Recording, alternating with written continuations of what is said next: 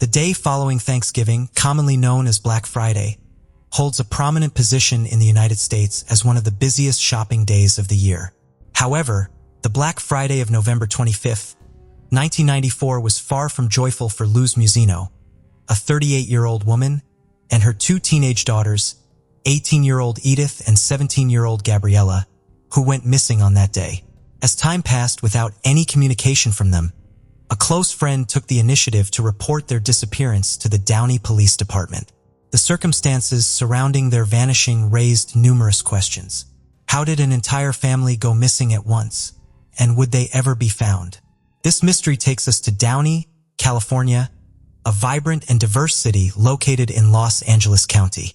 Known for its rich history and suburban charm, Downey is most famous for being the birthplace of the Apollo space program and is home to the Columbia Memorial Space Center, a testament to its aerospace heritage. With a population of over 110,000 residents, Downey generally maintains a crime rate significantly lower than the national average, contributing to its reputation as a relatively safe community.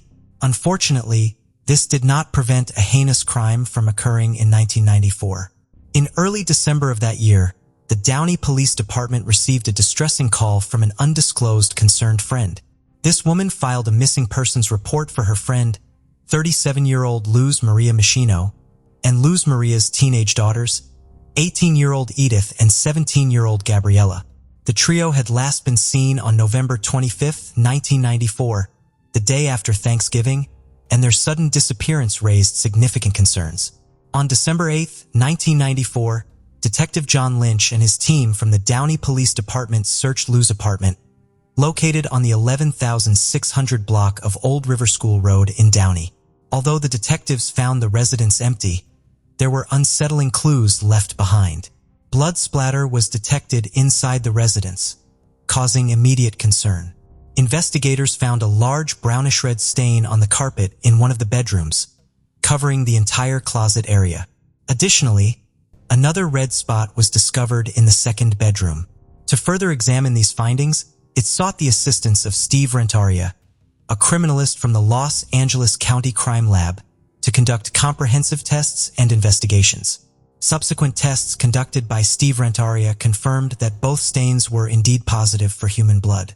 In an effort to uncover any additional blood evidence that may have gone unnoticed during visual inspection, Rentaria proceeded to conduct the luminal test. As expected, he discovered a blood trail originating from the blood stain found in the second bedroom.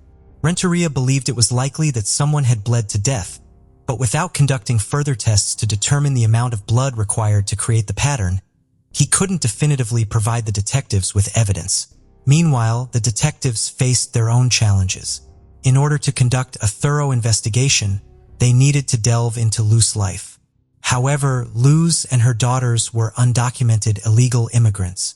Detective Lynch's primary suspect in the case was Luz's common-law husband, 39-year-old Estanislo Prado Gonzalez. As investigators delved deeper into the couple's history, they made a shocking discovery. Gonzalez was the father of Luz's twin children, a son named Carlos and a daughter named Raquel.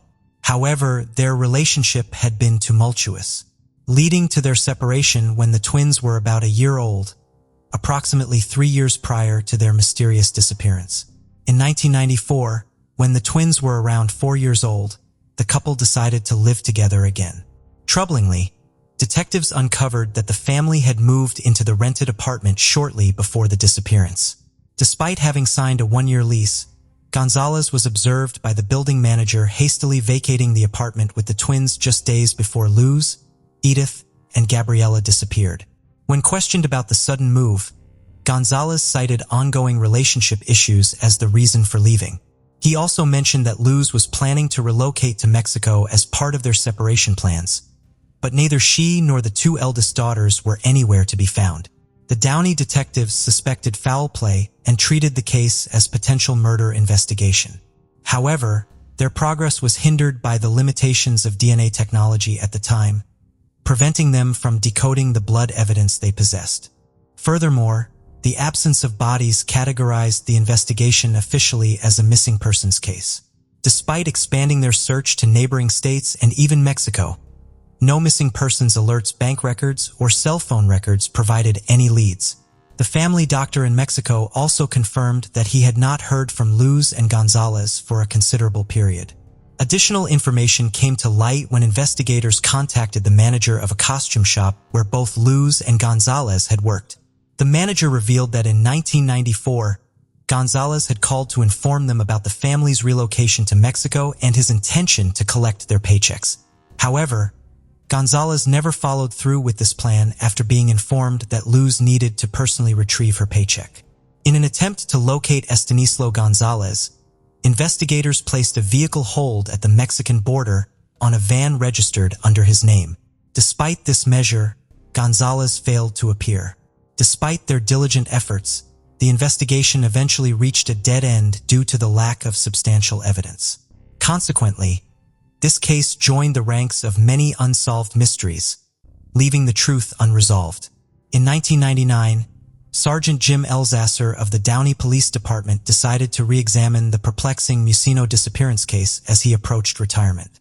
Similar to the previous detectives who had worked on the case, Elsasser held suspicions that Luz, Edith, and Gabriela were no longer alive, with Estanislao Gonzalez playing a significant role in their disappearance.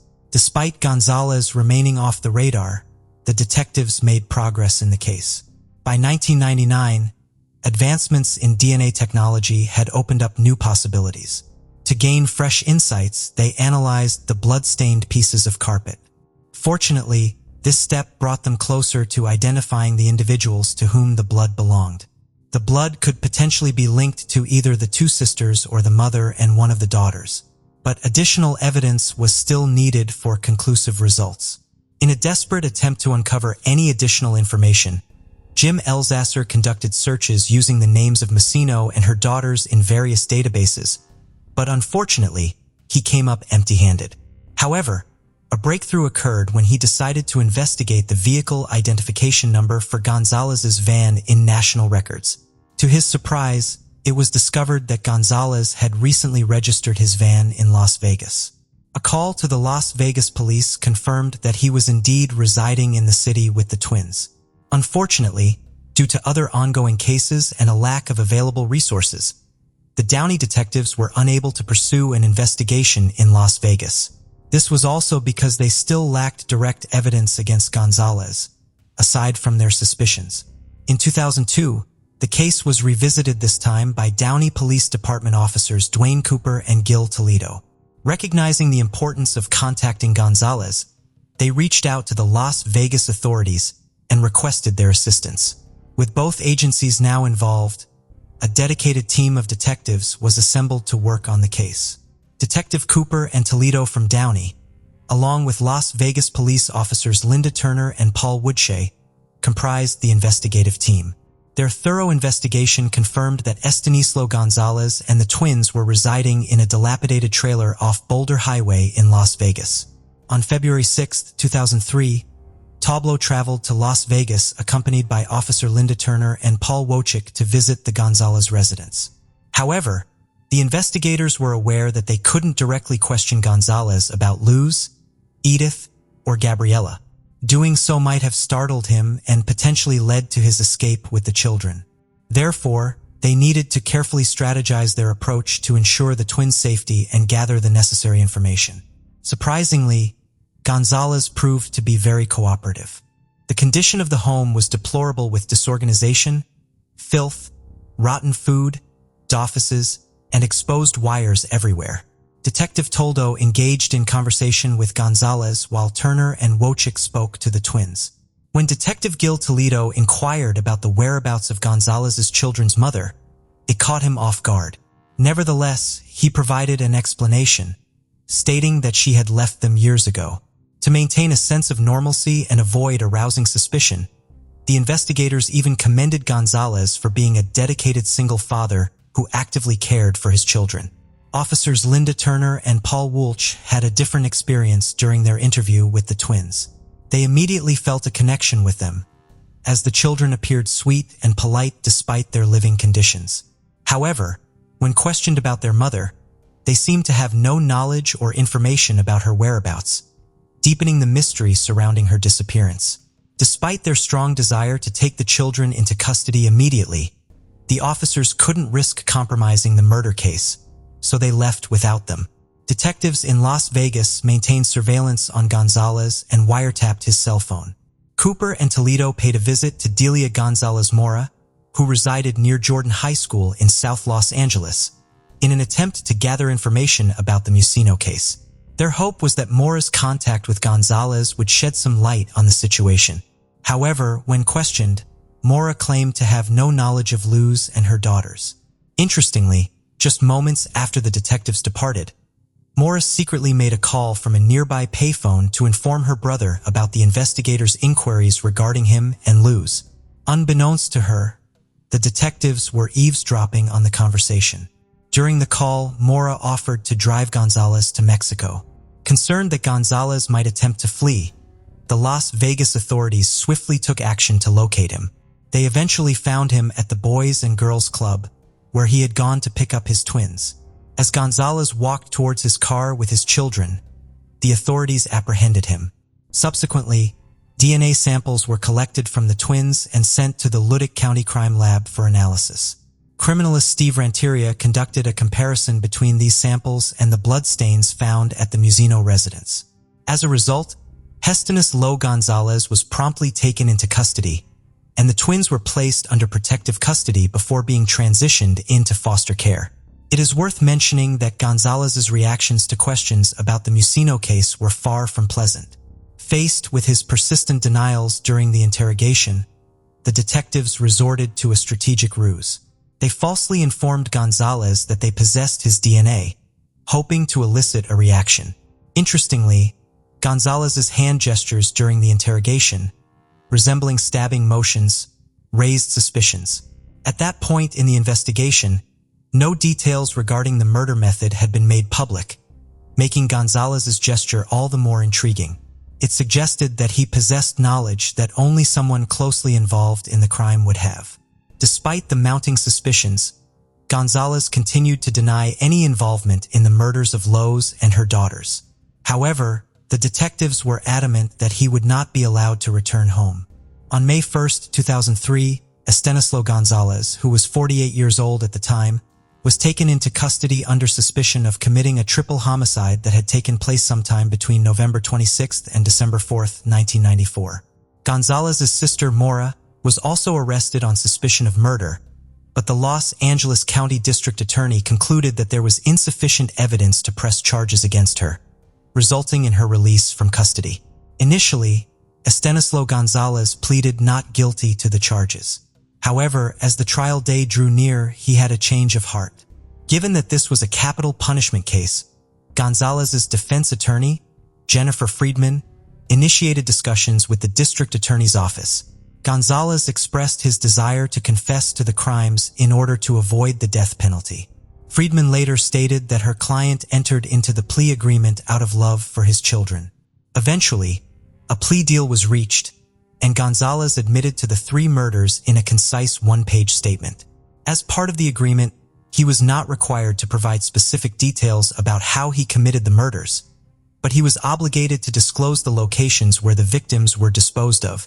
Gonzalez revealed that he had discarded the bodies of Luz Maria Musino and her daughters in the Nevada desert after killing them. This confession aligned with the police records of the discovery of 3 unidentified female bodies, referred to as Jane Does, back in 1996. On May 26, 1996, a disturbing find was made in an area near Hollywood Boulevard, just outside Las Vegas, when a group of children walking the dog stumbled upon the naked remains of a woman next to a ditch. Local authorities were immediately notified, and to their horror, they uncovered 2 more bodies.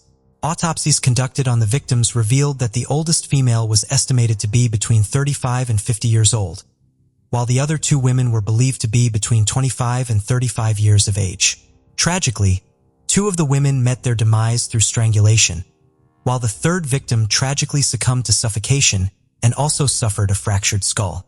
The investigators faced immense difficulty in uncovering any evidence that could help establish the identities of these victims. It is a heart-wrenching reality that Las Vegas served as a common destination for individuals involved in the sex trade from various parts of the world. Due to the lack of identification, these unfortunate deceased women were often referred to as Hollywood Jane Does, a name that implied their potential involvement in sex work. However, following Gonzalez's confession, dental and bone samples from the Jane Does were meticulously examined, ultimately confirming that the remains belonged to Luz Musino and her daughters, Edith and Gabriela. On June 21, 2004, Estanislao Gonzalez faced sentencing for the heinous crimes he had committed. The court handed down 3 consecutive life sentences to him, ensuring that he would never have the possibility of parole. On October 8, 1988, a tragic incident occurred at 16 Woodland Way in Greenville, South Carolina. Alice Hainsworth Ryan, a lung cancer patient who had recently completed a 3-day chemotherapy session, was found deceased in her kitchen. She had sustained multiple stab wounds. The distressing discovery was made by her daughter, Catherine Stribling, who noticed a shattered window pane near the back door, indicating that something was wrong. This heart-wrenching scene raised numerous inquiries. Who could be responsible for such a horrendous act? What motivated this inhumane crime? Greenville, South Carolina, a vibrant city with a population of over 70,000 according to the 2020 census, is renowned for its rich history and thriving art scene. It is a place where the charm of the past harmonizes with modern living, offering a plethora of recreational and historical sites. The community, known for its friendliness and diversity, contributes to a lively and welcoming atmosphere. Greenville stands out for its blend of urban conveniences and natural beauty, making it an attractive destination for both residents and visitors. However, like any city, Greenville faces its share of challenges, including a crime rate that is 81.53% higher than the national average. The resolution of the Alice Hainsworth Ryan cold case serves as a reminder of the city's ongoing efforts to address these issues. Alice Hainsworth Ryan, born into a prominent family on January 24, 1908, grew up in a world of privilege and prominence in Greenville. Her upbringing on Main Street, under the care of her father, Harry J. Hainsworth, and mother, Rhoda Livingston Hainsworth, profoundly influenced her life. Alice had an extensive network of connections. She was the sister of mill owner H.J. Hainsworth Jr. and had ties to notable figures such as Judge Clement Hainsworth and Greenville's Mayor Knox White. At the age of 80, Alice was a widow after her husband, Joseph Murray Ryan, passed away in 1950 when she was only 42 years old. Despite this loss, she remained a central figure in Greenville society, navigating much of her life alone. Alice's life was deeply intertwined with the city's history, as she had spent her entire married life in the Grand Woodland Way home near Cleveland Park. This was the very place where her life came to a tragic end. A mother of 3, Alice was known for her active participation in social events. She was a familiar face at civic gatherings, an alumna of Converse College and a member of the Greenville Country Club. Despite her affluent lifestyle, she preferred simplicity in her home life. Surprisingly, she opted not to have air conditioning installed, a decision that occasionally concerned her family, who also worried about the lack of security systems. However, those who were acquainted with her described her as a fearless individual. In late 1987, Alice was confronted with a new challenge, a diagnosis of lung cancer following a battle with pneumonia. She fought bravely against the illness until her unfortunate passing, enduring chemotherapy and its toll on her health. Her life, filled with connections and history, came to a tragic end in the place she had called home for so many years, leaving the community in shock and her family grappling with a profound loss. On that fateful Saturday, on October 8, 1988, Greenville experienced a clear sky, a departure from the usual humid haze of the southern summer. For 80-year-old Alice Ryan, this day brought a sense of relief as she left St. Francis Hospital after a challenging 2-night stay for her chemotherapy. Little did anyone know that it would be her final day. Alice's daughter, Catherine Stribling, had a routine plan for the day. She dropped her mother off at home around 2 p.m. after the hospital visit and then went out to get lunch for both of them. However, upon her return at 3:10 p.m., she was met with a disturbing sight. As she approached the back door of her mother's house, she noticed something alarming. The pane near the doorknob was shattered. Puzzled and perhaps a bit anxious, Catherine inserted her key and opened the door without even checking if it was locked. The scene that awaited her in the kitchen was both horrifying and surreal. The stillness of the room was broken by the sight of Alice, Catherine's mother, lying motionless on the floor. The peaceful atmosphere of their home was shattered, much like the broken window. Catherine's gaze was immediately drawn to the white silk turban, now stained with blood and a few feet away from her mother, leaving her bald head exposed, a stark reminder of her battle with cancer. Adding to the horror, Alice's brown trousers remained undisturbed while her pink turtleneck and brown sweater were in disarray, revealing numerous dark, ominous wounds on her abdomen. What started as a tranquil morning had quickly turned into a nightmare. The calmness of a mother returning home after treatment was brutally disrupted by a violent act, plunging a family into mourning and a community into disbelief. The discovery of Alice Hainsworth Ryan's lifeless body was not only a heartbreaking moment for her loved ones, but also a shocking event for the entire Greenville community. It marked the beginning of a perplexing unsolved case, a cold mystery that would haunt the city for years to come. The finding of Alice Hainsworth Ryan's body in her Greenville residence triggered a thorough and intense investigation by the local authorities. Upon arrival, the police immediately began probing into the details of this heinous crime. A crucial lead emerged when a black and yellow-handled flathead screwdriver, suspected to be the murder weapon, was located in a nearby ravine, close to where an abandoned car was also discovered. Intriguingly, the screwdriver yielded no fingerprints, complicating the investigative process. Furthermore, a blood-stained dish towel, similar to others found in Mrs. Ryan's kitchen, was unearthed, adding another layer of mystery to the case. The autopsy findings painted a grim picture. Alice Ryan, already weakened by her chemotherapy, displayed no signs of defensive wounds. There were no traces of hair or skin under her fingernails, indicating she had not put up a fight.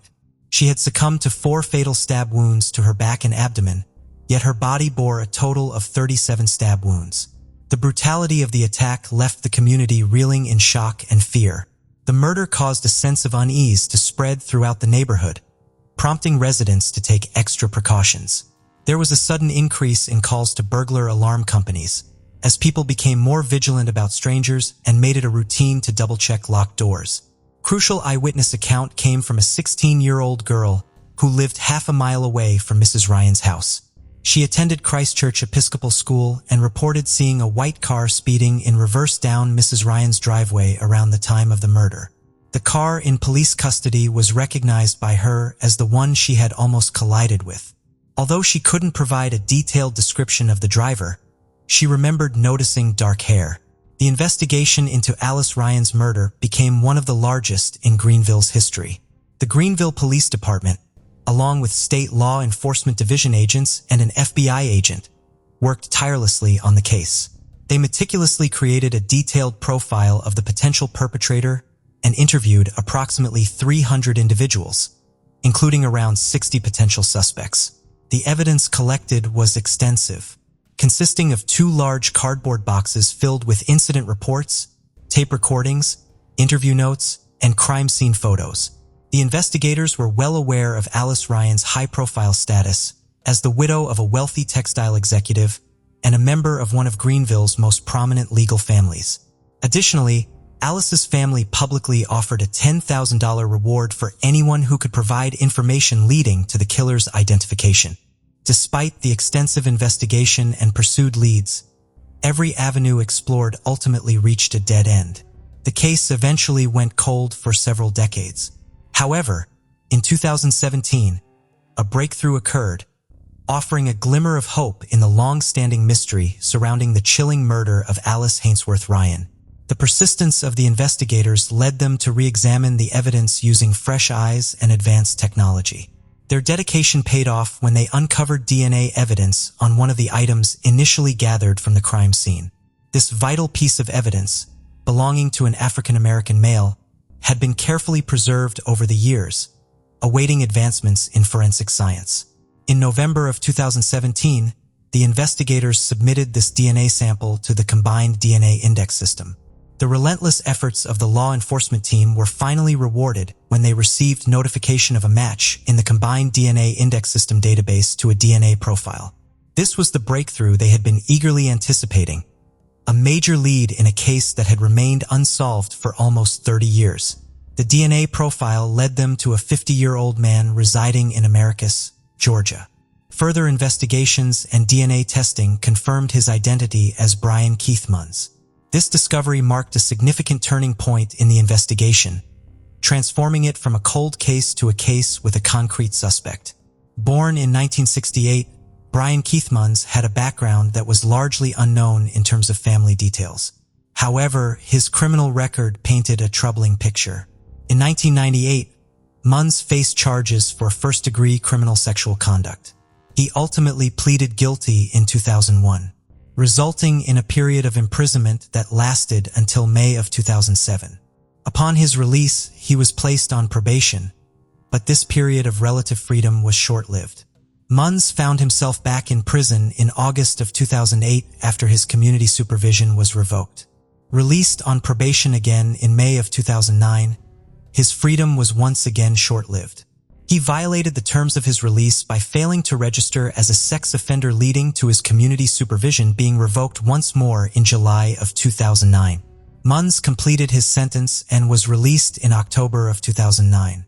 This pattern of incarceration and release, coupled with the severity of his crimes, highlights a troubled history.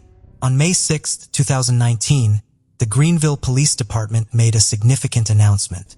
Brian Keith Munns, who was 51 years old at the time and lived in Americus, Georgia, was apprehended in connection with the long-standing murder case of Alice Hainsworth Ryan. Greenville Police Chief Ken Miller disclosed that Munns had been taken into custody on February 15th, but this information was deliberately withheld to allow for further probing and interviews.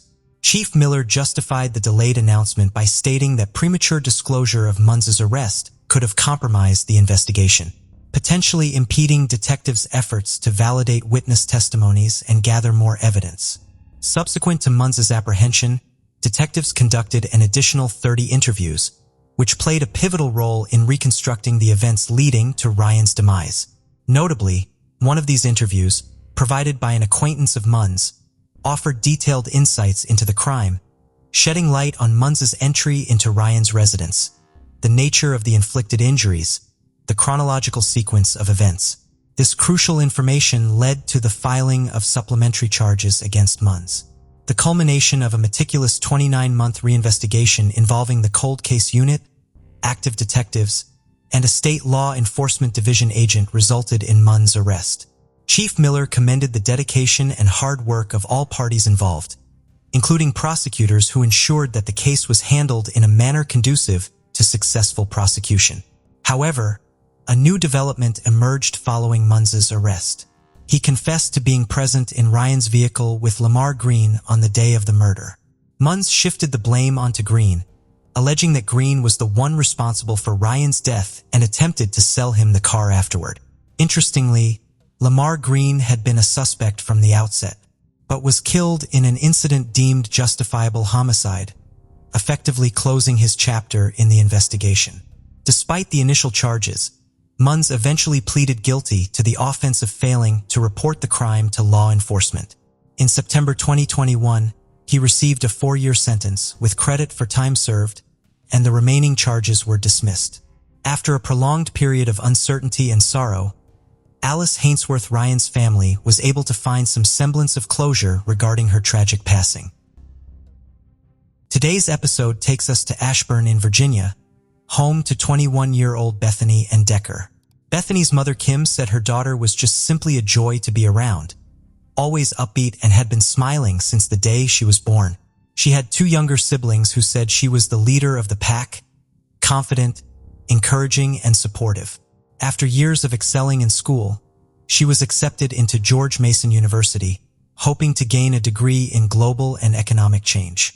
One of her roommates said she could put off an essay until the night before, write it in an hour, and come out with an A star.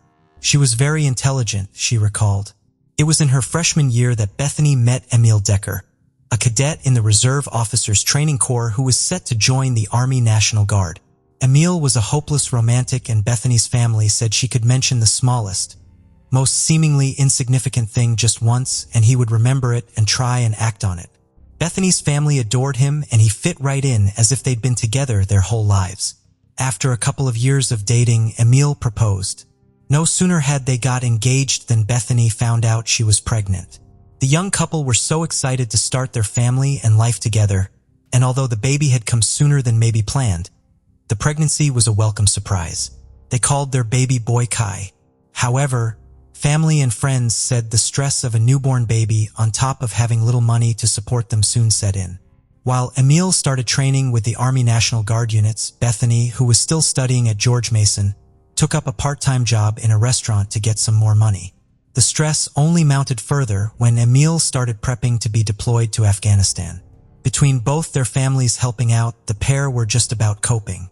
But knowing Emile would soon be away for long periods of time was hard for Bethany to deal with. She said she felt like the pair were drifting apart and they were living in two completely separate worlds. She told Emile she worried they had rushed into things and should have taken more time to plan. Some sources say at this point they decided to try a separation and take a break. Emile was upset but wanted to give Bethany what she needed. As he left the country, Bethany moved into a new apartment so she could be closer to her job and pick up as many shifts as possible. One day at the restaurant, things would take a massive shift, which changed the course of everything. Bethany met 31-year-old Ronald Roldan, who was originally from Bolivia. Before long, the pair were involved in a romantic relationship. Bethany told friends she was lonely and isolated, with Emile being overseas for such long periods of time, and despite her friends' reservations, Ronald soon moved into Bethany's apartment.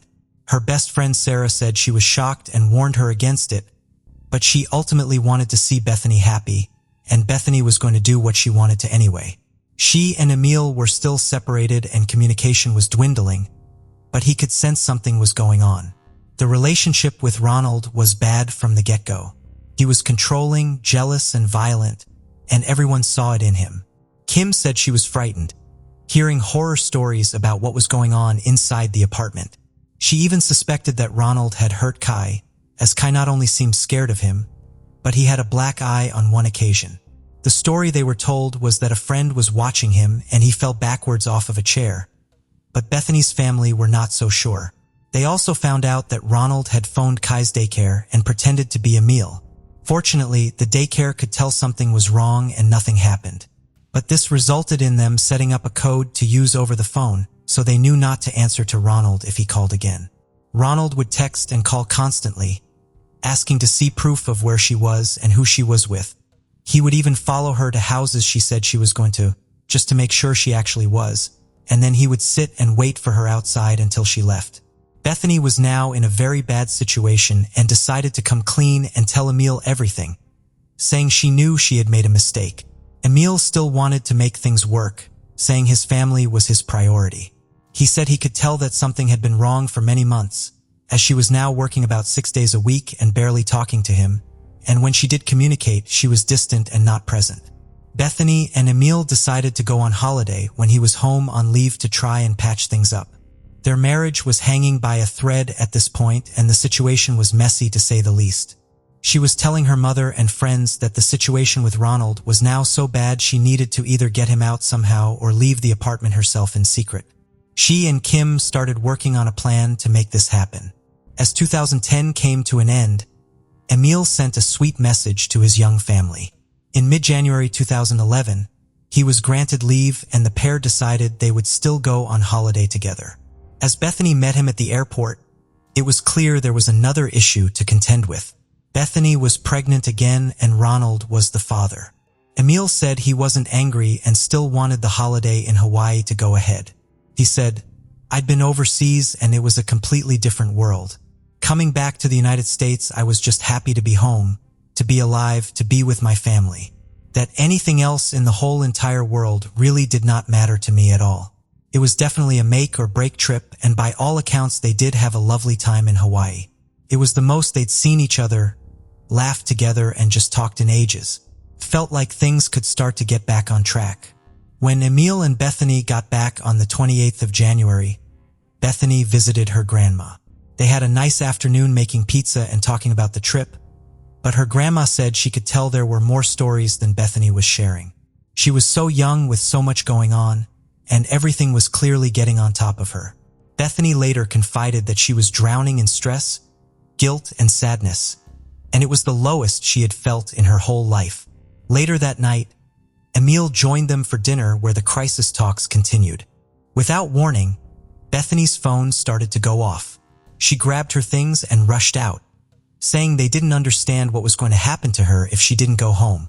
Emil was due back in just a few days, and although the break had been good for them, it still wasn't clear how things would be once he left. Bethany drove back to her apartment as Emil packed up, ready to fly out on the 2nd of February. The plan was she would meet him at the airport to see him off, telling him, "I will always be there no matter what."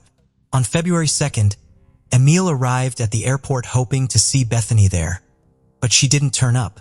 He called her restaurant, and they said she hadn't been into work for the last few days. Before he boarded, he called around Bethany's family to give them the heads up that something seemed wrong. Regardless of any issues the pair ever had, Bethany was always at the airport to see him go. Over the next few days, friends and family tried to make contact with Bethany, but she didn't answer her phone once. Bethany's mother Kim then received a few strange phone calls, which remain undisclosed, and Bethany's friend Sarah got some Facebook messages that stood out immediately. She logged in and saw that Bethany was online. Having not heard from her in a while, she started up a chat in Messenger. She said she knew right away it was not Bethany sending the messages back. The English was broken, words were misspelled, and basic things she would have been able to answer, she couldn't. Sarah called Kim and told her her suspicions. Emil also got an email from Bethany's account, and he too said he didn't believe his wife had typed it. By this point, they had received messages from 4 different people, all saying they thought Bethany's Facebook account had been hacked into. Bethany's grandparents live closer to Bethany than Kim, so they decided to drive over to her complex. They found Bethany's car parked outside. It was at an odd angle with a flat tire. This was even more odd because no one had seen her car there before this point. It seemed to have appeared out of nowhere. They knocked on the door, but the silence was deafening. They called 911 on February 19th and reported her missing. Bethany's family said it was not unusual for her to go several days without talking to anyone or replying, and before they all knew it, it was 3 weeks later. Given the fact she hadn't seen or spoken to anyone during this time, as well as being pregnant, authorities did not miss a beat and moved quickly, concerned they had already lost a lot of time.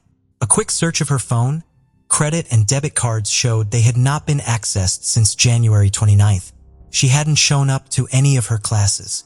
She hadn't checked herself into any of the nearby hospitals.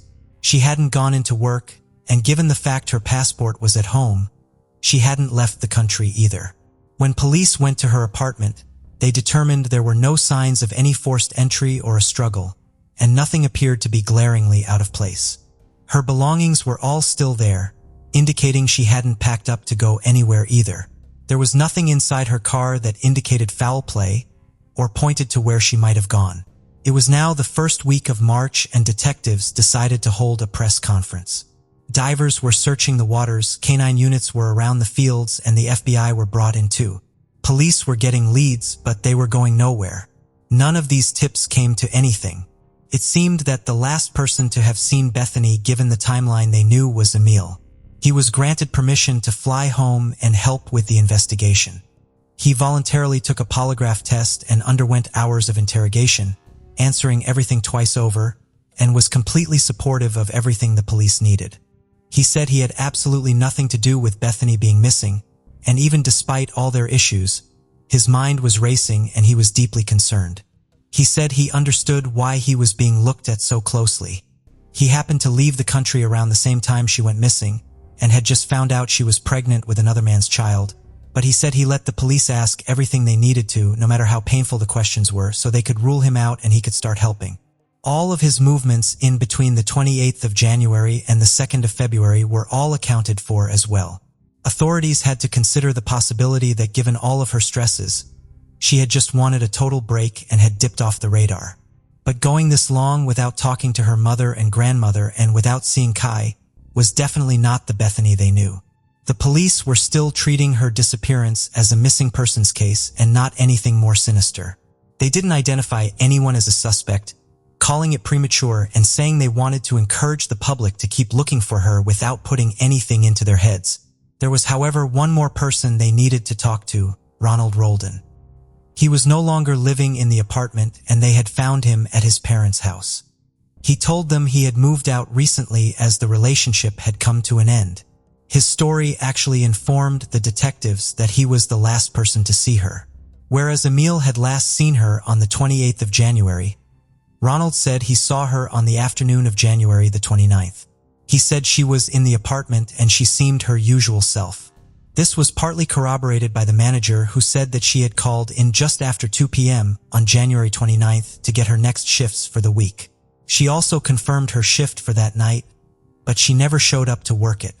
Ronald said he hadn't reported her disappearance as now the relationship was over. He naturally just hadn't had any communication with her to even realize she was missing.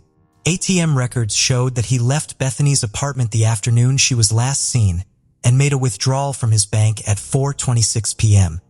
He then returned to the apartment after getting a text from his ex-girlfriend Danielle, with whom he shared 2 children. Ronald sent 2 messages to Bethany, one at 4:01 p.m. and one at 4:31 p.m., to tell her he would be staying with his children at their apartment. But it was confirmed that after Bethany contacted work at 2:08 p.m., her phone had no activity. Whether these messages were received is still unknown, but it appeared he had been trying to get hold of her. Danielle said she did drop the children with him at about 4:30 p.m., and Ronald told her he wasn't sure if Bethany would be coming back, as the couple had had a fight and she'd taken off. When Danielle returned a few days later, Ronald told her he hadn't seen or heard from Bethany since that day. A search warrant was now issued for his apartment, but this turned up nothing. His computer, phone, and hard drives were all seized, but they drew a blank here as well. A quick background check on Ronald found he did have history with the police, but at this point there was absolutely nothing to link him to Bethany's disappearance. Given the fact that detectives now knew he was the last person to see her, he was considered a person of interest but not a suspect. Bethany's story was now national news, made even more intriguing for journalists when it got out that she had been married to a man that they had interviewed and was having a baby with another man who was now a potential person of interest. May 2011 would be the month Bethany was due to give birth, and detectives issued another press release, contacting hospitals to see if she had checked in anywhere. Again, they were met with silence. The months would soon turn into years and time was slipping by. Police were still no further forward than when they had started. But in May 2012, a new detective was assigned to the case, and the family said they were hopeful for fresh eyes that could help them. On this particular year, what would have been Bethany's 23rd birthday coincided with Mother's Day, and family and friends gathered to spread awareness and share stories. Emil and Kai were also in attendance. Kim even connected with the Harrington family, who lost their daughter Morgan in 2009, a case we actually covered on the channel a while ago. They cut a big cake for Bethany, made in her favorite color, orange. In late 2012, Investigation Discovery aired an episode of their show Disappeared, dedicated to Bethany's case, which gave it more attention but still no answers. As time continued to pass, the tips and leads became few and far between, and focuses on other investigations had to take priority. Emil eventually filed for divorce from Bethany and was given sole custody of their son Kai. Everything remained pretty quiet until November 2014, when a completely separate 911 call would shine a whole new light on the case. On the 12th of November 2014, police in North Carolina responded to a shocking call. It was almost 2 a.m. and it appeared to be a very serious domestic incident. A woman called Vicky said she had shot her boyfriend twice in self-defense when he had attacked her. Out of nowhere, he had walked up behind her, grabbed her by her hair and snapped her neck, breaking it in 2 places. He then started punching and biting her. Despite being in what must have been immense pain, Vicky managed to grab her gun and shoot him twice. He then snatched the gun off her and shot her 3 times, once in the head. She still managed to crawl out of the house all the way to a neighbor's home. Her neighbor locked the doors, grabbed his gun and called 911. Vicky's boyfriend was none other than Ronald Roldan. He was arrested and charged with attempted murder. Although much to Vicky's anger, the attempted murder charge was dropped as he entered a plea deal. He was sentenced to a minimum of 6 years, and after completing his sentence, he was scheduled to be transferred into the custody of U.S. Immigrations and Customs Enforcement, who would start the process of deporting him back to Bolivia. Vicky told authorities that Ronald had said he could make people disappear. A friend had even called Vicky and said that she had seen a Nancy Grace episode about Bethany's case, which named Ronald as a person of interest. Vicky confronted him and said his reaction terrified her.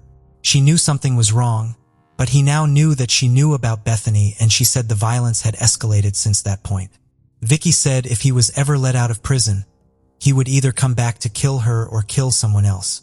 He was clearly a very dangerous and violent individual, and given everything Vicky had told them, he needed to be looked at once again in relation to Bethany's case.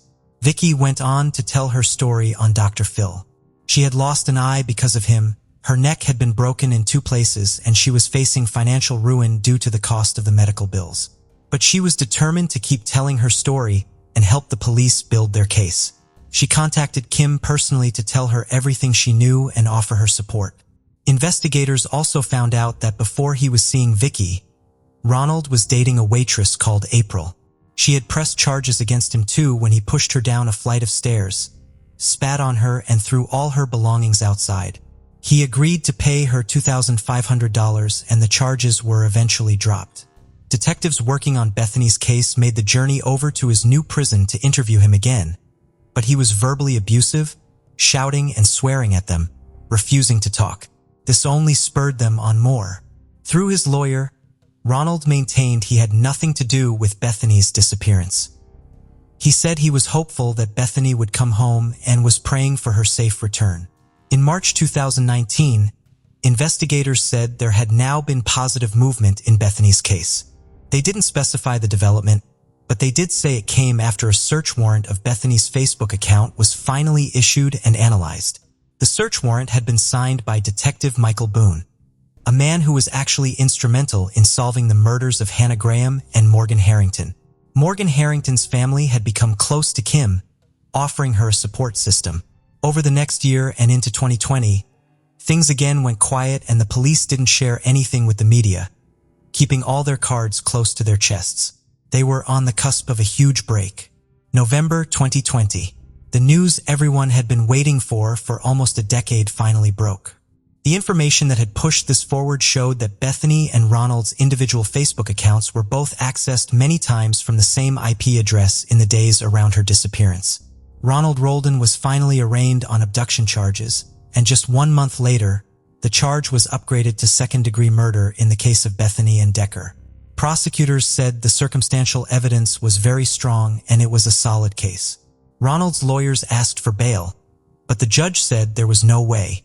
He pleaded not guilty, and his trial was scheduled to start in August 2021, but this was pushed back to February 2022. The trial was then set back a final time when the county sheriff's office released a further 60,000 files against Ronald, and his defense team needed more time to go through everything. The new trial would be January 30th, 2023, and this date would mark just a day after the 12-year anniversary of Bethany's disappearance. Everyone now just had to sit, wait, and continue to be patient just a little bit longer. However, no trial would commence. In November 2022, 41-year-old Ronald Roldan pleaded guilty to second-degree murder. As part of his plea agreement, he was asked to say what had happened that day. Ronald claimed they had gotten into an argument in the apartment and he pushed her. She fell and hit her head on the windowsill and died instantly. Too scared to call 911, he put her body into a large bag and dumped her into the trash compactor at the complex. He still denied using her Facebook account and maintained his story of it being accidental, and he panicked. Given his history of abuse and violence, police and experts doubt his claims of it being unintentional and a total accident, and his denial of accessing her accounts had also long been proven to be false. In February 2023, Ronald was given 12.5 years. He was actually sentenced to 40 years, which was the maximum. However, all but 12.5 were suspended due to his plea deal. He could still serve more time if he commits another crime or violates the conditions of his release. Through all the hearings, Kim and Vicky sat together and watched as he was sentenced. Bethany's family said they were angry that he will only be in prison a few months longer than they had spent searching for her. But they said they were grateful they finally had some sort of closure. So many lives have been affected by this case, and it was a long and painful wait for answers. To this day, Bethany's remains have never been found, and police feel it is unlikely they ever will be. Kim said all she can do is keep Bethany's memory alive and encourage people to be vocal and tell loved ones you care about them, because you just never know what will happen. She continues to work with Help Save the Next Girl, a national nonprofit organization founded by Morgan Harrington's parents in her honor. It's a way of educating and spreading awareness by talking about safety and violence prevention. She said, "The night before Bethany was murdered, she called me and said, 'Mom, I love you.' That was the last thing she said. So I just want to encourage each and every one of you to not take for granted tomorrow, and to really make sure that you are talking to your loved ones, that you're letting people know how much you care and not wait for the tomorrow, which may never be." Autumn Leigh McClure, a 16-year-old girl, resided with her grandmother in Ormond Beach, Florida. She attended Mainland High School. On May 10, 2004, Autumn's grandmother contacted the sheriff's office to report her missing after she failed to return home. The last known sighting of Autumn was with her boyfriend.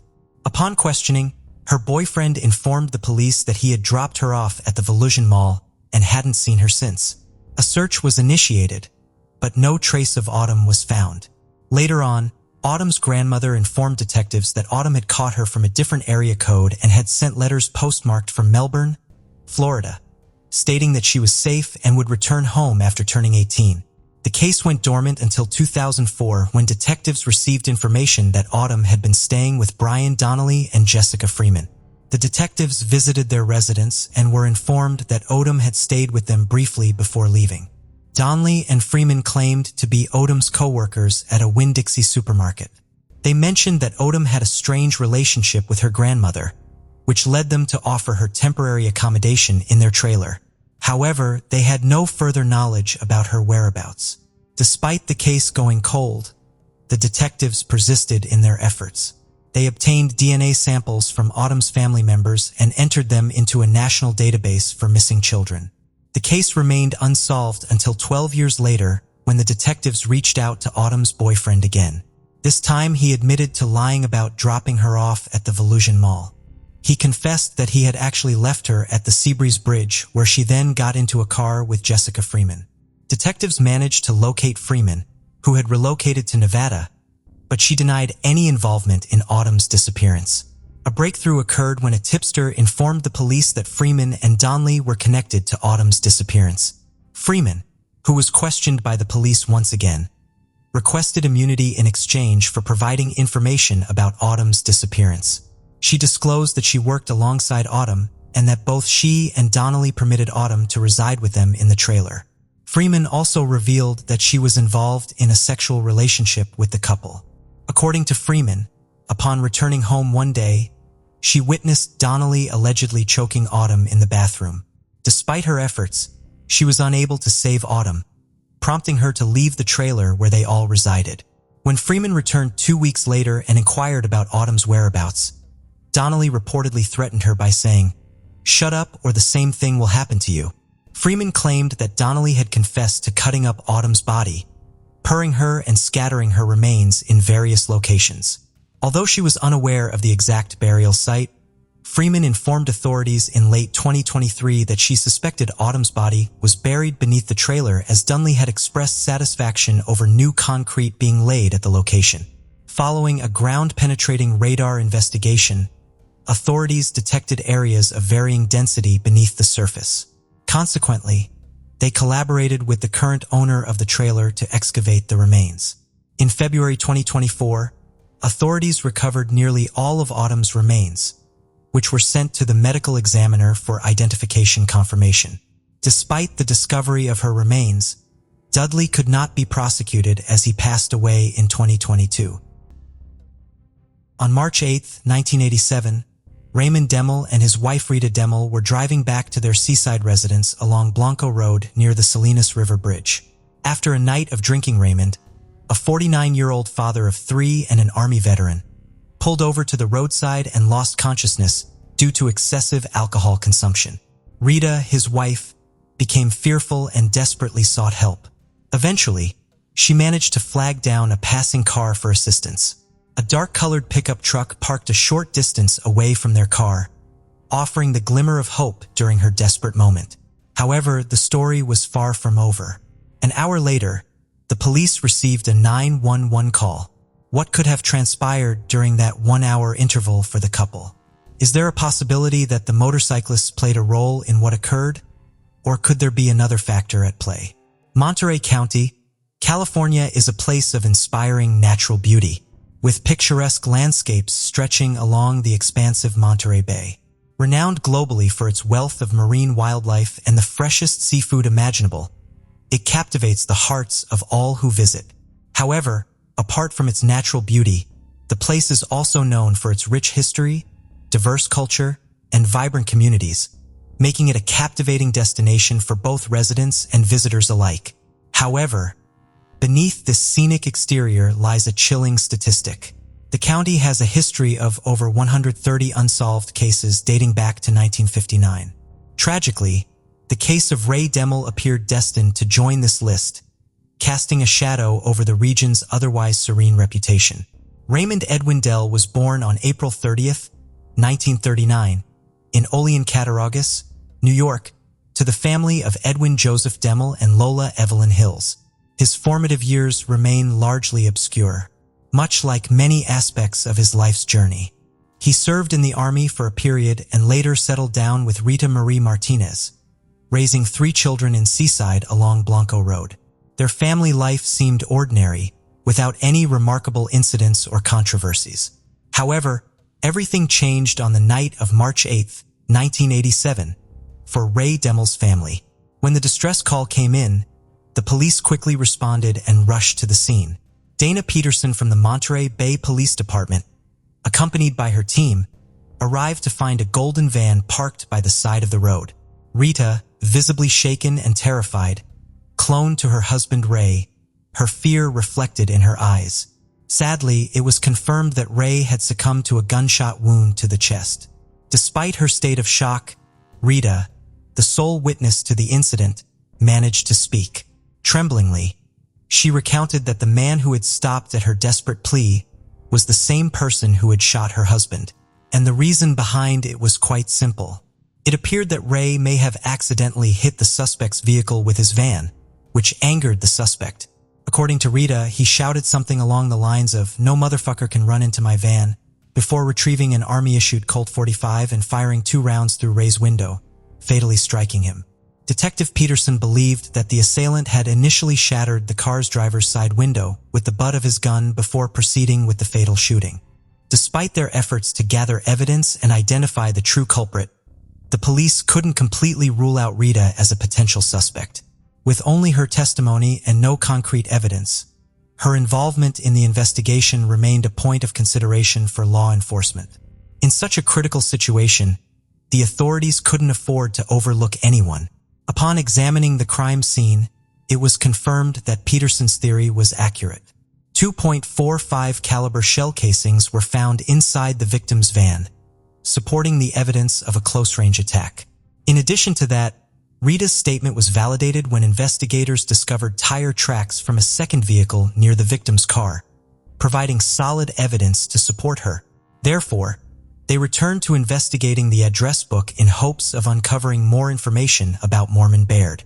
From the address book, the detectives managed to locate one of Baird's oldest friends, Ronald Hughes.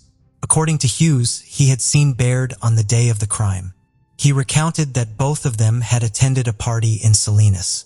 After the party, around 6:00 p.m., Baird left for a job he had in Marina. This statement contradicted Baird's previous claims. With Hughes, it became increasingly clear that Baird had likely crossed the Salina Bridge at the exact moment when Rita Demel was desperately seeking help. As this interrogation unfolded and the police were on the brink of obtaining a search warrant for Baird, on the other hand, Rita Demel had not yet been completely ruled out as a potential suspect. Given her status as the sole witness and the lack of solid evidence, the authorities had reason to closely monitor her as well. However, on March 20th, 1987, the police prioritized arranging a meeting with Baird to gather additional information regarding his whereabouts and the circumstances surrounding the discovery of his address book near the murder scene. Unfortunately, during this meeting, Baird chose not to answer any questions and instead opted for legal representation. As a result, the police were unable to extract further information or uncover any potential falsehoods in his statements that could establish his guilt. Regrettably, the case eventually went cold, and for over a decade, it remained unsolved. Rita continued to be a suspect while Baird successfully evaded police questioning. However, after 15 long years in January 2002, Detective De Los Santos had a breakthrough when he managed to reconnect with Hughes, who had been present at the party on the night of the murder. During the interrogation, Hughes disclosed that Baird had arrived at his home with the same gun used in the shooting.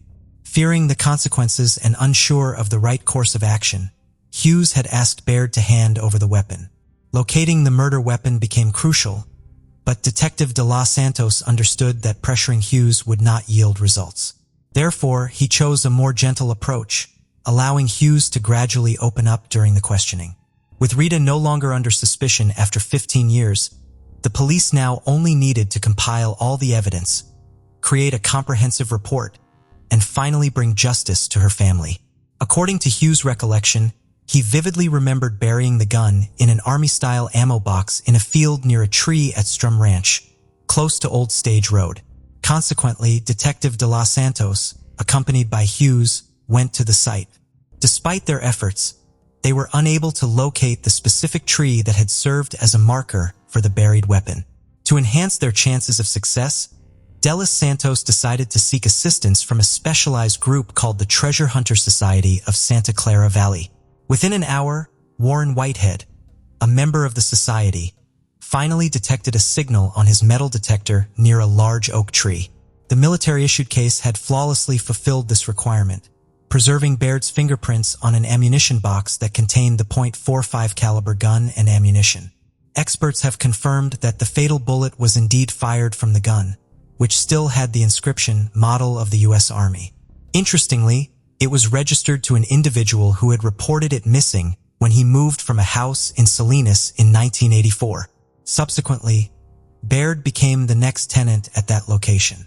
With the gathered evidence, the police had enough grounds to charge Baird with the murder of Ray Demel in 1987. Justice was finally within grasp. After a long and arduous 15-year wait, Baird pleaded no contest to second-degree murder and received a sentence of 15 years to life in prison. Ray's wife, Rita, witnessed the sentencing, finding solace as justice was ultimately served.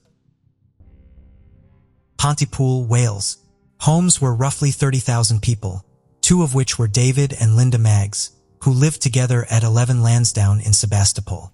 The couple had been together since 1988, but had initially met in 1977.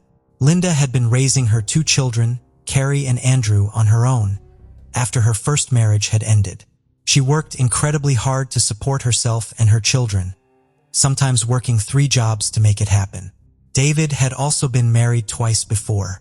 They had been together for many years when they decided to marry, and in August of 2002, they tied the knot.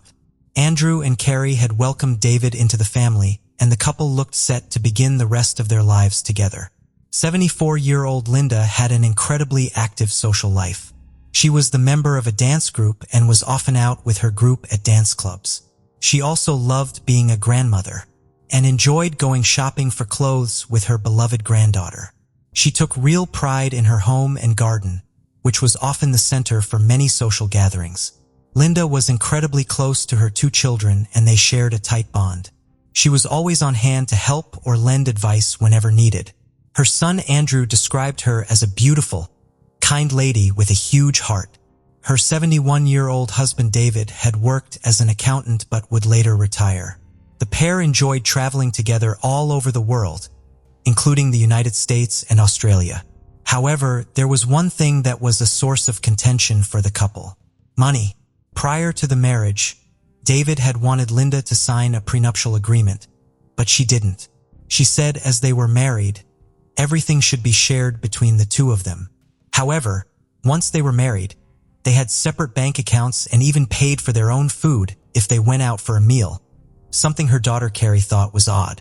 David didn't share her busy social life. On the occasions he would go out with Linda to her dance shows and clubs, he wouldn't engage or participate. Instead, he would stand outside the venue and smoke. In 2009, David had become more and more reclusive, as he had had his driver's license taken away due to having epilepsy. Over the next few years, their marriage continued to decline. They would often argue over money and neighbors could hear them fighting in the back garden. By March of 2020, their relationship had completely broken down. When coronavirus hit and lockdown orders were issued, David rang his GP and was prescribed sleeping tablets and antidepressants. His sister was concerned for him and said he was failing to look after himself properly. She would often bring him food and check on him. His day-to-day life consisted of playing cards, watching films, and smoking. He had been in ill health for several years, having survived 2 heart attacks and spending 5 months in hospital, as well as suffering from emphysema. Lockdown was also very hard for Linda. Having previously enjoyed a busy and active social life, not being able to see anyone meant she spent most days upstairs alone. After his heart attack in 2019, he was referred to a counselor. He was given an anxiety and depression score of 12, with anything over 8 being grounds for a referral. In August, he requested that his antidepressants were increased, and after this he said he was feeling much better. But in September 2020, another argument between the pair would do further damage to their already difficult relationship. David had called his sister one night and said they had been arguing again and asked her to go to the house. She said when she got there, it was clear that Linda was very stressed. The argument had once again been about money. Linda had shouted, "It's over, it's done." And David had replied, "Just go," before going back into the house. 3 days later, Linda apologized to David's sister for the argument. On the 16th of September 2020, Linda decided to start divorce proceedings and officially end her marriage to David, citing unreasonable behavior. After consulting a lawyer, she was advised not to leave the home and David would also not move out. So they continued living together, but the pair were living separate lives, with Linda refusing to clean up after him or cook for him. David had the downstairs turned into a bed set with a lock on his door and Linda had the upstairs. While she had purchased locks for her doors, she was yet to have them fitted. As they shared a bathroom and kitchen, Linda said she felt as though she was being stalked by him. He would often sit outside the bathroom while she was in the shower and wait for her to come out. An estate agent would go and look at the house and value it. He described David as chain-smoking and visibly shaking. David told the estate agent he would rather hurt his wife than lose anything. The estate agent described Linda as being very timid. When it became clear that the house could be sold as part of the divorce, in November of 2020, David was put in touch with a housing support worker who encouraged him to look into sheltered accommodation and renting as options for if the house sold. He expressed the same sentiment to the housing officer that he had to the estate agent. Linda was not going to get anything, even if it meant she came to harm. He told the support worker that he needed to go to the police as he had thought about stabbing Linda. The support worker was so concerned that she spoke to her line manager, who advised her to call the police on the non-emergency number and also contact his doctor. The doctor phoned David that day and increased his sleeping pills and antidepressants. After the support worker had contacted them, the police went to the house to speak to the couple. When David's sister answered the door, she said she was in shock. She said the police explained that they were concerned for David's mental health, a sentiment she shared, saying he was a wreck and very depressed. David said he was surprised that she had contacted the police but understood why she had.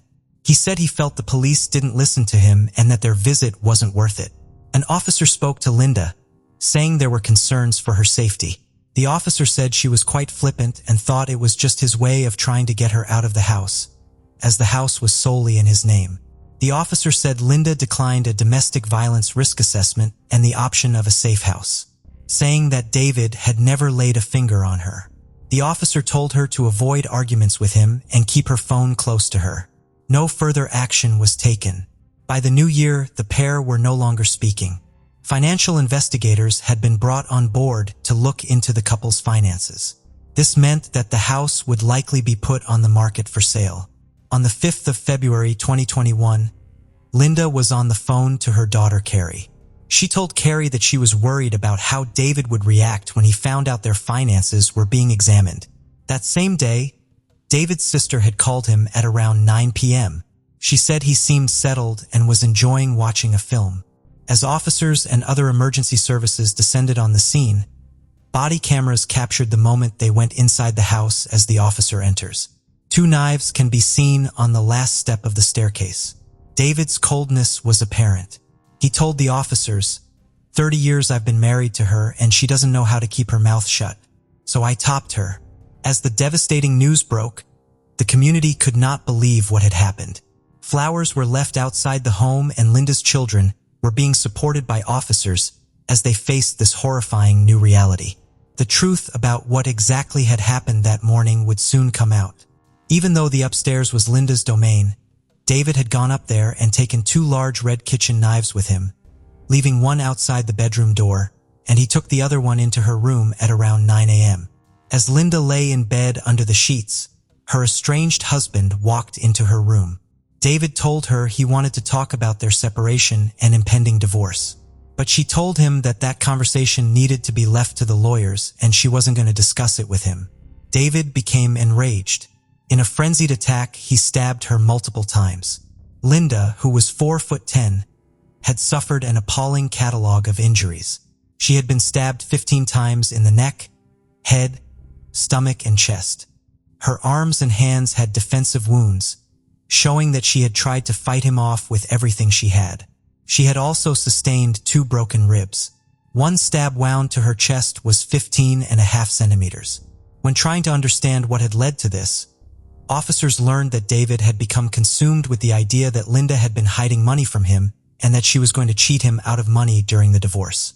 As was seen in the body cam footage, he told the officers that she had tried to steal 2 houses from him. Investigations were carried out into the couple's finances to see if there was any evidence of Linda hiding money from him or of her trying to dishonestly get more money in the divorce. They found none, but they did find that David had a savings account with £14,000 in there, something he had failed to declare. He admitted to having killed her, but said that he had blacked out and couldn't remember. He told the investigators during his interviews that whilst he had taken the knives upstairs with him, he had only intended to discuss the finances and the divorce. He said he had left one outside the door in case he needed it. He said, "She's only 4'10", but she can be a right madam." The police soon learned about his history of threatening to harm Linda, and soon another witness would come forward with a worrying story to tell. A lady named Pamela had been one of Linda's friends, and then she had become friends with the couple before her falling out meant she only spoke to David. Pamela had contacted the investigators on the 18th of February and explained that just a few weeks before Linda was killed, she had been on the phone with David and asked him how the divorce process was going. She said he replied, "I feel like I could stab her." She said to him that would mean he would go to prison. His response, "I don't care." He was remanded in custody. On the 8th of February, he appeared at Newport Crown Court, charged with murder. He entered a plea of guilty to manslaughter on the grounds of diminished responsibility, adamant that he had blanked out. Judge Michael Fritton would preside over the trial at Cardiff Crown Court, which began on the 11th of January 2022. Fritton told the jury, "It's admitted David Maggs killed Linda Maggs, but there is a dispute about the circumstances in which he killed her. There's a dispute about his mental state on the day he killed her, and there's a dispute about his responsibility for killing her." Defense lawyer Sarah Jones argued that Maggs' mental health and depression would have clouded his judgment that day. Evidence of his past health clearly points to something very wrong with his functioning at the time. "I accept it does not excuse what he has done," she said. Psychiatrist Dr. Nuhangalapathy told the jury, "In my opinion, the degree of his impairment due to depression is significant. This is a case where there are clear and significant mental health problems. In my opinion, this is a case of diminished responsibility." But there wasn't a clear medical consensus. As another psychiatrist, Dr. Thomas Wynne, said he didn't think David Maggs had depression. The court heard that David felt he had been stung by his 2 previous ex-wives and was adamant that Linda was not going to get any of his money. The prosecution told the jury that Linda was upset, scared, and anxious. She told a friend she didn't know what her husband was capable of. A friend told the court that Linda had explained they had argued when David had changed his will several years prior, cut her out of it completely, and decided to leave everything to his son. The witness said, about 5 years ago they were arguing about the will. She said she had to pick up an iron to defend herself. The witness also said she had spoken to Linda the night before her death and they had talked about the divorce, with Linda saying she thought he would lose his temper but added that he wouldn't hurt her and in any case, she could call the police. The prosecution said that David had given Linda an allowance of £30 a week and told her, no sex, no marriage, no nothing, meaning financially she would be solely reliant on her pension to get by. It was argued that David would become verbally abusive towards Linda and would insult her, calling her thick and stupid. Other key witnesses would address the court, the estate agent and housing officer who would witness David's behavior and heard him make threats towards her life. This painted a very different image from the frail man who was wheelchair-bound and struggled to get in and out of the prison van. David's sister also testified about the argument the couple had had in the garden in September of 2020, saying that Linda had been the one to lose her temper, and that she had never seen her brother use threats of violence until that altercation. The prosecution lawyer called Linda's death a vicious and repeated attack. After a day and a half of deliberations, the jury had reached their verdict on February 1, 2022. The jury rejected his defense of diminished responsibility, and he was found guilty of the murder of his wife. On the 17th of March, 71-year-old David Maggs was sentenced to life in prison with a minimum term of 20 years that he must serve behind bars. His defense lawyer Sarah Jones said that due to his health and age, however long his sentence was, he would likely die in prison. She said he had asked her to tell the court how sorry he was and that he wished it had never happened. When sentencing him, Judge Michael Fritton called David a self-centered, self-interested, bitter, and unpleasant man. You would come to resent Linda in a whole variety of ways. You resented her still having a life, a social life, female friends, loving members of family. You resented her having the courage to stick up for herself and start divorce proceedings against you. I don't think you care about anyone other than yourself, he said. During the sentencing hearing, Linda's son Andrew gave a victim impact statement. You claim you can't remember anything, but I don't believe you. When you do remember, I hope it torments you as it torments us. On your wedding day, I made a speech and welcomed you into the family. I wish I had never, ever said those words. Throughout this whole process, you have not shown a single ounce of remorse, regret, or compassion. That does not surprise me. Mom always said you would never, ever say sorry. Andrew also added that Linda's headstone used her maiden name of Minahan and not her married name of Maggs. For Linda's heartbroken loved ones, being denied the chance to say goodbye was devastating. Having such a kind and devoted woman ripped away from them in the most horrendous of circumstances has left a void that will never be filled. Linda's memory will continue to live on through those who knew and loved her, and she will always be remembered as a devoted mother, grandmother, and friend. August 20th, 1987 marked a tragic day for North Greenbush, as the lifeless body of a young woman was found on the muddy banks of the Hudson River. This unfortunate victim was later identified as Diana Disso, a 19-year-old who had been seen leaving her boyfriend's Albany apartment in a distressed state the previous evening. While the identification process was swift, the investigation into her murder proved to be a lengthy and challenging endeavor, spanning a daunting 17-year period. To unravel the mystery surrounding this chilling incident, we must retrace our steps to the very location where it all began. North Greenbush, situated in upstate New York, is a charming town renowned for its picturesque beauty. Nestled along the eastern banks of the Hudson River, this suburban community offers a serene and family-oriented environment. With a population of just over 13,000, North Greenbush embodies the essence of small-town living. However, even in such an idyllic setting, dark secrets can lurk beneath the surface. serving as a reminder that no place is immune to the presence of heinous crimes. On that fateful day, August 20th, 1987, the New York State Police Department received a distress call from a concerned passerby who had stumbled upon a lifeless body on the banks of the Hudson River in North Greenbush, New York. John Murray, a seasoned homicide detective from the NYSP, promptly responded to the call, making his way down the trails leading to the river. As he approached the scene, he was met with the sight of a motionless woman lying face down, partially submerged in the water, her body resting upon the muddy embankment of the Hudson River. During the initial examination, all indications pointed towards a homicide. It seemed that someone had intentionally tried to dispose of the victim's body in the river, but their plan was thwarted when it got caught on a piece of wood near the riverbank.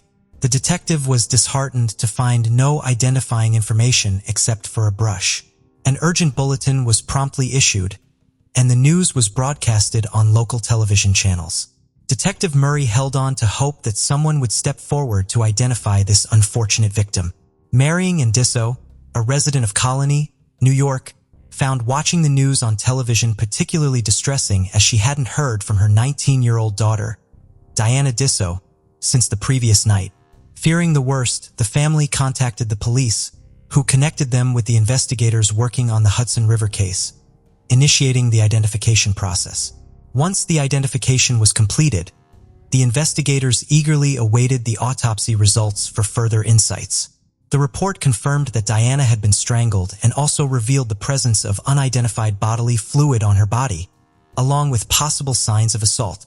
Unfortunately, no additional evidence pertaining to the killer could be obtained. Detectives even tried to retrace Diana's steps before her murder. It was discovered that on the evening of August 19th, 1987, Diana had a heated argument with her undisclosed boyfriend. In a fit of anger, she stormed out of his apartment in Albany, New York. Sadly, this was the last time anyone saw her alive. Although the boyfriend was not considered a suspect, the detectives were unable to identify any other individuals on their list of suspects. Consequently, the case eventually went cold, leaving her grieving family longing for justice. In 2004, a remarkable 17 years after the discovery of Diana Dizzo, the case was reopened by Dave Madden, a senior investigator from the New York State Police Department. By this point in time, advancements in DNA technology had progressed enough for Madden to send the unidentified bodily fluid sample to the New York State Police Crime Lab for further examination. Dr. Allison Eastman, a forensic analyst with the New York Police, conducted thorough tests and successfully generated a complete STR-DNA profile from the sample.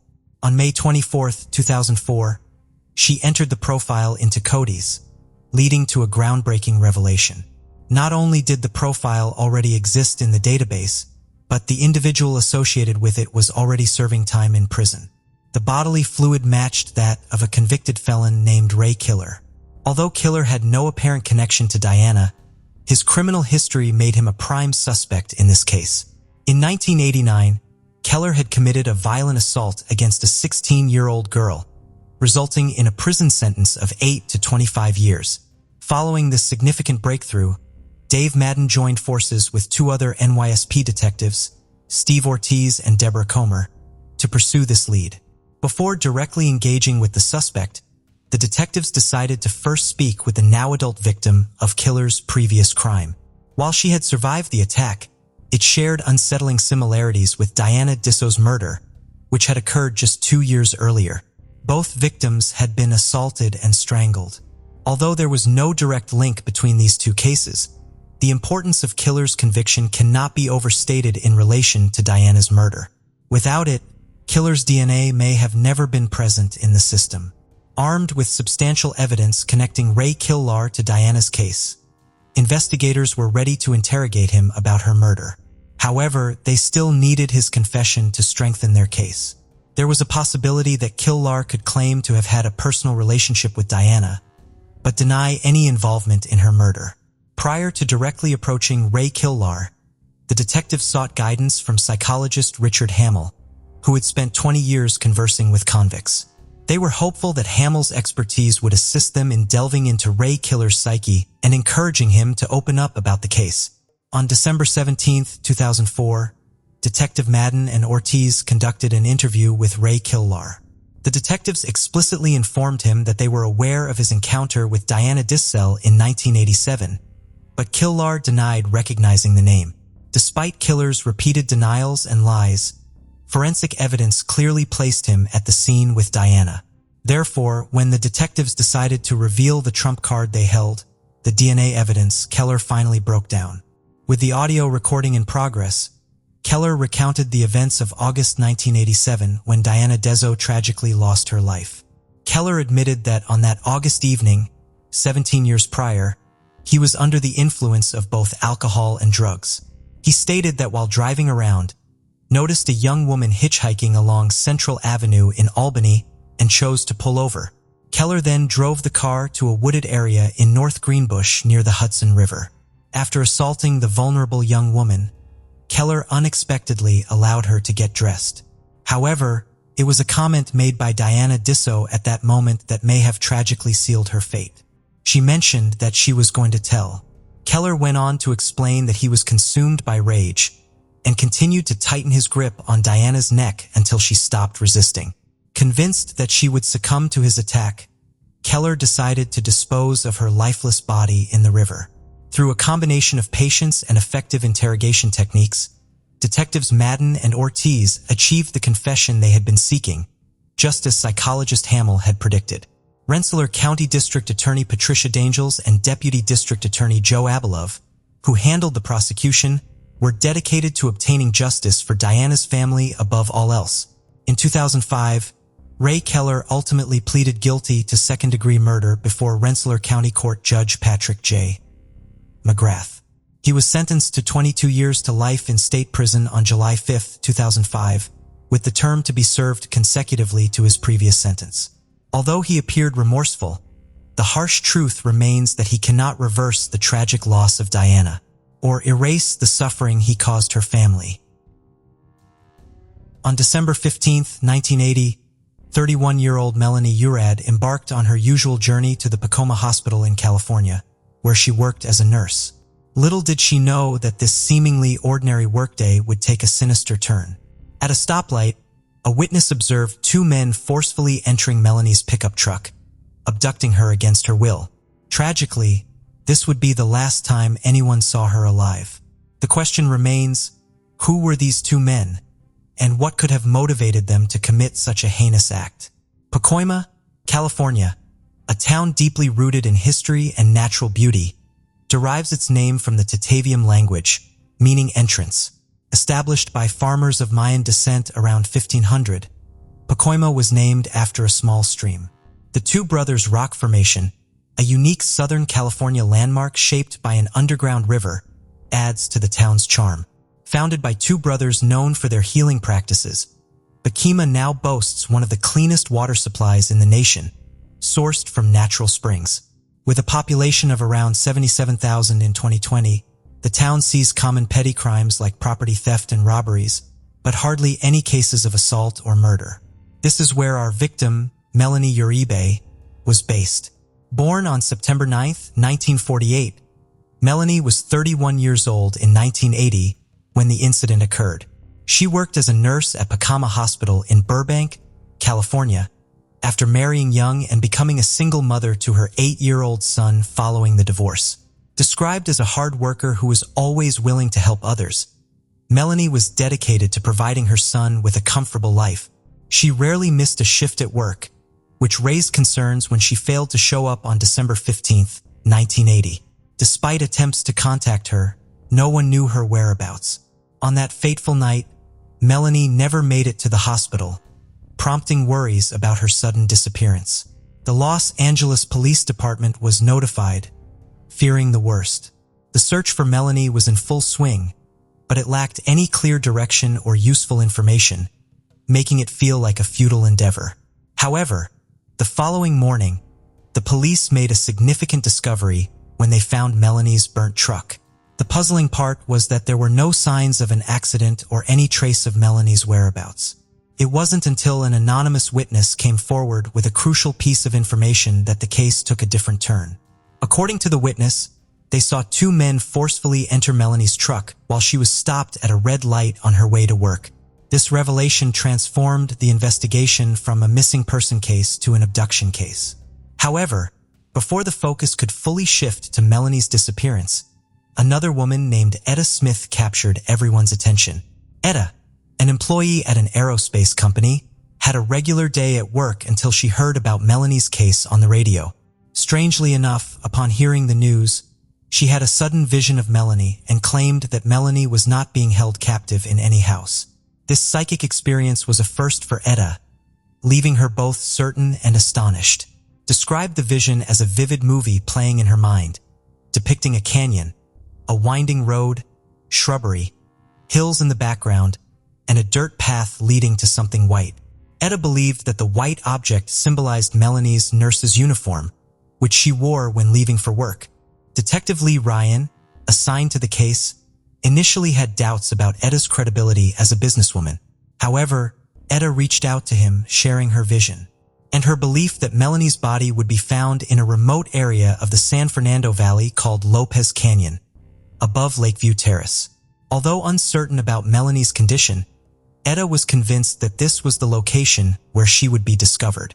After reporting her vision to the police, Etta was taken aback when she met with the detectives the next day to search the area she had seen in her vision using a helicopter.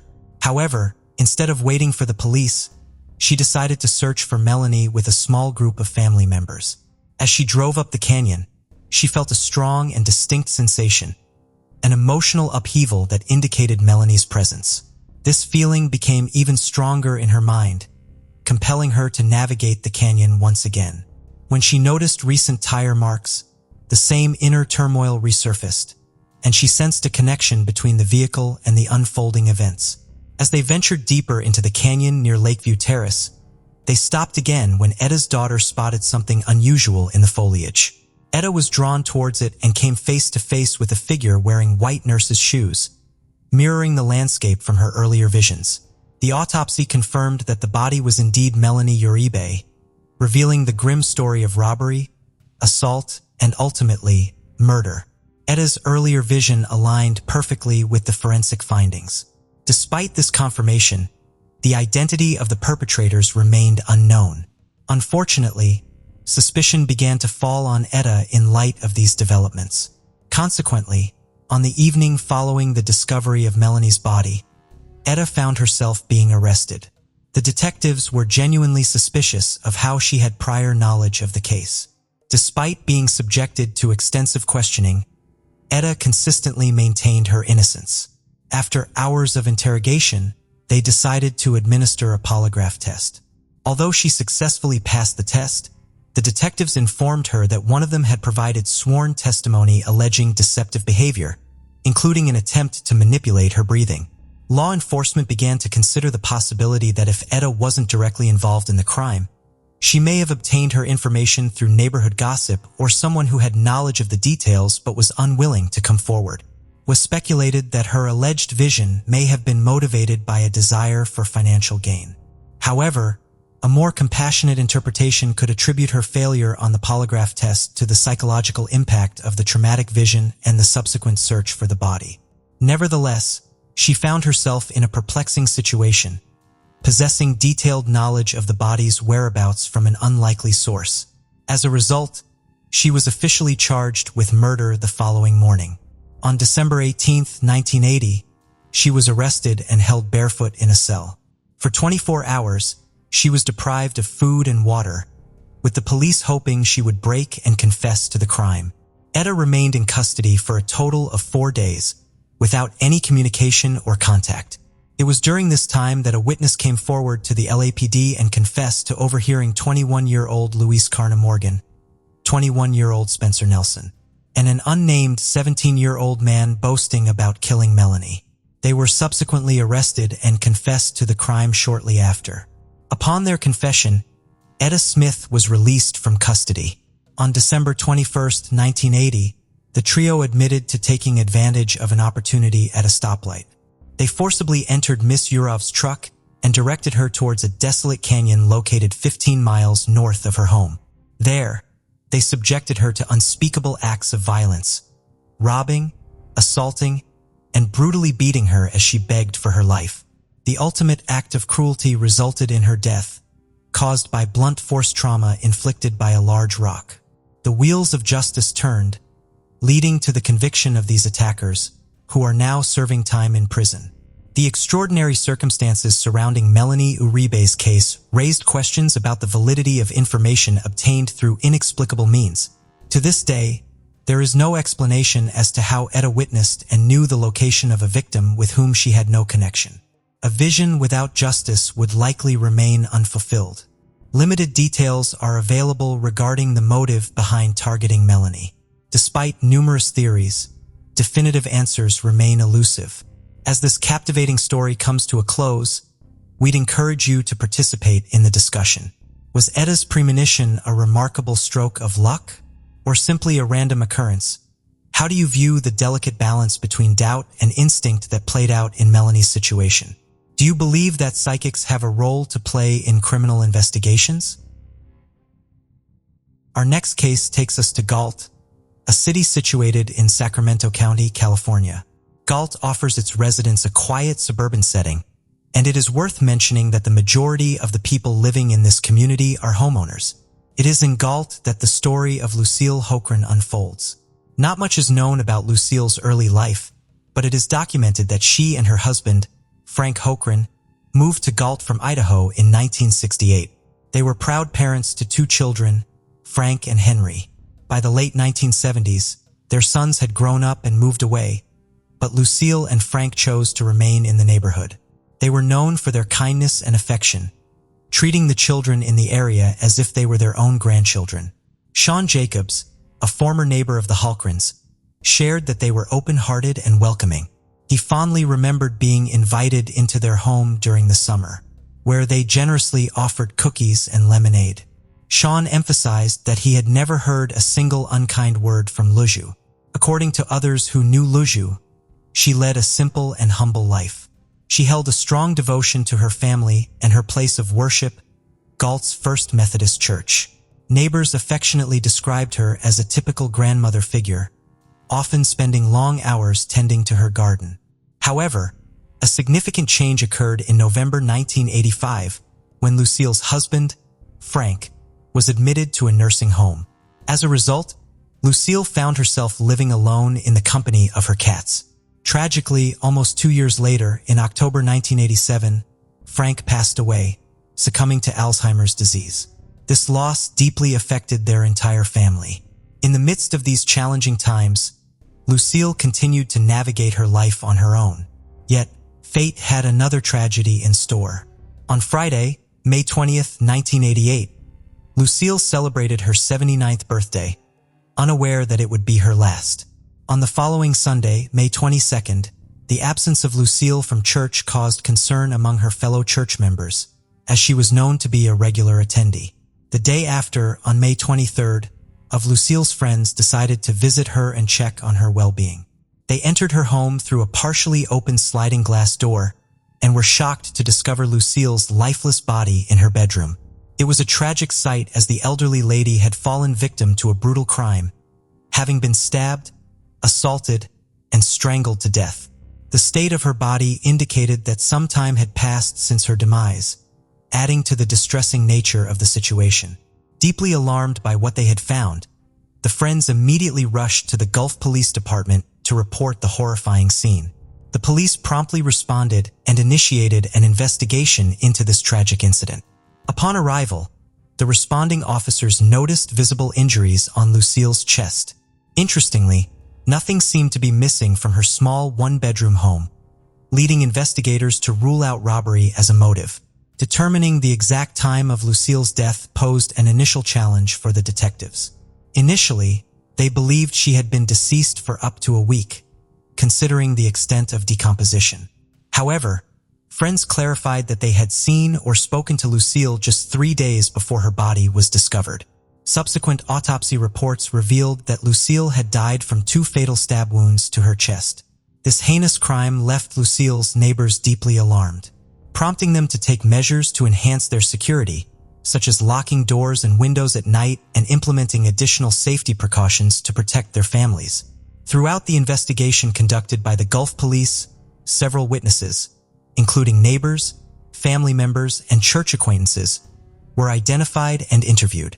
The Sacramento County Sheriff's Office crime scene investigators provided valuable assistance by gathering a substantial amount of evidence from the scene. Despite extensive efforts and collaboration, the police were unable to definitively identify a suspect, even though fingerprints were collected by agents from the California Department of Justice and nail scrapings were successfully preserved from Lucille's body for potential future testing. As time passed, the leads grew colder and the case remained unsolved, leaving the community grappling with uncertainty and many unanswered questions. However, after over 30 years, technology finally caught up. And in January 2022, the county crime lab revisited the DNA evidence that had been stored for decades. Surprisingly, it was the fingernail scrapings that proved to be the key in cracking the case. Detectives entered the DNA profile derived from the genetic material found in the scrapings into the database, leading to a significant breakthrough. The profile matched an individual named Terry Leroy Bramble, who was revealed to have been a longtime resident and transient in Gulf. Terry had a history of criminal convictions and had spent years living on the city streets, often beneath the Highway 99 overpass. Unfortunately, Terry passed away in 2011 at the age of 55 due to natural causes. Interestingly, during the initial investigation into Lucille's death in 1988, Terry had not surfaced as a suspect, according to police records. With both the suspect and Terry now deceased, investigators were left without the means to uncover the motive behind the crime or how Terry and Lucille may have crossed paths prior to her untimely death. Despite the lack of accountability for Lucille's murderer, officials from the Gulf Police expressed their satisfaction in finally being able to close the case. Although the questions surrounding the motive and circumstances remained unanswered, there was a sense of closure and resolution after more than 30 years of uncertainty. During a news conference, Sacramento County District Attorney and Marie Stubbart conveyed a statement on behalf of Lucille's surviving son, Henry Hochran, who expressed his sentiments. He disclosed his relief that the case had ultimately been resolved, but also expressed his desire for the responsible individual to still be alive to face the consequences of their actions. Henry emphasized that while this development provided some answers, it could never truly bring closure, due to the lasting impact of the tragedy on their lives. On August 30th, 2010, Broward Sheriff's Office deputies responded to a call of a suspicious incident at 1386 Northeast 34th Street in Oakland Park, Florida. When they arrived, they discovered a man lying face down with a gunshot wound. The victim was identified as Alfred McMurray.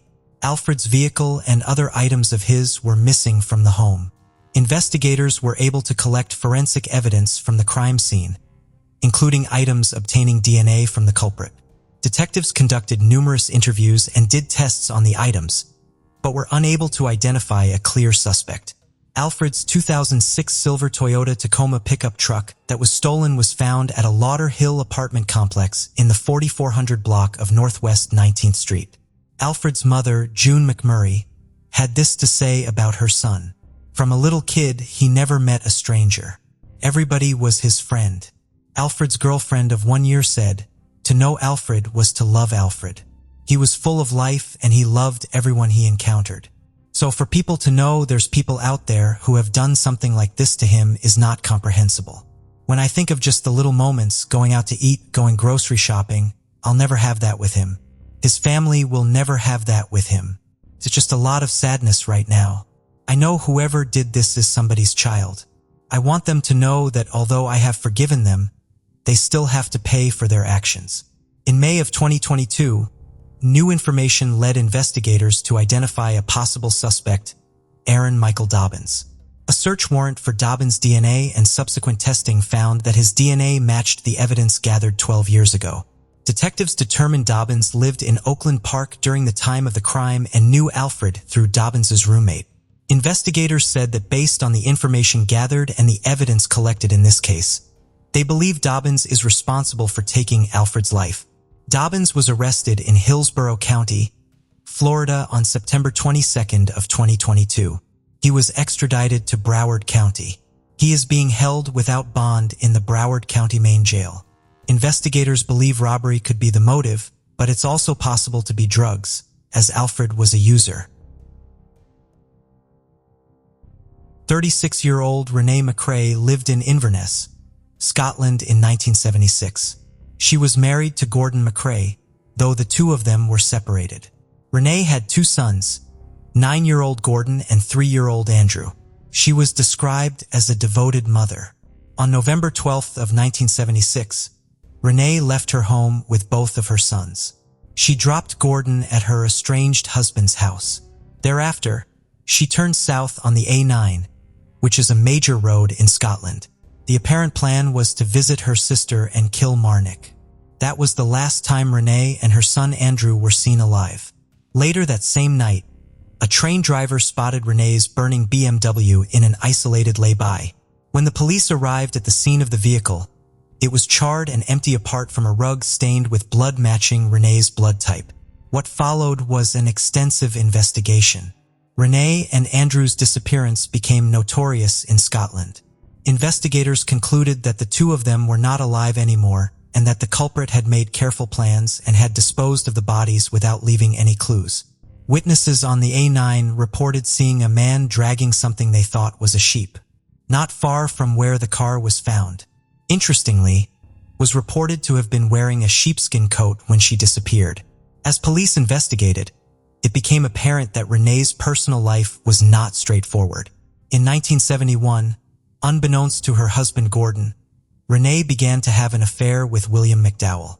William worked for Gordon McCrae as an accountant and company secretary.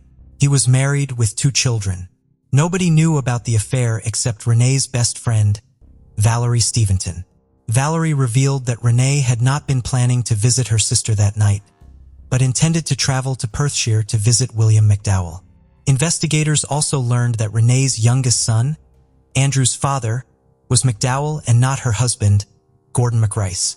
Renee had first confided to her friend Valerie about her conducting an affair in spring of 1973 when she had been pregnant with Andrew. William McDowell admitted to their affair, but has not spoken about the case since then, except to deny any involvement. The revelation of Renee's 4-year affair led investigators to admit that the case was mired in a sea of deceit and untruthfulness from the start. Detective Sergeant John Cathcart coordinated the search, and after 8 months he had a breakthrough. While excavating Dalmagare Quarry, he was hit by a stench after removing a layer of topsoil. He was convinced it was the sign of corpses, so he continued digging. Unfortunately, he was not able to find anything conclusive and the case went cold. In 2004, investigators decided to take another look after a documentary renewed interest in the case throughout Scotland. Also, in 2004, Chief Constable Ian Latimer launched a cold case review, which led to £122,000 being spent on an excavation of Dalmagare Quarry.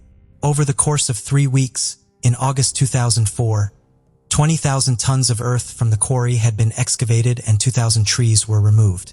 All that was found were 2 crisp packets, some men's clothing, and rabbit bones.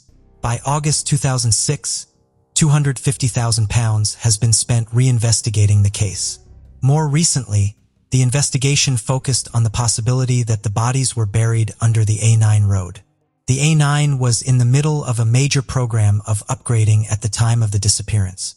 An 80-year-old farmer using his supernatural powers claimed that the bodies were under the A9. He marked the spot with a yellow circle. A spokeswoman from Northern Constabulary said that after studying aerial photographs taken by the Royal Air Force during the construction of the A9, they were satisfied the bodies were not buried under the road. Finally, in September 2019, detectives from Police Scotland's major investigation team arrested 77-year-old William McDowell in connection with the case. In November of 2021, the 80-year-old McDowell was adjudged fit to stand trial, which took place in Inverness in 2022. Then, in September of 2022, more than 45 years after the disappearance, McDowell was found guilty of taking the lives of Renee and Andrew McCrae. He was sentenced to a minimum of 30 years in prison. Lots of little pieces of evidence against McDowell was provided during the trial. A witness said McDowell was seen scrubbing the trunk of his car days following Renee and Andrew's disappearance. A convicted criminal said that he was paid cash to douse Renee and Andrew with acid by William McDowell. It was also revealed that McDowell has made 4 statements to the police. In one statement, he admitted that he was responsible but later changes his story. Another witness claimed that she saw a man who she thinks is McDowell in the area Renee's burning car was found. Detective Chief Inspector Brian Geddes had this to say following the conviction: "Renee and Andrew's family and friends have waited decades for justice, and I hope that the outcome in court today provides some form of closure for them. They have carried themselves with absolute dignity throughout, and they are very much in my thoughts today." Let's travel back to Muskegon, Michigan, where Amanda Grace Byers Blackburn was born on July 31, 1987 to Phil and Robin Bagars. Following her birth, her family relocated to Indianapolis, Indiana, where she began her education before eventually moving to Elkhart, Indiana in 1995.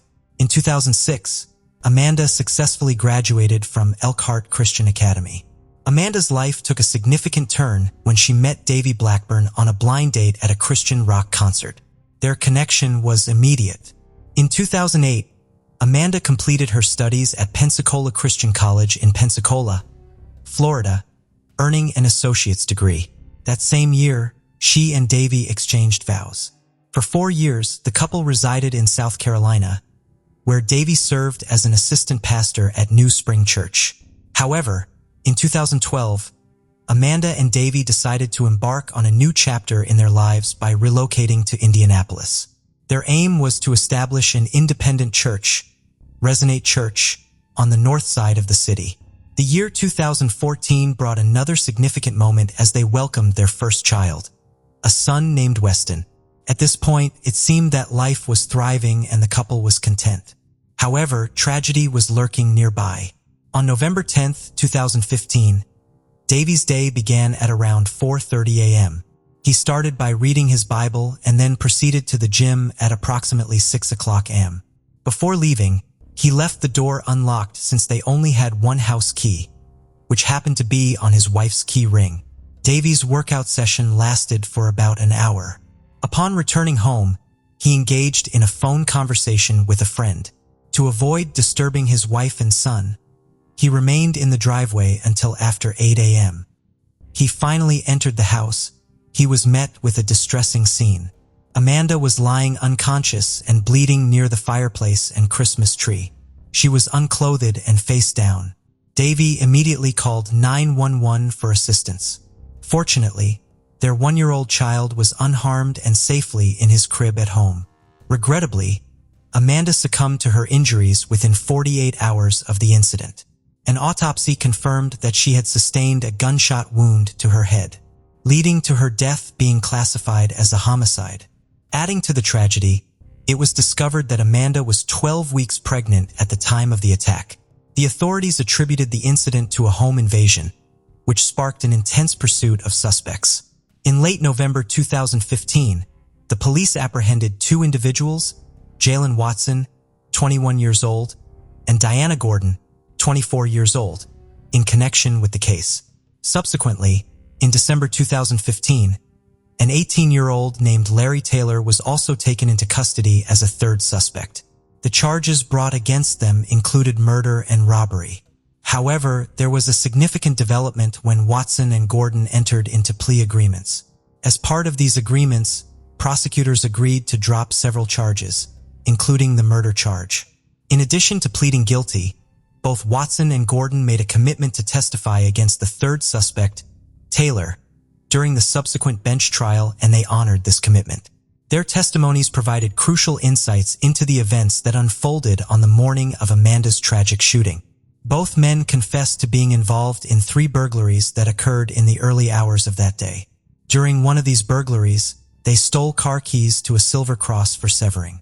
This particular residence had a security system that captured images of the 3 burglars.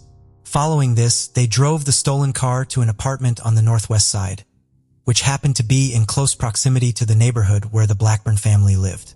Watson and Gordon testified that they proceeded to break into a house adjacent to the Blackburn residence through the back patio room. Inside, they stole televisions, a laptop, a bag of oranges, and even a pink sweater. They also consumed alcoholic beverages that they found in the house. The stolen goods were cleverly concealed by placing the televisions in the trunk of the stolen car, which had been parked in the garage. Shortly after, Taylor informed them that he had witnessed a man leaving the neighboring house. This prompted them to choose that house as their next target for burglary. Unfortunately, it turned out to be Davy's residence. Upon entering the Blackburn house, they stumbled upon a wallet and divided the cash they found among themselves. They also took a credit card. To their surprise, they discovered Amanda and her young son inside. The idea of escorting her to an ATM for cash was discussed, but Amanda adamantly refused and instead dropped to the floor, making it clear she would not leave. Watson and Gordon then decided to leave the residence in the stolen car, leaving Taylor behind at the Blackburn house. Watson revealed that Taylor was armed with a .38 revolver. Watson and Gordon proceeded to visit 2 ATM locations. The first transaction was unsuccessful, but they successfully withdrew $400 in cash from the second ATM. Both admitted that upon their return to retrieve Taylor from the neighborhood, he confessed to taking Amanda's life. Watson further shared that Taylor admitted to attempting to take advantage of Amanda, which resulted in a fatal gunshot to the head when she resisted, and never intended harm to anyone in the homes we targeted, said Watson. Gordon added that in a subsequent conversation with a different group of people, Taylor claimed that Amanda had tried to attack him, leading to the fatal shot in the head. The unfolding details painted a disturbing picture of the events that occurred that day. In 2017, Watson pleaded guilty to robbery and burglary charges, resulting in a 29-year prison sentence. On the other hand, Gordon pleaded guilty in 2018 to charges of robbery resulting in serious bodily injury and burglary. At Gordon's sentencing hearing in September 2022, 2 more victims, Jacqueline Searsbrook and Allison Becker, who had both been victims of burglaries by Gordon, shared their stories. Surprisingly, it wasn't the stolen items during the 2015 burglaries that impacted these victims the most. They highlighted that it was the loss of their feeling of safety and the subsequent mental health struggles that have continued to affect their lives. Gordon was ultimately given a 30-year prison term. The road to securing Taylor's conviction was a difficult one. 2 attempts to prosecute Taylor ended in misrules. The first was declared when a juror found out that Amanda was pregnant, a detail that the judge feared could sway the jury's opinions. Building a case against Taylor was a meticulous process, involving careful selection of witnesses to give testimony. There were also delays in changes in attorneys, partly due to the effects of the pandemic, which contributed to the prolonged progression of the case. Finally, in a bench trial in September 2022, Taylor was convicted of multiple charges, including murder, burglary resulting in serious bodily harm, theft, criminal confinement, auto theft, and carrying a handgun without a license.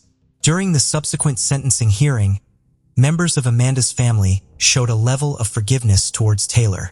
He was sentenced to 86 years in prison in October 2022. Davy and Amanda's family were relieved by the verdict, with Davy expressing a sense of relief after a lengthy and challenging journey. On the morning of July 14, 1974, the peaceful farming community of Fairfield in southwestern Ohio was greeted by a radiant Sunday. However, this seemingly ordinary day took a tragic turn for 71-year-old Ruth Dounch, a beloved resident of the area. Inside her home's front door, Ruth was discovered lifeless on the floor, a garden axe cruelly embedded in her head. The question that haunted everyone was, could have committed such a heartless crime? What could have motivated the choice of Ruth, a 71-year-old woman, as the victim? Fairfield Township, Ohio, is a serene and tightly knit community nestled in the heart of southwestern Ohio. Its modest population cherishes a peaceful way of life, and the tranquil environment it offers is truly captivating. The vast farmland that stretches across the township adds to its breathtaking beauty. Normally, the overall calmness of the area extends a warm and inviting welcome to both locals and visitors. However, this community was shaken to its core when Ruth Dounch was tragically murdered in 1974, leaving its residents in a state of shock. Ruth M. Dounch born in 1902 and a native of Ohio, lived a simple life alongside her husband, Paul J. Donche, in Fairfield Township, as the esteemed principal at Hayes Elementary School. She found fulfillment in her role within the community. Ruth's life was characterized by its lack of controversy and remained a relatively unknown tale, shared only among her closest associates in the tight-knit Fairfield community. In 1973, tragedy struck when her husband Paul passed away at the age of 74. At 70 years old, Ruth was left to navigate life alone. Following her husband's death, she took on the responsibility of managing their 18-acre property, which had several tenants. Little did she know that just 1 year after her husband's passing, at her advanced age, she would face a fate far more terrifying than she could have ever imagined. On the morning of July 14, 1974, a distress call led the police to a horrifying scene. 71-year-old Donch was discovered lifeless in her own home, just inside the front door. She was partially unclothed, with a garden axe embedded in her head. The lack of significant blood around her head suggested that she was killed before the axe was used. Despite a thorough investigation, no new clues emerged to help move the case forward. Ruth Donch seemed to be an unfortunate victim of a senseless act of violence. The police struggled to find any connections or motives that could explain why she was targeted in such a brutal and unprovoked manner. Although the crime scene did not provide direct evidence, Detective Deaton made a crucial discovery in Dunst's receipt containing information about the renters on her property. The search for the individuals listed on the receipt began. Among the renters, one name stood out to Detective Deaton: Donald Korn. Donald, a local resident, had been renting Dunst's guest house for over a year. Deaton wasted no time in locating Korn and engaging in a conversation with him. With no evidence pointing to Korn's involvement, the case remained unsolved and eventually went cold. 5 months later, in December 1974, an incident occurred roughly 130 miles southwest of Fredericksburg Township in Jeffersonville, Indiana, putting the police on high alert once again. This time, it involved the case of 54-year-old Dorothy Hendren. It was shortly after dinner, and Dorothy was at home enjoying a moment of relaxation in her chair while watching TV. Little did she realize that this seemingly ordinary evening was about to take a terrifying turn. Out of nowhere, her head was forcefully pulled back, and a knife was pressed against her throat.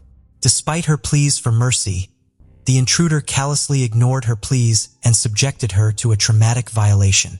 In a critical moment, Dorothy made the decision to play dead, hoping to protect her life from the heartless intruder. She lay motionless as the intruder, believing her to be lifeless, proceeded to search the house for valuable items before eventually leaving. Summoning all her strength, Dorothy discreetly reached for the telephone and dialed 911. By the time the police arrived, she had already been rushed to the hospital for medical attention. The forensic department arrived at the scene and collected any available evidence, including scattered hair and blood samples found on the floor and chair. Detective Ron Kemp of the Jeffersonville Police Department now faced an anxious wait, hoping for Dorothy's recovery. Fortunately, Dorothy Hendren survived the horrifying ordeal. She provided a detailed description of the intruder and recounted the harrowing events of that night. Despite her cooperation, the police department had no leads to match the description given by Dorothy, leaving the case at a standstill. However, Jeffersonville police remained determined to uncover any new evidence that could lead them to the ruthless intruder. Their perseverance paid off on January 27, 1975, when a breakthrough finally occurred. The police department received a call from Kathy Allen, Dorothy's neighbor, who had valuable information to share regarding the night of the attack. Remarkably, Kathy recognized the person she had seen on that fateful night. He was the individual who had taken Kathy on his lifeboat approximately a month before the incident and assaulted her. Kathy had kept this information to herself until her growing concern compelled her to disclose the identity of the attacker who had targeted her and almost claimed Dorothy's life. It turned out to be none other than Donald Korn. Equipped with this crucial information provided by Kathy Allen, the police promptly took action and apprehended Donald Korn, placing him in a jail cell in Indiana. A search warrant was immediately issued, and the authorities meticulously combed through Korn's houseboat, ultimately uncovering the vile evidence required to build their case. They discovered a pair of shoes that perfectly matched the bloody footprint found at Dorothy's residence. Furthermore, Dorothy's purse, which had been discarded in a nearby river, was recovered alongside Korn's boat. Detective Ron Kemp arranged for Korn to be brought to his office for an interview. With a coffee mug and some food on the table, Kemp initiated the conversation. However, as the interview progressed, Kemp's sharp eye and memory triggered a recollection of an incident from November 1974, the Ruth Donch case. Without hesitation, he redirected the interrogation to Ohio detectives, recognizing the potential connection between the two cases. Armed with Korn's confession, Detective Kemp achieved the closure he sought. The Ohio Police Department, which had been grappling with the unsolved Ruth Donch case, finally obtained some resolution. The confessions seemed to have cracked the case wide open. Nevertheless, despite this apparent progress, challenges and complications loomed ahead. Korn filed appeals based on both confessions, claiming that he had requested an attorney during the interrogation with Kemp, but had been denied one. On the other hand, Kemp refuted that any such request was ever made, leading to a contentious impasse in the argument. In Ohio, despite a seemingly clear confession, legal complexities and regulations hindered the authorities in Butler County. The trial dragged on for 3 years, resulting in a disappointing outcome for both the Ohio Police Department and the Butler County Prosecutor's Office in 1979. Donald Korn's confession was ruled inadmissible, dealing a significant blow to their case. Although Korn received a minimum of 20 years imprisonment in Indiana, he managed to escape justice in Ohio, evading the consequences for his crimes. This left the Fredericksburg Police Department and the people of Ohio in a nightmare, knowing that a killer was still at large. Fast forward to the year 2000, Ohio had progressed, but the unresolved case of Doan's murder continued to haunt the police department. Detective Frank Smith, unwavering in his determination, stumbled upon a lead while reviewing files related to the case: Donald Korn's sister, Louise Amberby. Despite 21 years passing, Detective Smith remained dedicated and pursued this new lead. Louise, who had never contacted the police before, finally broke her silence when Detective Smith approached her. She shared crucial details about her brother's confessions during their visit to him in jail, shedding new light on the case. Detective Smith was able to crack the case once and for all thanks to Louise's crucial statement. With Korn's upcoming parole date, Detective Smith swiftly obtained a grand jury indictment for the 1974 murder of Ruth Donch and ready for the trial. The verdict was delivered on June 17, 2000, resulting in Korn being convicted of aggravated murder. Nevertheless, Ohio law prevented the death penalty from being applied to the case. As a result, Korn was sentenced to life imprisonment without the chance of parole for 30 years. The quaint town of Tustin, California bore witness to the hopeful beginnings of a new family with 20-year-old Diana Green and her 21-year-old husband, Kevin Green. Their excitement for the impending arrival of their first child filled their days with joyful anticipation. Tragically, their dreams were soon dashed by a devastating event. On September 30th, 1979, Diana, heavily pregnant at 9 months, suffered severe injuries in their apartment. A forceful blow to her forehead rendered her unable to speak or communicate. Fearing for both her life and that of her unborn child, she was swiftly taken to the hospital. Despite efforts, medical professionals could not detect any signs of life in the baby, declaring it stillborn. The question remained, who could be behind this cruel act? Was it fueled by hatred or perhaps a deeper motive? Tustin, California is a quaint town with a storied past. Renowned for its lively orange groves that once dominated the area, earning it the moniker the City of Trees. As time passed, Tustin evolved into a thriving community that retains its small-town charm while providing residents with a comfortable and convenient lifestyle. Its close proximity to major attractions in Southern California and its warm, family-oriented environment make Tustin an appealing destination for both living and visiting. Additionally, Tustin is recognized as one of the 25 safest places in the United States for families, further enhancing its already charming reputation. Unfortunately, the safety and security that Tustin is known for did not extend to the Green family, whose promising life was tragically shattered beyond repair. On the final Saturday of September 1979, Diana and Kevin were at home, enjoying the movie together. Kevin encountered a long line of cars at the drive-thru, waiting patiently for an additional 30 minutes. Upon finally receiving their food from the hamburger stand, Kevin returned home only to find evidence of a break-in. Discovering his wife with a head injury that seemed to be from a gunshot, Kevin acted swiftly, immediately dialing 911 for urgent assistance. Diana was swiftly taken to the hospital, where a medical examination revealed that her wound was not from a gunshot, but from blunt force trauma. The pregnant mother, in her 9th month, fought for her life for 8 grueling hours in the emergency room. Despite her valiant efforts, she tragically succumbed to her injuries. With the baby nearly at full term, doctors performed an emergency cesarean section. Despite their best efforts, the devastating outcome was that the baby was stillborn and Diana slipped into a coma. During his wife's difficult hospitalization, Kevin remained steadfast by her side, praying for her recovery. Meanwhile, the Tustin Police Department initiated an investigation to uncover the truth behind the incident.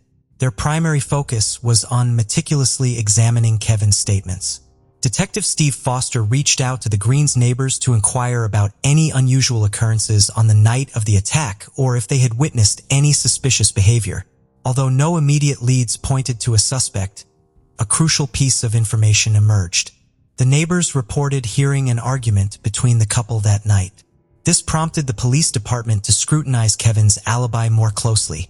They confirmed his claim of visiting a hamburger stand, but what puzzled them was that there was a stand within walking distance from the Greens instead. Kevin had chosen to drive to a location more than 15 minutes away, raising suspicions and prompting further investigation. According to Kevin, he had seen a black man near a black van when he left on the day of the incident, and upon his return, he encountered the same man again. However, Detective Foster had different plans. As the investigation progressed, the forensic department conducted tests on Diana's body, collecting a sample of male bodily fluid and performing blood tests. In the absence of DNA testing, they focused on identifying the blood type, hoping it would provide a breakthrough in the case.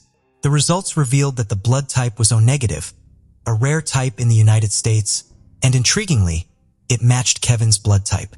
While it was not surprising to find Kevin's bodily fluid in Diana's body due to their marital status, the police understood the significance of any evidence implicating Kevin in a situation like this. 2 months later, in December 1979, Diana emerged from her coma and regained her ability to speak. She immediately began communicating with her parents, prompting the arrival of police officers eager to hear her account. Their primary concern was whether Kevin was the perpetrator. Fortunately, they received the answers they had been desperately seeking. Diana was able to clearly communicate that Kevin was responsible for her ordeal. However, when confronted with his wife's, Kevin stubbornly clung to his original claims of innocence. Deep down, he knew there was no escape. He was fully aware that anything he said would only further incriminate him. His previous statements to the police were nothing more than a web of lies. With Diana's statement as their strongest evidence, Kevin was arrested and brought to trial in October 1980 to face the charges against him. Diana, the sole witness in the case, remained resolute in her accusation against her husband. Despite Kevin's continued denial of any involvement, he believed that Diana's severe head trauma had affected her recollection of the events that transpired that night. The prosecution sought the expertise of Dr. Martin Brenner, psychiatrist, to establish Diana Green's credibility as a witness. However, the defense encountered a setback when their request for an independent psychiatric evaluation of Diana's mental state was denied. Despite her struggles, including difficulty spelling her own last name while under oath, Diana Green took the stand and served as the sole witness against Kevin Green. The trial lasted for a week and just 2 days after its conclusion. On November 7, 1980, jury delivered their verdict. Kevin received a 15-year sentence at San Quentin State Prison after being convicted of second-degree murder, attempted murder, and assault with a deadly weapon. With the case officially closed, It seemed that justice had been served and the city of Tustin could finally find some relief. However, the tranquility was short-lived as a series of similar assaults continued to haunt the area. These incidents followed a consistent pattern of break-ins followed by attacks on women, mirroring the horrifying experience of Diana Green. These crimes have been ongoing for months prior to Diana's attack and persisted even after her ordeal, yet they remain unsolved. After 15 years had passed, doubts began to emerge within the police force regarding Kevin's guilt. The unresolved cases and the recurring pattern of assaults raised suspicions.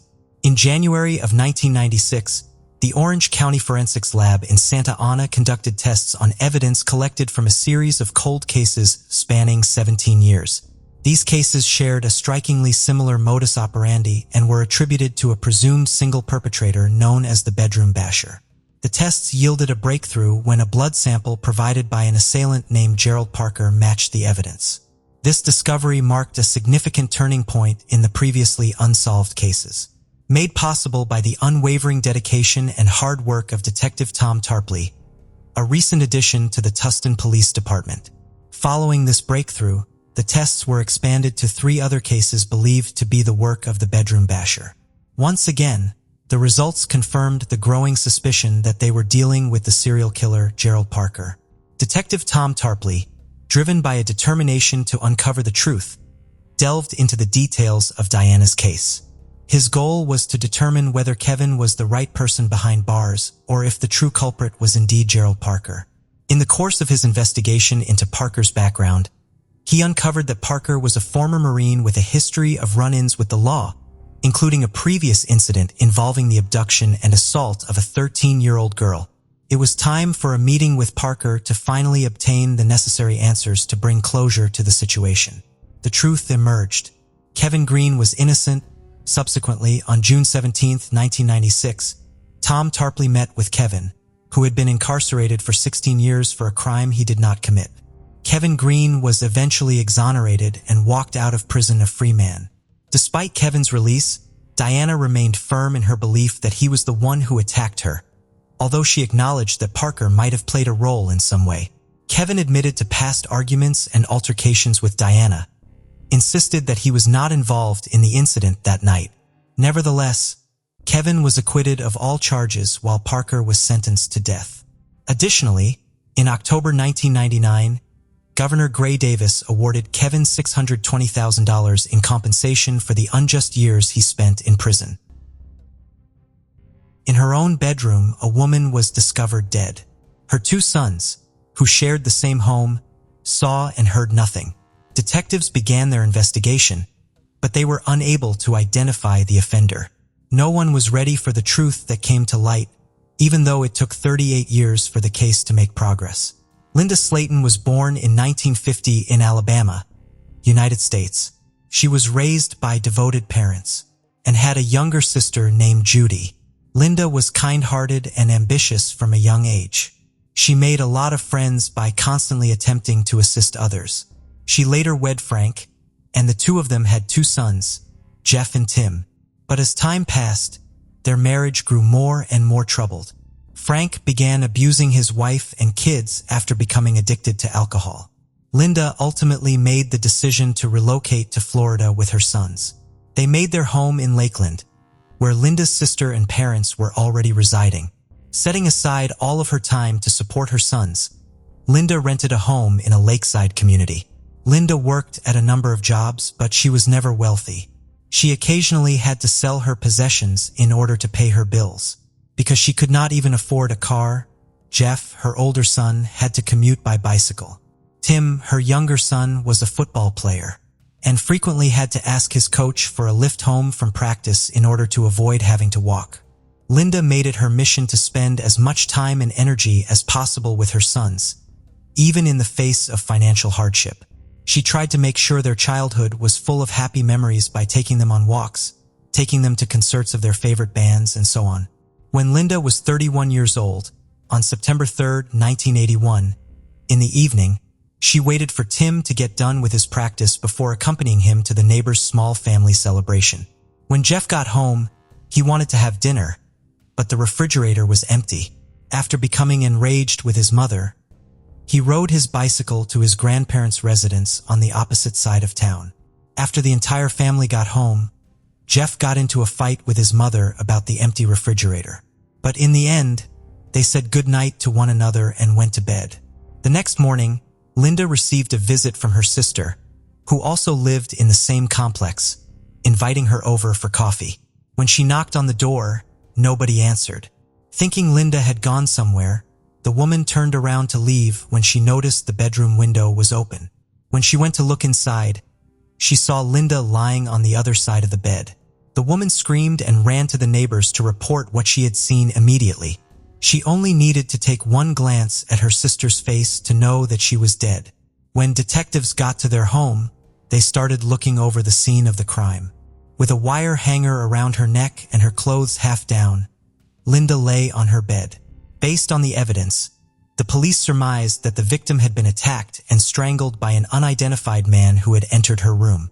Soon after, forensic specialists discovered a palm print on the windowsill supporting this theory. Since the apartment lacked air conditioning, Linda frequently left it open, which allowed the murderer easy access. The victim's oldest son woke up from all the noise while the detectives were at the crime scene. After escorting him outside, the detectives broke the devastating news of his mother's passing. They woke up his younger brother later and escorted him out. But as the boy was passing by his mother's room, a second policeman came out, and Tim saw his mother's body through the open door. He instantly froze, and the officer had to pull him away. Tim, who was 12, and Jeff, who was 15, were completely shocked. At first, they were unable to accept their mother's death. When the investigators were able to speak with the brother later, he said they had not heard anything or even woken up that night. The detectives thought this was odd, even though they had their own rooms. Given the brutality of the murder and the excellent acoustics of the building, loud noises ought to have been audible from the victim's room. The neighbors were questioned by the police, but they had also heard nothing. That day, none of the complex's occupants had seen any suspicious people. After examining the victim's body, medical professionals concluded that she had been abused, although they were able to remove the murderer's biological material. DNA analysis was not yet possible. The experts verified that Linda's death was due to strangulation. Therefore, the investigators were left with very little evidence to work with. They could only benefit from the palm print if they could locate a suspect and compare them. Linda's sons went to live with their grandparents. They continued to live in shock and continual fear of being pursued by the unidentified killer. Because of the extreme fear, their grandfather sat with a rifle in the living room while they slept in the same room as their grandmother. The investigators thought the kids were not in danger, though.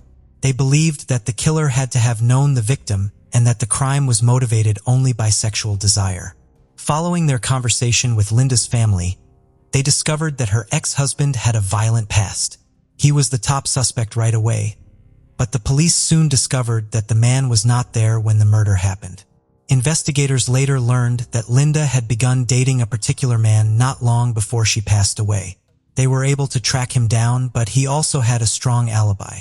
The fingerprints of all the victim's neighbors were compared by the detectives with the sample found on the windowsill. They then tried the same procedure on all the men who had previously been found guilty living in Lakeland, but they were unable to find any matches.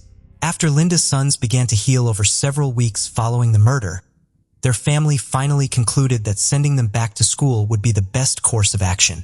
It did eventually assist the brothers, as they started talking to friends once more and eventually resumed a regular life.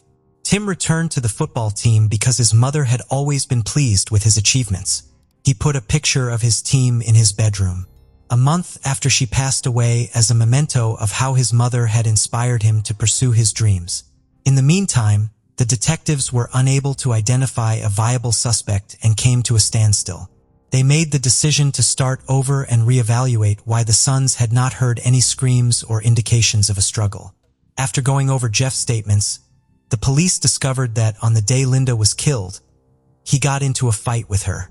The teenager himself added that he and his mother had verbal arguments on a regular basis. This led the investigators to wonder if Jeff had murdered his mother. They summoned him in for questioning and once more posed a variety of queries. Jeff quickly learned that he was under suspicion from the investigators for the crime. The detectives persisted in their pressure even after he denied any involvement. Jeff accepted their offer to take a polygraph exam. Although the polygraph operator did not find any evidence of deceit, the police were not willing to give up. Not too long after, they summoned him back for interrogation and even made arrangements to have him hypnotized.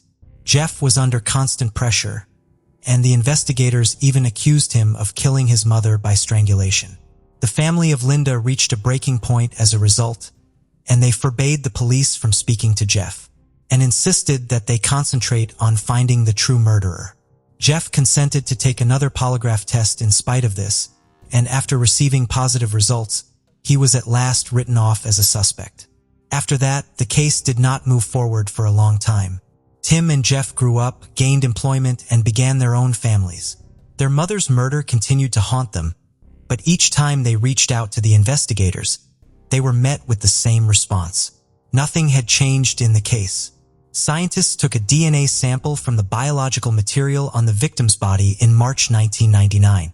When a new detective was brought on to the case 2 years later, he compared it with samples from every suspect, including Linda's 2 sons, but there were no matches. There were no results even when it was compared to the FBI database. When Jeff first met this detective, he found out that he had known him for a long time. It turned out that the men and their mutual friends went bowling together on a regular basis. When they spoke, the investigator assured Jeff that he would do everything in his power to solve the case. Tim and Jeff learned of another unsolved crime that had been going on for a long time around the same period. Following extensive media coverage, fresh information surfaced that helped apprehend the offender. At that point, the brothers made the decision to talk to reporters about their family's tragedy. They conducted a thorough interview, and the local newspapers published the story. The detective received an intriguing lead in September of 2001. He discovered that a year after Linda's murder, a man by the name of Jimmy Ulmer had kidnapped a young woman through her bedroom window. He was sentenced to 80 years in prison for this crime. The fact that this individual resided in the same apartment building as Linda, only a short distance from her home, added to the intrigue at the time of her murder. Since it was non-existent at the time of Ulmer's arrest, criminals' DNA had not yet been added to a shared database. The man himself died in 1996, and no biological samples remained. But when the investigator got in touch with the offender's mother, she gave some personal items from which the specialists were able to remove the sample. Sadly, the results did not match the killer's DNA, but the investigator was not about to give up. He kept in touch with Linda's sons, kept looking for new suspects, and repeatedly asked the FBI to check the killer's DNA sample against every database they could find. Sadly, he had health issues in 2015, which made him retire even though he had promised to see the case through to the end. Jeff and Tim had been so close to accepting that their mother's killer would never be found by then. But when Cease Moore, a well-known genetic genealogy specialist, took up the case in 2019, new hope materialized. She obtained the murderer's DNA sample, uploaded it to open databases, and started looking for matches. Usually, these databases can even assist in locating the DNA owner's most distant relatives, who may reside in different regions of the globe and be completely unaware of one another. By using this information, one can follow their family tree, look for shared ancestors, eliminate thousands of relatives, and determine who the DNA owner is. Moore was able to identify one family that was residing in the area at the time of the murder. After carrying out all of this intensive investigation, she came to the conclusion that the only member of that family who met all the criteria was the one who was most likely the murderer. He was someone the detectives had come across in previous reports as soon as they heard his name. The man was Tim's football coach, Joseph Clinton Mills, and he would often give him a lift home after practice. Although he had never been on the list of suspects in 1981, he had given a statement over the phone to the police after dropping Tim off at home that day. The idea that Mills might be the murderer was not even entertained by any of the detectives. Since he was only 20 years old and there was no evidence at all against him at the time, the police did not compare his fingerprints and DNA to samples that were discovered at the crime scene. The investigators made the decision to withhold this discovery's disclosure from Jeff and Tim. They had to confirm that Mills was actually responsible for their mother's murder first.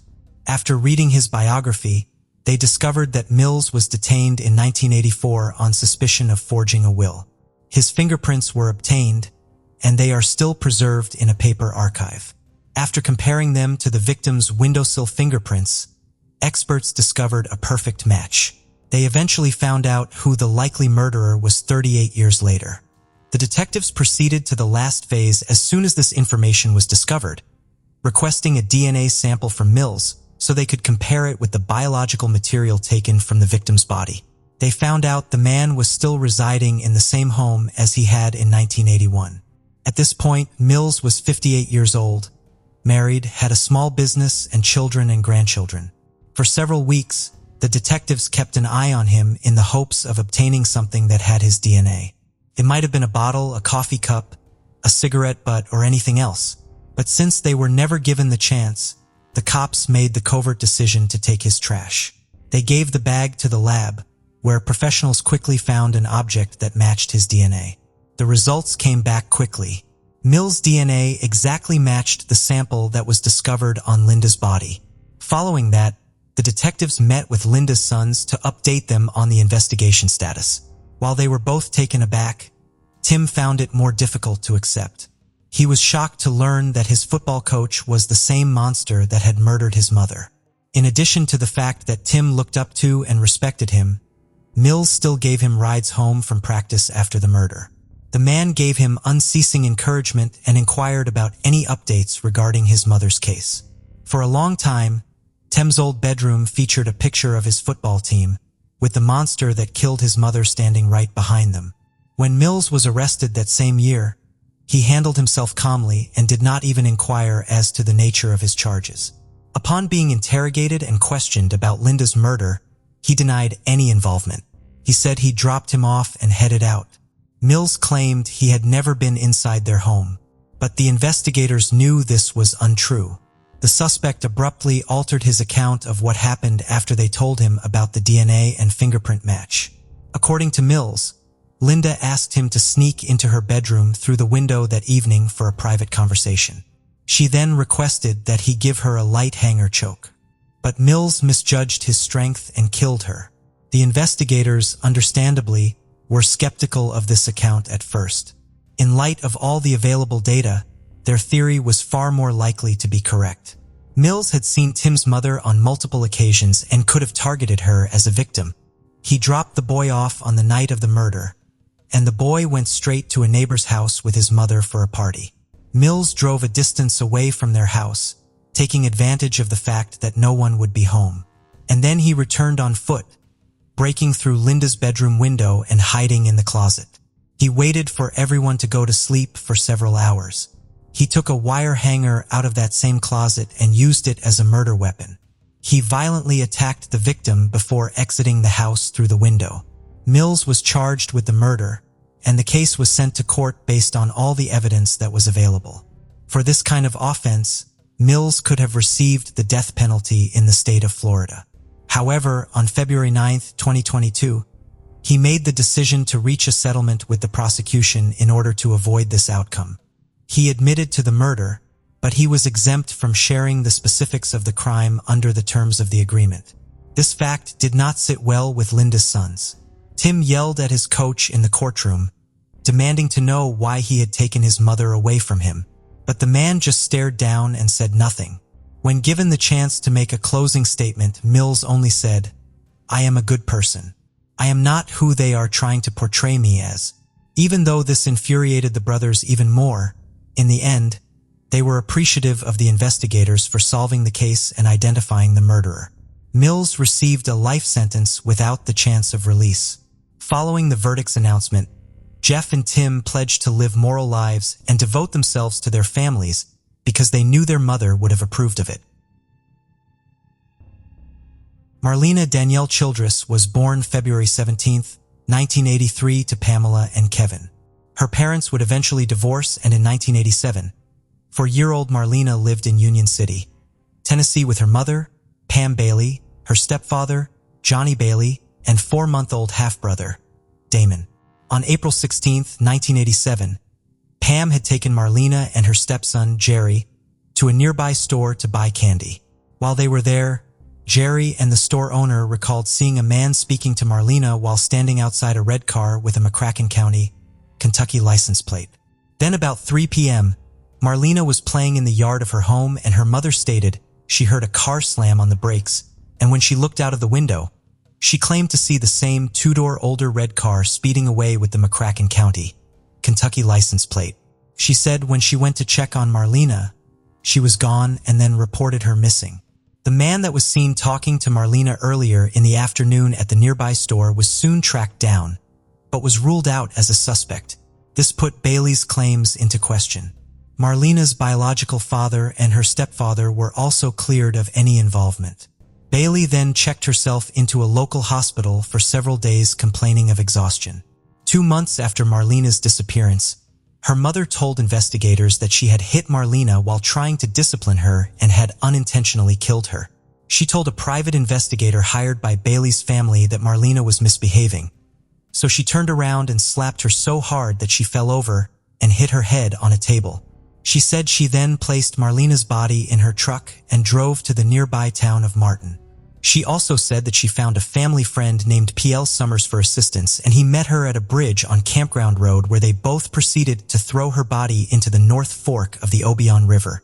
Even though a search of the river turned up no trace of Marlena, a bone and a stained cloth were found about 4 miles downstream from where Pam claimed to have dumped the body. These items were then sent to Nashville for testing, but it's unclear what the results were. Pam was ultimately charged with second-degree murder. When Summers was questioned by police, he denied any involvement, saying he knew Bailey but hadn't even seen her in 2 years. He also had a solid alibi for the day Marlena disappeared and was never charged in connection with her disappearance. Though months later, Summers would be arrested on an unrelated charge of fondling a 9-year-old boy in his backyard. Bailey recanted her confession shortly afterwards, stating she had made up the story because she was emotionally distressed, taking medication for depression, and had been psychologically coerced. Instead of implicating Summers as her accomplice, now claimed that he had sexually abused her as a child, and when he stopped by her house and she resisted his sexual advances, he retaliated by kidnapping Marlena. Bailey made several more conflicting statements about her daughter's disappearance. At one point, she said she had sold Marlena to pay off a drug debt. After she was charged with Marlena's murder, she was given a court-ordered psychological evaluation at a mental institution, and they deemed her mentally fit to stand trial.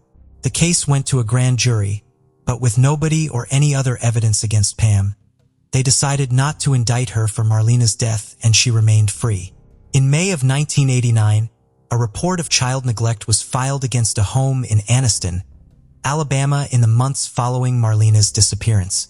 The family that lived in the home had the surname Childress, but they weren't related to Marlena. 10 children were discovered in the home when a social worker visited, and one of them was a young girl that called herself Marlena Childress, but the adults strangely called her by a different name. The social worker later realized the girl resembled a missing girl in a flyer she had seen with the same name and the same silver-capped front teeth. When the social worker returned a day or two later, the family had already moved away. 2 weeks later, they were located in Florida, but the girl was not with them. Neighbors also reported seeing her with the family, but the sightings were never confirmed. The family had a history of harboring other people's children. Once in Florida, the father was later arrested on sexually abusing 2 of his children.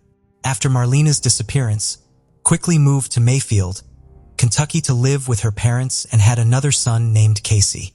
On April 22, 2002, 6 days after the 15-year anniversary of Marlena's disappearance, Bailey told Casey, who was now 12 years old, that she had a surprise for him and he needed to be home at 7:30. She had him get into the car and drove him 3 miles to the Arnett Cemetery while he was blindfolded with a blue handkerchief. Pam would then lead Casey to a cemetery marker with the word son inscribed on it and had him sit down next to it. She then stabbed him 3 times in the neck and shoulder. Thankfully, Casey was able to escape to a nearby house where Russell Legions lived, then drove by the Legions' house a few times. Casey told Russell his mother tried to kill him and he didn't know why, Casey also said his mother told him he was partially responsible for her getting a divorce because of his attitude. Pamela and Casey's father, Johnny Bailey, were living together at the time of the incident and no divorce papers had been filed. Pamela was arrested hours later at a gas station in Nortonville, 70 miles away. Casey was released from the hospital the next day to the custody of his father. When Pam was arrested, she claimed that she completely blacked out and had no memory of stabbing her son. She was then charged with attempted murder, but ultimately wound up pleading no contest to second-degree assault. She received a 10-year prison sentence and has since been released. This incident prompted police to reopen the investigation into Marlena's disappearance, but she has still never been found. Bailey and Johnny did actually get divorced, but he still lobbied for his ex-wife's early release in 2004, claiming that Casey was no longer afraid of his mother and he would have had no problem having her around his children. Marlena has never been found, and as of today, this case remains unsolved. Mansfield, a fascinating and historic market town in Nottinghamshire in the UK. With gorgeous architecture and a remarkable history, there really is plenty to do and see here. One of the people that called this place home was 18-year-old Liam Gray. Liam had been born into a loving family and was one of 4 children, having 3 siblings, Paige, Madison, and Freddie. Liam was popular and well-loved by those who knew him, with his mother Jo and describing him as happy-go-lucky. He loved to make people laugh and have fun, never taking himself too seriously. He was a passionate supporter of his beloved Liverpool Football Club, and one of his former teachers said he had a heart of gold and always looked out for and cared for other people. He was also close to his grandfather John, affectionately known as Pops, and Liam would move in with him when he was in his teens, after having a tough time at school. He had a close group of friends and an especially close bond with Reese, his best friend. The pair were as close as brothers and spent most of their time together, with Madison calling them inseparable. They had grown up together and gone to the same schools, and their friendship had gone from strength to strength. Reese lived across the road from Liam and Pops, and Reese was equally close to Pops, saying he would be lost without him. Liam and his grandfather lived on Gladstone Street, and after moving, Liam introduced Reese to one of his other friends, Jonathan Treadgold. 17-year-old Jonathan's early life had been troubled and he had spent various times in the care of social services, following drug use and domestic violence in the family home. He was also having run-ins with the law from the age of 14, with a criminal record including threatening behavior and criminal damage. Liam, being the caring young man he was, decided to take Jonathan under his wing and try and be there for him as a friend and a support system. He recognized that Jonathan had various struggles and wanted to help him turn his life around. Joan wasn't too sure though. She said there was just something about Jonathan that bothered her, and she wasn't keen on her son hanging around with him. Liam's sister had also heard things about Jonathan and his behavior, but she was prepared to put that aside, give him a chance and judge for herself what he was like. Liam invited Jonathan to hang out with him, on one occasion asking him if he wanted to go to a family party at Joanne's house. Jonathan had far too much to drink and became more and more angry and volatile, culminating in him assaulting someone. Liam was still determined to be there for Jonathan and showcased the same deep loyalty that he showed to all his friends.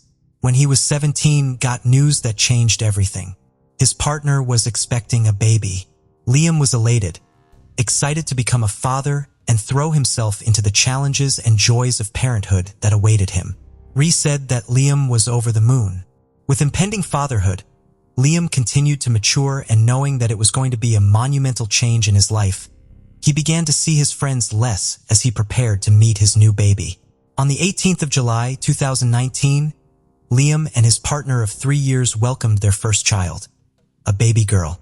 Life was good and Liam was happy. August 1st, 2019, it was a bright and beautiful summer's day in Mansfield. On the August 2nd, Liam and his partner were moving to Birmingham with their baby to start their next chapter as a family. Whilst his family were going to miss him and were sad he was moving away, they supported him and he was ready to take the leap. He decided to spend his last day in Mansfield with his 2 closest friends. Liam, Jonathan, and Reese were seen going into a local shop to purchase alcohol before going back to Pop's house on Gladstone Street. They sat in the garden and drank and filmed a series of Snapchat videos whilst there. Liam asked Jonathan if he was going to change out of his tracksuit bottoms to make himself look a bit smarter, as he wasn't yet 18 and he didn't want him to draw attention to himself. Liam said he could wear a pair of his jeans if he wanted to, and after Jonathan got changed, the three of them headed off to a nearby pub. As they were walking through the park, received a message. It was from Jonathan's sister's boyfriend, the contents of which are not clear, but it sparked an argument. Reese showed the message to the other two, and Liam claimed he would hit the male who had sent the message in an attempt to stick up for Jonathan's sister. Jonathan grew incredibly angry, and the argument continued to escalate. As the situation got worse, Liam told him if he was going to keep behaving like that, he needed to go away and leave the jeans back at the house. After Jonathan had gone, Liam wanted to try and de-escalate the situation and not have his last day ruined. So they agreed to go back to the house to get Jonathan and try and salvage the rest of the day. When Jonathan arrived at the house, Pops was there in the living room. Liam and Reese got back just 4 minutes later, and Liam was keen to try and resolve the argument. Reese waited outside. Roughly a minute later, Jonathan came running out of the house, telling Reese, "I've stabbed him." Jonathan then ran away. Reese immediately went inside, unsure as to whether or not it was all just hot air, or if he had actually hurt Liam. When Reese went inside, he found Liam in the dining room. He was bleeding profusely from his chest and holding tea towels there to try and stop it before asking for the emergency services. Reese called 999 and then gave the phone to Pops for him to talk to the operator. Liam then fell to the floor and Pops tried his best to help him and administer aid, putting pressure on the wound to try and stop the bleed. When the paramedics arrived on scene, Reese ran out to meet them. They tried to stabilize him as much as possible and treat his injuries. The police were also dispatched, and when they got there, they put Reese into the back of their car. The news soon made it to Joe and that Pop's house had the emergency services outside and that Liam had been stabbed by Jonathan. Superintendent Kevin Broadhead would dispatch more officers as they needed to find Jonathan and find him quickly. They would soon get some important information. The police received a call from the owner of a local sandwich shop saying that Jonathan was climbing over the wall at the back of the shop. He told the owner that he had been involved in a serious incident and had acted in self-defense, lifting up his shirt and appearing to show injuries. The police immediately linked it to the stabbing of Liam and sent more officers over there to arrest Jonathan. At 3:15 p.m., Joanne and one of Liam's sisters arrived at the house on Gladstone Street. The crew were still there and still battling to save him. They'd had to cut his chest open and manually keep his heart going. The paramedics decided against taking him to hospital in the air ambulance, as this would have meant they could not work on him whilst in the air. So the decision was made to transport him to the hospital by road. Liam was then put into the back of the ambulance and Joanne was taken to see him by an officer. She told him that she loved him as her beloved son fought for his life. He was then rushed to Queen's Medical Center in Nottingham. The police were still hunting for Jonathan Treadgold, who had run away from the sandwich shop. But then, another call came in. Person said he was at a house in Moundsfield where his mother was visiting a friend. He had told his mother and her friend that he had stabbed Liam and that Liam was dead. The arrest was caught on the police's body cam footage at 3:33 p.m. He told the officers that Liam had been the one to instigate it and had tried to stab him and that he had acted in self-defense. He was arrested on suspicion of causing grievous bodily harm. Several hours after his arrest, he was breathalyzed, and even after the time that had passed, his blood alcohol level was still 3 times the legal drink drive limit, so he had clearly consumed a significant amount of alcohol. After getting to the hospital, Liam was taken straight into open-heart surgery to try and save him. Despite the best efforts of the medical staff and after an hour and a half of trying to keep him alive, Liam succumbed to his injuries and died. Liam's sister Paige would later say, "I just remember a doctor walking in with 2 nurses, and I knew then from the look on the doctor's face that Liam had passed. She ran out of the room and had a panic attack." Joanne said she knew in that moment too that he had gone and that her heart shattered. She tried to call her other daughter Madison, who initially didn't answer. When she answered the second call, she said it felt like a piece of her was now gone too. Madison collapsed, unable to process what was happening. Those in the community could not believe it and were in total shock, and many people shared tributes to him, talking about how he had impacted their lives and just how much he was going to be missed. Joanne thanked the local community for all of their support and love, saying, "A post-mortem revealed that Liam had no defensive wounds, and the pathologist determined that it had been a jabbing motion when he had been stabbed. The knife had pierced his heart." Despite initially being arrested on suspicion of grievous bodily harm, this was now a murder inquiry. The police began to go through the CCTV footage to piece together the events of that day and try and work out how this had all come to be. They watched the footage of them going into the shop and buying the alcohol. Nothing seemed unusual and everything looked fine. They were then caught walking down the road before stopping in the park. The park was not covered by CCTV cameras. In his interviews, Jonathan said he had fled the park in a hurry after the argument had broken out in order to get away from Liam. But the footage showed him walking and not running. Liam and Reese were seen on CCTV walking back too.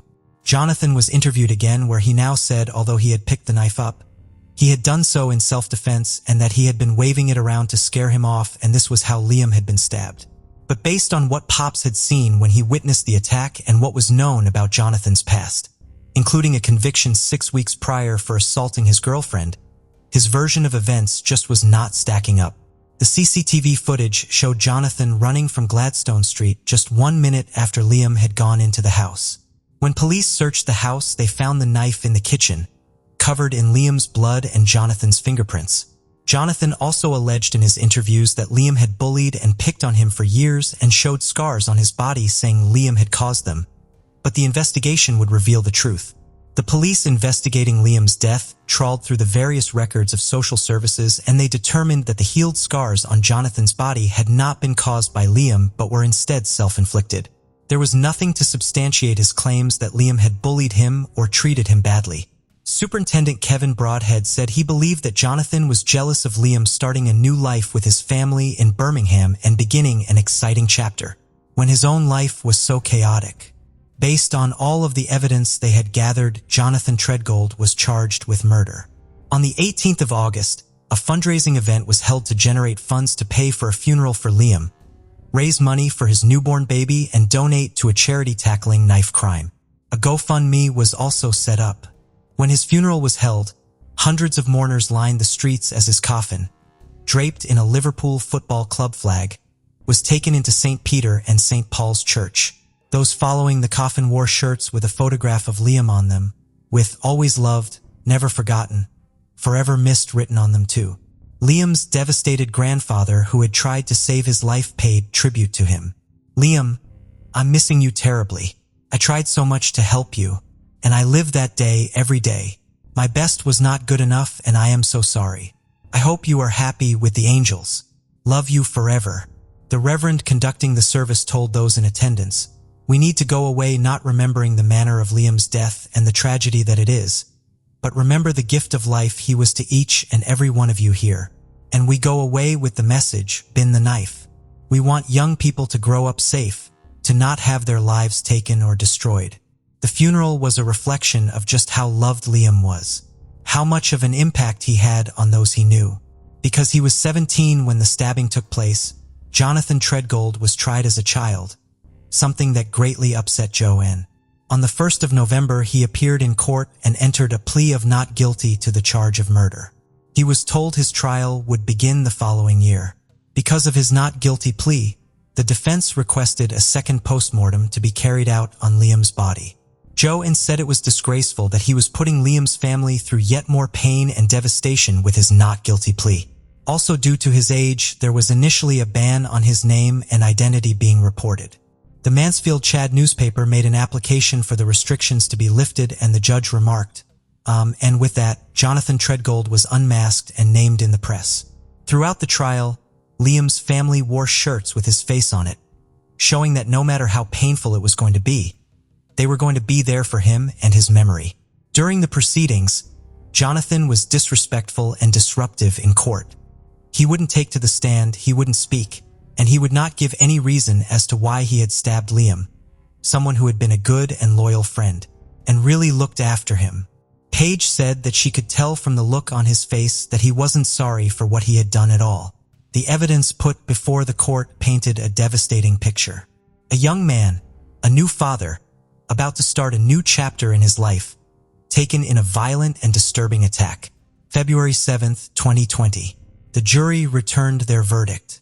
Jonathan Treadgold was unanimously found guilty and showed no emotion as the verdict was given. All he said was sound. Shouts of yes could be heard from the public gallery as Liam's family were elated that he had been convicted of his murder. Outside the courts, Joanne read a statement on behalf of the family. "We will never see Liam again, hear his laugh or see our phones flash with an incoming call from him. He was stolen from our lives.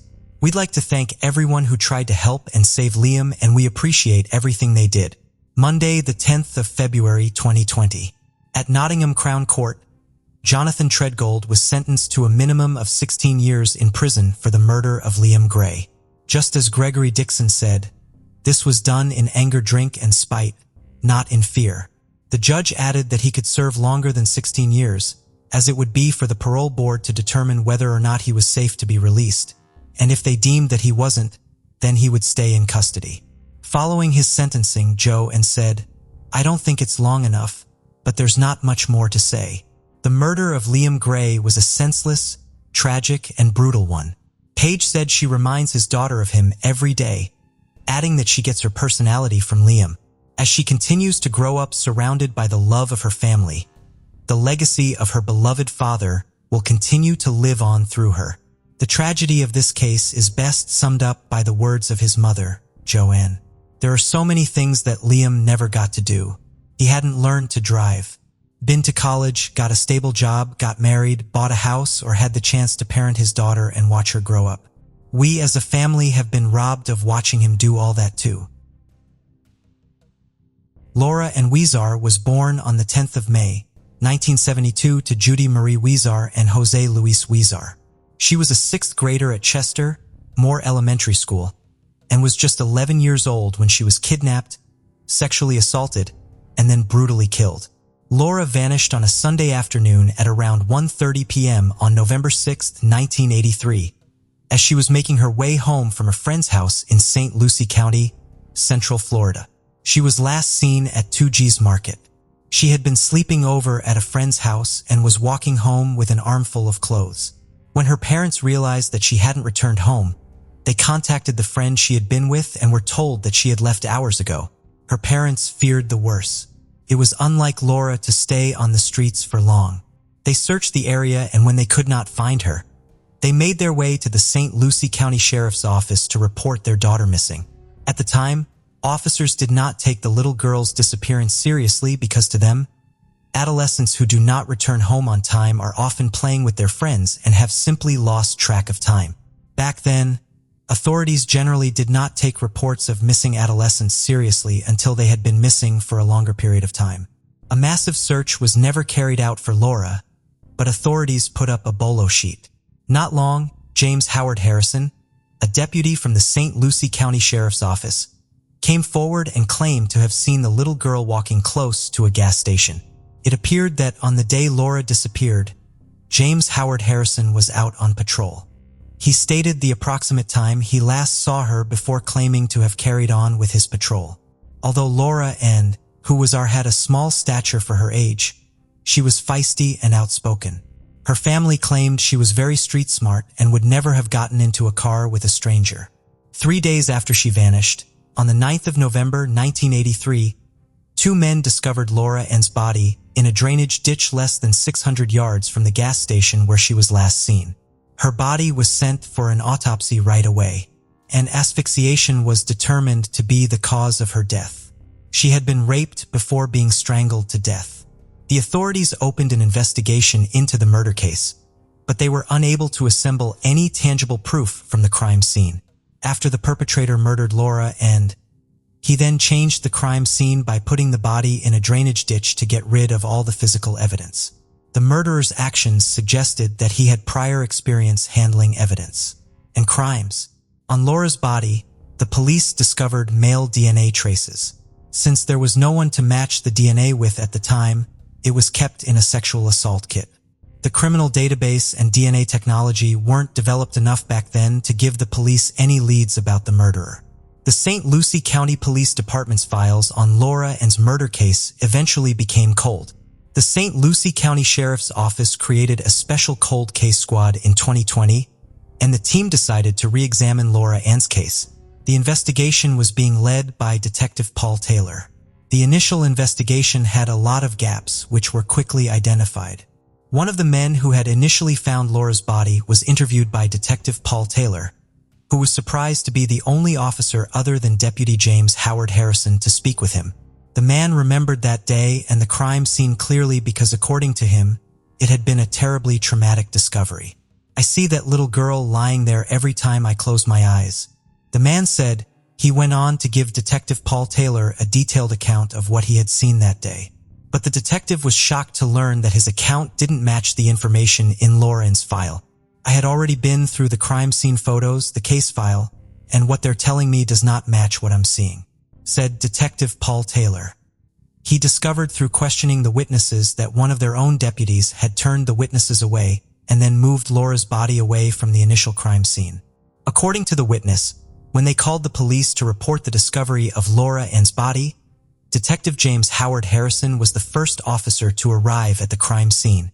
The man claimed that after taking his short statements from them, Harrison sent them away.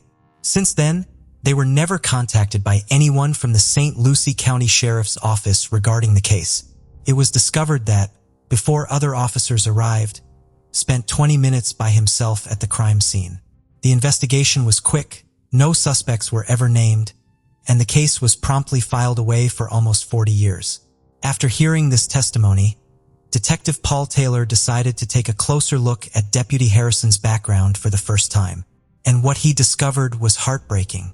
In February 2022, James Howard Harrison, a former deputy sheriff for the Lucie County Sheriff's Office, was identified by Detective Paul Taylor as the primary and sole suspect in the murder of 11-year-old Laura Ann Weezer.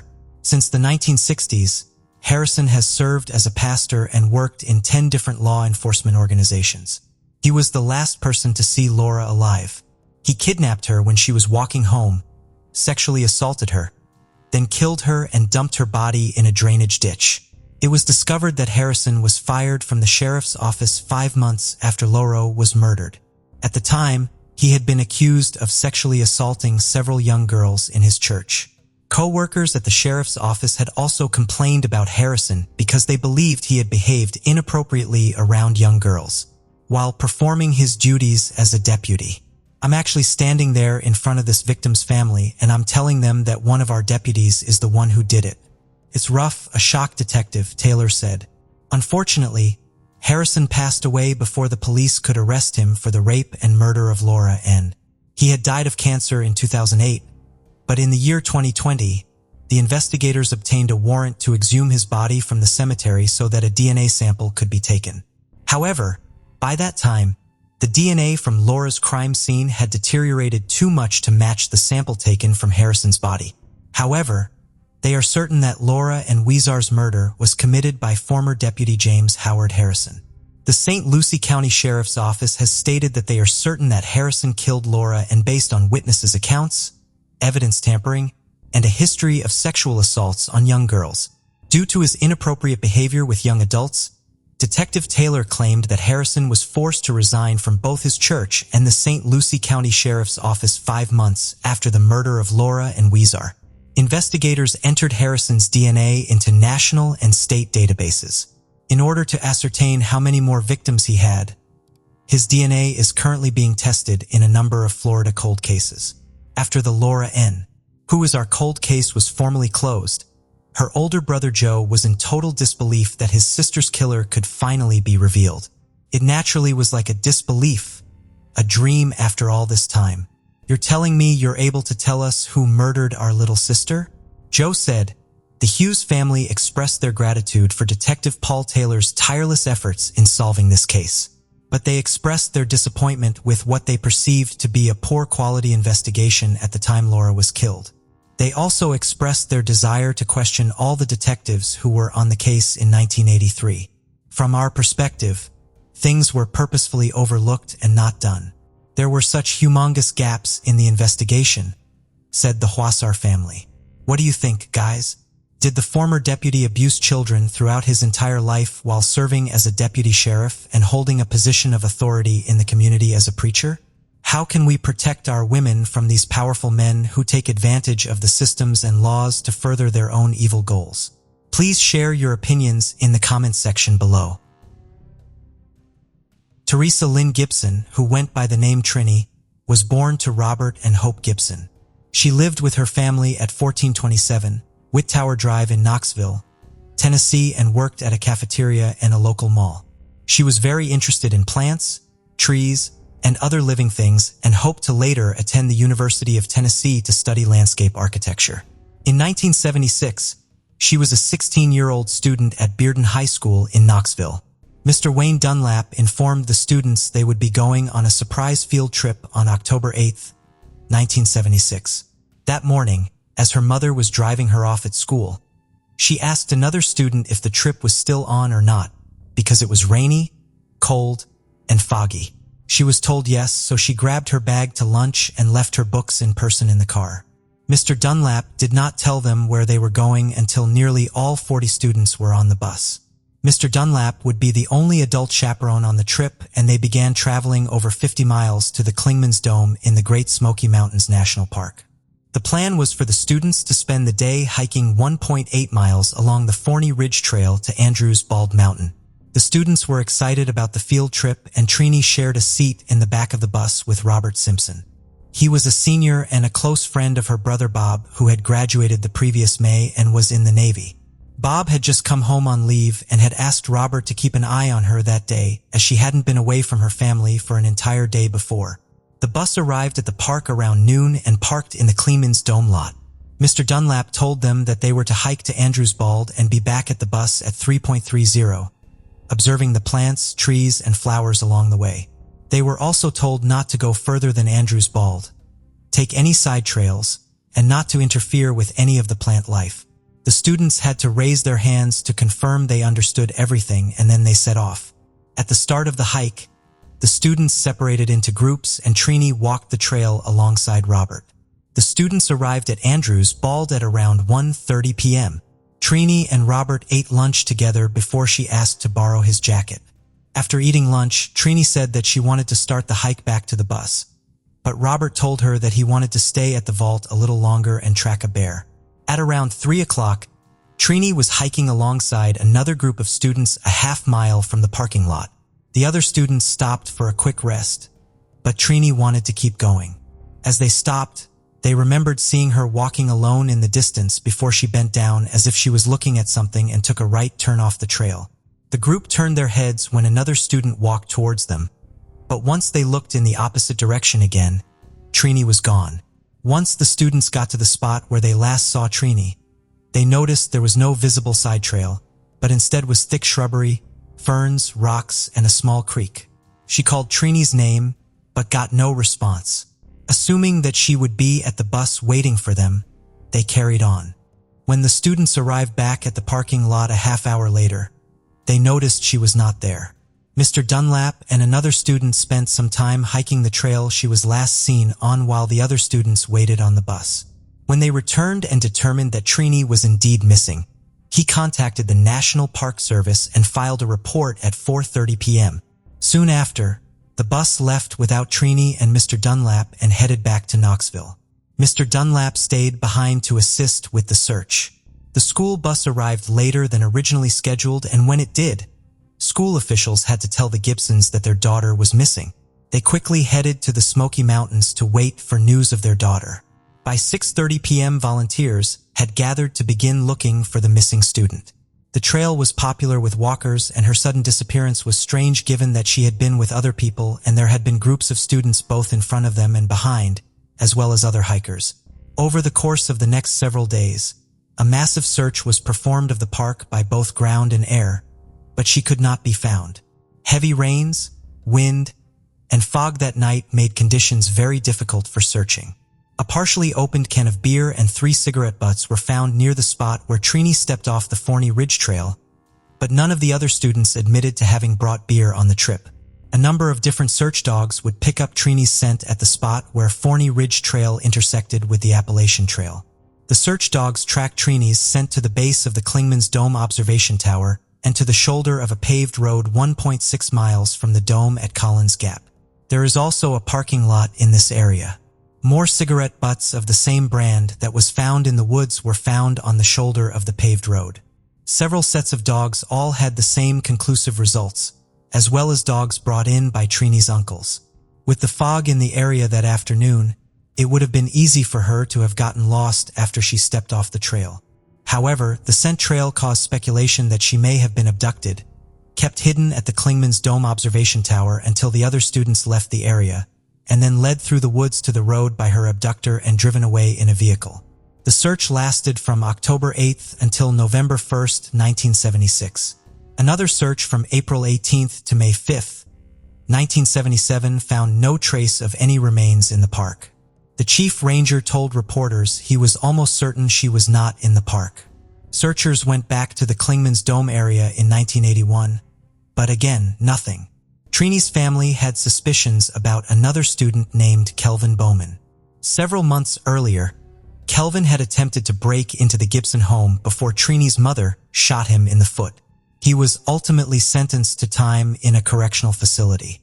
When he was sentenced, he had made threats in the courtroom to harm Trini when he was released. From what the principal could determine, Kelvin Bowman was attending classes at Bearden the day Trini disappeared.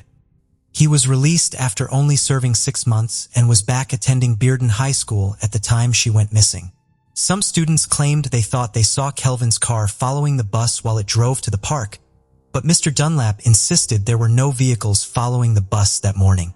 Kelvin would later be arrested in 1978 for raping a woman in her apartment and was convicted of third-degree criminal sexual conduct. Some suspicion was also directed towards Robert Simpson, as multiple witnesses reported seeing Trini's comb, which she always carried in the right hip pocket of her jeans, on the dashboard of Robert's car following her disappearance. Her family said she never went anywhere without that comb and wouldn't have easily parted with it. He had been using it to comb his own hair, and once her brother Bob had seen it, he questioned him and Robert told him that Trini had given him the comb to hold onto for her. Trini also had an expensive star sapphire pendant and a ring on when she disappeared, which were her Christmas and birthday presents. They were found in the possession of a girl at the high school. She could not satisfactorily explain how she came to have them. While Trini's parents were participating in the search effort for her, Robert stopped by the Gibson residence and made some odd remarks to Trini's sister about how if Kelvin Bowman had Trini, he'd kill her and that she may have run off with some horny hitchhiker. In spite of multiple searches of the Great Smoky Mountains National Park, no trace of Trini has ever been found. Following her disappearance, her family sold their home and moved to a new neighborhood to not have so many now painful memories. But over time, the loss continued to take its toll and her parents divorced. Trini's older brother Robert Jr. died in 2000 at the age of 42 and Robert Sr. died in 2004 at the age of 67. Her sister Tina died in 2016 at the age of 54. As of today, Trini has never been located and this case remains unsolved. A 29-year-old mother of 2 named Mary Mathis Davis vanished without a trace in Lexington on the 30th of May, 1987. The news of her disappearance devastated her family and friends. The following day, her body was discovered behind a nearby supermarket, and the discovery shocked the neighborhood. Despite the police department's best efforts, the case remained unsolved for more than 30 years before a breakthrough in 2023. This case takes us to the city of Lexington in North Carolina. The city of Lexington has a rich and diverse cultural heritage, and its well-known barbecue has earned it the title barbecue capital of the world. Beyond its delectable cuisine, Lexington has a charming downtown populated with interesting stores and eateries that reflect the city's warm and welcoming nature. Popular with tourists, the city's historic uptown Lexington neighborhood has beautifully preserved early 19th century building. On February 12, 1958, Mary Mathis Davis was born in Lexington, although little is known about her early years. She had a sister named Lisa Hinkle, whom she grew up with. Mary and Lisa had a tight-knit bond in such a way that nothing could separate the both of them. Lisa described her sister as a lovely, compassionate person who never failed to brighten up a room with her contagious smile. Mary was also said to have had a talent for putting people at ease. When the two came of age, Mary got to meet a man named Richard Davis. A spark began to develop between them as they got to know one another, and before they knew it, they were engulfed in a passionate relationship. As their relationship progresses, Richard Davis knew he wanted to spend the rest of his life with Mary.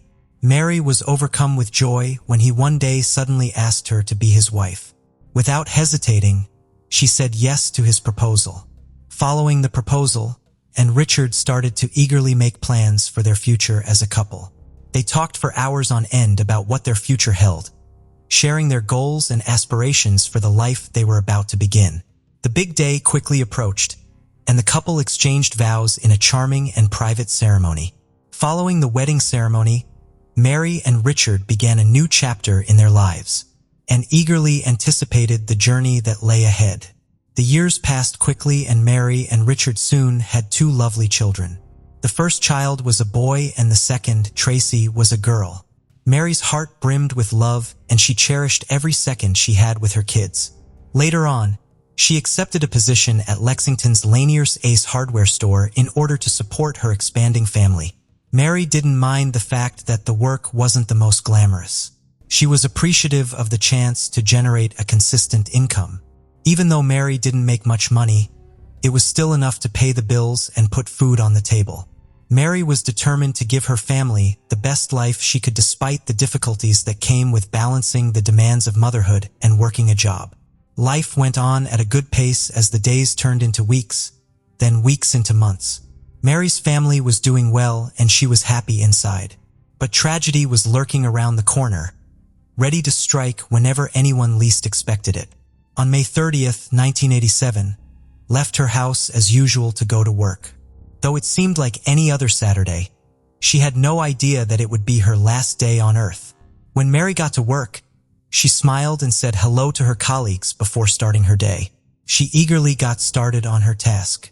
But as the hours passed, she noticed that she was growing hungry and restless. By noon, her tummy was grumbling and she painstakingly waited for lunchtime. When the time finally came, she was relieved to have the opportunity to leave the four walls of her workplace. She anticipated treating herself to a nice meal. She checked her purse to see if she had enough cash to get herself lunch. And when she was certain she did, she left her store and went to a nearby restaurant. No one would ever again see Mary alive after this. She didn't go back to work again. Once her lunch break was over, her absence became more obvious with each second that went by. Her coworkers couldn't help but wonder what was taking her so long. Their confusion changed into worry as the minutes felt like hours. They knew they needed to find her quickly because there were no indications of her return. One of them offered without hesitation to look for her at the eatery where she went to have lunch. The coworker hurried to the eatery as her heart was racing, but Mary was not there. The staff at the restaurant was of no assistance either, and the situation was getting worse. When the coworker went back to the hardware store, she reported that she could not find Mary at the eatery. As soon as they heard this, the hardware store employees started to feel afraid and realized they needed to act more seriously. They picked up the phone and dialed the emergency number without delaying further. After providing details of what had happened, the police arrived almost immediately. The coworkers also called Mary's husband and parents in order to inform them of what was happening. Police started looking for Mary right away that day, but at first they found nothing. She was completely absent from sight. As words of her disappearance spread, a sense of fear and uncertainty overcame the neighborhood. On the other hand, Mary's family was left to struggle through the pain of not knowing where she was or what had happened to her. But they hoped and prayed that their dear Mary would be found alive and well. That night, Richard had a hard time falling asleep. His thoughts kept him up at night. He had a gut feeling that a serious problem had befallen his family. He realized that Mary's disappearance was not a straightforward case of getting lost in the city because it did not make sense to him. His mind wanders to their kids, and how he would look them in the face the following day. Unaware of the potential danger to their mother, the innocent kids had been asking Richard of their mother. The idea of breaking the news to them that she might never return again was too painful for Richard to bear. But he was aware that he needed to be there for his kids all the way. The next morning, as the sun rose, the search for Mary persisted, but it seemed like all the efforts were in vain. Mary's family and the police were anxiously searching for any information about her sudden disappearance. As the day wore on, the police abruptly received a call reporting the discovery of a dead body behind the building of a nearby supermarket called Winn-Dixie. After the call, a small group of police officers rushed to the scene right away. After seeing a small crowd forming around the body's discovery, the police officers moved in to quickly secure the area. The body had clearly been there for some time, as they could see. It was already starting to emit a slight odor of decay. They were able to recognize the body as belonging to Mary Mathis Davis after closer examination. The officers showed shock and disbelief, but they also knew they needed to get to the root of the investigation. There was no immediate indication of the cause of death, so the police started looking around right away for any possible clues. They also questioned the supermarket staff, but none of them appeared to be particularly knowledgeable about what had happened to the victim. The body was then removed for an autopsy after that. One of the policemen showed up at Mary's family's house the day her body was discovered. As the atmosphere was tensed, the officer broke the heartbreaking news to her family. He offered his condolences and shared what little information they had about Mary's incident. The news was indeed a tragic one, as Mary's family was left broken and inconsolable. After a few days, Mary's autopsy results came out, and it was discovered that she was strangled to death. It was also found out that she had experienced sexual assault. As a result of this, Mary's death was classified as a homicide. The authorities started looking into Mary's death as her family was left to mourn and stay strong. The investigators were determined to find the answers to the many unanswered questions they had. Investigators had DNA samples that had been gathered from the crime scene as pieces of evidence. Though there wasn't much that could be done with this due to the lack of advanced DNA technology at the time. Regardless of the shortcomings, detectives diligently pursued every lead and tip that came their way, working day and night. At a point, they appealed to the general public for assistance, with the hope that someone would come forward with information that would help solve the mystery behind the case. But all efforts proved abortive. The detectives felt defeated because it appeared as though the murderer had vanished from the face of the earth. As the days dragged on, becoming weeks and then months, the murderer seemed to have eluded capture. However, Mary's family never lost hope and held on to the belief that justice would eventually be served no matter how long it took. They made an effort to move on with their lives, but the scars from their loss never completely healed. Nearly 25 years after Mary's murder, Lisa, her sister, came out and spoke to the media about the tragedy and pain that she had her family members had to go through when Mary was snatched from them. She spoke candidly to the press about the pain they had experienced and how difficult life had been without her cherished sister by her side. The family had never given up hope that they would one day find the closure they so desperately sought, as Lisa reflected on the happy times they spent together with Mary. Despite the pain and loss, she revealed that the family was not interested in exacting revenge and that she was prepared to offer Mary's killer forgiveness.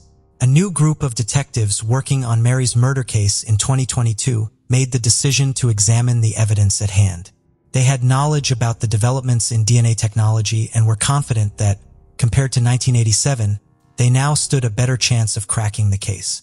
After that, the detectives then delivered some tangible evidence to the North Carolina State Crime Lab. The North Carolina Bureau of Investigation was contacted to look into the case based on the encouraging results of the analysis of the evidence. From that point on, things accelerated. The Texas-based private forensic genealogy laboratory called OTHRM was contacted by the State Bureau of Investigation. DNA piece of evidence was then sent to OTHRM, where scientists were able to create a genealogical profile for potential suspects. The unidentified male suspect was finally identified after months of diligent work. Russell Grant Woods was the name given as the murderer of Mary Mathis Davis. The detectives felt relieved after making the discovery because they were certain that the case had been solved. There was a problem. There was no way to bring the murderer to justice because, according to a background check, he had passed away in 2013 at the age of 58.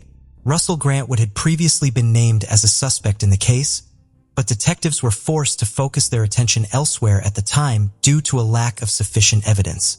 Not only that, it was however learned that Mary and Russell Grant would have known each other before her death, although it is unclear what kind of relationship they had. If Russell Grant would have still been alive, the state would have moved forward with indictments and accused him of first-degree rape, kidnapping, and murder. Mary's surviving family learned of the case's breakthrough on February 3, 2023. They thanked the detectives for their commitment to the investigation. We prayed that one day we will find the person who violently murdered our beloved Mary. We now have some answers. Although that won't bring Mary back, it does give us a sense of closure. Lori Martin, Mary's niece, told the press. On February 12, 2023, Mary's family held a memorial celebration at Forest Hill Memorial Park in Mary's honor. If she was still alive, that day would have marked her 65th birthday. Mary was a light in this world, and we were blessed to have her as long as we did. She was a loving mother, wife, sister, and friend. We know she is resting easily in the arms of our Lord and Savior. Lori Martin said, "There are still many questions that we will never have the answers to, even though the mystery surrounding Mary's death has been solved and the murderer has been found. What sort of connection do you think Mary and Russell had? Post your ideas in the comments section to share with us." Shelley Lynn Jones Moog was born June 29, 1986, and was described as a kind, beloved teacher and an amazing mother. She is a native of Erie, Pennsylvania, and graduated General McLean High School. She then went on to graduate from Middle Tennessee State University with a degree in teaching. At the age of 18, she met Tyler Moog in Pennsylvania, and the two quickly married in 2004 when she became pregnant. The couple moved to Tennessee to live near his family and had a daughter named Liliana and called her Lily. In 2009, after 6 years of a rough marriage for Shelley, the couple divorced. Shelley moved into an apartment in Murfreesboro, Tennessee, and began working as an 8th grade teacher at Harris Middle High School. Tyler remained in Shelbyville, living on Old Nashville Dirt Road where the couple had lived.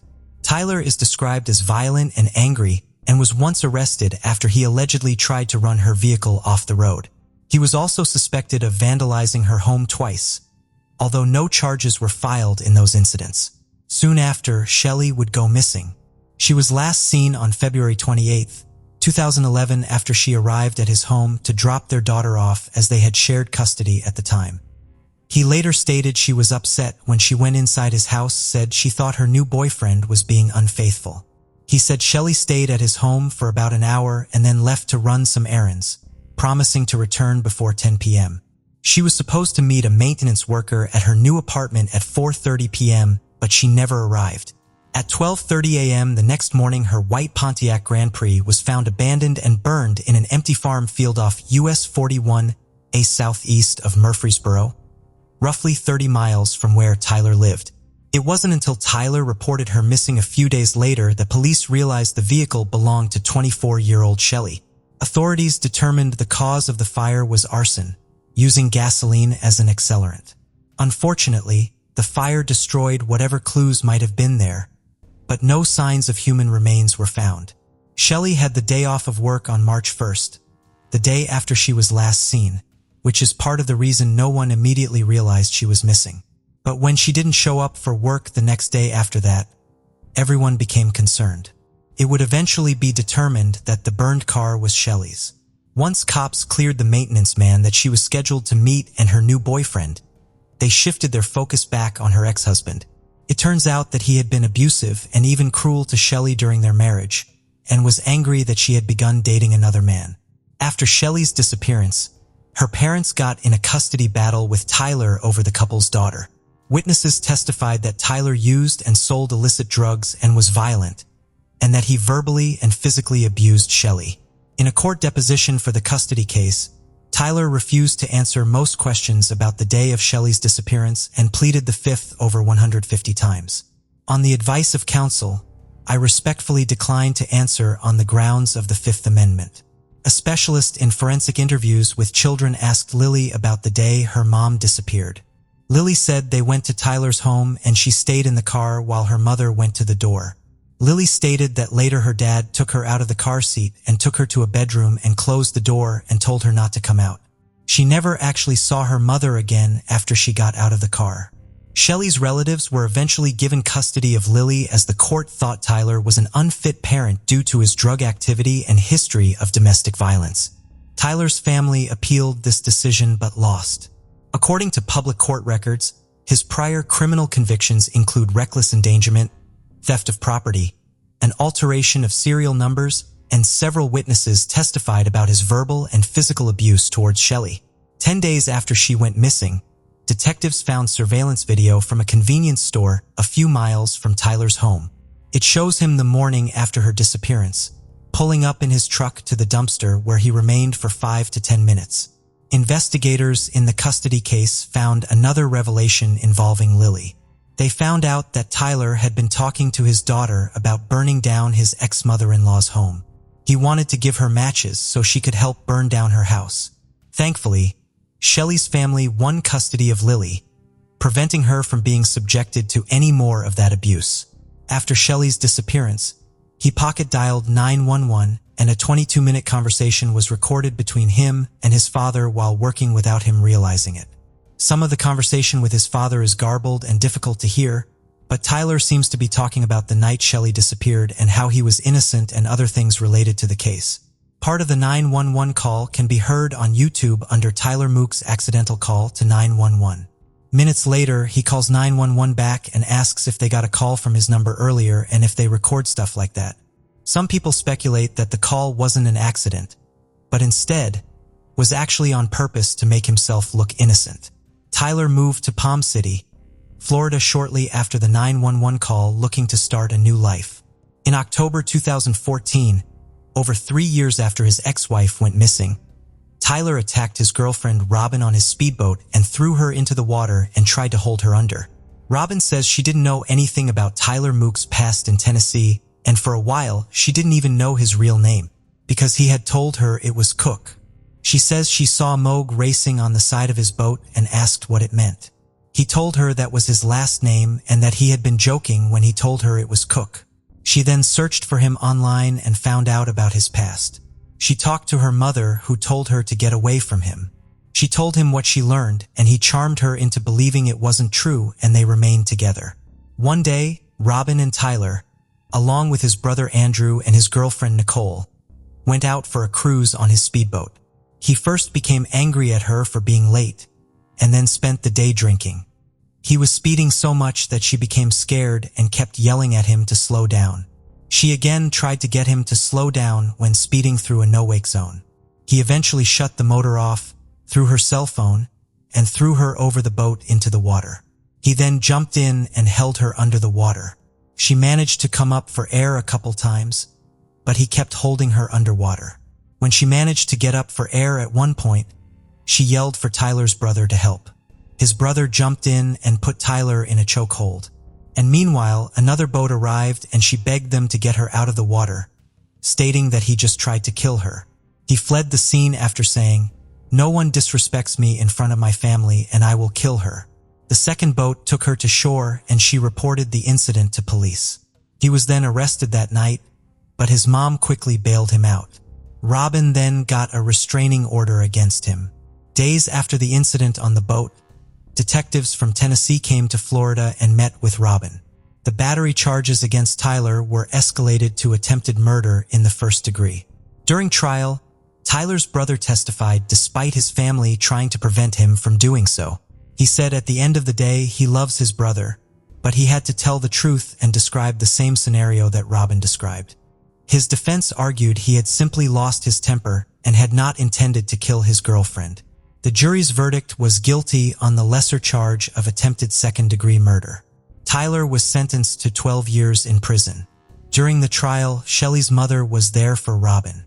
He remains a person of interest in Shelley's case, but since there is no body or crime scene, investigators have had a difficult time being able to charge him with her alleged murder.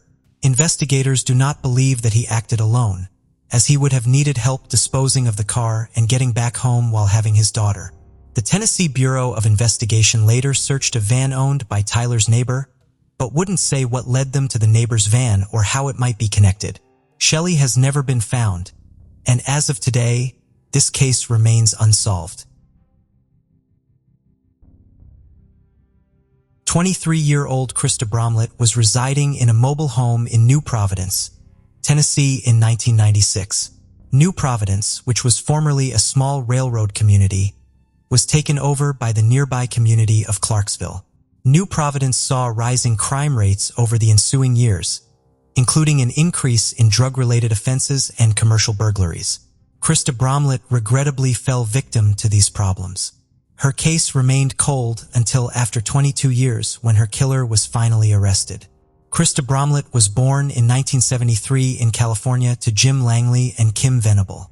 Krista was renowned for being witty, compassionate, and smart.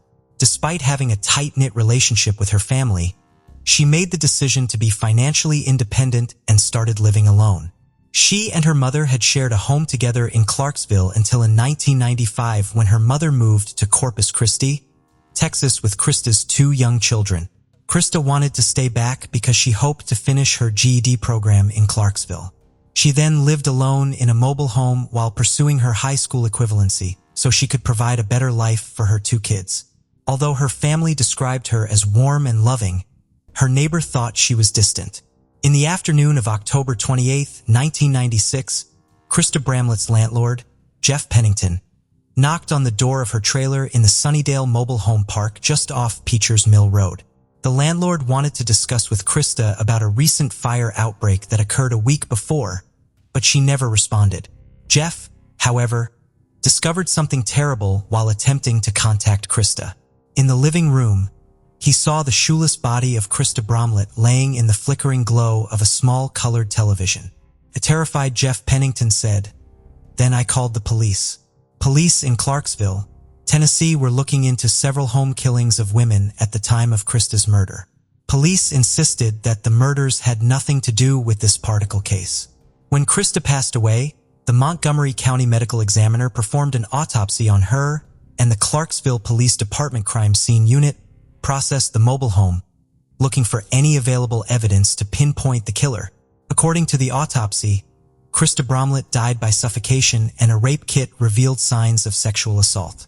The forensics sent their DNA findings from the rape kit to the Tennessee Bureau of Investigation's lab, who then loaded the data from that kit into Cody's in the hopes of finding a match.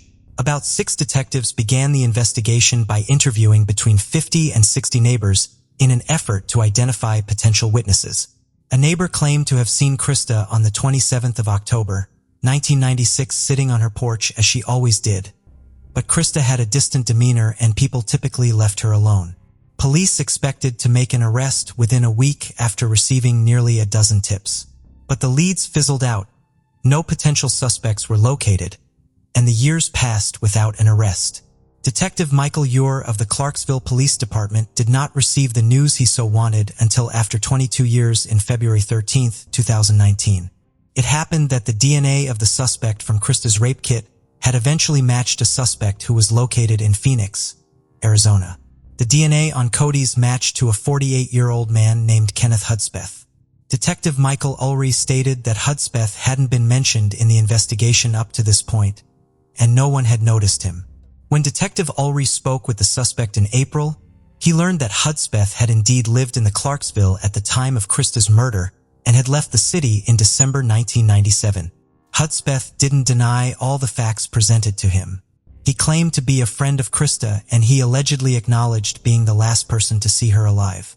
Hudspeth was taken into custody and charged with homicide as a result of the DNA evidence, and this interview was transferred to Tennessee to await trial after waiving extradition. Investigators learned from Hudspeth's arrest records that he had been detained on multiple occasions for offenses like domestic assault and felony assault. He has served time in jails in Texas and Arizona. His DNA should have been in Cody's years ago, but investigators think the evidence chain of custody may have resulted in lost or ruined swabs. Hudspeth asserted that he had previously done drugs with Krista Bromlett while residing in Clarksville's Sunnydale Mobile Home Park. These allegations were refuted by Krista Bromlett's toxicology report, which revealed a low blood alcohol content. When asked if he had sex with her, he initially denied it. But after seeing the autopsy results and the DNA found inside Bromlett and on her bra, he admitted that he had been so high that he couldn't recall whether or not he had sex with her. "I was on bad dope. Know her. Did I have sex with her? I mean, I don't remember that," Hudspeth said in the courtroom. "I just don't see myself raping and killing this woman. I hope I didn't," he said again. As soon as there was a break in the case, Christa Bromlett's family members were informed. "I knew all along that it was just a matter of time. There was never a doubt in our minds that they'd find who had done it," Christa's grandmother said. Finally, after long, painful 22 years, in January 2022, 52-year-old Kenneth Hudspeth was found guilty by the judge and was sentenced to life in prison for the murder of Christa Bromlett. The terrifying thing about this case was that an innocent man almost received a false execution.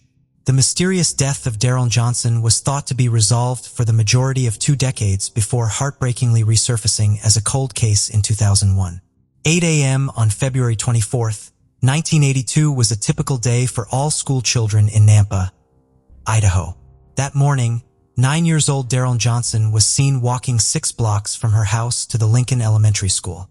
But she unfortunately never made it there. Her disappearance sparked reaction from concerned neighbors and friends who, alongside with her family, came out en masse to search for her in the whole of Nampa. However, the massive search for Darlin ended 3 days later when a couple of fishermen found her body near the Snake River in rural Canyon County. According to an autopsy, Darlin had been sexually assaulted and had blunt force trauma to her torso and head. Male DNA and hair were also taken by the police from the crime scene. Almost immediately, 34-year-old Charles Fain was arrested in September on suspicion of raping and killing Darylund. A hair sample that Charles Fain voluntarily provided to the police, combined with the fact that he lived a block away from the Johnsons' family, led to his arrest. Fain denied having any part in the killing of Darlene after being taken into custody, and he also passed the polygraph test. However, despite his denial and him passing the test, he was still accused of killing Daryl Johnson. During his trial, prosecutors hinted at the possibility that a shoe trail discovered close to Daryl's body belonged to Fain. In addition, 2 informants from the prison said they overheard Fain confessing to the crime. The 2 informants also got a shorter jail term in return for their testimony. Fain steadfastly maintained his claim that he was innocent despite the evidence they mounted against him. He claimed that he was 100 miles away from the neighborhood where Daryl was killed. The other witnesses supported his testimony, but the judge did not rule out Fain as a suspect despite the absence of solid evidence and no reliable witnesses against him. Charles Fain's polygraph results were accepted as evidence in court, and the DNA technology available at the time was insufficient to establish Fain's innocence. Fain was found guilty on November 4, 1983, and was given a death sentence in March of the following year, but he was later imprisoned for nearly 20 years. In the year 1991, he was only 4 days away from being put to death, but surprisingly, his execution date was postponed. It was then acknowledged 8 years later in 1999. When DNA technology was a little more developed, that the hair DNA discovered on Daryl Johnson's body did not actually belong to Fain, but rather to an unidentified man. Fain was then cleared right away. He was discharged from the maximum security facility in Idaho in August 1999. Several years later, in 2019, detectives reopened the case, and by the next year, they used genetic genealogy to identify David Dalrymple as a suspect. He was 64 years old, and his DNA matched the sample discovered at the crime scene. Dalrymple was already serving a life sentence for kidnapping and abusing a child in 2004. He was formally charged for killing Daryl N. Johnson in January 2022. He is still being held in prison and could soon receive a second life sentence or the death penalty. Charles Fain, on the other hand, is happy to be out of bars and is glad that the perpetrator has finally been caught. He was given a sum of $1,400,000 to compensate for his wrongful conviction and the 18 years he spent in prison.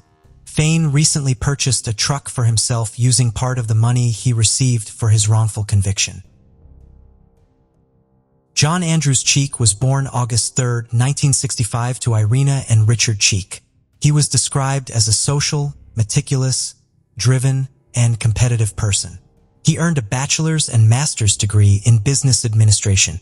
In 1993, at the age of 28, he was the chief financial officer for the Cates Company, one of Memphis, Tennessee's largest real estate companies. Cates managed 24 apartment complexes worth more than $100 million and was scheduled to go public in early December of 1993 as a real estate investment trust called Mid-America Apartment Communities Incorporated. For months, John was under a tremendous amount of pressure and had been working 18-hour days and traveling around the world meeting and working with investors. When the deal finalized, it would have pushed his salary up to $110,000 and given him $2 million in stock options, among other financial benefits, making him a millionaire. He had taken a 3-day business trip to Milwaukee, Wisconsin, Portland, Oregon, and Denver, Colorado to work out the deal, but it was unexpectedly delayed due to questions by the Securities and Exchange Commission, which affected him greatly, and so he took a late-night flight back to Memphis. It's unclear the details of what the problem was with the deal, but he returned almost despondent and very depressed according to his colleagues. He told friends that he had not slept for 3 days when he arrived back to Memphis at 6 a.m. on December 1, 1993. Instead of going home to sleep, he went straight to work and worked throughout the evening before leaving for dinner. About 11 p.m., one of his business associates dropped him off at the Crescent Center on Poplar and Ridgeway Streets in Memphis where his car was parked. He had just finished having dinner at the Cooker restaurant across the street and was intoxicated. On Thursday the next day, John did not show up for work, and by Friday morning his parents reported him missing. Saturday morning, his great 1987 Acura Legend was found abandoned on Interstate 55 near the Memphis, Arkansas Bridge on the Delaware exit ramp now called the Metal Museum exit. The car was 12 miles away from his home, and his loved ones could not think of any reason why he would want to drive there. Investigators are not sure what happened to John. Authorities initially believed he took his own life by jumping into the Mississippi River, but an extensive search of the river did not reveal his body, and his loved ones do not believe he would have committed suicide. His suitcases were found unpacked at the home he just bought at 6214 Heather Street in East Memphis, and towels his mother had placed on his bed prior to his trip had been moved. The garage door, which he always kept shut, was left open. One theory is that he developed a mental disorder due to the stress of his job and may not recall his identity, but he had no known history of mental illness prior to his disappearance. His company did go national as planned, and an audit of the business found no evidence of wrongdoing on John's part, but because he was missing, he was never given the financial rewards he had earned. On February 14, 1994, a trucker named Ron Jackson walked into White's truck stop in Raffine, Virginia. He noticed a clean-shaven young man in a white shirt and tie watching television near the cash register. The next morning, Ron saw him again, dozing in a chair. The young man had a change of clothing with him wrapped in a belt. Ron noticed that the man did not sound like he came from the streets and had claimed to be living in an Arkansas homeless shelter and traveling around with truckers and was on his way to Richmond. But Ron felt that there may have been something wrong with him mentally. Ron asked him to join him for breakfast, offering to cover the bill when the young man said he didn't have any money. After having breakfast, Ron left heading to his next stop in West Memphis, Arkansas, where he noticed John's missing persons flyer. Ron recognized John as the man he had met the previous day at a truck stop in Raffine, Virginia, 700 miles from John's hometown. John's family is certain that the man was John, but there is no way to be sure. The drifter had spoken perfect English and wore a pair of moccasins that were the same type that were missing from John's house. His family believes he could be suffering from stress-induced amnesia due to a mental breakdown. Some people wonder if it's possible for a man on the verge of becoming a millionaire to be begging for meals at a truck stop. Ray Sexton, a Memphis psychiatrist and longtime family friend, also suggested that John may have developed a form of amnesia due to the extreme stress he experienced at work. The medical term for this rare condition is a fugue state. Sexton explained that John was obsessed with a big project, and it is possible that this was so overwhelming to him that he blocked out his own identity. John had gone 3 months without getting a full night's sleep because he was so consumed with the project. But typically, fugue states only last minutes to days or months at the longest. It is unclear if John met with foul play, was in a fugue state, or jumped off the bridge, but as of today, this case remains unsolved. We're in St. John's in Newfoundland and Labrador, Canada, for today's case, back in 2016 when it was home to 46-year-old Marcel Reardon. Marcel was from a huge family with 2 sons himself, 3 brothers and an older sister to whom he was particularly close, and nieces who he doted on. His sister Jacqueline said her brother was the class clown, always wanting to make everyone laugh just by being goofy. He was never afraid to make himself look silly in order to cheer people up. Marcel lived alone downtown after moving about quite a bit. He hadn't felt very settled anywhere for a while, but had recently found a new little apartment which seemed to be working out for him. A big reason he was always looking for somewhere new and never quite felt at home was because in September 2015 tragedy hit the Reardon family. They lost their mother Evelyn to cancer, and Jacqueline said that for Marcel, who was the closest to her, the loss had really taken a toll on him. Jacqueline said that he had hit the bottle hard, leaning on it to numb his pain. Over the months since her death, Marcel's drinking had increased to a dangerous point, and he was spiraling into a terrible place, losing more and more control. He knew it was happening and was trying to pull it back, but was finding it tough now in the midst of an addiction. In early May 2016, several 911 calls were made about Marcel, saying he was intoxicated and acting aggressively. Although when the officers got there, they deemed there wasn't enough to make an arrest, and Marcel seemed to be okay. One of his friends had also run into him at a downtown soup kitchen. She was ahead of him in the queue, and he ran up to her asking to cut in front. "Karen, can I jump ahead of you? I haven't slept and I haven't eaten in 3 days," he said. His family knew he was struggling, but not to this extent. On the evening of May 7th, 2016, Marcel visited his sister Jacqueline and brother Scott for dinner. The mood was somber as the aim of the meetup was to put flowers together as a tribute for their mother, something Marcel was finding tough. But the day went as smoothly as it could, and as Marcel said goodbye, they arranged to see each other a few days later for a family barbecue. He told them he was feeling more positive as he had signed up to a welding course so he could get himself back into work and into a good routine. This was great and encouraging news for his family. He hugged Jacqueline and headed off shouting, "Love you, Jackie," as he went. "Don't forget to call me later," she shouted back. Just a few hours later, Marcel was sadly back on the police's radar again. He was arrested for breaching an order not to consume alcohol, and officers had picked him up in a subway begging people for food. He was held in the lockup for his own safety, and when they were happy he had sobered up, they released him at about 1 p.m. the following day. He left the building in his red sweater, a jacket, and his cargo bottoms. He pulled a newspaper out of his jacket and walked off into town. May 9th, 2016. Authorities responded to a call from the Harborview Apartments at 91 Brazil Street.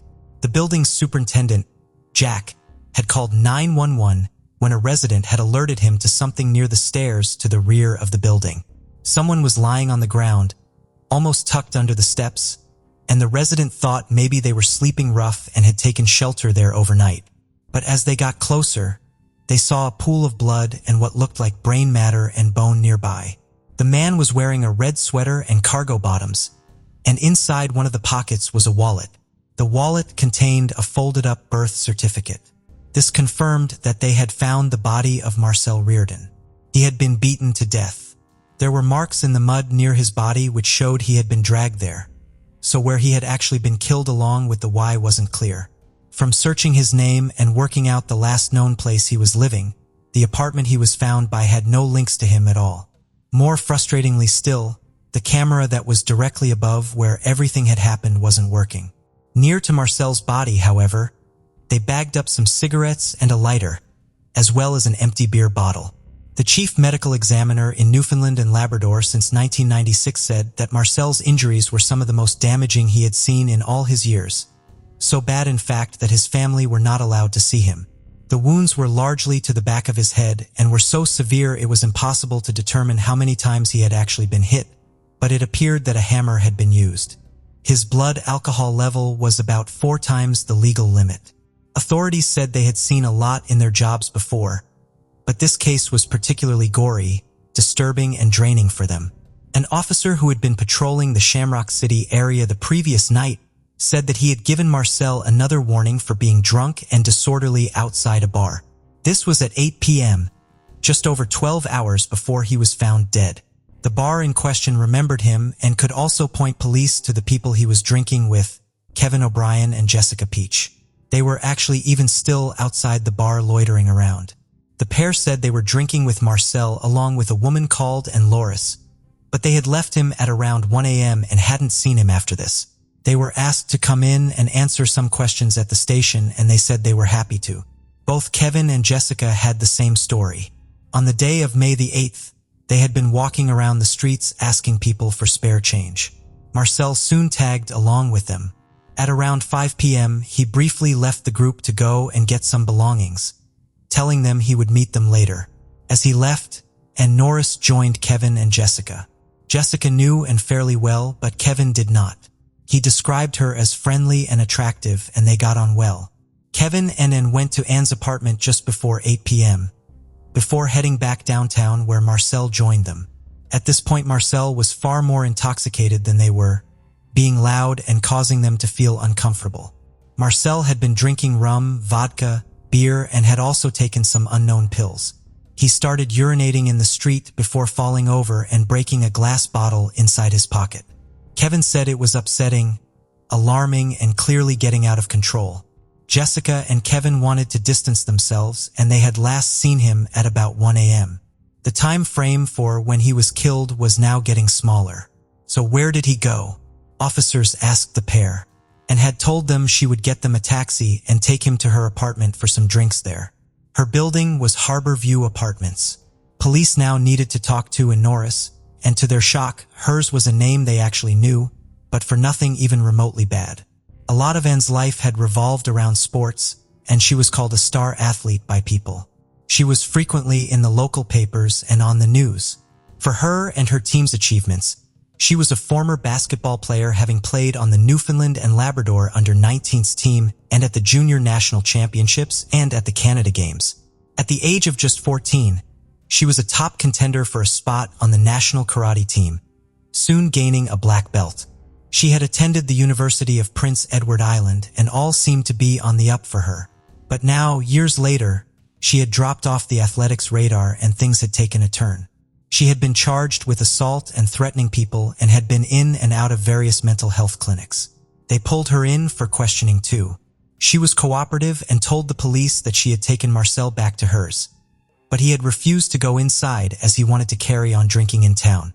She had tried to coax him in, hoping they could have a few drinks there and he might just fall asleep, but Marcel wasn't having any of it. He wandered off looking to get into a nightclub. She then went back into town and rejoined Kevin and Jessica at about 3:30 a.m. She said she didn't see Marcel again and was shaken up by what had happened to him, especially as this was just outside of her building. She wondered if Marcel had changed his mind and gone back to hers, realizing he wasn't going to get in anywhere and that sleeping it off was the best thing he could do. But he had been met with someone outside that had maybe tried to rob him, or he had got into a drunken argument that had ended terribly, and was upset and asked if she could leave. Officers didn't have any more questions, so they let her go. Fortunately, the streets were lined with cameras and they were making appeals for anyone that had been in the area at that time to come forward, but no one had seen anything. One camera from outside the bar showed Marcel and Kevin walking about. They were all by the taxis just as they had said, and it was 12:44 a.m. Marcel was wearing the same red sweater and appeared to be staggering and falling over, with and trying to help him up at one point, and then stopped to tell Kevin that she was taking Marcel back to hers, before she and Kevin turned back on themselves, walking away from Marcel. Marcel stumbled into the back area of the bars to some stairs. The pair helped him walk to the taxi and then got into the front seat. Kevin said goodbye to and through the window, and Anne and Marcel both drove off, leaving Kevin at the bar. This confirmed all the timelines so far, and the taxi driver could prove that he had dropped them both off at Anne's apartment building. Kevin and Jessica stayed in town buying a few things from a shop and bar hopping until about 3:30 a.m. when they met back up with Anne, just as Anne had said. But now she was wearing different clothes, and asked if she could take Jessica's backpack, and she handed it over. By this time Jessica was very intoxicated, so she waited around while Kevin and Ann walked to get some cigarettes down by the harbor. Kevin asked Ann why she had gone back with Marcel, and she said he was being a little bit of a dick that night. It was a mistake. While Kevin smoked on the edge of the harbor, he heard splashing around. He turned to see Jessica's backpack floating in the water, and said they needed to stay and watch it sink before they left. And Kevin and Jessica then all headed to Anne's apartment to sleep. Just a few hours later, when everyone woke up and told them they both had to get out. And as they were leaving, they ran into police officers and yellow tape outside the front of the building. They had no idea the person they had been with just hours before was lying dead just a few feet away from them. The backpack was very odd, and it could not be overlooked that Marcel was found at Anne's apartment building. They needed to locate this backpack, and to their surprise, they found it pretty easily. Inside the bag was some rope and some light-colored jeans which were wrapped around a hammer. Inside the front pocket, they found a wallet which linked to Jessica Peach. How Anne got everything in there without anyone seeing, or if they did, is not known. There still wasn't enough to make an arrest, so detectives placed Anne under surveillance, while a search warrant for her apartment was obtained. They also realized that before Marcel was killed, Anne was spotted hiding another backpack in a dumpster. This contained 2 cleavers, some more rope, a mallet, and a flashlight. There were also a load of cleaning products inside as well. It was the same hammer that was located in the harbor, and the hammer they now believed was the murder weapon. They finally got the search warrant they needed and entered her apartment, which was almost totally empty. But it didn't look like she was moving out. It just looked like she lived there with nothing in it. The apartment's superintendent, Jack, said she hadn't been there long. A matter of days, in fact. He had met her on the 4th of May when she applied for one of the spaces. Her social worker had dropped off a check to pay the deposit, and Jack learned that she had just left a psychiatric care facility. When it came to moving in on the 6th of May, Jack said Anne was extremely nervous and awkward and had turned up with just 3 bags of clothes and a teddy bear. He said he felt really bad for her, so he got her some couch cushions to sleep on and a blanket to put over her window. Some of the residents chipped in to get her some toiletries too. Jack said she was very quiet and polite, and he was beyond shocked that she could be involved in something like this. In one of the rooms, they found a light-colored scarf that she was wearing on the night Marcel had died, and this had specks of blood on it. In her bathroom bin, they found something so crucial it would take Anne from being a person of interest to the only suspect in Marcel's murder. A Walmart receipt time-stamped at 10:40 p.m. on the very night she had been with Marcel and just hours before he would have been killed. The receipt showed that a purchase was made for a knife and a hammer, and, sure enough, the cameras at Walmart confirmed this. The cashiers described her as odd and her behavior unsettling. It was now the 13th of May and, unbelievably, the police that had Anne under surveillance suddenly called the station and said that she had returned to the same Walmart and was browsing the tools section again. Backup was now on the way, and everyone was worrying that there could be a risk to someone in the store.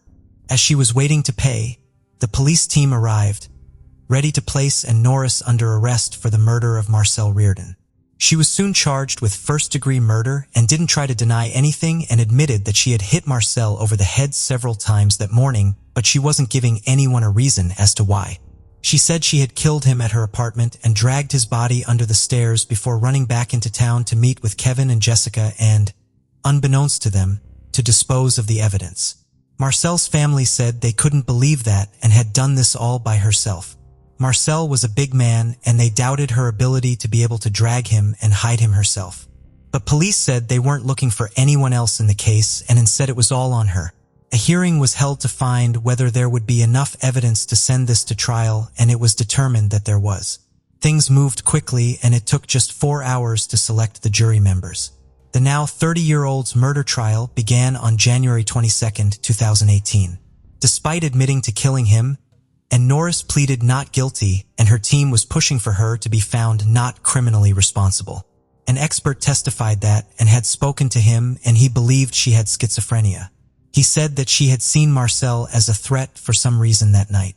From what she had told him, Marcel had been sat on the steps outside, possibly even falling asleep or passing out, his back to the door.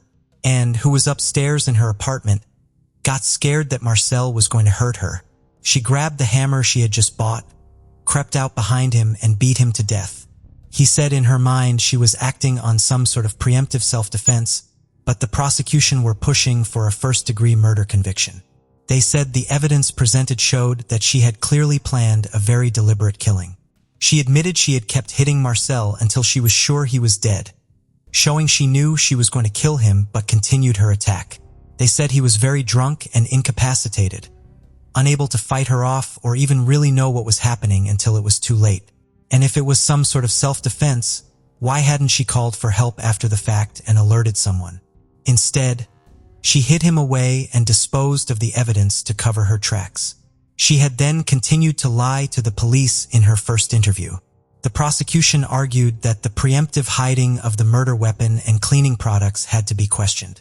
Her father, Brian, testified that his daughter's mental health had started to decline and deteriorate after she told her parents she was going to the police about several alleged sexual assaults. Upon hearing this, it was the only time that and showed any reaction in court and burst into tears. Brian said that one night she called him, begging him to come home. When he got there, she was hysterical and all the cupboard doors in the house were open or torn off. She couldn't talk, eventually writing on a piece of paper that she had been molested. She said that she had been assaulted by one of her coaches and this had ended her future sports career. She said she had also been assaulted by her ex-boyfriend, claims he vehemently denied in court. When she reported these incidents to the police, they had big concerns about her mental health and her cases were put on hold. Her father said she had even accused him of assault. She said when she realized it wasn't true, she said, Brian said she was convinced her family were trying to poison her and that people were breaking into her room while she slept. She was later diagnosed with bipolar disorder and psychotic symptoms. While in the treatment facility just before she moved into the apartment block, professionals inside said she would go from punching walls and being aggressive to laughing and joking with them. They really didn't know what mood she was going to be in, hour to hour. Whilst and had been in the women's correctional facility in Clarenville awaiting trial, an informant had recorded a lot of their conversations. In one, and made up a rhyme, singing "Goodnight Marcel" and laughing about it. The prosecution were left disappointed when most of these recordings were actually excluded and not allowed into evidence. The judge said they didn't have any relevance and would have an excessive prejudicial impact on the jury. This was a big blow for the prosecution as they argued it was completely relevant to the case. After a month-long trial, it was now up to the jury and people really had no idea as to which way it would go. And Norris was found not criminally responsible. Marcel's brother stormed out of the courtroom as the rest of his family cried. One journalist in the courtroom said the verdict of not criminally responsible was so rare, it really did shock people as so much has to be proven for this to be the case. And alongside her own admissions, it seemed to be quite a strange verdict. Following the verdict, the board had three options for those who were found not criminally responsible: an absolute discharge, a conditional discharge, or detention with or without conditions, and was placed in psychiatric care, and it will be down to the Newfoundland and Labrador Criminal Mental Disorder Review Board's discretion as to when she is released.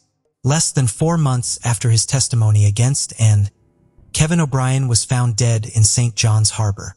Police said they did not suspect any foul play, noting his addiction problems, saying they thought he likely fell in and drowned.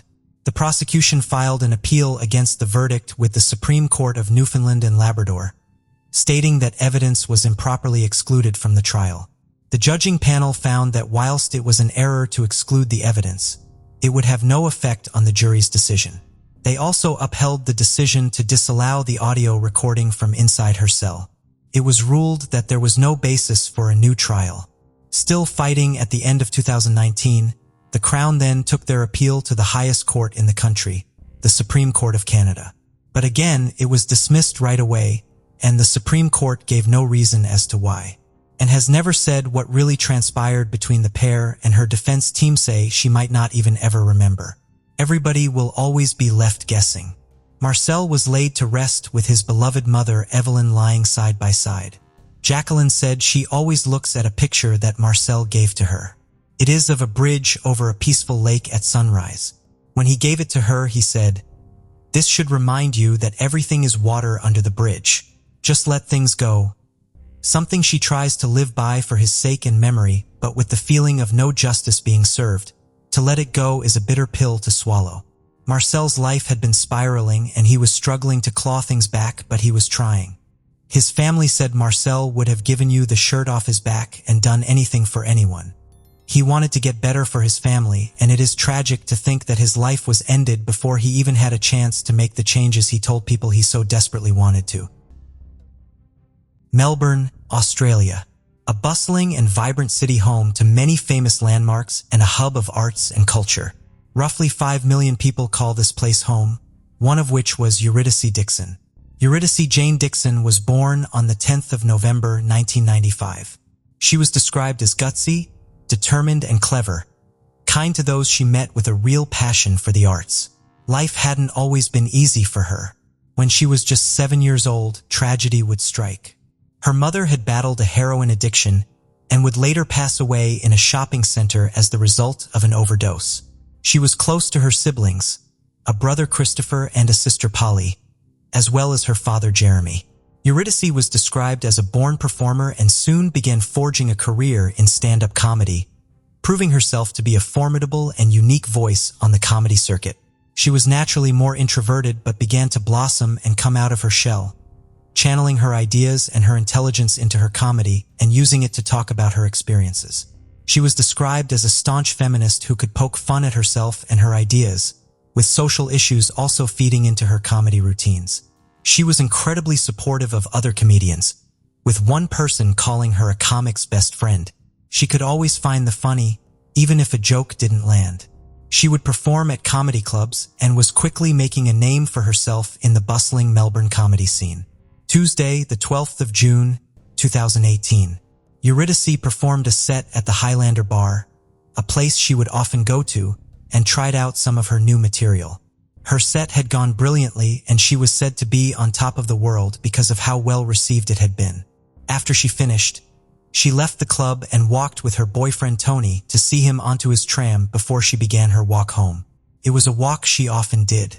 As she came to Prince's Park, she took her shoes off and walked barefoot from west to east. She loved the park and did this every time she walked through it. She was just a few hundred meters from her home when she sent her boyfriend Tony a message at 12:02 a.m. on the morning of Wednesday the 13th. It said, "I'm almost home safe. How about you?"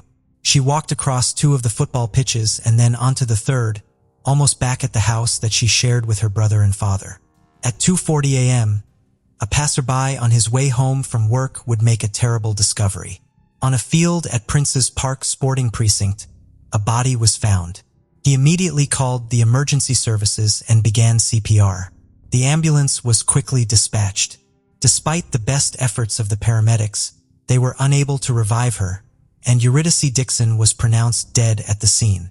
The area was cordoned off, and a murder investigation was launched. Detective Inspector Andrew Stamper asked for anyone who had been in the area between 11 p.m. and 3 a.m. to come forward, as they may have seen something of significance. The police asked for anyone with dash cams or CCTV to check their footage, as anything could help them paint a clearer picture of what had happened. As the investigation continued, a post-mortem would soon reveal Eurydice's cause of death. She had died as a result of asphyxiation and compression to the neck. She had suffered blunt force injuries across her body and head, and she had also been raped. Whoever had killed her was clearly a dangerous offender, and they needed to be stopped and quickly. The advice that was given was that people need to be aware of their own personal security.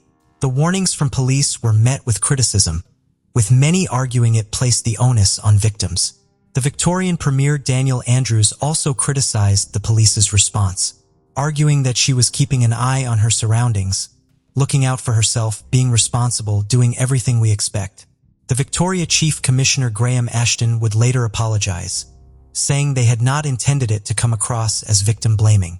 When scouring the CCTV that showed her walking home, they soon noticed someone that stood out. A young man was on the footage, and he had been following her. Knowing that this was their strongest lead yet, they knew they needed to talk to him. So they released the still image of him to the media, in the hope that someone would recognize him or he would come forward. And on Wednesday evening, that young man walked into a police station in Broadmeadows. James Todd. James Todd was 19 years old.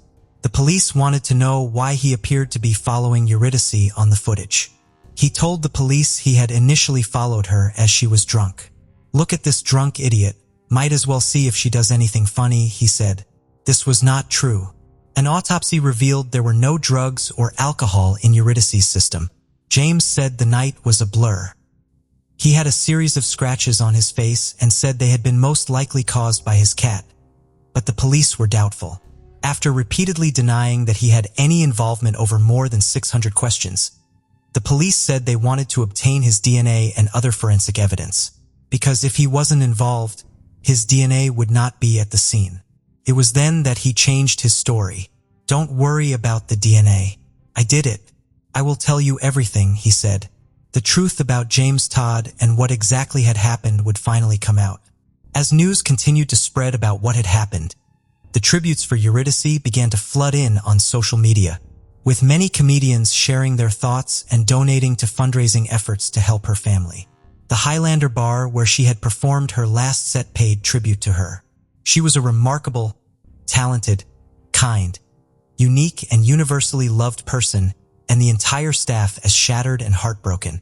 There were thousands of vigils held across the country, with people from all walks of life coming out to voice their anger and pay tribute to her. Prime Minister Malcolm Turnbull addressed a vigil in Canberra alongside the opposition leader Bill Shorten and said, "This young woman should have been able to walk across the park in her city as safely as she could walk across a room in her home or any public space." Bill Shorten added, "The vigil to me is a commitment to every other Australian woman that you ought to be safe and nothing less than that is acceptable." Nearly 10,000 people went to the Melbourne Park for a vigil before the lights of the park were dimmed at 6 p.m. and the space was lit by candles. Some of those in attendance had attended the protests and vigils following the murder of Jill Marr, who was killed by a stranger as she walked home in 2012 in a case we've previously covered. Premier Daniel Andrews called Eurydice's murder a terrible, terrible tragedy, and such a waste, such a senseless, thoughtless, evil act, when he attended the vigil with his wife Catherine. A choir sang Leonard Cohen's Hallelujah as the gathering came to an end. As morning broke on Monday, shocked locals would find that Eurydice's memorial had been vandalized with lewd imagery, and people were left outraged that a memorial could be defaced in such a vile manner. Victoria Police Chief Commissioner Graham Ashton said it was terrible and shocking, and they would bring whoever was responsible to justice. As the outrage over her death continued to grow, several buildings across the country, including Melbourne's Town Hall, were lit with orange lights, the same color used by the United Nations to represent the aim of ending violence towards women and girls. The Prime Minister Malcolm Turnbull also spoke about Eurydice's murder in Parliament. As James Todd sat in Broadmeadows police station, what he had done that day and the horrifying nature of Eurydice's last moments were finally brought to light. On the day of Eurydice's murder, he had finished his classes in hospitality at around 3 o'clock in the afternoon, and then got on a train to go into the city with 3 others from his college course. He later tried to purchase alcohol at Liquorland, but as he didn't have his ID on him, he was not allowed to buy anything. He went to a different store and bought vodka and cigarette rolling papers. He then went to Backman Park with his friends where they drank, before one of his friends decided to call it a day and go home. After finishing the vodka, James went and purchased cider and then some marijuana from men in the park. At 8:30 p.m., they went to the Southern Cross station and Todd purchased whiskey. They then boarded a train going towards Broadmeadows. One of them got off at Flinders Street and James Todd got off at Newmarket. He bought tobacco and then headed back into the city, and got off at Flinders Street station at 10:25 p.m. He then walked towards Elizabeth Street. At 10:43 p.m., he had gone past a Woolworths, where Eurydice was with Tony. James Todd carried on to McDonald's where he ate. After he walked back to the intersection of Swanston and Flinders, where Eurydice was saying goodbye to Tony as he got onto his tram. James Todd was standing outside the Young and Jackson Hotel, and then decided to walk back to the station. It was here that he saw Eurydice walking on her own. He let her go past him at 11:08 p.m. He then began to follow her, being sure to hide from her and stay out of her eye line, hiding behind objects and slowing down when she did. After taking off her shoes and walking across the park, he attacked her. He had gone up behind her and grabbed her by her dress and hair before knocking her over. Eurydice had fought back with everything that she'd had, and scratched his face repeatedly, but he overpowered her. After raping her, he said he strangled her for maybe 5 or 10 minutes.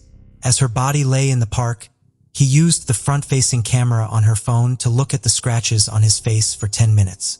He then went to Royal Park Station where he fell asleep on a bench at 2:14 a.m. At 3:55 a.m., he walked back through Prince's Park, where he defecated on one of the tracks. He then walked over to where he had left her body and was told to leave the area by police on scene. At 5:50 a.m., he had got on a train to go home. And at 6:37 a.m., he was back in his bedroom and using his iPad to make various searches for Prince's Park and read articles about a woman's body being found there in the early morning hours. He then made internet searches for content relating to rape and strangulation. At 6:34 p.m. he received a phone call from one of his friends, saying he had seen his face on the news. He was the person the police wanted to talk to.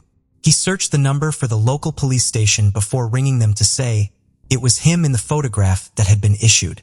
His girlfriend and her mother took him to the station, where his mother was there to meet him. He told his girlfriend she had nothing to worry about. After he had confessed what he had done, he told the officers.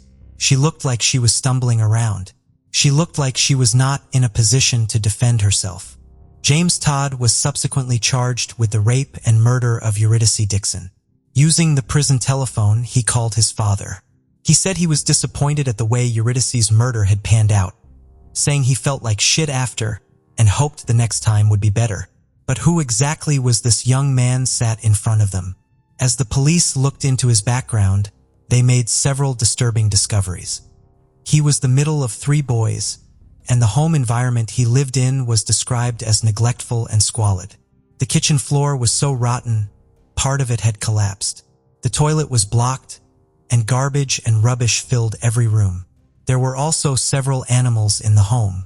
His mother suffered with depression, and was later asked if this was a factor that led to the house being neglected. And he said no, it's always been like this. He had a diagnosis of autism spectrum disorder, and in his youth, James Todd exhibited repetitive behaviors and intense focus on interests, dinosaurs for example. At the age of 12, his school referred him to mental health services after they had grown increasingly concerned with his emotional well-being and his interactions with other people. As he moved into his teens, he was given treatment to help with regulating his mood, especially his anger.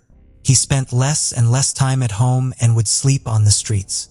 He asked his girlfriend if he could move in and would spend his weekends at hers. Whilst in custody, Todd was diagnosed with sexual sadism disorder. Professor James Ogloff is a forensic psychologist and has more than 35 years of experience studying pedophiles, murderers, and rapists. He would later examine James Todd and spoke to The Age and the Sydney Morning Herald about sexual sadism disorder. He said that it is not entirely known how it develops in people, but that it is extremely rare. He said, "We don't know why this occurs, but we do know there are people like him whose sexual interests appear to be best satisfied by inflicting pain and ultimately ending the life of someone. It is not driven by their hatred of women, it is a sexual interest." The public wants a simple answer, but there is no quick fix. When looking at James Todd's internet search history, they revealed he had looked for snuff films, which are violent section encounters resulting in death. It was reported that from the age of around 11, he had been accessing increasingly violent pornography and had harbored a fantasy about raping a woman before killing her. On Thursday, the 28th of June, Eurydice Dixon's funeral was held. Her uncle, sister, and old drama teacher were amongst those who spoke at the service. "We'll Meet Again" by Johnny Cash and The Cure's Pictures of You were played. Her friend Kieran Butler described her as having the mind of a lawyer. She was someone who could attack an issue or idea from polar opposite sides. She could genuinely empathize with and understand the point of view or action that she vehemently disagreed with. The emotional service was a fitting tribute to Eurydice. The police would also catch up with the person who had vandalized her memorial. After he missed 5 shifts and breached the conditions of his bail by going abroad, he was sentenced to 5 months in prison. On Thursday, the 14th of June, James Todd appeared at Melbourne Magistrates Court. His lawyer said he should not be identified initially to allow for more time to obtain information about his autism spectrum disorder diagnosis. His lawyer also argued that identifying him could place him at risk in custody, and due to the high-profile nature of the case, it could mean it was harder to get reliable witness statements. The magistrate said that only Todd's face would be protected from being published. No application for bail was made, and he was remanded in custody. The court heard from psychologists who discussed his sexual sadism disorder. Dr. David Thomas gave evidence for the defense and said that Todd posed a significant risk of reoffending. He said he had carried out assessment interviews with him, where James Todd said the minute he went into the park, he knew there would be a sexual assault. He also said he hadn't been sure he would strangle her until he started attacking her. The court heard that with a sexual partner he had, he'd strangled her during consensual sex, but had stopped when she asked him to. Dr. Thomas said this happened very early on in the relationship. There's no evidence at all that he was, at that point, consuming the kind of pornography that he consumed in the months leading up to the offense. Senior Crown Prosecutor Dr. Nanette Rogers said this showed he was aware that choking could hurt someone. His defense barrister Tim Marsh said he had not planned on murdering Eurydice until the attack had started. James Todd's girlfriend and female friends testified and said that in spite of his upbringing, which was described as dysfunctional, he had always been kind and respectful towards women, with his girlfriend saying, "I found James to be a very normal person. He seemed to always be quite happy and really good socially." Another friend said that James was outgoing and would easily talk to people, even those he didn't know, saying he was someone they would often go to for advice and someone who apologized if they did something wrong. Dr. Thomas and Dr. Ogloff disagreed about how much James Todd regretted what he had done. Dr. Thomas said that once he was in custody, he had started to understand the damage he'd caused, but Dr. Ogloff said Todd had displayed profoundly disturbing behaviors after killing her, such as making the internet searches for content relating to rape and going back to the park. Todd had told Ogloff that he felt nothing. Eurydice's sister Polly also addressed the court, saying that what James Todd had done had shattered and destroyed her family. She said she was now suffering from post-traumatic stress disorder following her sister's murder, and that she was seething in anger about what he had done. Eurydice's boyfriend Tony said he would never be able to look at human beings in the same way again. When deciding upon his sentence, the Victorian Supreme Court Justice Stephen Kay had taken on board what Professor Rogloff had said when he testified for the Crown that James Todd had a limited chance of being rehabilitated even though he was young. He said there was a lack of evidence to suggest that Todd's sexual sadism disorder could be properly treated. In his sentencing remarks, which lasted 2 hours, Justice Kay said that Todd's actions were perverted and depraved, totally and categorically evil, and craven and sadistic. He also referred to Todd's upbringing as a mitigating factor, saying he had been raised in complete squalor. A video was submitted to the court showing a walkthrough of the house he had lived in, and Dr. Thomas said it was one of the most extreme environments he had ever seen in his career. James Todd would pose a major threat to the public if he were to be released, the judge said. Alongside this was sentenced to 2 years for sexual assault, 11 years for rape, and 7 years for attempted rape, which are to be served concurrently. Following the sentencing, Jeremy, Eurydice's father, spoke to the journalists outside. Following her death, new scholarships for up-and-coming female stand-up comedians were created in her memory, with the state government announcing it before the Melbourne International Comedy Festival opened. Eurydice's father Jeremy and siblings Christopher and Polly said in a statement, "And concern about violence to women, a concern that Eurydice shared in her life." The director of the festival, Susan Proven, said, "The stand-up grant is inspired by the promise and ambition of Eurydice Dixon, a much-loved emerging comedian whose friends remember her as brilliant, brave, and beautiful, unafraid to delve into challenging material, and with a big, bold laugh that filled a room." Eurydice Dixon was a bright light in the Melbourne comedy circuit. She will be remembered for her intelligence, her insight, and her wit, and the impression that she left is immeasurable.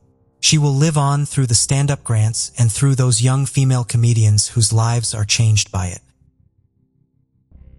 5-year-old Annie Pham lived in Seaside, California with her family. She was the youngest of 10 siblings. On the morning of January 21st of 1982, Annie convinced her mother that she wanted to walk the few blocks to school alone. She normally walked to school with her mom, but on this particular day, It was raining and she convinced her mom and older brother she wanted to walk to school herself. She never made it to her kindergarten class. Her body was found on the Fort Ord Army base by Army investigators 2 days later, about 1 mile away from her elementary school, near a shooting range. She had been suffocated and assaulted.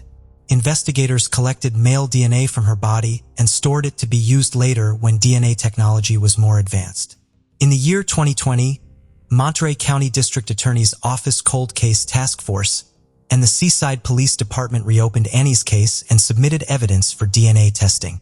In 2022, it was confirmed that 70-year-old Robert John Lanou is the man responsible for taking Annie's life.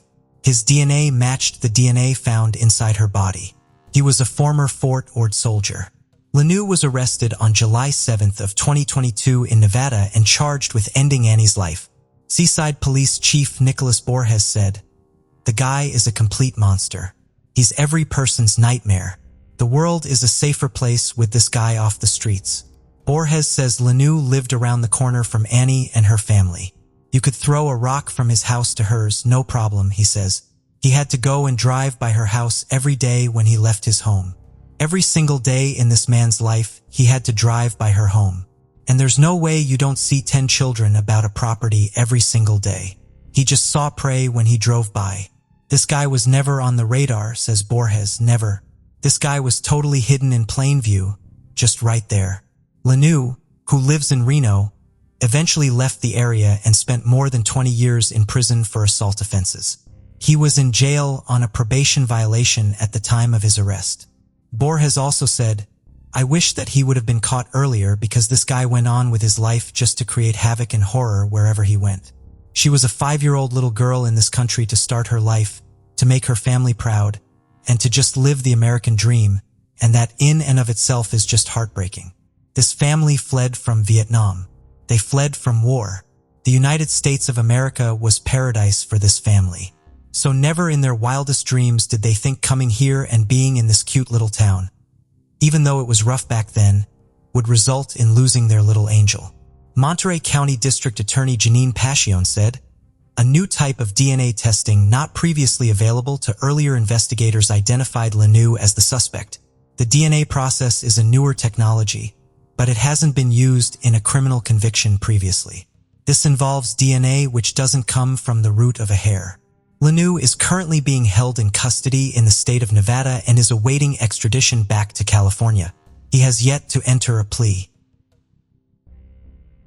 69-year-old Gloria Hansel lived in Gary in 1994. She was a widow who lived alone at her Buchanan Street residence. Gloria was reliant on an in-home oxygen machine due to poor health. On June 17th of 1994, a family member visited Gloria.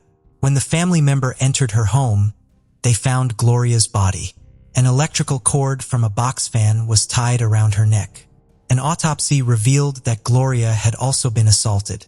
Investigators were then able to collect male DNA from her body. For years, Gloria's case went unsolved. During a new look in 2020, the FBI's Gang Response Investigative Team enlisted the help of the Indiana State Police Lowell Regional Laboratory in analyzing the suspect's DNA collected at the crime scene back in 1994. DNA testing led investigators to 60-year-old Gerald Lynn Smith. He lived close to Gloria when the crime was committed. A witness who came forward claimed that Smith visited Gloria on at least 2 occasions in the week leading up to her demise. The witness stated on one occasion Smith asked Gloria if he could cut her grass for money, but she declined his offer. On another occasion, Gloria told the witness that Smith made an unwanted advance towards her inside her house that made her uncomfortable when he tried to kiss her on the neck. When interviewed by investigators at Madisonville, Kentucky Rehabilitation Center, Smith denied any involvement. On September 30th of 2022, Smith was arrested and charged with taking Gloria's life. The FBI acknowledged the work of several law enforcement agencies, including the Gary Police Department, the Lake County Police Department Crime Scene Unit, and officials in Hopkins County, Kentucky. Smith has not yet entered a plea. He was 32 years old when the crime took place. 40-year-old Holly Marie Cantrell lived in McAlester, Oklahoma in 2017. She had 3 children and was pregnant with a 4th. On January 20th of 2017, Holly was seen in surveillance footage leaving her job at McAllister Regional Health Center around noon for her lunch break. The last reported sighting of Holly that day was at 12:20 p.m. at a restaurant about a 7-minute drive from her workplace. When she did not make it back to work, she was reported missing. In February of 2018, a hunter found human remains in an isolated part of Oklahoma's Cardinal Point Recreation Area. The bones were scattered over an area measuring about 50 yards by 50 yards. Among the bones found was a partial skull. Police also recovered a bra and the remnants of what appeared to be green clothing. The remains were sent to the National DNA Database for Missing and Unidentified Persons at the University of North Texas for identification. In February of 2020, Pittsburgh County Sheriff Chris Morris announced that the remains uncovered in 2018 belonged to Holly Marie Cantrell. He said, "At this point, we don't have a lot of leads. We're going to brief detectives tomorrow and work towards making an arrest to bring justice for the family." Tommy Cantrell, Holly's brother, posted a message confirming the news to Facebook. "I hate to post this on here, but this way I can get it out to everyone. It is with a sad and heavy heart to tell this, but we have got the report back from Texas. The remains found were Holly's. Please keep all of us in your prayers as we go through this," he wrote. On October 17th of 2022, 36-year-old Cody Ketchum was arrested in connection with Holly's case. Evidence found on Ketchum's cell phone through execution of several search warrants led to the indictments. Ketchum was booked into the Pittsburgh County Jail, where he is being held on a $1 million bond. 19-year-old Tong Xiao was born in the busy coastal city of Dalian in the northeast of China, home to just over 6 million people. She was the only child of Cheng Shang and Yang Shui, and the 3 of them were very close. They were all hard workers, and Tong had shown tremendous promise from a young age. She was both very creative and artistic, and analytical and academic, playing piano and dancing with the hopes of one day being a biologist or a sculptor. But the truth was, friends and family said she really could have done anything she put her mind to. She gained a place at Dalian Yaming Senior High School, which is regarded as one of the best high schools in the city. Over the years, the school had earned an excellent reputation for producing top scorers in the college entrance exams, commonly known as the Gaokao. Those who win special awards and consistently excel can be granted admission to a university without having to take the Gaokao. Whereas Tong's boyfriend at the time won a place to go to a great university in China, Tong sadly did not. She was naturally upset, having worked so hard for it, and this meant her plans were very much up in the air. She now needed to rethink where she would go and what she would study. It would also see an end to her current relationship. She decided to make a big leap and push herself more out of her comfort zone than ever, by planning on moving to the United States to attend Iowa State University and study chemical engineering. However, supportive parents gave their life savings, the equivalent of $100,000, to support her and the big move. She needed to get a few more things ticked off, including the English foreign language exam. In July 2011 in Beijing, while studying for the exam, Tong met Xian Yanli, who was studying English as well. Li was also set to go to the United States, to the Rochester Institute of Technology in New York. The pair hit it off and shared a lot in common, especially as they were both about to make the same huge move to the same country at the same time. Tong's parents met Li shortly after and said that although he seemed respectful, shy and quiet, they didn't think the pair were right for the long term. A few others shared the same view. But Tonga showed everyone that the pair weren't exclusive or official, and things between them were quite casual.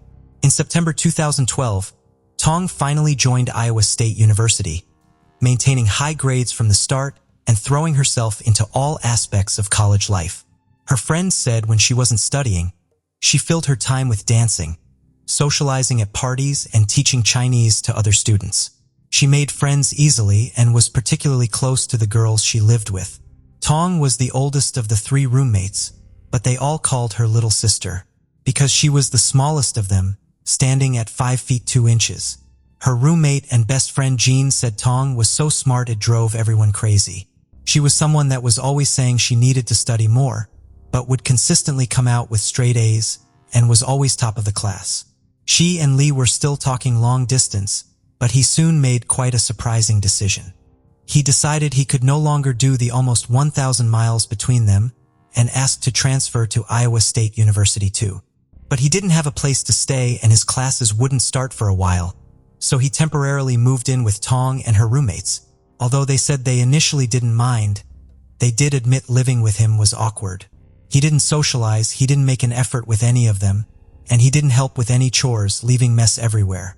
He didn't like Tong being out and away from him, wanting to know where she was and who she was with all the time. Tong was still adamant that they weren't official and was now growing tired of his possessive behavior. It was now about 2 years into Tong's studies and everything seemed to be going fairly well. To the relief of her roommates, was now in his own apartment and officially enrolled in his own classes. But Tong was growing more and more distant from him, telling people she wanted to break things off properly and move on. Further issues had arisen when Lee gave police Tong's address as his own, when he was pulled over for traffic violations. This created more issues with Tong and her roommates, to the point where they didn't even like his name being mentioned and no longer wanted him to visit. On September 3rd, 2014, Tong spoke to one of her friends, who had recently become something more. The pair had been talking for a while and romantic feelings were growing between them. She said the relationship between she and Lee was just causing issues, and she wasn't happy and hadn't been for a long time. However, she and Lee had pre-planned a motel break that weekend. She said she was going to go and work everything out when she was back, but it was looking likely that she and Lee would be parting ways. For days later, on the night of September 7th, Tong's father sent her a text message. She had told him she was trying to replace a pair of glasses that she'd lost, and he was reaching out to see if she got new ones. The response he got was short and blunt, saying she had borrowed a pair from a friend. He asked if they could talk via video, having not caught up in a while, but she said she was too busy. It was an odd series of messages, and he was a little sad that she had rushed off the phone. One of her roommates then also got a text, but this one had been sent from Lee's phone at 1:30 a.m. It read, "Hey, I'm still in Iowa City, but I lost my phone so I'm using Lee's. He has a family emergency and may have to fly back to China today, so I'm going to catch a bus to Minnesota and visit some friends there. I'll be back in a week. Keeping Lee's phone with me, but it's running out of battery." Monday, the 8th of September 2014. As Monday morning came around, people were surprised to see that Tong could not come back home, especially as she had classes. Surprise became concern, however, when several more days would pass, and she was still off the grid. Her friends and roommates decided to all come together to find out who, if anyone, had actually seen or heard from her on her phone over the last week. But no one had, and none of her friends online had heard anything either. Her roommate Jean contacted a few people she knew in Minnesota via social media and they drew a blank too, saying unless they just hadn't crossed paths in town, she didn't arrive there to see them. On September 18th, with a bad feeling in the pits of their stomachs, her roommates filed a missing persons report. Police initially wondered whether Tong had perhaps gotten homesick and gone back to her parents, saying this wasn't uncommon, especially with international students. But they quickly realized this was not the case for Tong. There was no evidence to suggest that she had left the country, and there was also nothing to show she had taken that bus to Minnesota. Detectives tracked down the other student that she had recently started talking to, but he knew nothing either. Whatever they had between them was very new, and he said he didn't even really know her well enough yet to recognize that this was out of character. Hence the reason he hadn't reported her missing. He was able to give them an alibi which checked out. Students and locals were now sharing missing persons flyers and social media posts as well. Tong's disappearance had really rattled the campus and the community. Using car transactions and going off what her roommates had said, authorities found that Tong and Lee had made the trip to Budget Inn and Suites, checking into room 218 on September the 5th, just as they had planned. The hotel owner, Ken, confirmed this too. He actually knew the couple reasonably well, saying they had been there before and there was nothing unusual about them coming to stay that weekend. On September the 6th, Ken said he saw Tong walking around the lobby by herself. The couple were also picked up on CCTV at a gas station, buying some bottles of water. Nothing seemed off and it didn't look like anyone had followed the pair in or out. However, on the morning of Sunday, September 7th, Ken said he had noticed that Tong's car was now gone, and as the room was now empty, it seemed the pair had left in the early morning hours of September 6th, but no one had actually checked them out officially. While the hotel had cameras, annoyingly there was a glitch in the system and any footage of them checking out had not been picked up. Ken said although there was nothing unusual about checking out of the hotel early, normally the couple were late to check out and had to be asked to leave, so knowing this it did seem a little odd that he hadn't seen them go. Authorities searched Tong's apartment where they found a receipt for a car she had purchased which gave them her number plate. They sent the make, model, and plate numbers to other police departments in the area hoping for a hit. They obtained a search warrant for both Lee's apartment and the motel room. Lee's apartment was a total mess. Everything was everywhere, and it looked as though he had packed up some of his belongings in a hurry. In the motel room, on some of the walls and the headboard were some very small dark-colored splatter marks, but without having any evidence to suggest anything had happened, to get the authority to start swabbing and collecting samples was going to take a while. They also had to deal with the issue that other people had stayed in that room after Lee and Tong. They looked into the rest of Lee's phone history. If his phone was still with Tong, this would give them more locations to look at. Between September the 5th and September the 8th, several calls had been made to someone called Paul. Most had been made from Ames in Iowa and none had been made from Minnesota. One stood out as it had actually been made, all the way from China. They did have the text which indicated Lee had gone to China, but this didn't add up with Tong having his phone. The message that had been sent to Tong's friends, which said that she was still in Iowa City, had actually been sent when the phone was in Chicago, and it was confirmed that Lee had been in Chicago for his changeover flight, which turned out to be delayed. From here, not willing to wait in Chicago, he went to Los Angeles instead and flew to China from there. He clearly still had his phone, not Tong. Paul, the man who had received so many calls, agreed to do an interview with the police. He told them that Lee had reached out to him, asking for help to buy a ticket to China. Paul was confused as he knew that Lee still had classes, but Lee said it was an emergency and didn't elaborate any further. Paul asked him if he needed a return ticket, but Lee said no. Police now knew that something bad had happened to Tong and Lee was now an official person of interest in her disappearance. September 26, 2014. Call came in to say that Tong's 1997 Toyota Camry had been located. It was parked under a tree near some apartments just outside of Iowa City. One of the apartments nearby belonged to Lee. Residents said that the car had been there for weeks and there was now a pungent smell coming from it. Officers now needed to wait for a warrant to open the car, but the smell coming from inside was one they knew all too well. When they finally were able to open the trunk, they saw a suitcase and the smell got worse. Inside the suitcase was an already badly decomposing body. There was a dumbbell inside the case as well, and a bloody towel wrapped around the person's head. Although testing needed to be done, they knew it was Tong Xiao. It would later be confirmed that she had died of asphyxiation and blunt force trauma. They could still not be sure about when exactly she had been killed, but they believed that she had most likely survived being beaten, only to suffocate after she was forced into the suitcase. Inside the car, they also found some travel documents belonging to Lee, confirming his flight out to China, and Tong's smashed phone was on the driver's seat. Now they knew that Tong was deceased. They went back to the motel, this time with a forensics team. The bloody towel that had been wrapped around her head had come from inside the motel room. Using luminol, they were also able to find traces of blood on some of the furniture. CCTV showed Lee in a TJ Maxx, buying the very suitcase which Tong had been found in. He spent a lot of time in the shop comparing sizes and wheeling the cases around.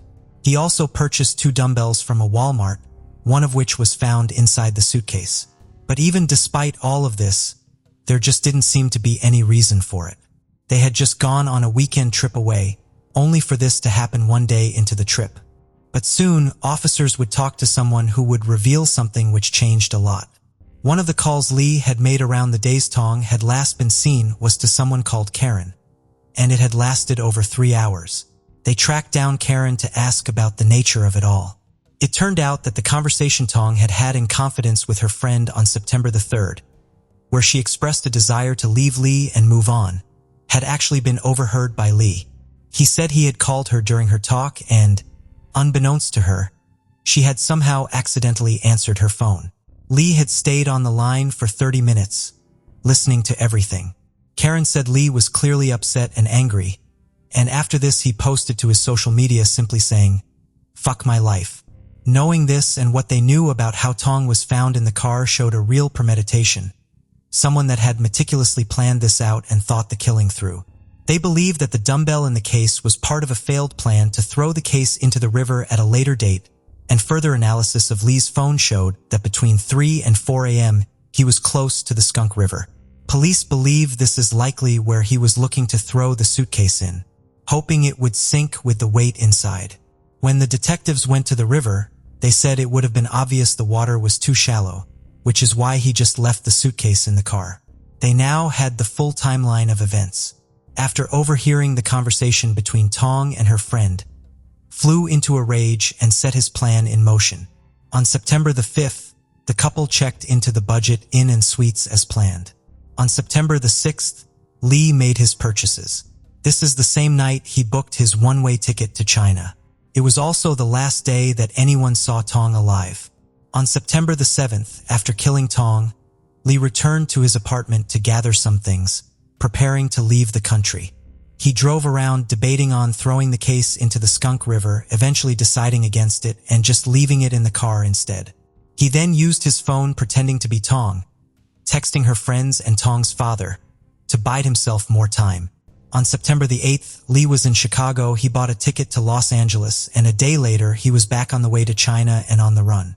It wouldn't be until March 2015 that an arrest warrant was issued for Lee, but by this point, he was nowhere to be found.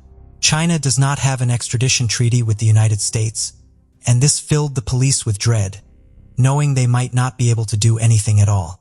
Detective Gonzalez, who had been leading the investigation, was determined to get justice for Tong and her family. He said he, along with the district attorney in Iowa, contacted the Chinese authorities and the embassy. To their relief, they agreed to help from overseas, and said they would track Lee down and sort out the arrest there. They issued a press release, and it was now national news in China. People on social media were sharing pictures of Lee's face, and the hashtag #FindLee was trending. In May 2015, Lee, who had been hiding out in Wenzhou and knowing there was no way out of it, finally surrendered and he was taken into custody. Chinese authorities now needed everything from the detectives in Iowa in order to get the case officially transferred over to them. And in June, Lee was now officially under arrest and set to be tried in China for intentional homicide. 1 year later, Lee pleaded guilty, saying he had been irrational and impulsive. His story was that Tong had attacked him, and in self-defense, he had killed her. He denied any level of premeditation, claiming he was always going to go back to China, and it just all happened at the same time. He maintains that he was very much in love with Tong, and was devastated that she didn't feel the same about him. The whole hearing lasted just 6 hours, and Tong's parents were asked not to be present in the courtroom. But this did not stop them, with Tong's mother bursting through the doors at one point in a frantic state. She said her life was meaningless now, and she was feeling nothing but bitterness. Lee's parents met with Tong's parents, where they begged for forgiveness on behalf of their son and agreed to pay 2 million yuan, the equivalent of about $300,000 in compensation. The verdict for intentional homicide ranged anywhere from 10 years in prison to the death penalty, and Tong's parents said they were hoping for the latter when it came to it. Her father said, "A Chinese saying goes, a murderer should pay for his crime with his life." In June 2016 was handed a life sentence, which could later be reduced to 13 years under Chinese law. But as always, whether this would actually happen or not remains to be seen. The news had devastated her parents so much that her father's health took a serious turn, and he was told he was unable to travel to the United States to bring his daughter's ashes home.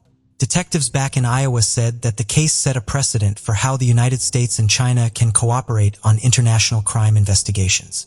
The district attorney added, "We have many more students from China than we have had in the past here in the Midwest, especially in Iowa City. And so there's a real interest in making sure that there's a sense of safety and that people feel that they can come to the United States as students and be safe." Another reason that Tong's case had become so massive so quickly. 19-year-old Tong Xiao was determined and hardworking. She had made the brave move to the United States to push herself further, to challenge herself in all aspects of her life and make her family proud. She was succeeding on so many levels, and undoubtedly would have gone on to many more successes. Her friends remember her as a truly lovely person, someone that can make you laugh, entertain you, and cry along with you when you needed someone. To this day, Tong's roommate Jean carries a prayer book with her that Tong gave her. She bookmarked the page which marked the date she last saw her. Part of it reads as follows: "Remind me that I do not walk alone, but with all those whose aim is to walk with you." She says she takes comfort in this and sees it as her sign that her dear friend is always with her. Sophie Sergi, born in 1973, originated from the small and secluded village of Pitcairn Point in western Alaska, located on the Yukon River. With a population of less than 200 individuals during that time, Pitcairn Point was primarily inhabited by indigenous people. Growing up in this tight-knit community, Sophie's upbringing was shaped by the unique trials and beauties of rural Alaska. The village, known for its seclusion and small population, instilled in Sophie a sense of community, family values, and a strong connection to her indigenous heritage. Life in Pitcairn Point was likely characterized by the close bond between community members who shared a common way of life in the remote Alaskan wilderness. Sophie was regarded as an exceptional daughter and an exemplary individual. Her character was defined by qualities such as intelligence, diligence, a resolute determination to pursue her aspirations. Within the community, she became a role model, particularly for the younger generation. Sophie's ambitions extended beyond the confines of her small village, and she nurtured dreams of achieving significant accomplishments in her life. Despite the challenges posed by the remote location and limited resources, Sophie's commitment to education shone through. She managed to secure a full scholarship to the University of Alaska, a prestigious opportunity that necessitated her relocation approximately 500 miles away from her hometown. This transition represented a significant shift from the close-knit indigenous community to the vibrant and culturally diverse environment of the university. Sophie's academic pursuits at the university revolved around marine biology, a field that mirrored her fascination with the marvels of the ocean. As Sophie excelled in her studies, she encountered a pivotal moment in her life that compelled her to temporarily pause her college education. The reasons behind this decision were twofold. Initially, Sophie experienced a deep sense of duty towards her family, particularly her elderly mother, and desire to go back home to provide them with care and support. Additionally, she acknowledged the financial limitations that came with her educational journey and made the decision to work and save money for necessary dental surgery. Throughout her time away from university, Sophie assumed the role of a teacher's assistant at a school in her hometown village. This choice demonstrated her dedication to contributing to the community and showcased her strong work ethic.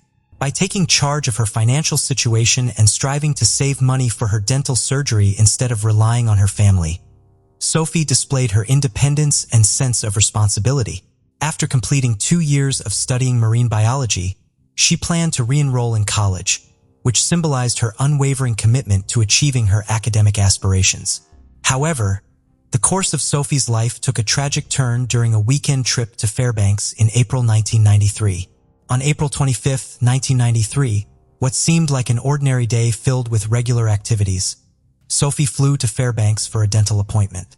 Her plans included staying with her friend, Shirley, who was a student at the University of Alaska Fairbanks and resided in Bartlett Hall, a dormitory. That evening, Sophie went out with friends, enjoying a movie and some food, engaging in activities that mirrored the lives of countless college students. The last known photograph of Sophie captured a moment of pure joy, with her arms outstretched as if ready to embrace the world, during a sunset-watching adventure. Returning to Shirley's room in Bartlett Hall, Sophie spent the night in a relaxed atmosphere, watching movies and hanging out with Shirley and her boyfriend Noah. As the night progressed, Sophie made her way to the common area for a drink and later decided to have a cigarette. Due to the freezing Alaskan temperatures, Shirley proposed that Sophie smoke in the second-floor bathroom to avoid the cold. Sophie agreed, and in her absence Shirley and Noah decided to leave a note on the door to inform Sophie of their outing.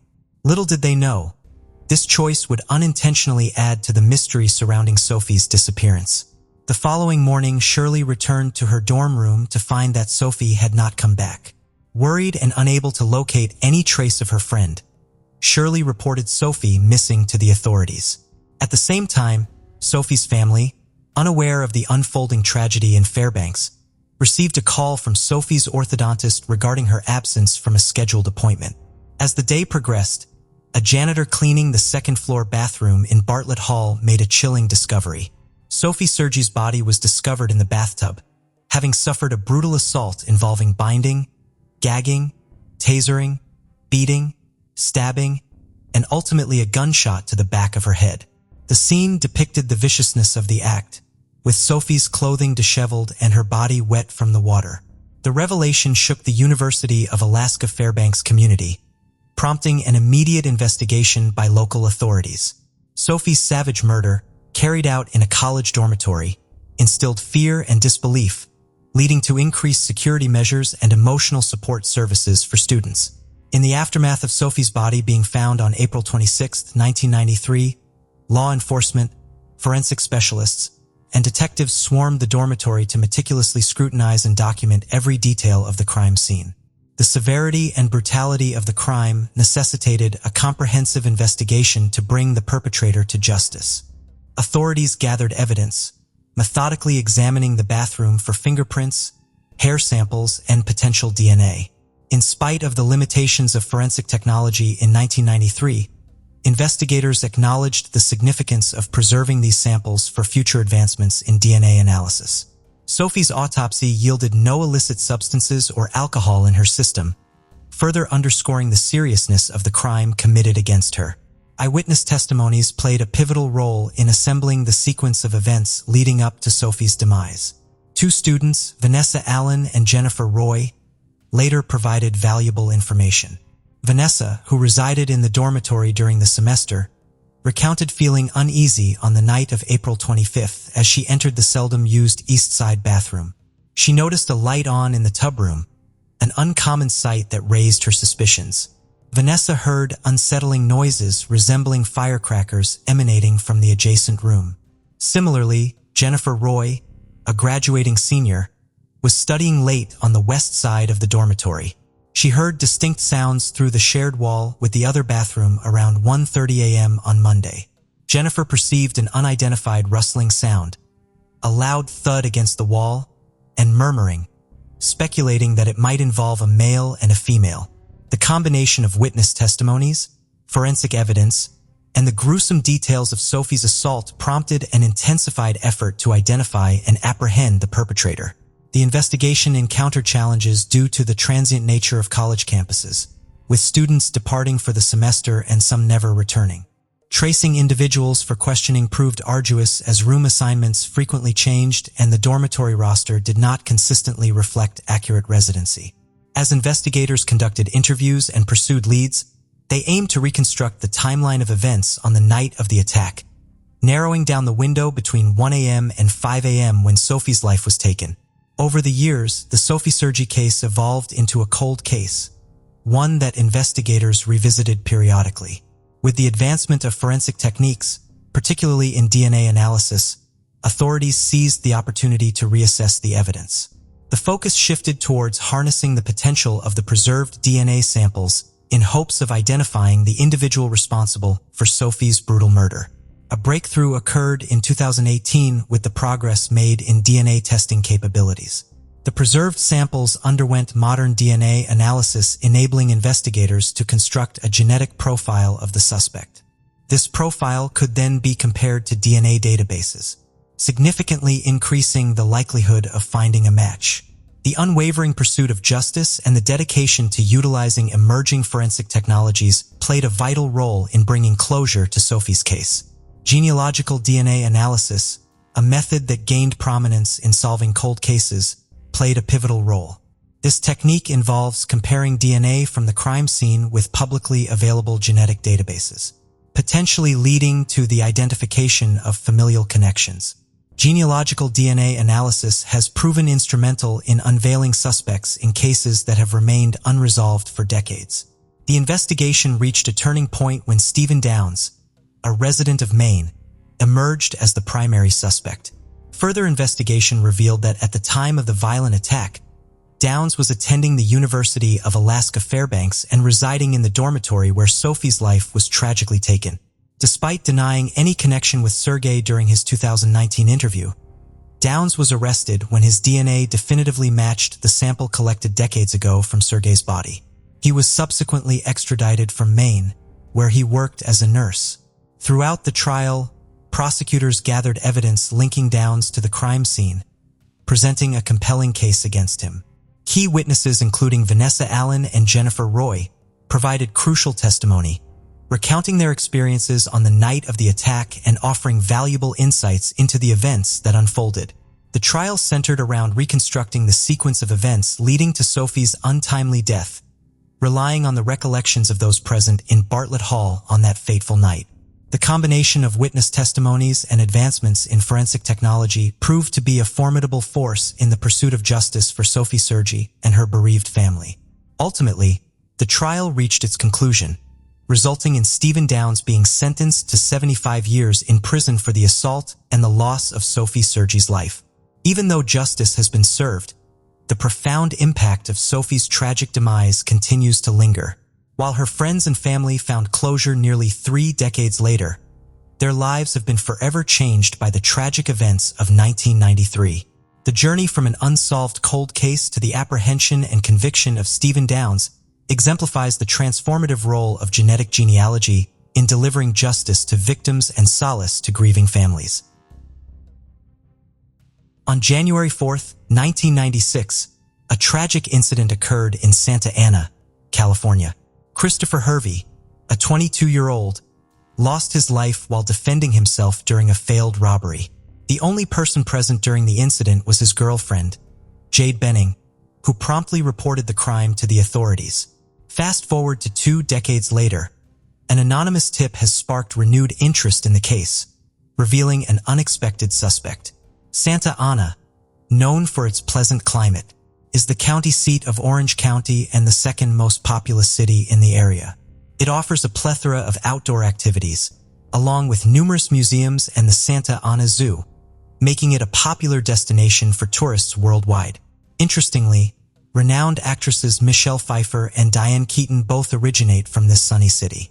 However, in 1996, Santa Ana became the backdrop for a real-life crime mystery that could rival a Hollywood movie. In the early hours of January 4, 1996, the Santa Ana Police Department responded to a distressing 911 call. Upon arriving at the apartment complex on North Broadway Street, they were confronted with a horrifying scene. A young man named Christopher Hervey lay on the living room floor, struggling for breath and surrounded by a pool of blood. Standing nearby in a state of shock and visibly injured was a young woman identified as Jade Benning, Christopher's live-in girlfriend. Christopher tragically did not survive, and his body was taken to the local mortuary for further examination.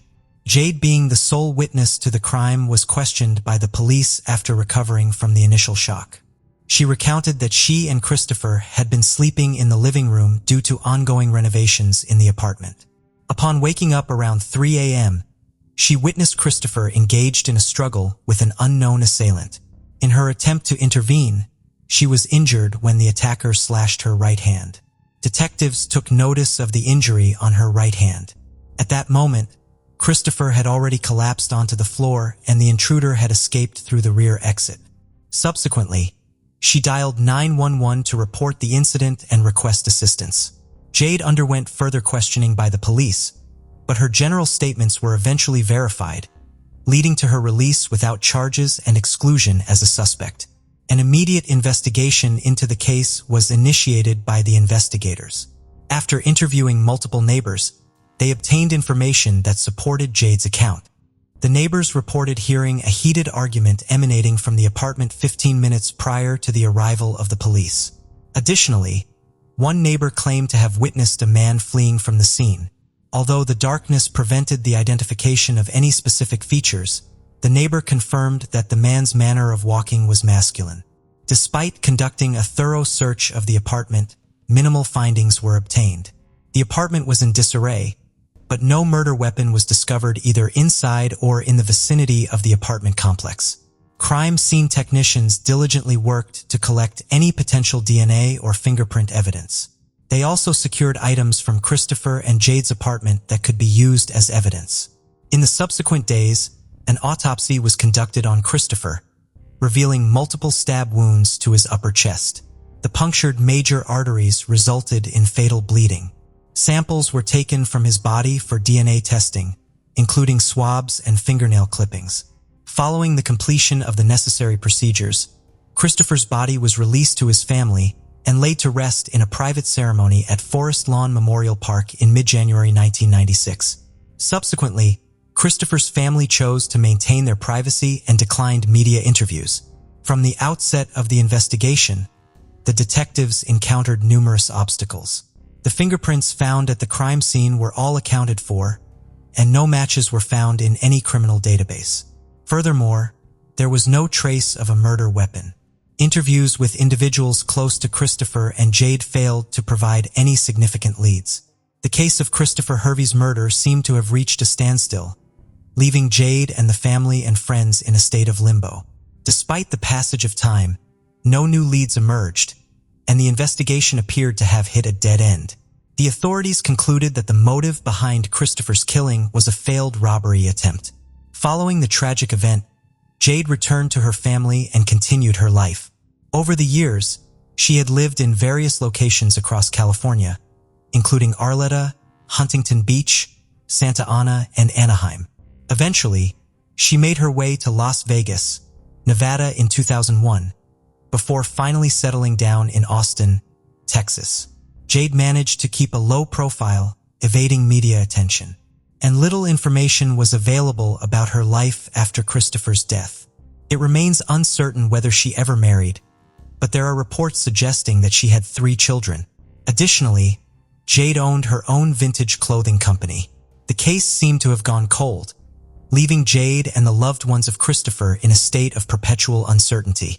However, a glimmer of hope emerged in January 2020, when the Santa Ana police received an anonymous letter containing previously undisclosed information. This unexpected tip shed new light on the case and implicated a potential suspect. Cold case detective Michael Gibbons of the Homicide Division at the Santa Ana Police Department took charge of the investigation, re-examining the evidence in hopes of finally uncovering the truth. Gibbons and his team meticulously examined the details of the crime outlined in the witness statement. They also scrutinized the statements provided by neighbors and the DNA evidence recovered at the crime scene. The specifics of the investigation are still undisclosed.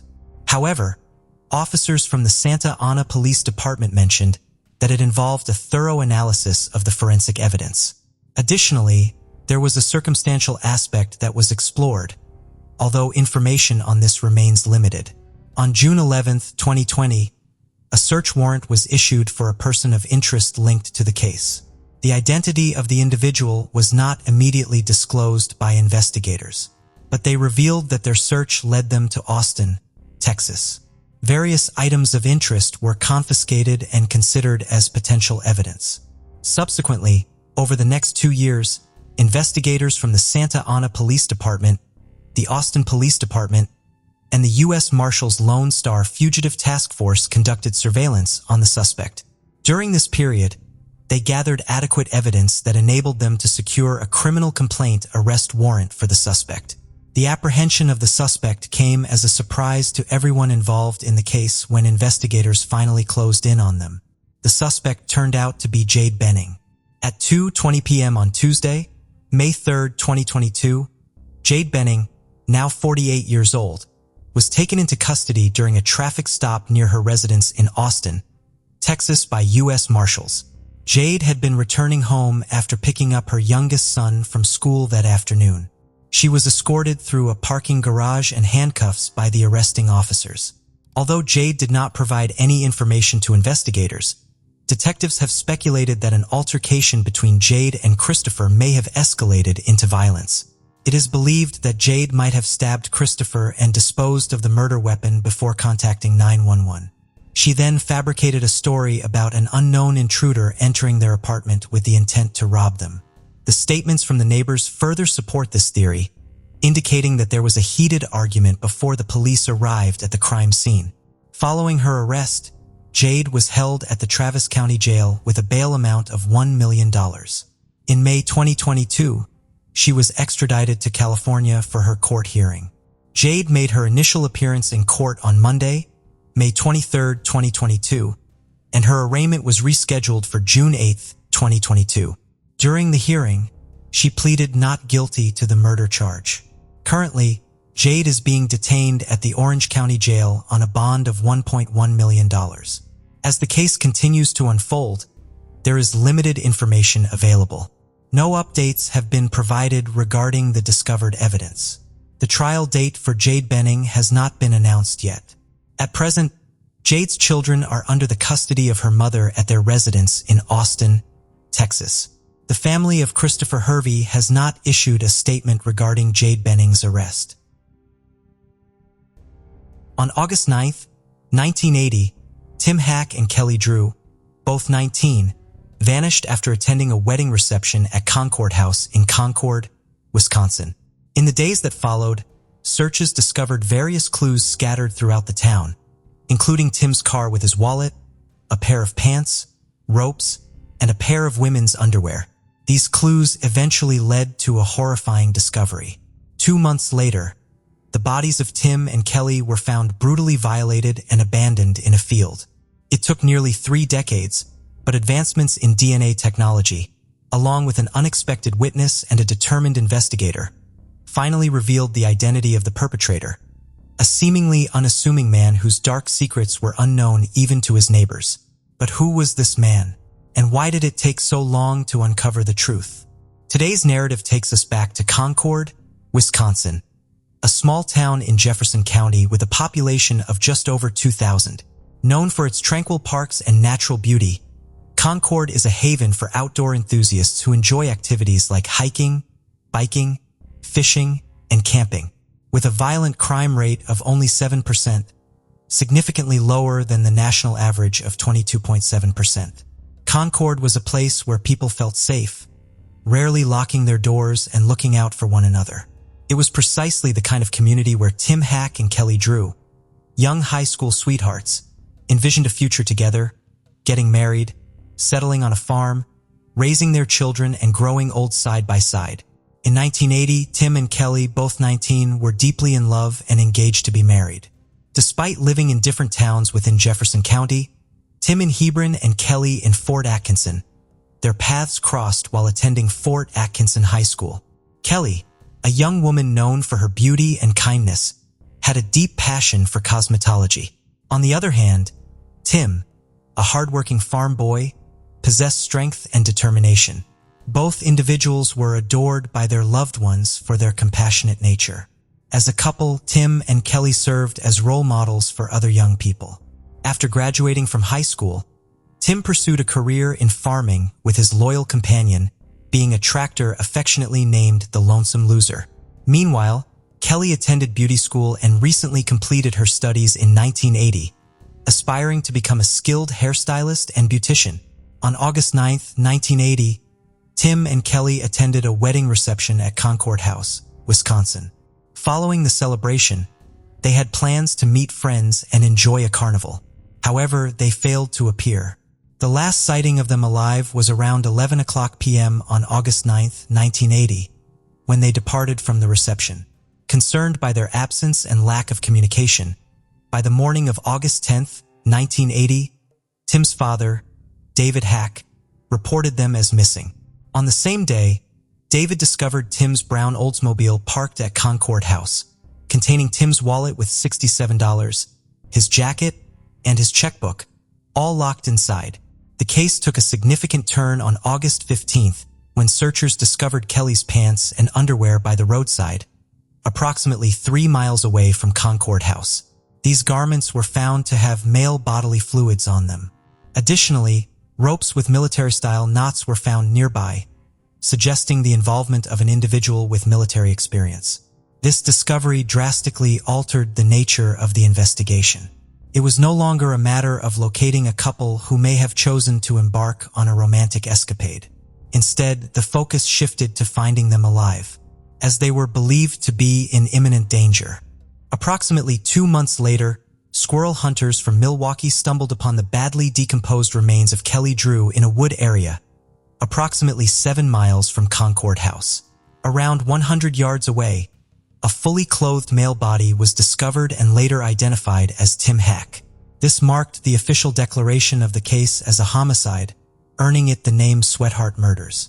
The exact cause of death was not immediately evident as no murder weapon was found at the scene. However, upon further examination, the medical examiner discovered stab wounds on Tim's body and ligature marks on Kelly, indicating that they were both victims of stabbing and strangulation. Kelly had ligature marks on her ankles and wrists, suggesting she had been bound. The presence of ligature marks and insect activity around her throat area indicated that she was most likely strangled. Additionally, bodily fluids found on Kelly's clothes pointed towards a sexual assault. The Swaithup murders captivated the nation due to its sensational nature. 2 young lovers brutally murdered, with the killer or killers still unidentified. The investigation began by interviewing acquaintances of the couple, searching for anyone who may have harbored enough hatred to commit such a heinous act. The police also questioned individuals present at the wedding reception, including the staff at the Concord House where the event took place. Among those interviewed was Edward Wayne Edwards, a handyman employed at the Concord House.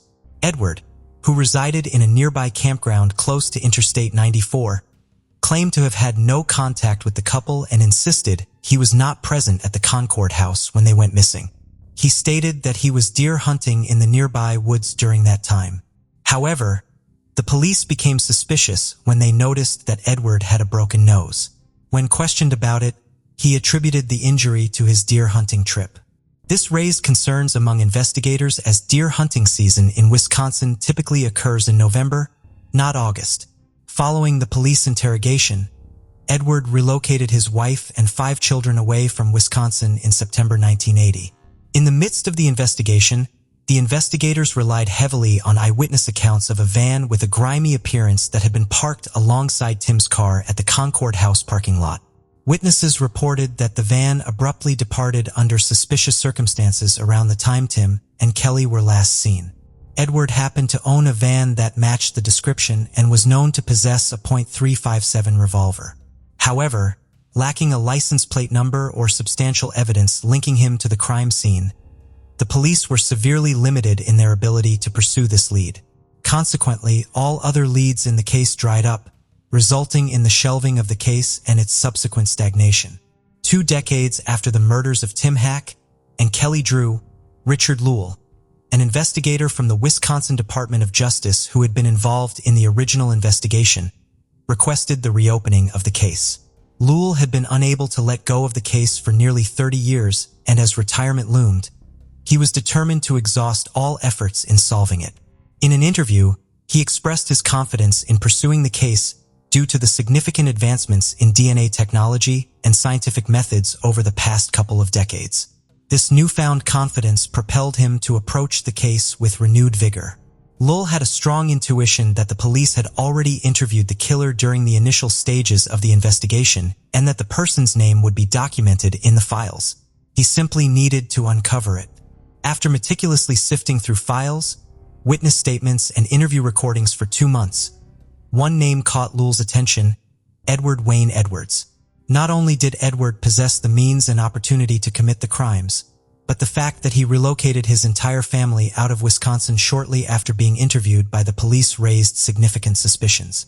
Encouraged by this discovery, Lowell, along with a team of cold case investigators, resolved to pursue their hunch that Edward was the potential killer. When Edward's neighbors in Concord, Wisconsin were interviewed, it was revealed that he was a challenging person to live with. Described as short-tempered and volatile, he often resorted to violence towards his wife and children. One neighbor even went as far as to call him a monster. Edward's son, John Edwards, characterized him as troubled, mentioning his inability to control his emotions and the presence of underlying rage. In 2009, April Bellagio, Edward's daughter, reached out to authorities with crucial information regarding the cold case murder of Tim Hack and Kelly Drew. She believed that her father, Edward Wayne Edwards, was involved in the crime due to his extensive criminal background. April, who had always been intrigued by her father's mysterious life, felt compelled to share what she knew. Edward Wayne Edwards, born in Akron, Ohio in 1933, faced a tumultuous childhood after losing his parents and being placed in an orphanage. His experiences there, marked by abuse, contributed to his rebellious nature as a teenager. With a history of minor offenses, Edwards' criminal record began at a young age, leading to his enlistment in the U.S. Marines at 18. However, his time in the military was short-lived, resulting in a dishonorable discharge after disappearing shortly after enlistment. Edward was unwilling to abandon his life of crime, which ultimately led to his recurring imprisonment. By the age of 22 in 1955, he managed to escape from jail in Akron and embarked on a spree of robbing gas stations across various states. Throughout his 20s and 30s, Edward lived as a fugitive, drifting from place to place, and taking up odd jobs such as working as a ship docker, vacuum cleaner retailer, and handyman. His autobiography clearly reflects his enjoyment of the notoriety he gained during this period. Edward proudly admitted to never using an alias or disguising his identity while committing crimes as he craved fame. However, his criminal activities caught up with him once again in 1960, resulting in imprisonment for attempting to impersonate a federal officer. Despite being held in the Portland, Oregon jail, Edward managed to escape, prompting the FBI to include him on their 10 most wanted list in 1961. Authorities eventually apprehended him in 1962 and incarcerated him at the United States Penitentiary Leavenworth. However, due to his good behavior, Edward was granted parole in 1967. He credited a compassionate guard at Leavenworth for his personal growth in his memoir. Following his release, Edward married and pursued a career as a motivational speaker. In 1972, at the age of 39, he made appearances on television shows such as To Tell the Truth and What's My Line? That same year, he published his autobiography, The Metamorphosis of a Criminal, the true life story of Ed Edwards. It seemed as though Edwards' fortunes were finally turning in his favor. He had outsmarted the system and was on the path to success. Unfortunately, his streak of good luck was short-lived. In 1977, Edward committed his first murder, targeting 21-year-old Billy Lavaco and his girlfriend, 18-year-old Judith Straub, both residents of Sterling, Ohio. The couple went on a date on August 7, 1977, but never returned. Later that day, Judith's car was discovered in the parking lot of Silver Creek Metro Park, with her shoes and purse left behind. On August 8th, the day following the incident, Norton Police, along with the assistance of family members and a National Guard helicopter, initiated a search for Billy and Judith. The search party eventually discovered their lifeless bodies concealed within the dense vegetation near the Metro Park. It was evident that they had been ruthlessly shot at close range with a 20-gauge shotgun. At that time, investigators were unable to establish a connection between Billy and Judith's case and Edward, allowing him to evade justice for the murders. These killings established a pattern that would persist with the subsequent murders of Tim and Kelly. Meanwhile, by 1982, at the age of 49, found himself incarcerated once again in Pennsylvania, this time for arson. Nevertheless, he took pride in his criminal achievements. In 1993, Edward penned a letter to the FBI requesting his criminal and historical records from various cities across 19 states. Supposedly, these records were intended for a new book he was writing, delving into the lives of criminals he had encountered during his time in prison, including individuals like Tony Provenzano, Charles Manson, and Jimmy Hoffa. In 1996, at the age of 63, committed his third murder. This time, his victim was his foster son, 25-year-old Danny Boy Edwards, who had resided with him in Burton, Ohio, for a span of 7 years. Prior to his tragic demise, Danny Boy had served as a soldier in the U.S. Edwards somehow managed to persuade him to desert the army and return home. Once Danny Boy arrived, Edward deceitfully lured him into the nearby woods, where he callously ended his life with 2 gunshots to the face. Edward then callously left Danny Boy's body in a shallow grave, which was eventually discovered by a hunter who promptly alerted the authorities. Similar to his initial set of murders, Edward managed to evade justice for the killing of Danny Boy for a couple of years. Individuals close to Edward, such as his son John and daughter April, described him as a deeply troubled individual. His abusive behavior towards his wife and children was extreme, leading his children to flee from home as soon as they could to escape his torment. Investigators strongly believed that Edward perfectly fit the profile of stereotypical serial killer. His extensive criminal history, coupled with his physical violence towards family members and the fact that he wrote a book detailing his crimes, all pointed towards his narcissistic nature.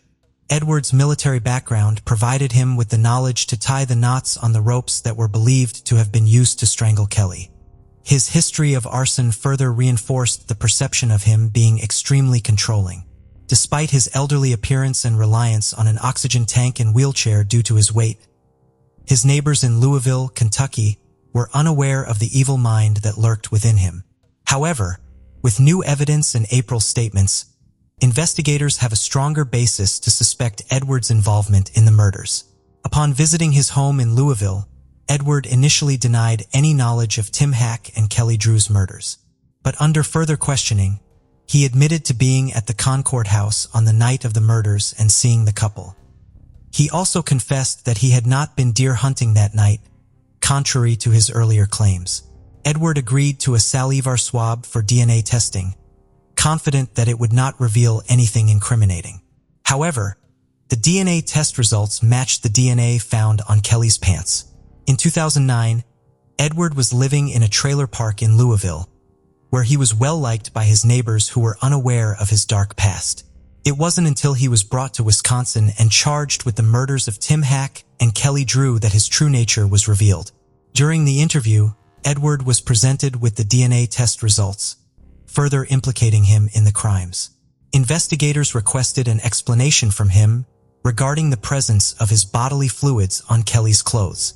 Edward began to stutter, fabricating a tale about an intimate encounter with Kelly on the evening of August 9, 1980, claiming it was consensual. He fidgeted in his seat, gesturing wildly, sensing the investigators' skepticism. He let out a sigh and muttered something quietly. Upon reviewing the interview recording numerous times, investigators recalled the moment when Edward muttered, "Damn it, I killed her." This admission sealed his fate. Edward opted to plead guilty to the murders of Tim Hack and Kelly Drew. In April 2010, Edward Wayne Edwards was found guilty of the 1980 Sweetheart murders and received 2 concurrent life sentences. Despite his request for execution, Wisconsin did not have the death penalty. Retired homicide detective Phil Waters noted that Edward had a history of incarceration and understood the harsh reality of prison life. Unwilling to spend his days behind bars, Edward penned a letter to the Ohio prosecutor's office hoping to persuade them to seek the death penalty by stating, "You're going to want to put a needle in my arm."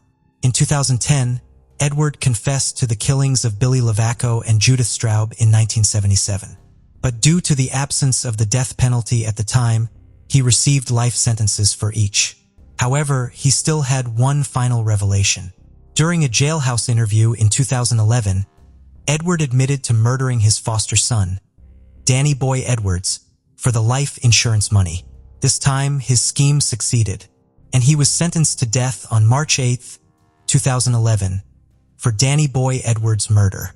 Despite being convicted of 5 homicides, investigators suspected that Edward may have had between 9 to 15 additional unidentified victims.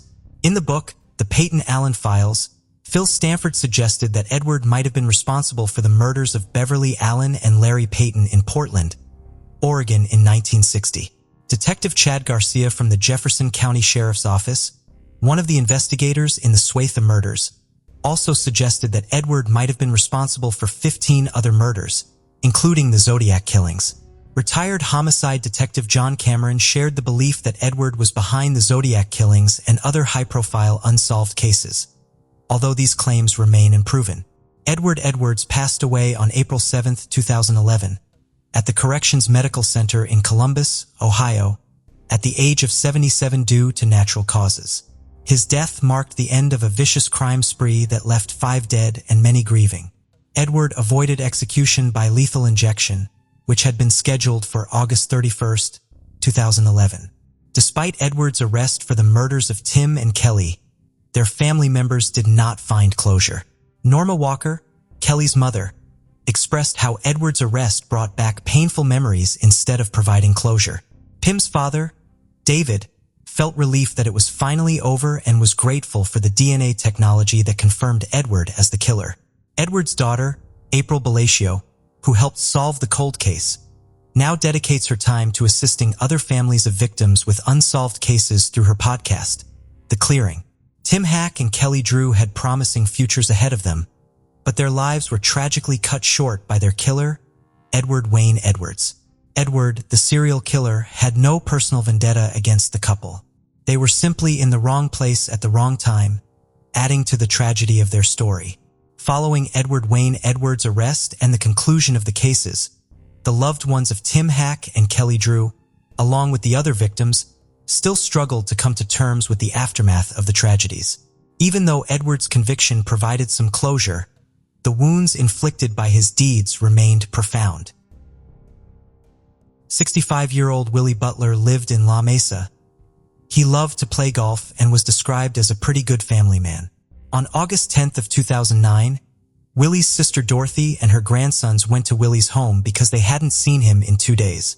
Dorothy found the front door locked, and when no one came to the door, her grandsons broke a window to get inside. Dorothy then saw her grandsons coming back out of the house screaming. They told her that they saw Willie face down on the ground.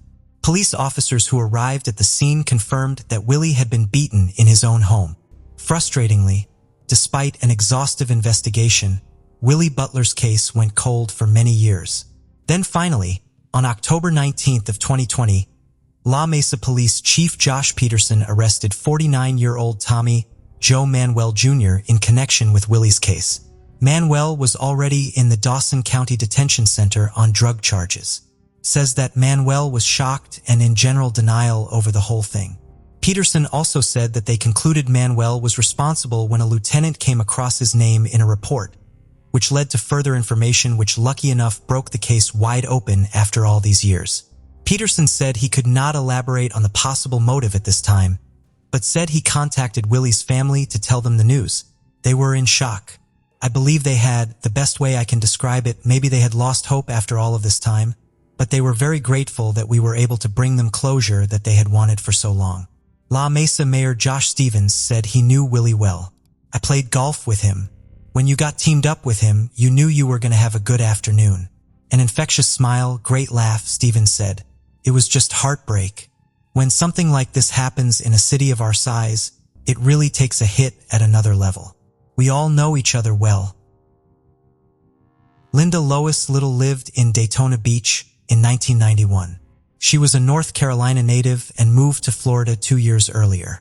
Linda vanished after her shift as a waitress around 1 a.m. on October 11th of 1991. There were never really any leads and the case went cold for a long time. Then in 2020, 53-year-old Michael Townsend confessed to taking the life of Linda Little. He is already serving a life sentence for the 2007 slaying of another woman.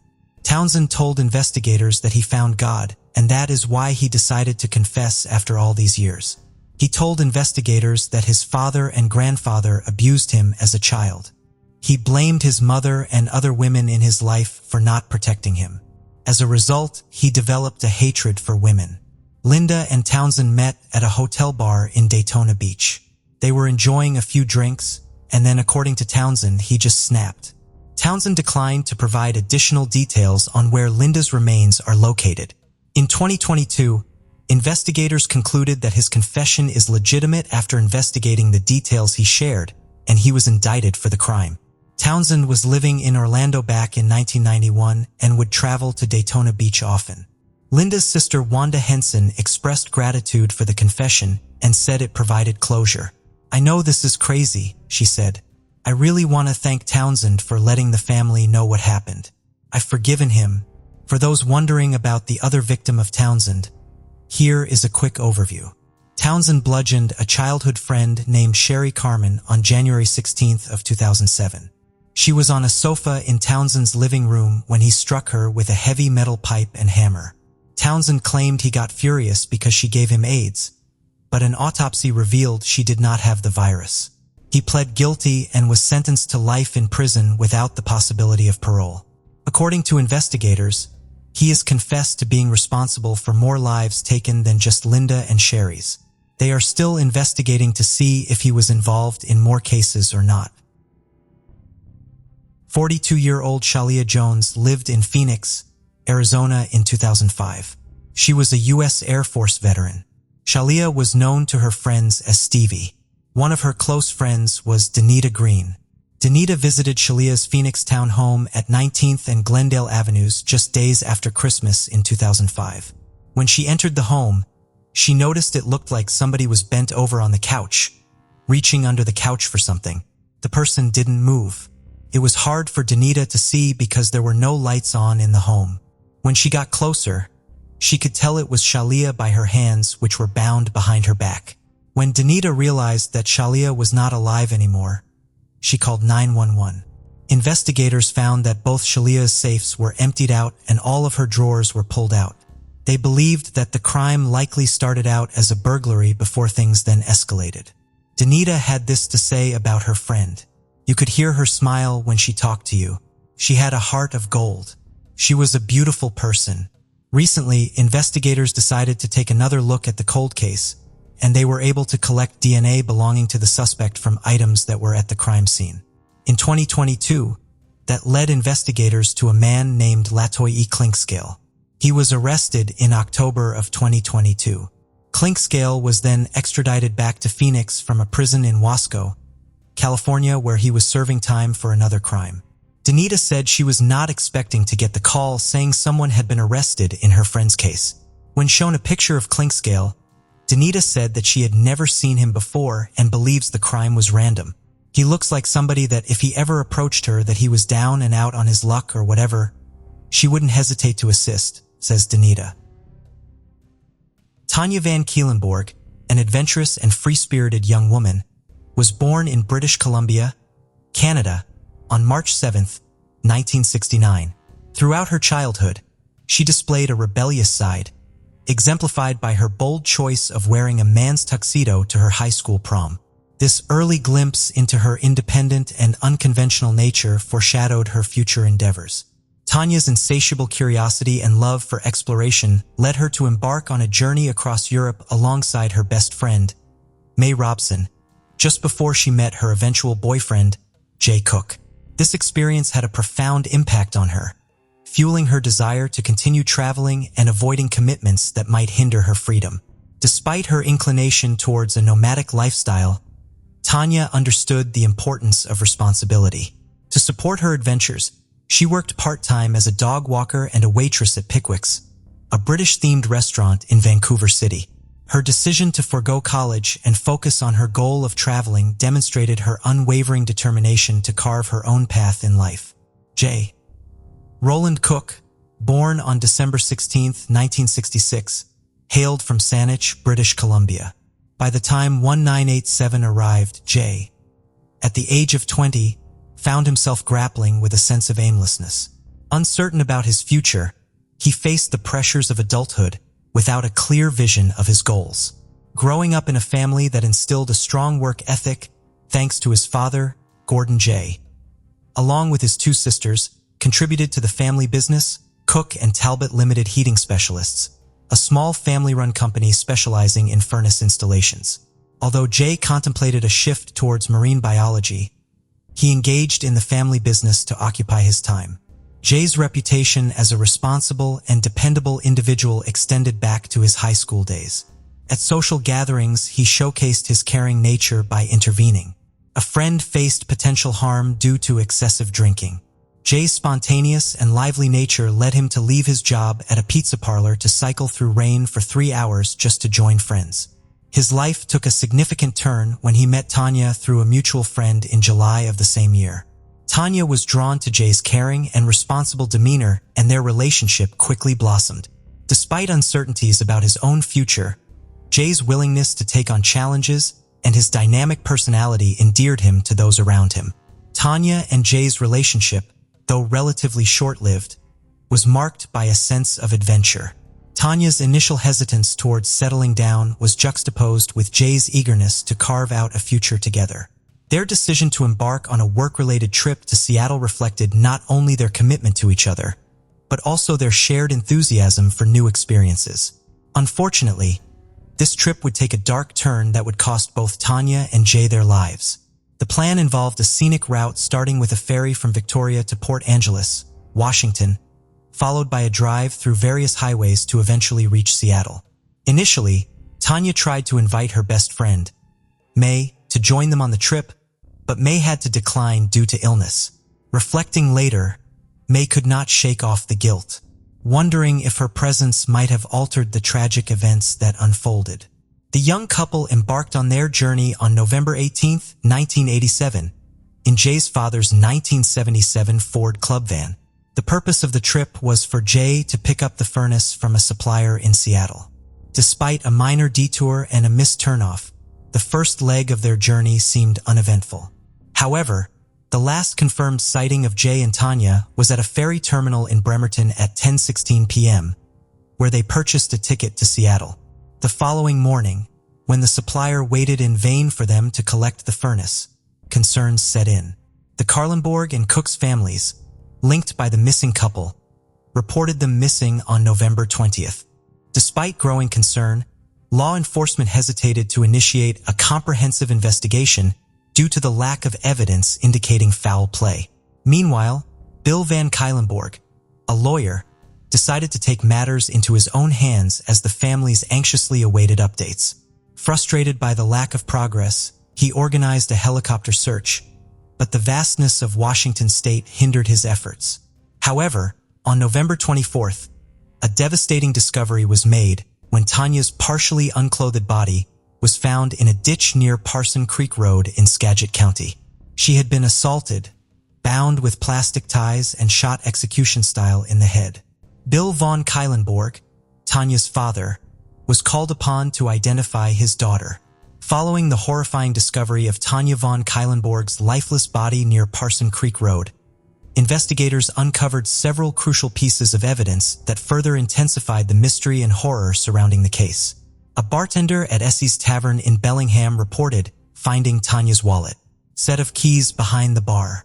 Initially considered lost property, the bartender's realization, prompted by news of Tanya's case, led him to contact the police. The contents of the wallet were confirmed to belong to Tanya, prompting a closer examination of the area. As investigators delved into the surroundings, additional clues began to emerge. They discovered zip ties similar to the ones used to bind Tanya, linking the crime scene to Essie's Tavern.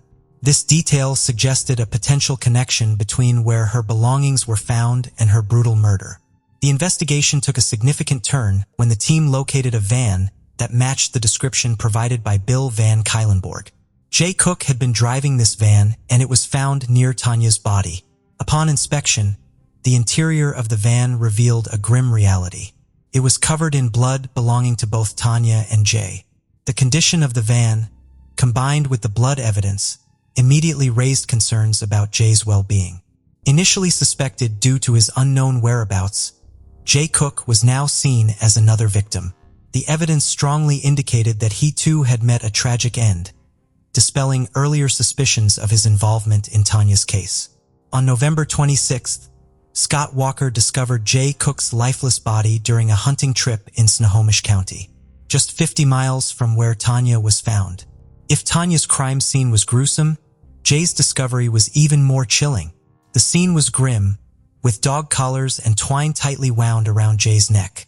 Disturbingly, tissues and a pack of cigarettes had been shoved down his throat, causing asphyxiation. Severe head wounds and blood stains on his clothes suggested he had been subjected to brutal violence, possibly torture. The timeline of events surrounding Jay's death became a crucial aspect of the investigation. Given that the couple's van was found closer to Tanya's body than Jay's, it was speculated that Jay might have been killed first. The disturbing implication was that the perpetrator might have eliminated Jay to facilitate the assault on Tanya without any hindrance. The gruesome details of Jay's death painted a horrifying picture, leaving investigators struggling with the magnitude of the crimes committed against the young couple. As law enforcement worked tirelessly to reconstruct the sequence of events, the haunting question of who was responsible for such brutal acts loomed large. While Jay's discovery brought some closure to his family, it heightened the urgency of solving the case. With both victims confirmed deceased, the focus shifted to identifying the perpetrator. In the aftermath of Tanya van Cuylenborg and Jay Cook's brutal murders, their families faced a new wave of torment in December 1987. An anonymous letter writer claiming to be the killer sent threatening letters to both families. Upon further examination of the correspondence, the unidentified author was eventually ruled out as a suspect, leaving the families with more questions than answers. Detective Jim Scharf, deeply affected by the horrific nature of the unresolved case, played a crucial role in the pursuit of justice.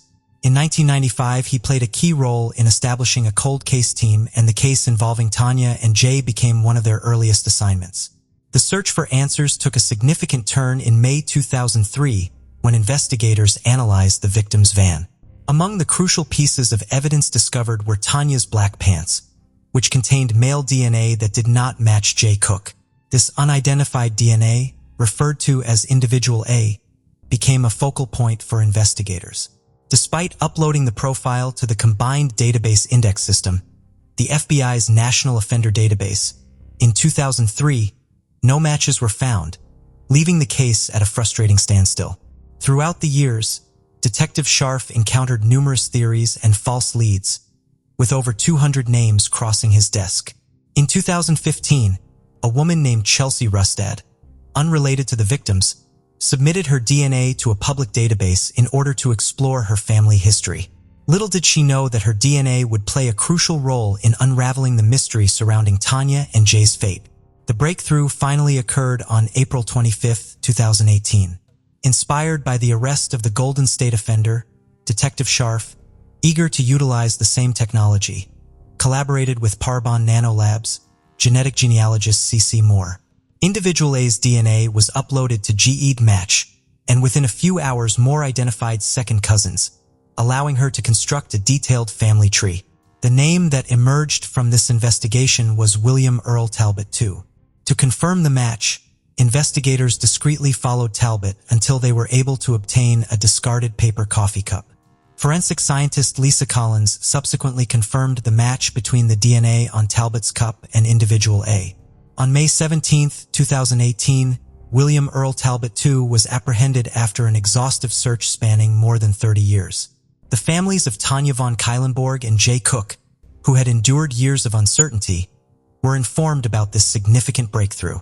For Detective Scharf, it marked a momentous occasion, providing a sense of closure and justice to one of the most perplexing unsolved cases he had ever encountered.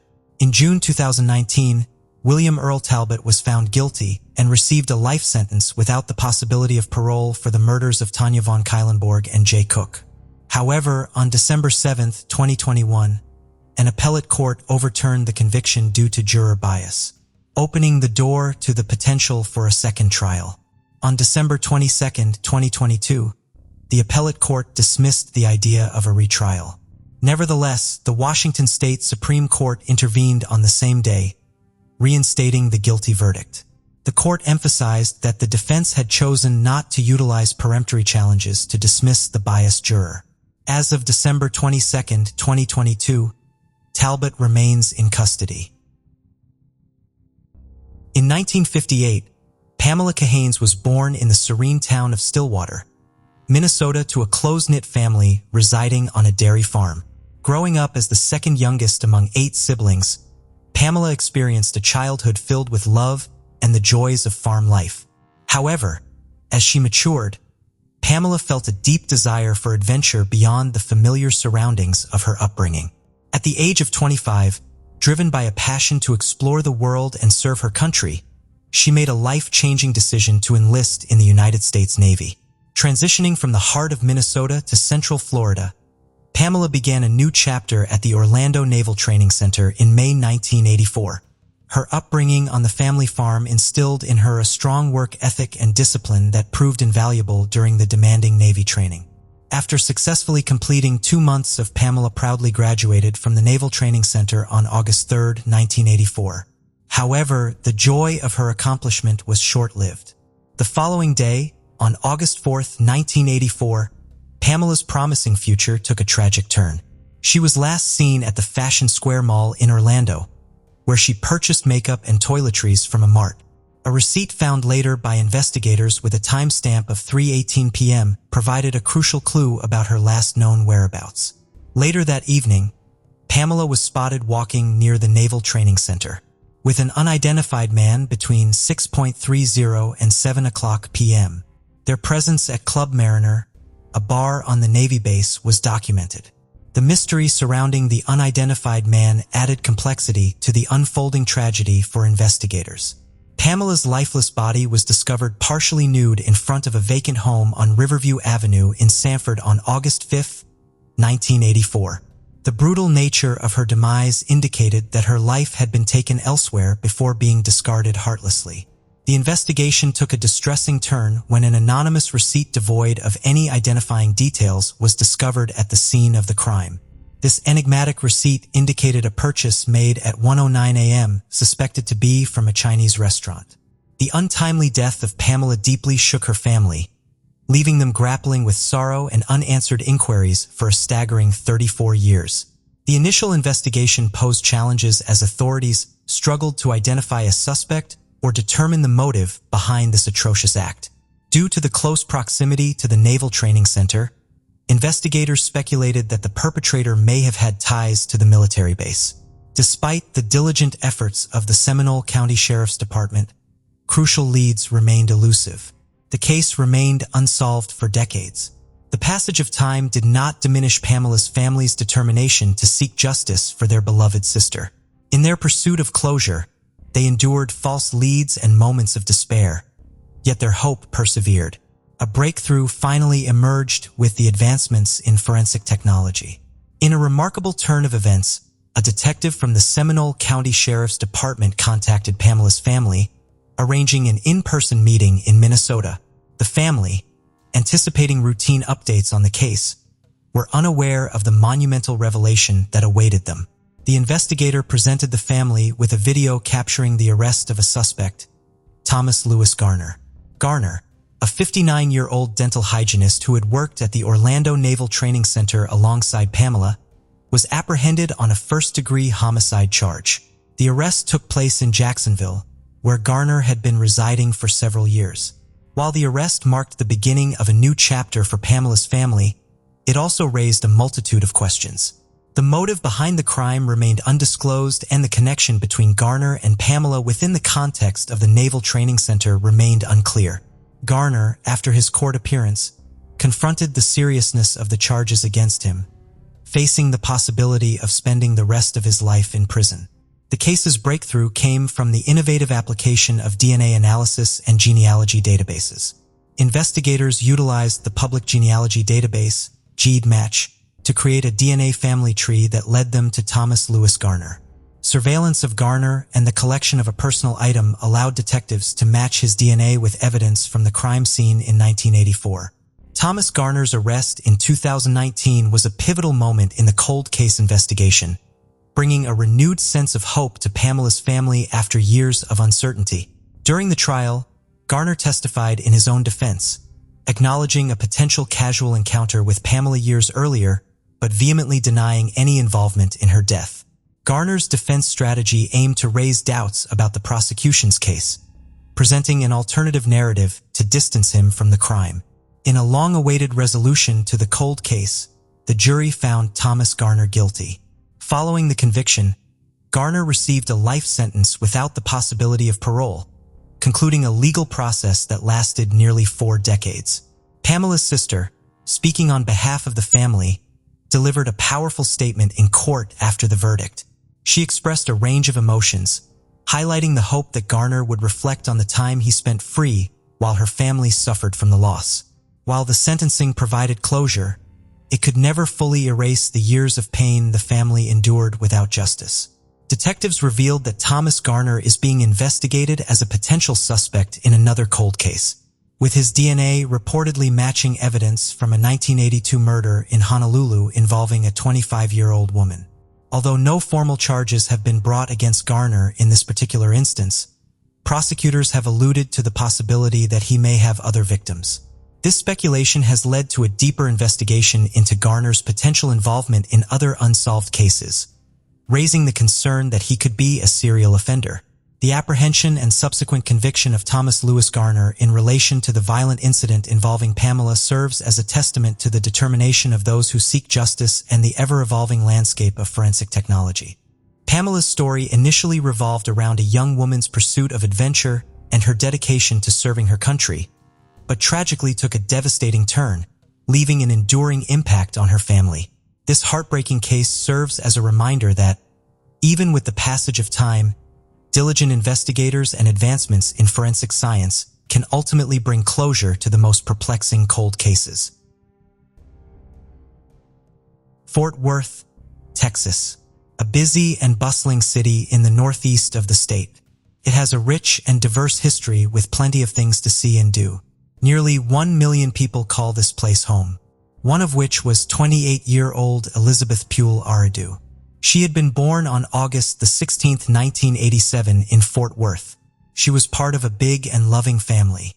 She had two sisters, Johanna and Alejandra, with whom she was incredibly close. Although her parents had separated, she was very close to her mother Juanita and her stepfather Fidel, who saw her as one of his own. He would later say, "She had the ultimate respect for me as I did for her." And the pair were as close as any father and daughter could be. Family was everything to Elizabeth. She always put others' needs before her own and was ready to give help to anyone who needed it. Whilst at Diamond Hill Jarvis High School, she met Rodolfo Arellano, also known as Rudy, and the pair began a relationship. They would go on to marry and shared 4 children together, 3 sons and a daughter, to whom Elizabeth was completely devoted. She was determined to bring them up, to be respectful and kind, and this is behavior that she would demonstrate to them. She was a deeply committed Christian and went to church regularly. Her kind and giving personality was reflected in her job as a medical assistant, a profession she took great pride in and had done for several years. Her life was busy with 4 beautiful children and a great career. It seemed to be going well for her. However, her marriage to Rudy would later start to fall apart due to his controlling behavior. By April of 2016, and after 13 years together, Elizabeth had decided to file for divorce. She had moved out of the family home and gone back to her parents' house, taking her children with her. She was ready to begin a new chapter and take on any challenges that were coming her way. This was not an easy decision for her to make, but she knew it was the right one. 15th, 2016. In spite of everything going on with her marriage, Elizabeth appeared to be happy and doing well during the day. That evening she had gone out with some of her girlfriends from work to a local place for happy hour, giving her the chance to unwind and have some fun. After enjoying the night out, she headed back to her parents' house in the early morning hours of the 16th of April. After she pulled up outside, she contacted one of her colleagues she had been out with and told them that she was back home safe. As morning broke on the 16th of April, Elizabeth's mother Juanita would make a worrying discovery. Elizabeth was not in the house. Despite looking everywhere for her, she was nowhere to be found. As Juanita went outside, she found Elizabeth's car seemingly abandoned. It contained several personal items that one would expect someone to take with them if they were to go anywhere, including her person phone, which was still on the passenger seat. The key was still in the ignition. This was completely out of character for Elizabeth. There was no way she would disappear and not tell anyone where she was going or what her intentions were. She also would never leave her children. She had seemingly pulled up outside the house and then vanished. Her mother knew something was seriously wrong, so reported her daughter as missing. As police arrived on scene, a missing persons investigation was launched. They needed to establish the timeline of events leading up to her going missing, so they spoke to those who knew her, one of which was her estranged husband, Rudy. The officers headed over to his house to talk to him. He said that he had last heard from her at 2:39 on the morning she was last seen, after she had come back from her night out. According to him, She said that she had arrived home and would be bringing the children to his place as soon as possible. He said that she explained she was going to spend the night in a hotel once she had dropped the children off at his house. When she failed to turn up, he told the officers that he assumed she had decided against bringing them and instead chose to remain where she was. The police needed to know what his movements had been that day in order to rule him out. He said he had spent the day with one of his friends and that he had got home at around midnight, saying he had stayed in his house until 7:30 a.m. As the search for the missing mother continued, a phone call to 911 from just a few hours before at 3:30 a.m. would blow the case wide open. The call had come in from someone doing some nighttime fishing on Lake Worth. The drop from the Interstate 820 bridge into the water was 40 feet. One witness said they heard what appeared to be screams on the way down. After the call had come in, officers had been immediately dispatched and, working with the fire department and divers, they entered into the water to see if they could find anything. And tragically, they did. The body of a woman was found and pulled from the water. She was still wearing her maroon scrubs from work.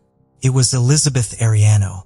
When her body had been retrieved from the water, they found that a 119-pound rock had been tied around her neck.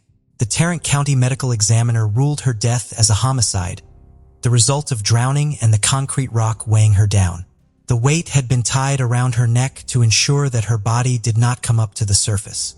The police said, "We believe this was an attempt to conceal the body." Horrifyingly, she had been alive when she had gone into the water. Elizabeth Ariado had been murdered. Her life had been ended in a way so brutal it shocked even the most tenured of officers. The police were now in a race against time to find whoever was responsible. They were clearly capable of unimaginable cruelty and they needed to be stopped. They had many theories they had to consider. Had she been followed home by someone from the bar? Had an opportunist abducted and killed her after seeing her arrive home? Had this been someone lying in wait? One of the first things the police needed to do was establish who was where at the time of her murder and rule out as many people as possible. Rudy was adamant that he was at home at the time and that he had nothing to do with it. As news began to spread about what had happened, people in the community were in disbelief, stunned that something so brutal could happen. A neighbor told CBS 11, "How can somebody do something like that? I don't understand how people can be so evil and so mean to another human being."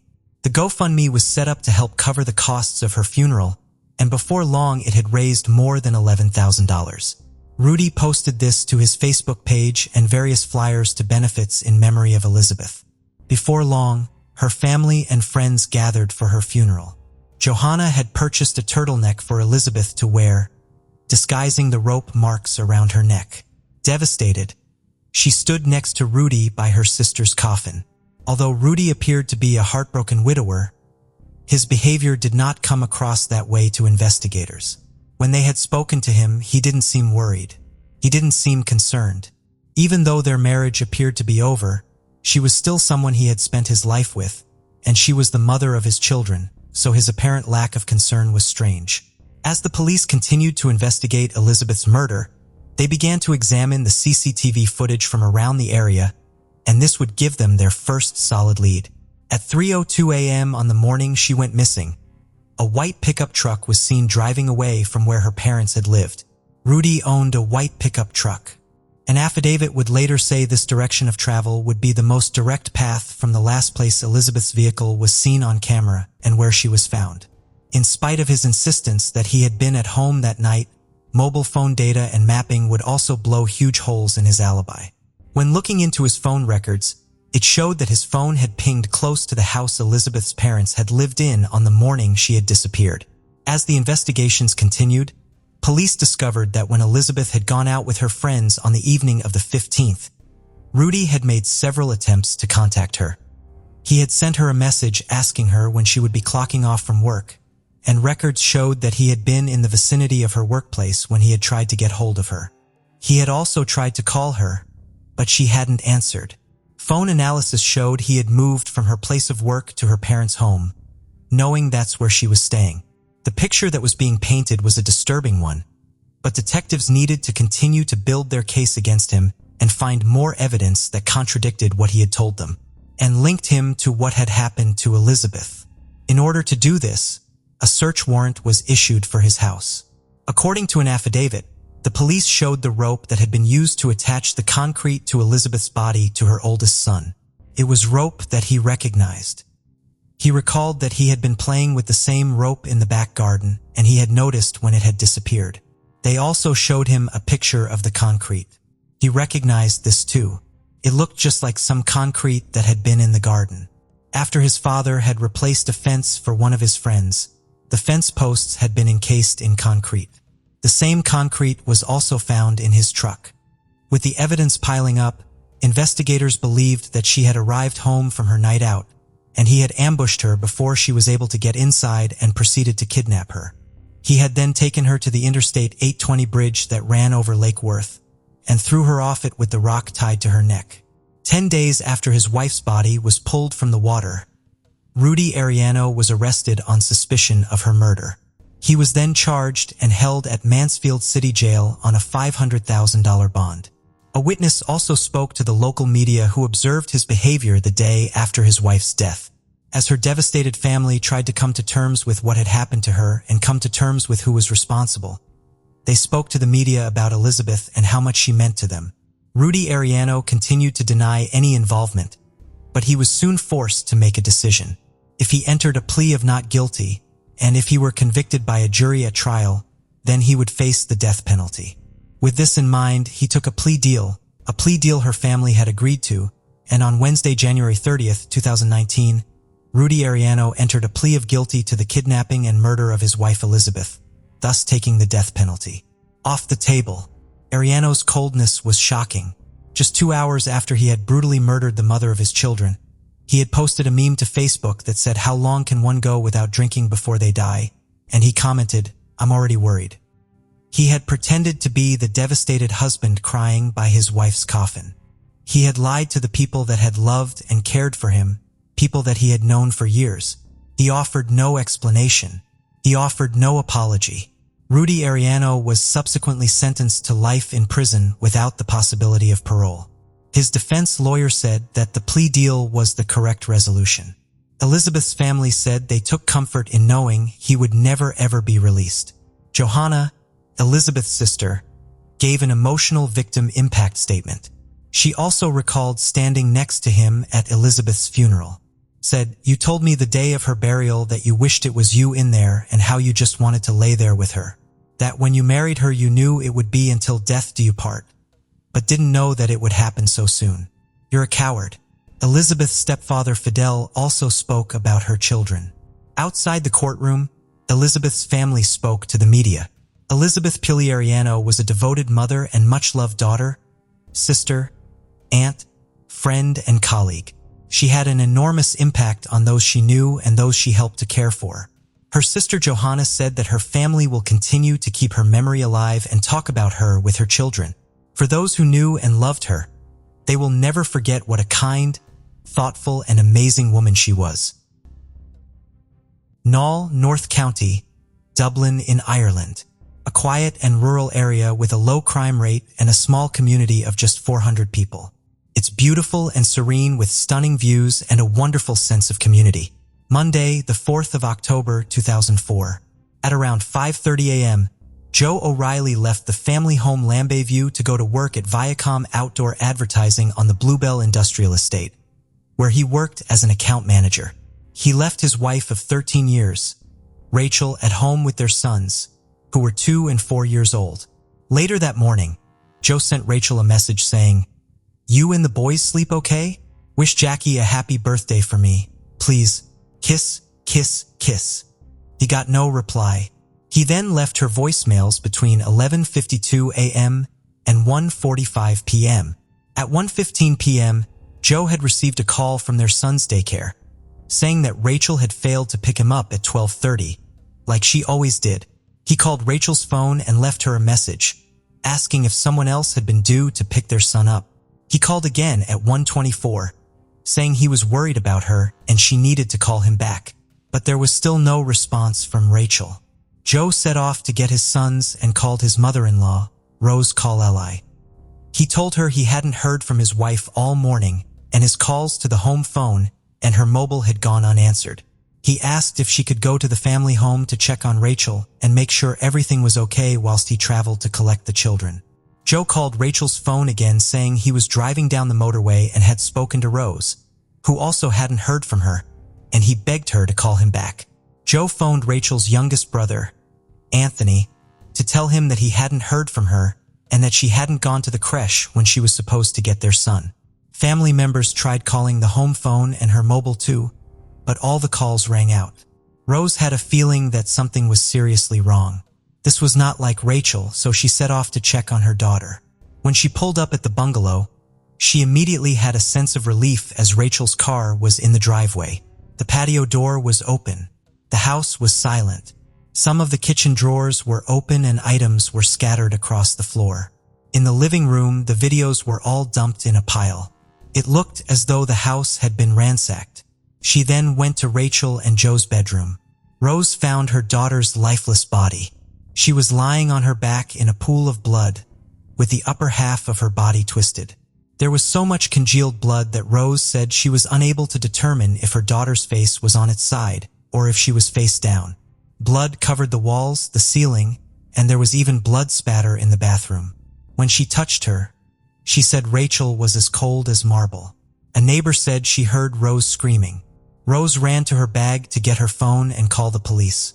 She then called one of her sons, Declan, to tell him the horrifying news. Declan said he was going to come to the house, and so was Jim, Rose's husband. Joe got to the house at 2:30 with the children, and Rose told him she had found Rachel's body. He ran into the house shouting her name.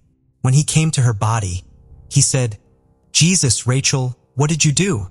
Rachel's best friend Jackie was a nurse, and she went to the house. She too checked Rachel and confirmed there was no pulse and she wasn't breathing. Rachel's father Jim soon arrived, but was told by a police officer not to go inside, as the scene was too horrific. When the first police officer got to the scene, Joe went up to them in the garden and said he had been in the house and touched Rachel's body to check for a pulse, and said that he had moved a box near to where her body lay into the boys' room. He said he hoped he hadn't destroyed any evidence. When Joe was spoken to by the police, he had an alibi. He said he had been at a bus depot in Broadstone, and it seemed unlikely that he would have been able to travel all that way to the house and back in the time frame given. So who would have wanted Rachel dead and why? Rachel Collerly had been adopted as a baby, as had her 4 other siblings, by their parents Jim and Rose. The family was incredibly close. Rachel always made time to catch up with her parents and siblings, her 3 brothers Anthony, Declan and Paul, and her sister Anne. Rachel was athletic and played softball, even holding a softball world record. She was described as a live wire and someone with a really good heart. Rose referred to her as a brilliant ray of sunshine who was well behaved as a child but also adventurous, throwing herself into everything she could. Her father Jim said that she was someone who would give anything a go and loved being independent, with a knack for DIY and decorating. When she was 17, she met Joe O'Reilly, who was 2 years older than her, while they worked at the same department store. He said the first thing he noticed about her was her height. Rachel stood at 5'11" and Joe was 6'5". He had asked her to go on a date with him several times and she turned him down. But Joe continued to ask. Joe overheard that she played softball and one day turned up at her practice session and joined her team. They were both successful and even had the potential to turn pro. Their relationship then became a romantic one. At the top of the Eiffel Tower, Joe asked Rachel to marry him, and a couple of years later the pair were wed. They then welcomed 2 sons. They moved to their new house, a bungalow called Lambay View, in Knoll in 2003. It was the perfect place to raise their children. Rachel loved being a mother, and everything she did was for her 2 boys. Joe O'Reilly had also come from a close family, with him being the second eldest of 2 boys and 2 girls. But his circumstances were different. When he was young, the marriage between his parents had fallen apart, and his father had left the country and moved to England. Joe was described as an incredibly confident man, and he was determined to get ahead in the advertising industry, despite not having the qualifications. He was so persuasive and confident with clients that his lack of credentials didn't appear to matter. He would get into work early and leave late, determined to make his goals come to fruition. When they moved into their 3-bedroom bungalow, Rose did have some concerns.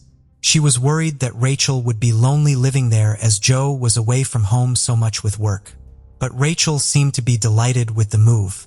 She became well known in the area as she sold Avon and Tupperware, and within a few weeks of moving in, she held a barbecue so she could meet and get to know her new neighbors. In spite of wanting to appear to be a family man, some of Rachel's friends said Joe was more of an absent father and Rachel was left to do a significant amount of the parenting on her own. He would always leave the house early in order to go to the gym and often wouldn't be back until well into the evening. Rachel was more of a private person who didn't talk about her marital problems, but some could sense there might be issues between the two of them. The now retired Detective Inspector Pat Mary was then a detective sergeant at Balbriggan Garda Station. When he arrived on scene, as he was a qualified scene of crime examiner with plenty of experience under his belt, he went in to see exactly what they were dealing with. In all his years in the police, he was shocked by just how brutal this killing had been. It's a sight I will never forget. My God, she was pulverized. Her hair was matted in blood. You could see down to her skull. You could see there was severe force used to inflict that, so the poor woman had no chance whatsoever, absolutely none. It was savage, cold, just unbelievable. Her father Jim said that Rachel would have fought for her life with everything she had, and he believed that the killer had attacked her from behind. Although it initially appeared to be a robbery gone wrong, one thing immediately stood out. There was money in the home that hadn't been taken. 800 euros in a box in the kitchen and 400 in Rachel's bag. Based on what he found, Pat didn't believe that this was a random attack carried out by a stranger. It's highly unusual to see someone in the state I saw Rachel O'Reilly having administered such a beating. The viciousness of the assault was a pure display of hate for this woman. If you hate someone that much, you're going to know them. Pat Mary believed the robbery had been staged. They set up an incident room back at the station, and more than 40 officers were sent out to conduct door-to-door inquiries and search the local area to try and uncover any potential clues. Gardaí carrying out a preliminary investigation outside the house where the remains of a mother of 2 were found this afternoon. News soon began to spread that a brutal murder had been committed. People were stunned. Based on the scene of the crime, the police believed she had been caught totally off guard by the attack. Searches were carried out to try and find the murder weapon, but they proved fruitless. But the searches did uncover something interesting. Half a mile away from the house, a plastic bag was found containing jewelry and a camera, 2 items that Joe had said were missing. It was looking less and less like a burglary. Joe was questioned that evening. He said he left for work as normal and headed to the gym beforehand. He was seen on CCTV leaving work at 8:07 a.m. and he said he was going to a bus depot in Broadstone, and his colleague Derek Corney said he would meet him there. Part of Joe's job was checking the advertisements on the side of buses, so he would have to travel around. At 8:45 Derek set off, and when he got to the depot he called Joe to ask him whereabouts he was. Joe said he was in another part of the depot. Derek was questioned and he confirmed he had spoken to Joe on the phone when he got to the depot, and he had been told that he was there, just in a different part of the site. When he first made that statement, Derek was unaware that Rachel had been murdered. When he questioned Joe, Pat asked if there was anyone who was known to not like Rachel, or maybe if she had been seeing someone else romantically. What Joe said left Pat confused. Joe replied, "No, neither of us were having an affair." Pat hadn't asked if Joe was having an affair, so why had he felt the need to clarify he hadn't been? But then the truth came out. Joe had been unfaithful, telling Pat, "It's over now. I don't want anyone to know." He said he had had a brief fling with a woman called Nikki Pelly, and it hadn't been a serious relationship. He had told Rachel 3 times that he hadn't been having an affair. He said that the couple had had an argument the day before she was killed, and he had slept in the spare room. The day after Rachel was found, Nikki was questioned by the police. She confirmed what Joe had said. There had been a relationship, but it wasn't a serious one. The same day, the police received the results of Rachel's postmortem. It revealed that she had been bludgeoned with a heavy object, such as a dumbbell. This was one of the items that Joe had said was missing from the property. Her skull had been fractured in 2 places, and her face, shoulders, and neck had multiple lacerations. Defensive wounds on her arms showed that she had made an attempt to fight off her attacker. It was determined that she had been struck between 6 and 9 times. Blood was also found in her airways, which would have made it very difficult for her to breathe. A couple of days after the murder, a search of Joe's office at work was carried out and his laptop was seized. A series of emails had been deleted, but the police recovered them. Joe had been talking to his sister and about their marriage, in which he revealed his deep hatred for Rachel, using vulgar language and expletives to refer to her, even saying that she repulsed him. When the emails that had been so derogatory about Rachel came to light, Rose said the family was bereft that any person could be spoken about in such an appalling manner. News of the marital problems was a massive shock to Rose too, who said, "He was a loner, he was very strange. I never thought, though, there was anything bad about him. I thought he was a very good husband and a very good father. At family gatherings, he would tend to break off from the adults, and nobody really knew a lot about him. The house was cordoned off for 9 days, giving the scene of crime investigators the chance to thoroughly go through and document everything. Whilst the investigation continued, the family prepared for her burial. They all decided to write letters that were to be put into the coffin with her when she was buried. The family left Joe with the undertaker to say some private words to his wife, and when one of them went back in, Joe said, "You can put the lid on it now," with Jim saying it sounded like he was talking about a tin box, not his wife's coffin. Her parents felt these were very strange and detached comments for an allegedly traumatized widower to make. Her family then gathered for her funeral. Following the burial, her parents received the cards that were attached to the flowers that people had left, and one of them stood out. All Joe's card said was, "See you later, Joe." Joe's behavior had become increasingly strange and unusual. The police had told him he could now go back into the house and he needed to go through everything and make a note of anything he thought had been stolen. He reiterated what he had said. Some of her jewelry, a camera and 2 towels were gone, as well as one of the dumbbells, but the jewelry and the camera had now been accounted for. He also decided to invite Rose and Jim over, even though the house hadn't been cleaned, and it still had their daughter's blood everywhere. He said that there was a sense of peace and that it would be good for them to visit. Rose didn't want to go back into the house, but Jim said that if it had helped Joe process what had happened, maybe it could help them. To their shock, Joe began reenacting the murder and speculating as to how she had been bludgeoned, even pointing to the blood spatter on the ceiling.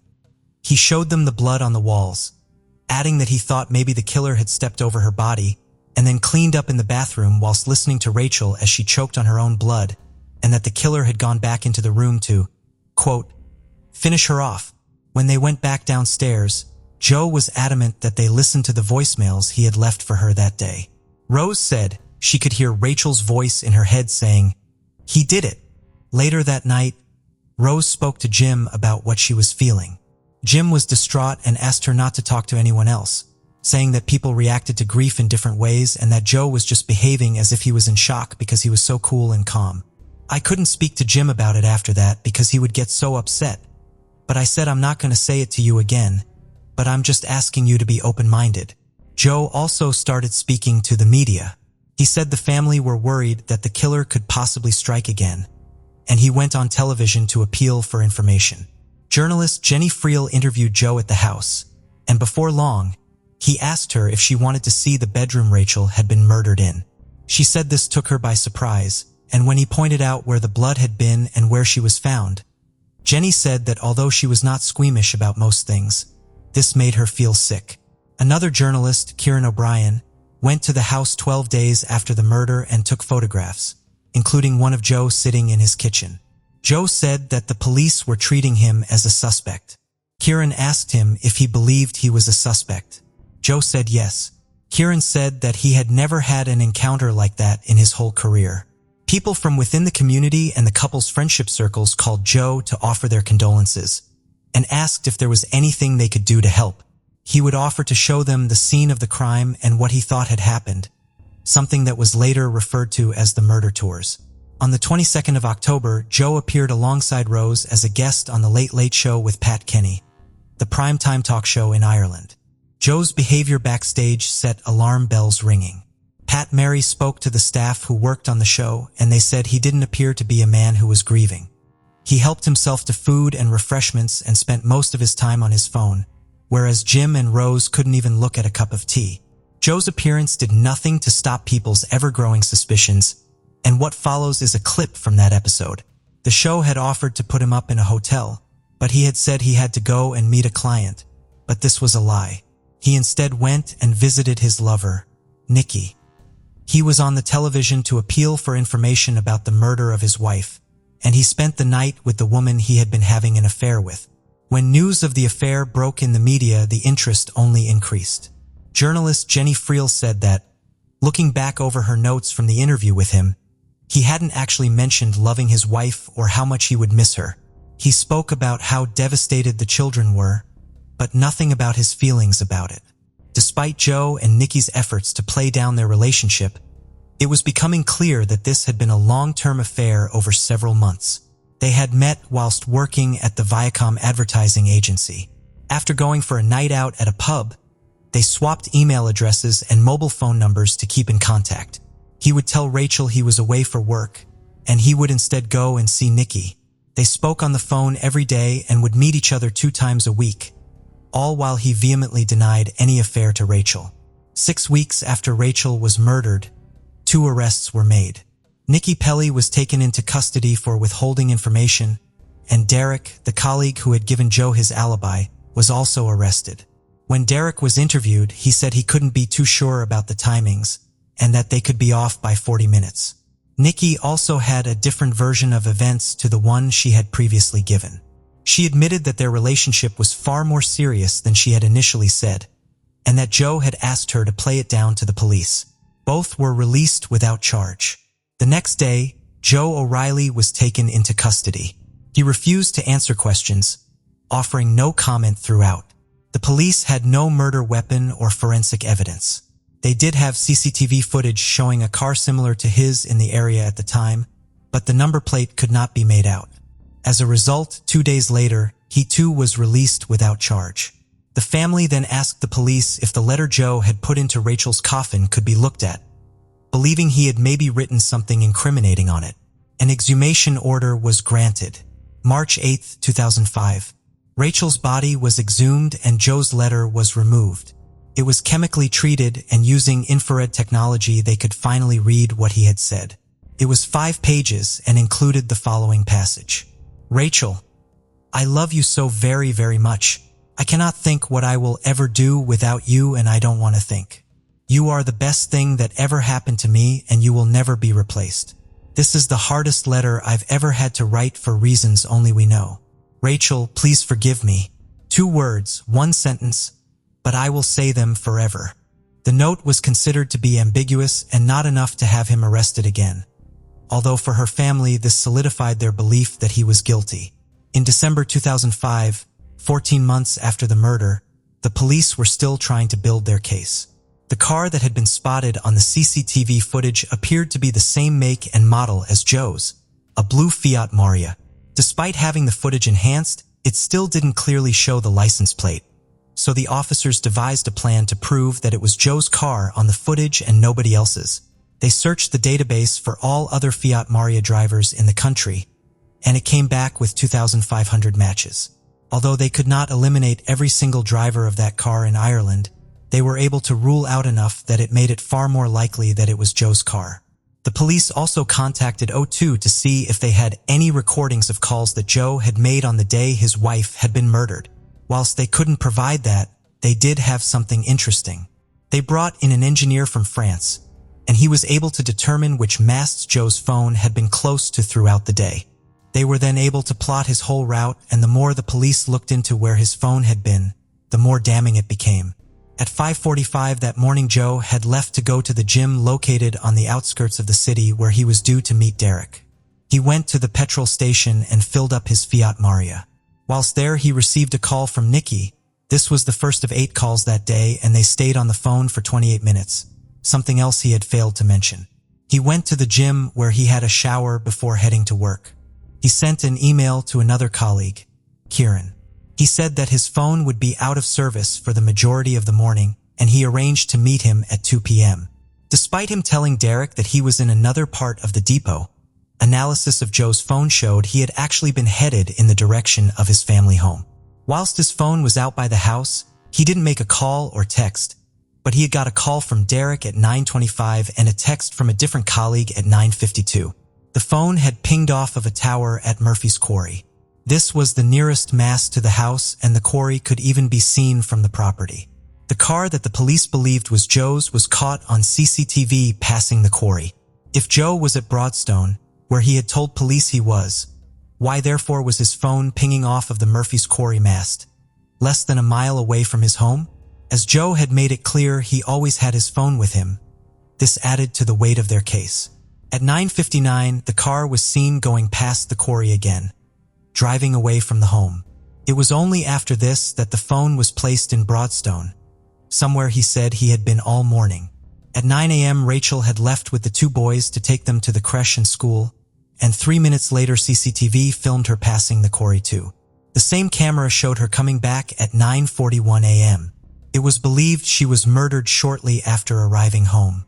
When the texts were sent to Rachel asking if she had slept okay, the police checked the corresponding time on the CCTV cameras, and these also picked up a blue Fiat Maria being driven 10 minutes after the text had been sent.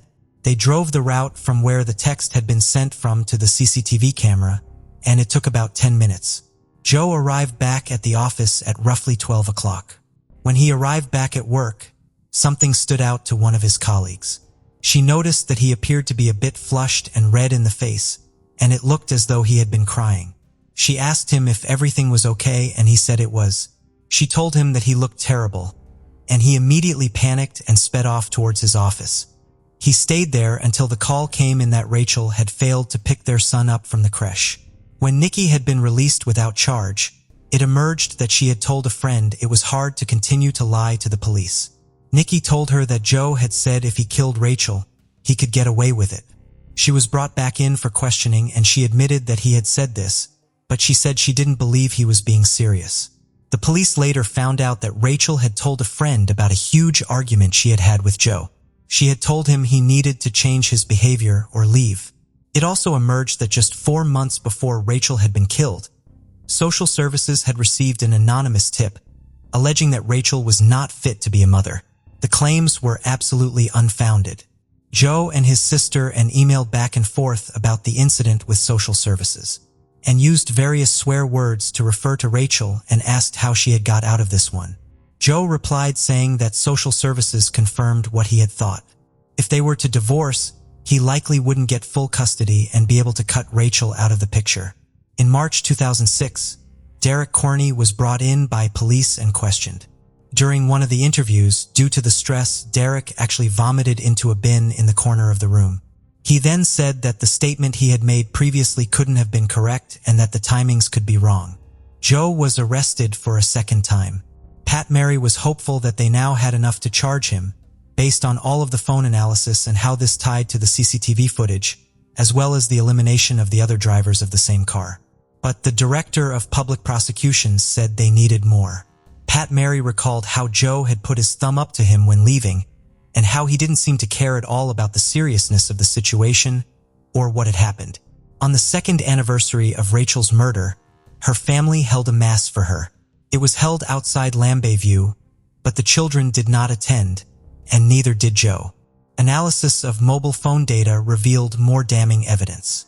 Joe's phone had pinged off of a mast close to the family home when Rachel's murder had taken place, contradicting his statement that he had been at work miles away at a depot.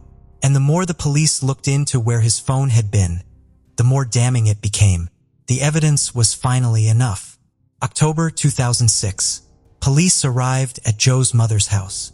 Pat Mary went into the kitchen, put his hand on Joe's shoulder, and told him he was under arrest for the murder of Rachel. He said, "He turned and faced me. The blood drained from his face and he went white as a sheet. He was not expecting it. He entered a plea of not guilty." June 25, 2007, Joe O'Reilly went on trial. The media and public interest was unprecedented. Queues formed every day as people tried to get into the public gallery to watch the trial. Rachel's family had not seen him in 8 months. so coming face to face with him again at the court was an especially painful experience. Jim said he had a fierce arrogance, and Rose described him as detached. The defense argued that the prosecution had based their case on innuendo, spin, and allegation, and that it was nothing more than circumstantial. But what came out showed that the image Joe had been desperately trying to uphold, that of being a happily married family man, was nothing but a lie. The evidence was strong. The phone analysis, the emails insulting his wife, him lying about where he was, the downplaying of the affair, and his behavior after the fact painted a damning picture. The emails and texts between Nikki and Joe were presented to the court and showed that they had planned to start a life together.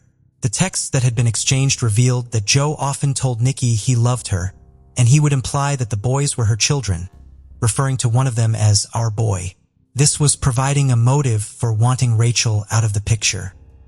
He had attempted to tarnish her character, calling her a lazy mother who was heavy-handed with the children. It also inadvertently came out that the one who had made the anonymous report to social services containing the allegations that were determined to be utterly unfounded was Joe's own mother. The court was stunned by these revelations. Throughout the trial, Joe kept his head down, looking firmly at the floor, showing no emotion. On the occasions he did look up, it was to talk to his lawyers whilst he laughed and joked. It was put to the court that at 9:45 Rachel had arrived home and Joe, her husband of 13 years and the father of her children, was lying in wait for her in the bedroom. When she went in, he launched his attack, bludgeoning her repeatedly. After beating her, it's thought that he took a shower to wash the blood off before putting his clothes and towels into the washing machine. He then attempted to ransack the place and make it look as though they had been broken into. He then went and put the allegedly stolen items into a bag and dropped them by the stream. When the creche had contacted him to say that Rachel hadn't arrived to pick their son up, Joe stalled and spent more time there than necessary. All of this was to ensure that Rose would be the one to find her daughter's body. The testimony of pathologist Professor Marie Cassidy, the former state pathologist of Ireland, also showed that when Joe had reenacted the murder, including how the killer had likely heard her gurgling and choking on her own blood and then gone back to strike her again, he had been telling the truth. The court also heard from Fiona Slevin. She had testified about a conversation she had had with Joe on the same day Rachel's funeral was held. She said he had told her, "I don't know why they're looking in the fields. The murder weapon is in the water." She added, "It was like he said something he shouldn't have." She told the court he then said, "Well, if I did it, that's where it would be. There's water all around that would get rid of all the DNA." On the 11th day of the trial, the phone triangulation was put to the court. It showed how his phone had been tracked all the way to the vicinity of his house when he said he was at the bus depot on the morning of Rachel's murder. It was a groundbreaking set of evidence. Never before had a murder trial used mobile phone triangulation in this way or to such an extent. And 2 days later, more shocking evidence came to light. The emails were read to the court. On the 14th day of the trial, Nikki Pelly testified. The way Joe had courted the media painted a picture of a cold individual who was desperate to control the narrative. Joe had convinced Rose to go on the Late Late Show saying it was the police who believed it was a good idea. The opposite was true. Joe had been told to disengage and not talk to the media anymore. One of Rachel's brothers would later say, "He liked that feeling. He enjoyed people's reactions. In my head, it's not human, not normal. But that's the way he is. I honestly believe he is a psychopath." The 21st of July, 2007. The jury returned their verdict. At the Central Criminal Court, Joe O'Reilly was found guilty of murder. He was given a life sentence. Joe O'Reilly attempted to bring his case to the Court of Appeal but was unsuccessful. Following this, he tried to take it to the Supreme Court. This was also refused in November 2016. It was also reported that he had abandoned plans to take his appeal to the European courts. In May 2015, an appeal lodged by Joe to have his conviction declared a miscarriage of justice was refused. He has been refused parole at least 3 times, and Rachel's family will continue to fight to ensure that he remains in prison. In 2012, Joe's brother Derek said that Nikki still loved Joe and was standing by him, believing that he was innocent, as did he. "The Joe I know is not a scumbag," he said. "He is most definitely not a wife beater. and he most definitely isn't a devil. The Joe O'Reilly I know is anything but the ultimate evil. I've never had any reason to doubt him. Nikki Pelly continued to visit him weekly in prison, believing in his innocence. It was reported in 2022 that Joe and Nikki had ended their relationship for a second time, with the first time being in 2017. Sources say they remain close and best friends. More tragedy would hit the Collerly family when in 2010, Rose and Jim's other daughter passed away at the age of 31 following a battle with cancer, with just 2 weeks between her passing and the anniversary of Rachel's death. Rose described how deeply affected and was by her sister's death. As soon as our Rachel died, used to arrive up at the door at 3 o'clock, 4 o'clock in the morning. She was petrified and she was afraid of him. She never rested. She always thought she could hear noises, someone trying to get in. For those left behind, life after Rachel's murder has been a painful journey to navigate. Rose published a book about her daughter's case titled, Remembering Rachel, the story of Rachel O'Reilly's life and brutal death. She said, "I don't want anyone to ever forget what was done to Rachel in any shape or form. The tragedy of this case is perhaps best summarized by the words of her mother Rose. I'd love her to be remembered as this bubbly person that we had for such a short time, that touched everybody's hearts. I wish I could go back. I'd give anything to be able to hold her, even just for 1 minute." On November 14, 1986, Jacqueline Lard's ordinary day at her Stafford County real estate office took a sinister turn when she disappeared after work. The following day, a crime scene at her office suggested a violent struggle, and her body was eventually discovered concealed under a carpet in a wooded area miles away. Fast forward to 1989, Amy Baker, an 18-year-old who was visiting her family, vanished on her way home. Her abandoned car was found, sparking a mystery that endured for decades. How were these two cases linked, and what breakthrough ultimately led to their resolution in 2024? Amy Baker, a lively individual born on March 16, 1971 in Springfield, Fairfax County, Virginia, brought happiness to her family as the beloved daughter of Mark Baker and Sue Easler. In a significant change of life, the Baker family, which also included Amy's younger brother David, moved from the bustling environment of Falls Church to the peaceful community of Hartwood in Stafford County. This relocation was motivated by her parents, Mark and Sue's desire for a more spacious residence and a piece of serenity away from the urban bustle of Fairfax County. Amy, while adapting to her new surroundings, frequently returned to Falls Church, a place filled with familiar faces and cherished memories to visit friends and family. The Baker household provided a nurturing environment that nurtured Amy's growing interests. She had a passion for field hockey, demonstrating her talents on the varsity team and a love for capturing moments through photography. With aspirations in the arts, Amy set her sights on attending art school in Savannah, Georgia. In the meantime, she found delight in working as an event photographer at the local mall, where she would take pictures of children with seasonal characters like the Easter Bunny and Santa Claus, capturing joyful moments for families. In contrast, information about Jacqueline Lard's early life is less well documented. Born in 1954, Jacqueline was a committed real estate agent in Stafford County by profession, married to Ronald Lard. They shared their lives with their 2 children. Jacqueline Lard, a dedicated professional and loving mother, played important roles both at work and home, although there is limited information about her personal interests and background. On November 14, 1986, Jacqueline went missing in Stafford County, initiating a perplexing and unresolved mystery. She was last seen at around 9 p.m. at Mount Vernon Realty, unaware that it would be her final moment alive. The following morning, her office revealed a disturbing scene, indicating a violent altercation.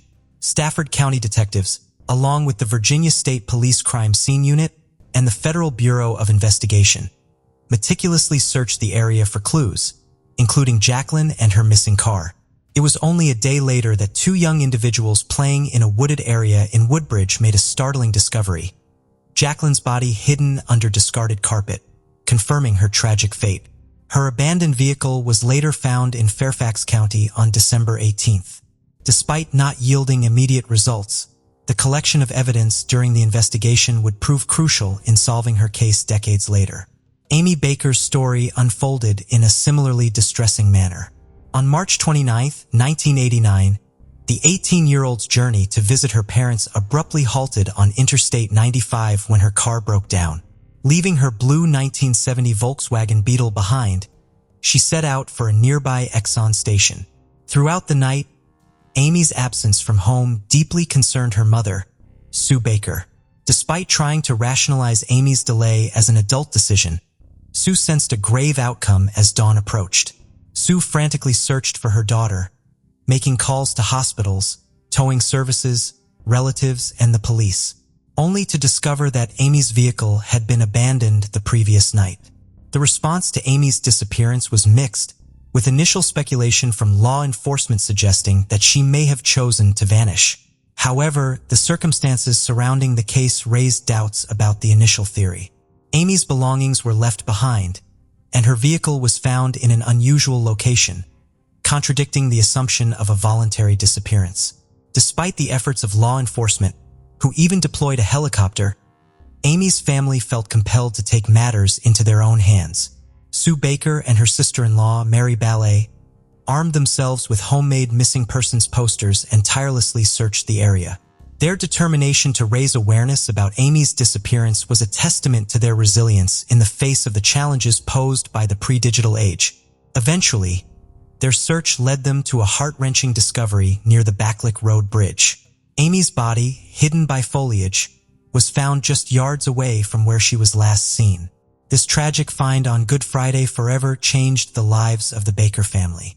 These events, separated by time and circumstances, shared a common thread of unanswered questions and the anguish experienced by families left in a state of uncertainty. The investigation into Jacqueline Lard's untimely death was met with a collaborative effort from various law enforcement agencies at both the state and federal levels. The Stafford County Sheriff's Office, Prince William County Police, the Federal Bureau of Investigation, and the Drug Enforcement Administration joined forces to form a formidable task force dedicated to unraveling the mystery surrounding her demise. Despite extracting DNA from collected evidence and conducting exhaustive searches through Virginia and national DNA databases, the identity of the killer remained elusive. Numerous individuals of interest were compared and familial searches were conducted, but no significant leads were found, causing the investigation to reach a standstill and eventually go cold. The discovery of Amy Baker's body marked a crucial turning point in her case. Prompted by the desperate search for Amy, law enforcement officials swiftly secured the scene. The sight of Amy's new tennis shoes, barely worn since her 18th birthday, served as a haunting confirmation of the devastating loss her mother had endured. Despite the swift response that followed the grim discovery, the way Amy's case was handled by authorities left her family feeling disheartened and frustrated. Criticisms were raised about the initial search efforts, which the grieving family deemed inadequate. They mourned the tragic necessity of having to find their loved one themselves, a task they believed should have been completed by the police within the first few days of Amy's disappearance. The autopsy results painted a brutal picture. Amy had been subjected to violence, violation, and strangulation. Her life cut short tragically soon after she left her vehicle. The investigation evolved into a homicide case, leaving the family and community in shock and mourning the profound loss. Following Amy's murder, the police appealed to the public for help, focusing on two suspicious vehicles seen near Amy's abandoned car, an early 80s dark-colored Buick and a blue Ford Escort. Despite the efforts and an influx of tips after the news of Amy's murder broke, a significant call to Crime Stoppers remained a tantalizing lead that never fully materialized into a breakthrough.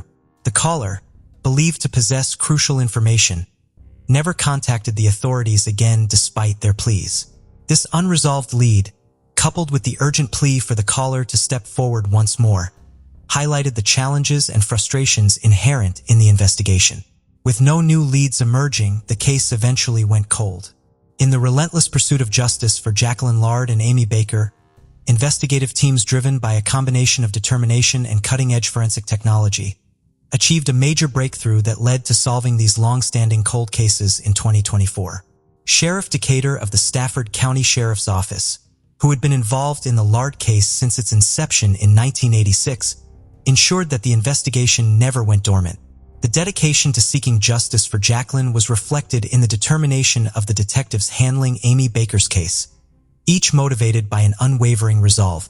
Breakthrough in these cases came when retired Detective Dave Wood made the decision to utilize forensic investigative genetic genealogy, combining DNA analysis with genealogical research to shed new light on the identity of the killer. Parabon Nanolabs, a leading company in DNA phenotyping, played a crucial role in this endeavor.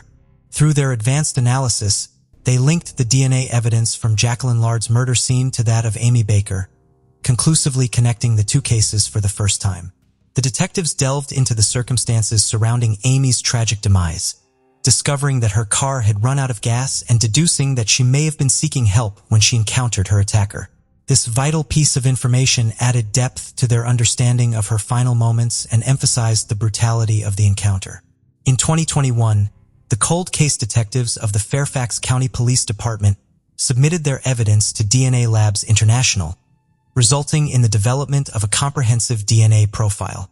Once this profile was uploaded to the Virginia State Database, a direct link to the ongoing investigation of Jacqueline Lard's murder was revealed. This connection between the two cases marked a pivotal moment, propelling the investigation forward with renewed determination. On December 14, 2023, the detectives identified a family name that could potentially be associated with the suspect, leading them on a path that eventually led to Elroy Neal Harrison, a 65-year-old resident of Stafford County.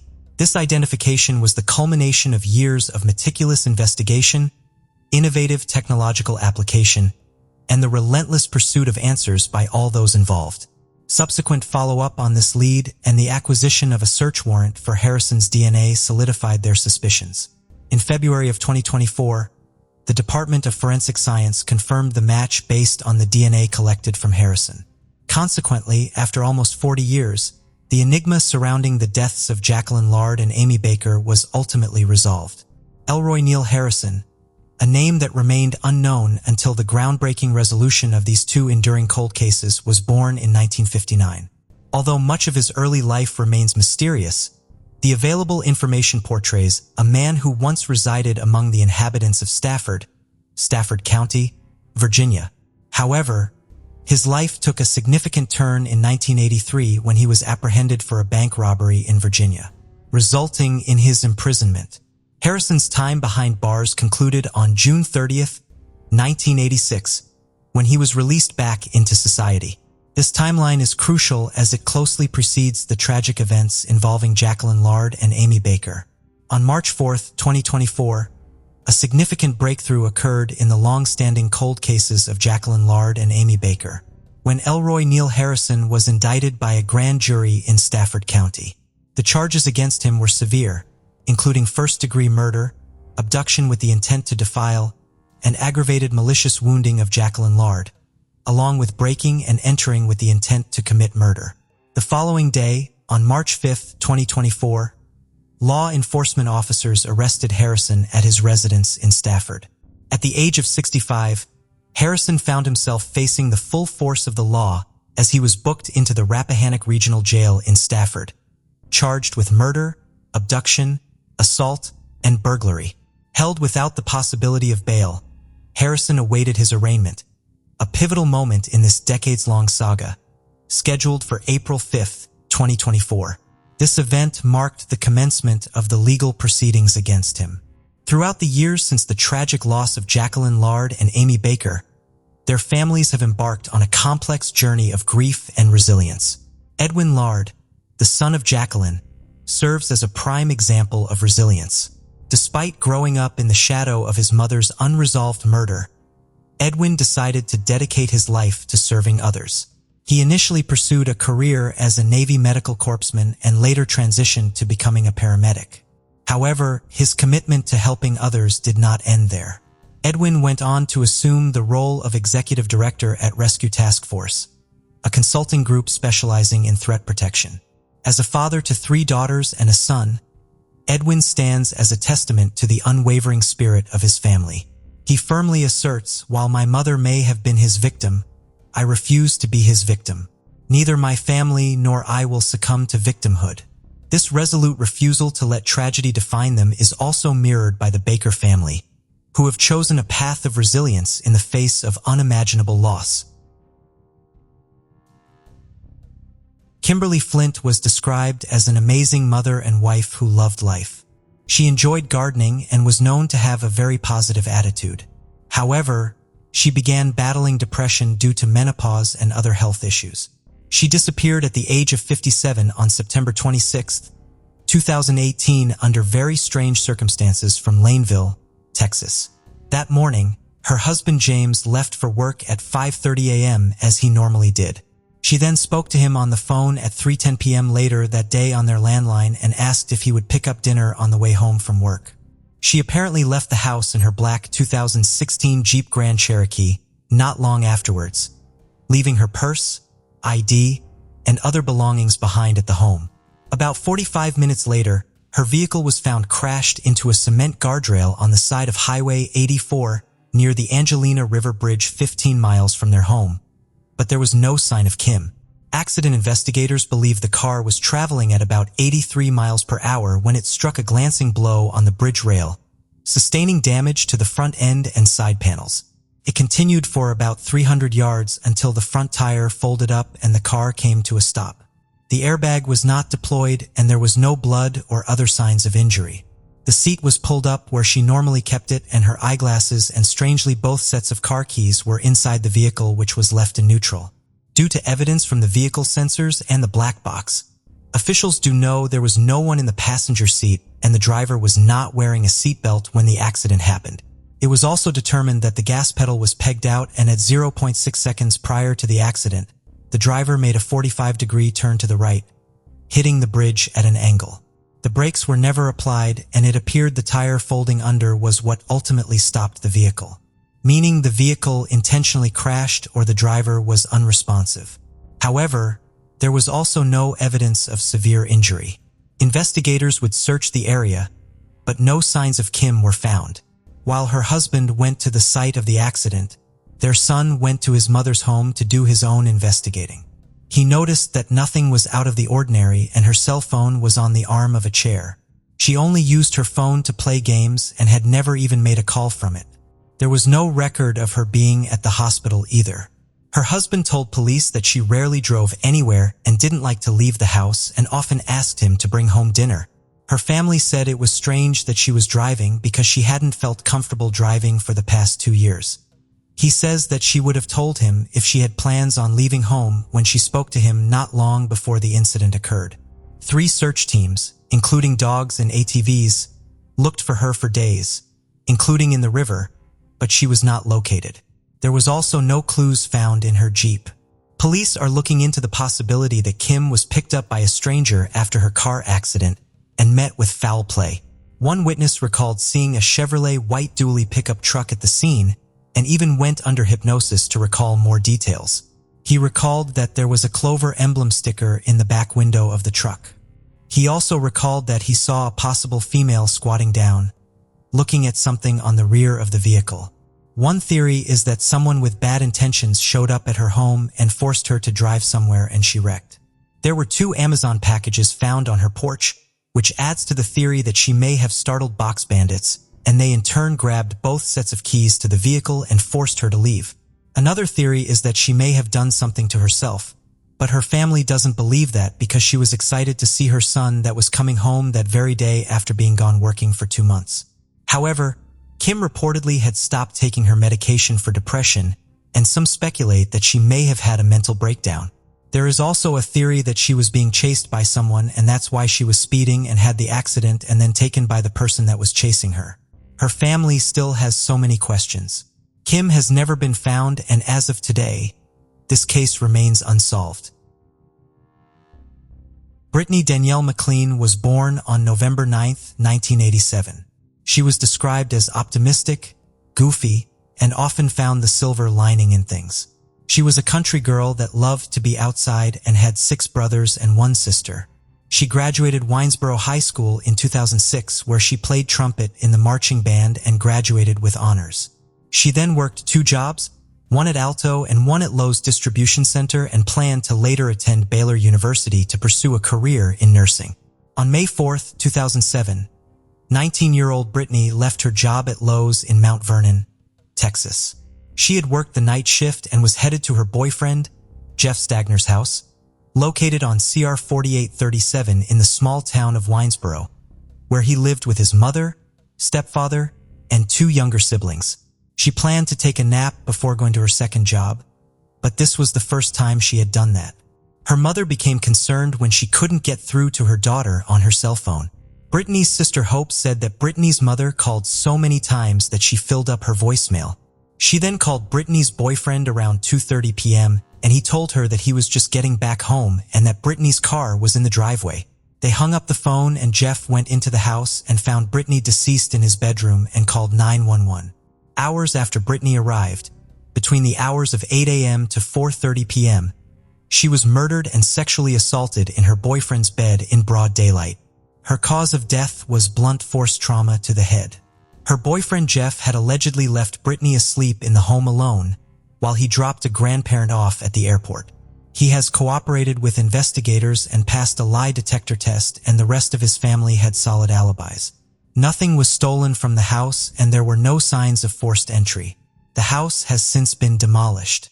Brittany's sister Hope and her brother created a Facebook page called Who Killed Brittany McLean in an effort to bring in tips or information to aid in the investigation. According to reports, a person of interest is Chad Carr. At the time, he was dating Jeff's sister who lived in the home where Brittany was killed. He is an ex-con who has a criminal history of violent and sexual assaults and served 8 years in prison. However, both Jeff and Chad remain persons of interest.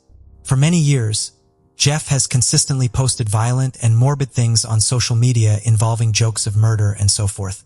No one has been arrested for Brittany's murder, and as of today, this case remains unsolved. On September 21, 1987, a sheriff's deputy from Isle of Wight County discovered David Nobling's Ford Ranger pickup truck abandoned at the Ragged Island Wildlife Refuge during a nighttime patrol. The truck was found with closed but unlocked doors, the driver's side window down and the radio still playing, yet there was no sign of anyone inside.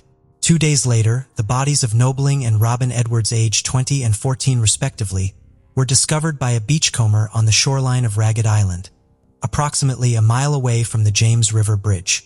Both victims had been shot at close range in the back of their heads. State Police spokeswoman Corinne Geller stated that the case remained unsolved for 36 years. During the investigation, Wilmer was among the several suspects considered by the investigators. However, it was only after Wilmer's death in 2017 that a genetic sample could be obtained and compared to the DNA preserved from the crime scene. At a press conference held on January 8th at the State Police's regional headquarters in Suffolk, Geller announced that the Virginia Department of Forensic Science had issued a certificate of analysis confirming a genetic match to Alan Wilmer Sr. The DNA sample obtained from Wilmer's body also matched the DNA of the perpetrator responsible for the rape and murder of Teresa Spahowell, a 29-year-old woman who was found dead in 1989 in Hampton. According to Captain Rebecca Warren of the Hampton Police, Howell was last seen alive on July 1, 1989, at 2:30 a.m. at the former Zodiac Club, a popular night spot off Mercury Boulevard. Approximately 8 hours later, construction workers discovered female clothing near the woods off Butler Farm Road, leading them to the unidentified remains of a woman. After Howell's family filed a missing person report in York County, the police identified the remains as Howell's and determined that she had been strangled to death. 3 days later, articles of Robin's clothing were also found near the crime scene at Ragged Island, inside Nobling's truck. In a 2022 interview with the Smithfield Times, prior to the 35th anniversary of the unsolved crime, Jeanette Edwards Santiago, Robin's older sister, shared additional similarities. At the time, Santiago was 19 years old and living independently when her parents called her on September 19, 1987, a Saturday, inquiring if she had seen Robin that evening. Santiago responded negatively, stating, she explained, "I didn't think much of it then because she had run away a couple of months earlier and was gone for 2 weeks." Santiago mentioned that Robin and she had not been on speaking terms since she had reported her sister for riding her bicycle from their parents' house in Newport News all the way to the Coleman Memorial Bridge in York County. According to Santiago's mother, Robin had arranged a date with Jason Nobling's cousin on September 19th, which turned out to be the last time anyone saw David or Robin alive.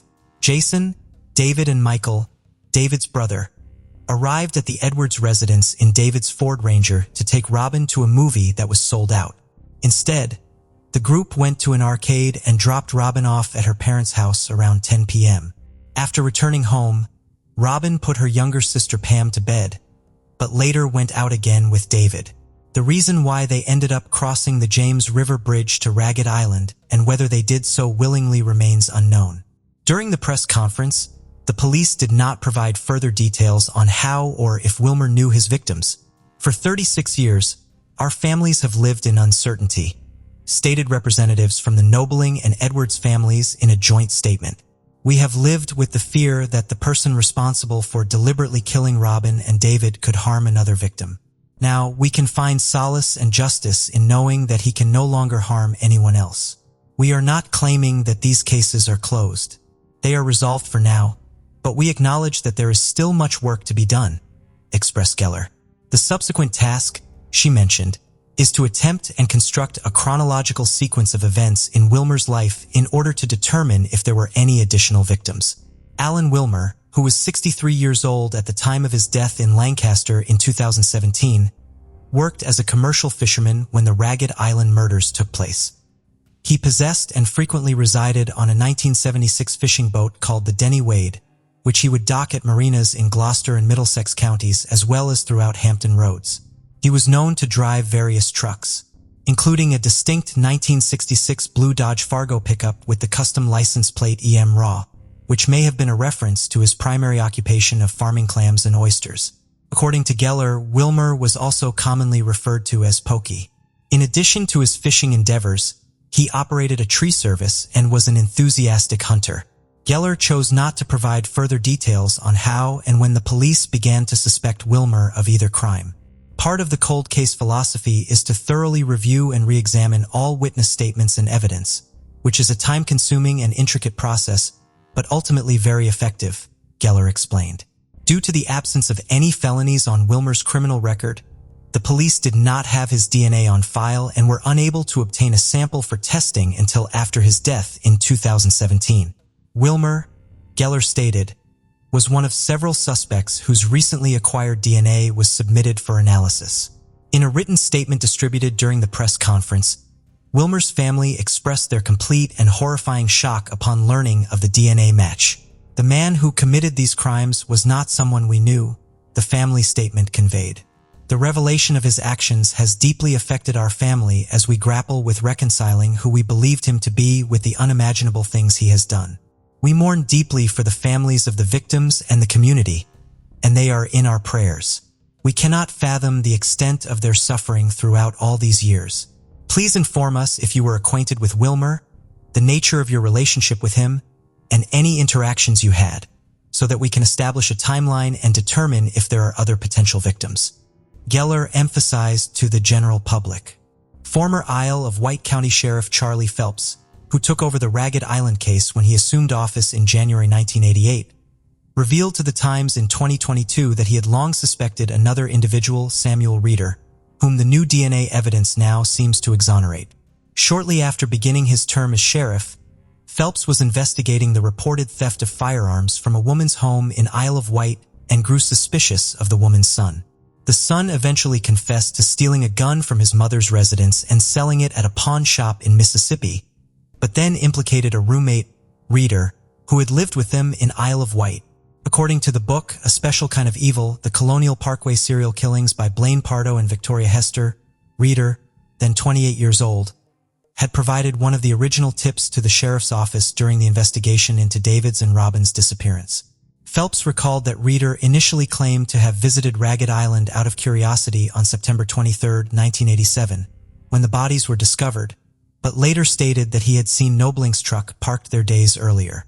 In his final account, Reeder admitted to taking money from Nobling's wallet, which was left in the truck, but denied any involvement in the deaths of David and Robin. A 2022 report on the unsolved Ragged Island case revealed that Reeder was found dead in his Chesapeake mobile home on the morning of August 8, 1990, at the age of 31, hanging from a doorknob with an electrical cord around his neck. Jupiter is the northernmost town in Palm Beach County, Florida. Picture perfect with gorgeous sandy beaches, amazing wildlife and scenery, and big, beautiful homes along the coastline, occupied by many a famous name. In 2020, it was also home to 51-year-old Gretchen Anthony.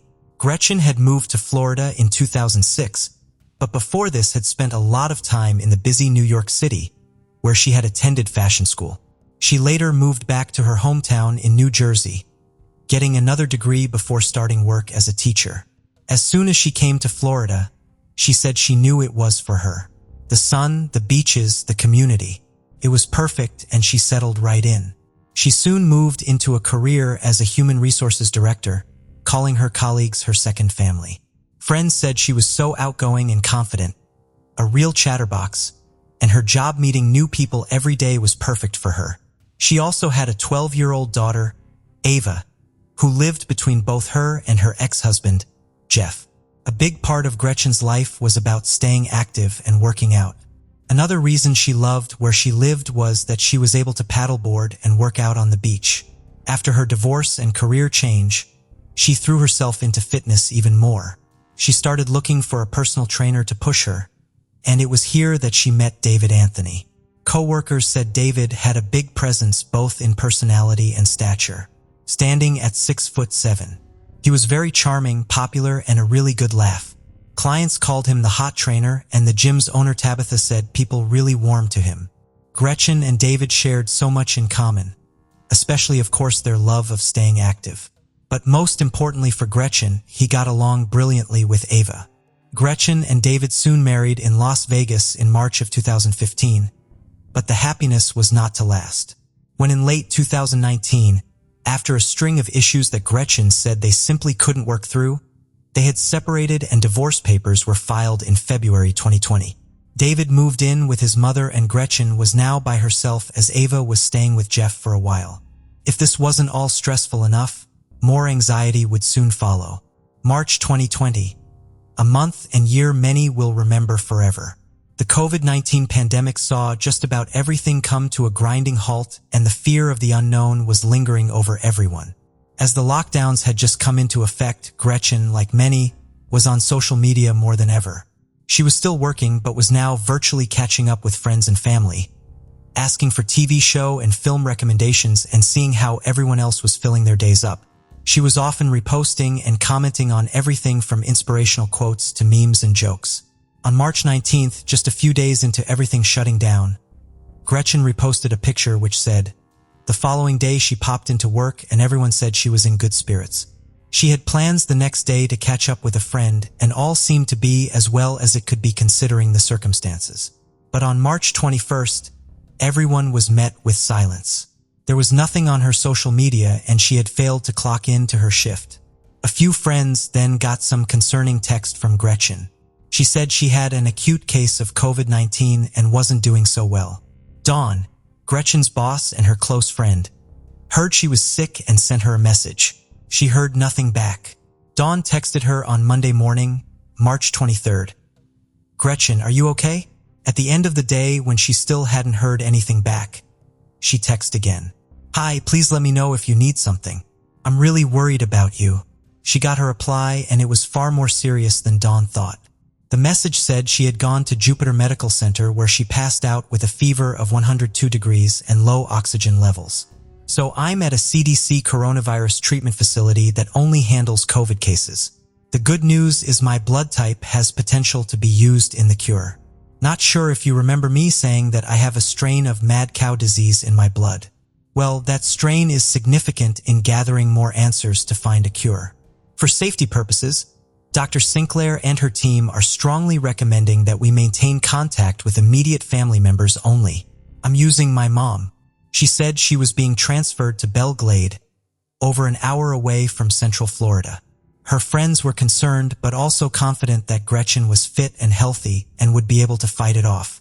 Gretchen's ex-husband Jeff and Ava had also both received some text messages. These said that she may even have to be placed in a medically induced coma, making her impossible to get hold of. The texts to her daughter were cold and distant, and Jeff said the minute he read these, he knew something was wrong. The messages were full of spelling mistakes, abbreviations she wouldn't use, and bad punctuation, and this just wasn't how she talked. The messages were now coming in thick and fast, saying many different things, but all indicating she was in a very bad way. Some friends were fearing it was a life or death situation, but others thought the same as Jeff. Something was off. More concerning still, her phone had stopped sharing her location with her daughter, something she had never done. After this, with the concern mounting and so many mixed messages about where she was and what was happening, the police were called to do a welfare check. There was no answer at the door. Jeff decided to go to the Jupiter Medical Center himself, and to his surprise, he did find Gretchen's Mini Cooper parked outside, with her purse on the front seat in full view of the passersby. Again, something that didn't make sense.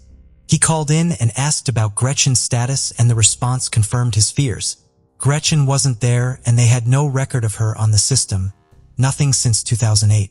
On the 26th of March, 2020, a missing persons report was filed and Detective Jared Kennison was in charge. Based off of everything he had heard, he had big concerns. He got a warrant to enter her home, and it seemed to indicate a struggle of some sort had taken place.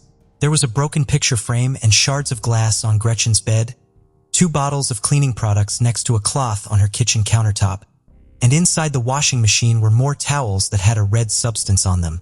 These were taken away for testing. Police also found small drops of what looked like blood on the wall in the master bedroom. When police went into the garage, they found the door was locked and the key was broken off inside the lock. They noticed that the ground was wet, and there appeared to be large bleach stains on the floor, leading outside to the driveway. They said the smell of cleaning products was overwhelming. A cadaver dog was brought in and detected the smell of blood inside her residence. Gretchen had had cameras installed in her home a while back, so these were seized and they hoped that something would have been picked up. Some of them had been ripped out of the wall. Despite this, they were confident that the footage could be recovered from the cloud. As they were inspecting the house, a neighbor came running out with more information for them. She said that on the 21st of March, roughly between 6 and 6:30 a.m., she heard a woman's voice let out what she called a blood-curdling scream. It sounded like it was coming more from the garage area than inside the house, and the screaming had lasted for about 15 minutes. Another neighbor said that on the 23rd of March, they heard someone cleaning inside Gretchen's garage, which was closed up. Was water mixed with an unknown chemical coming out from under the door and into the alley. That same witness said she saw a small black Nissan truck running in Gretchen's driveway with a tarp covering the back. No one was inside it, but it was definitely out of place. The only person everyone knew to drive a vehicle like that was her ex-husband David. Jeff, who had been going over and over the text messages from Gretchen's phone and comparing them to other people's texts, suddenly realized exactly who the words reminded him of, and it too was David Anthony. Police called her now a strange ex-husband, and he also said that Gretchen told him she was in isolation and he was just as worried about her. Then David said something else that was strange. He told them that in the weeks before, Gretchen had said she was fearing for her life, and after coming out of isolation, she might be running away. She had discovered that there was a tax fraud going on in her workplace, and after she contacted the IRS, she was now fearing the repercussions. Definitely a story that no one else had heard. A quick search showed that David had a criminal record, having been arrested for holding up a Blockbuster store with, unbeknownst to them, a fake gun. He was also charged with assaulting a police officer. They needed to find David and talk to him in person. He wasn't working anymore, having been fired a few weeks beforehand, but he wasn't at his mother's home as they expected. Susan answered the door and was happy to help. She showed officers that she had got the same sort of texts that everyone else had been getting from Gretchen, but she had no idea where her son was, and it was possible he was far away. He had packed up his truck on the 24th of March, and he, along with his dog, Kobe, had left without a word.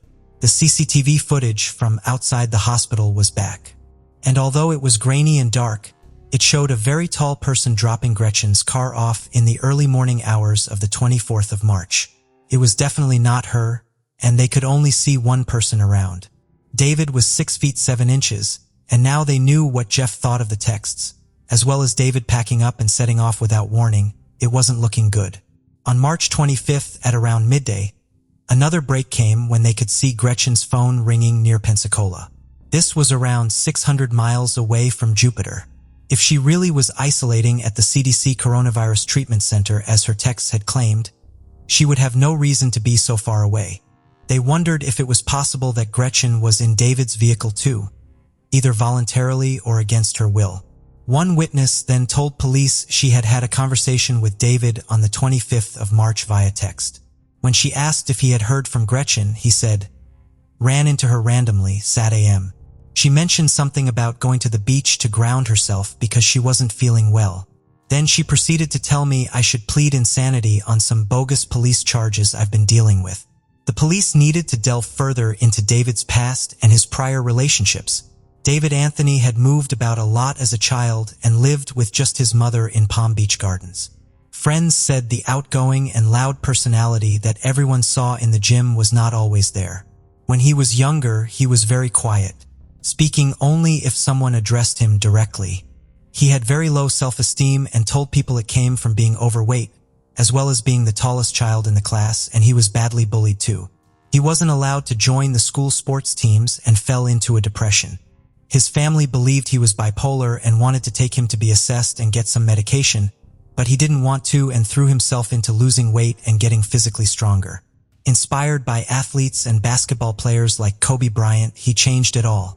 He made such a transformation that after high school, he earned a scholarship to play basketball. As soon as he was done, he moved into personal training, which suited him well. In 2010, he dated a woman called Heidi for about a year. They met when he offered her a free personal training session. Heidi was 10 years his junior, and although being worried they might not have that much in common, said he was everything she was looking for in a partner. His behavior soon shifted and he started fixating on really small things. He would time how long she took to do something, keeping tabs on what she ate and whether she worked out or not. In November 2010, Heidi walked into her apartment to find David standing there. He grabbed her hand and got down on one knee. Heidi tried to contain her excitement, but what followed was not a proposal. David said he needed to surround himself with successful people that took their health and fitness seriously. Heidi was mortified. A few years later, David would meet Gretchen in the same way. For the first few years of their marriage, Gretchen and David appeared very happy, complementing each other well. But to a lot of people's shock, Gretchen said she had actually spent 3 years trying to leave him, but always coming back to try and make it work. She told her friends that David was becoming manic and would verbally lash out. Gretchen said the good times were great, but the bad times were awful, and she had really been holding on to all the great memories and hoping it would stay that way. The couple even separated for about 6 months, but came back together to give things another go. But his manic episodes seemed to worsen, and by 2018, things reached a scary point for Gretchen. One day, David shot up saying that the world was ending and he needed to go. He loaded up his truck with bags of rice, pots and pans, and 10 pairs of shoes before speeding off, only to return a while later unfazed. Gretchen could see how bad it was getting, but she didn't know how to help him. She described the look in his eyes as crazy and would often lock herself in rooms to get away from him and his outbursts. She texted a friend and said, "I wish him well and hope he learns how to deal with his mental issues. I feel bad that I couldn't help, but I think he needs to learn how to love himself before he can love anyone, something he might not experience in this lifetime." She installed cameras around the house to keep an eye on him, but also to protect herself a little. She sent her boss Dawn a message saying, "I'm watching him on the cameras and waiting for him to go to bed. Then I'll go downstairs and get a knife to put into my pillow, just in case, and hopefully get some sleep." On Christmas Eve 2019, Gretchen went through David's backpack and found her wedding ring, her passport, her driver's license, and her credit cards. After this, she said there was no turning back, and decided to end the relationship for good.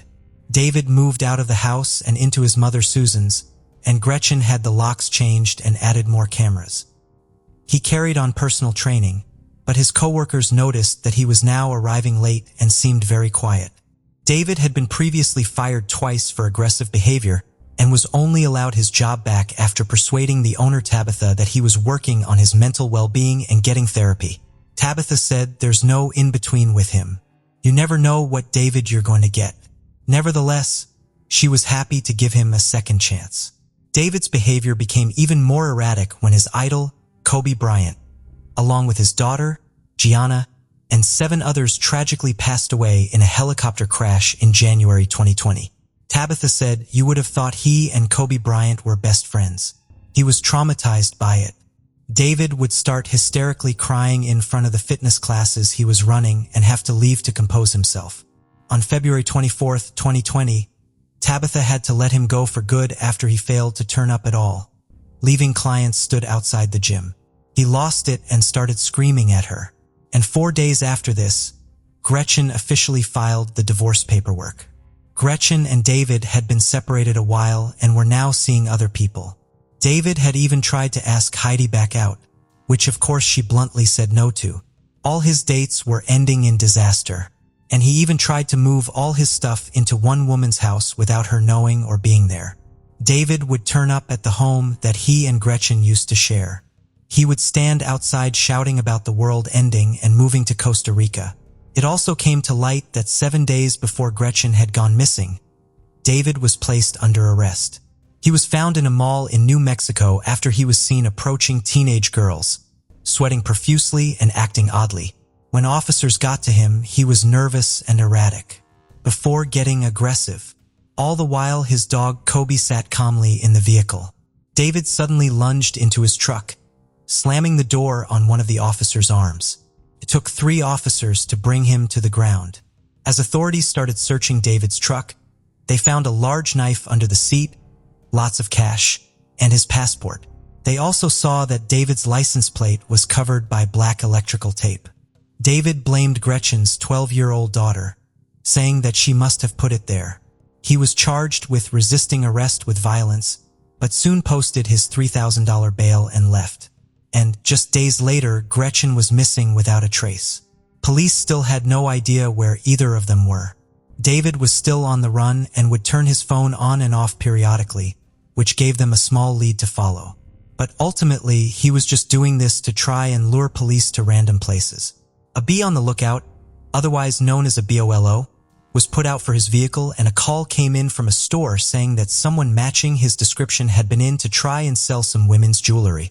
The store clerk handed over the CCTV, which showed David mumbling and saying something about either his mother or his stepmother dying from COVID-19 and that the jewelry had belonged to them. The employee paid David with a check, which he later cashed. Over the next few hours, he went from business to business trying to sell what he could. On the 27th of March, his phone indicated he was now in the Texas area, and the following day it showed he was back in New Mexico. Officers there were now on the hunt for him too. To their surprise, David then called the detectives himself. He maintained that Gretchen was not in any danger and was most definitely alive. He said that she had prepared a statement that she wanted him to read. In this alleged statement, it reiterated the idea that she had found fraudulent activity at work and was fearing for her life. Undeterred and not believing a word he said, Detective Kennison and his team continued on with their search, and finally David Anthony was tracked down. To their disappointment, they got word that they still didn't have enough to arrest him, and he was let go again. They were able to seize his vehicle, however, and inside they found 2 Amazon Echoes, some security cameras which had clearly been ripped out, and Gretchen's smashed phone. Her cadaver dog immediately alerted officers to the truck, the same way they had reacted in Gretchen's home. The footage was also finally back from Gretchen's house, and one camera outside showed a very tall man standing in the porch area at around 6 a.m. on the 21st of March. He very carefully maneuvers around the camera, holding something, but it is not clear what. 10 minutes later, Gretchen could be seen walking into her porch too, and she let out a yell. There was more muffled audio that was picked up by her Alexa. She had been trying to shout to get the lights turned on and attempting to make a call to 911 using it. Unfortunately, Her device was not specifically programmed to do this, and no call to police was ever made. Gretchen was then pulled into the garage, which showed the moment she was killed, footage which, understandably, has never been released. The man then turns around and, exactly as they all thought, it was David. He then proceeds to pull the camera off the wall. On March 30th, a warrant was finally issued for his arrest. A day later, David was in handcuffs and in custody, charged with kidnapping and second-degree murder and awaiting extradition. Kobe was taken to a shelter and later adopted by a new family. Infuriatingly, David was still saying the same things and told Kennison that Gretchen was still alive almost 40 times across the whole interview. Kennison was losing his patience with him and his obscene lies. He knew David and Ava were close and decided to try and use this relationship to get him to talk. Detective Kennison even asked Ava to record a message for him personally. "David, it's Ava. I love you. I'm scared. I miss Mom. I need to know where my mom is. Please do the right thing and tell me where my mom is. Please. I love you." But still, David said nothing. Losing steam, they decided to leave him alone for a while to mull everything over. For the next several months, David remained quiet, and police were worried that they might never find Gretchen and bring her home to her family. A grand jury soon indicted him, and he was now facing a first-degree murder charge as opposed to a second-degree one. If found guilty at trial, he could be facing the death penalty, but David had something that they didn't. The knowledge about where Gretchen was and what had actually happened, and a conviction without a body would be challenging despite all the evidence. The prosecution offered him a deal. David finally decided to talk. For days before Christmas, everyone gathered in the courtroom as David's team announced he was going to enter a plea. David Anthony pleaded guilty to second-degree murder and kidnapping, and as part of this, he told them where Gretchen was. According to his plea agreement, prosecutors could not withdraw the plea or seek any additional charges based on what investigators were to find when they recovered her body. Gretchen Anthony was finally found wrapped in a blanket, 3 miles from her house in some woods behind a Walmart. They concluded that she had died of stab wounds to her neck and stomach area. David Anthony was sentenced to 38 years in prison, but few believed his words. One of Gretchen's friends said, "I called BS on that. It's appalling. Absolutely appalling."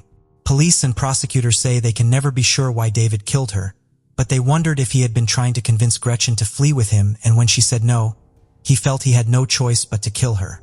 However, this is all speculative. He is scheduled to be released from prison in 2058. He will be 81 years old. Friends and family say that Gretchen was the most beautiful person inside and out, and you couldn't wish for a more devoted or loyal friend in your corner. All Gretchen wanted to do was move on with her life and focus on her biggest achievement and best friend, her daughter Ava. Her biggest joy in life was her daughter. She loved Ava with every ounce of her being, her sister said. Ava now lives with her father Jeff and Gretchen's mother, and is said to be doing as well as possible given the circumstances. It is a case that leaves more questions than answers, and one that saw authorities travel over 6 states seeking the truth about what had happened to Gretchen Anthony. David had tried to cover his tracks using the confusion and fear caused by the pandemic. But due to the tenacity of those investigating, Gretchen and her loved ones were finally able to get some justice and lay her to rest. Gretchen's friend said, "I think that's the hardest question to ask. Why? And sometimes you just need to believe that there are higher powers in place that have a plan." In the early hours of a quiet October night in 1984, a promising young student's life was tragically cut short within the confines of her own apartment. This incident sparked a perplexing enigma that would linger over Dallas, Texas for years to come. Picture a simple act of kindness where opening your door to a stranger in need unknowingly becomes the pivotal moment that determines your destiny. Little did anyone know that the key to unraveling a heinous crime lay concealed, patiently awaiting the opportune moment. Angela Samota, affectionately known as Angie, was born on September 19, 1964 in Alhambra, California. She was an intelligent and ambitious student at Southern Methodist University, whose life mirrored the vibrant social scene of 1980s Dallas that she cherished. Angie stood out not only for her academic pursuits in the challenging fields of computer science and electrical engineering, but also for her active involvement in the Zeta Tau Alpha sorority, where she held the position of social chair. Despite still being a junior, Angie displayed her independent spirit by residing in her own apartment, which she diligently paid for herself.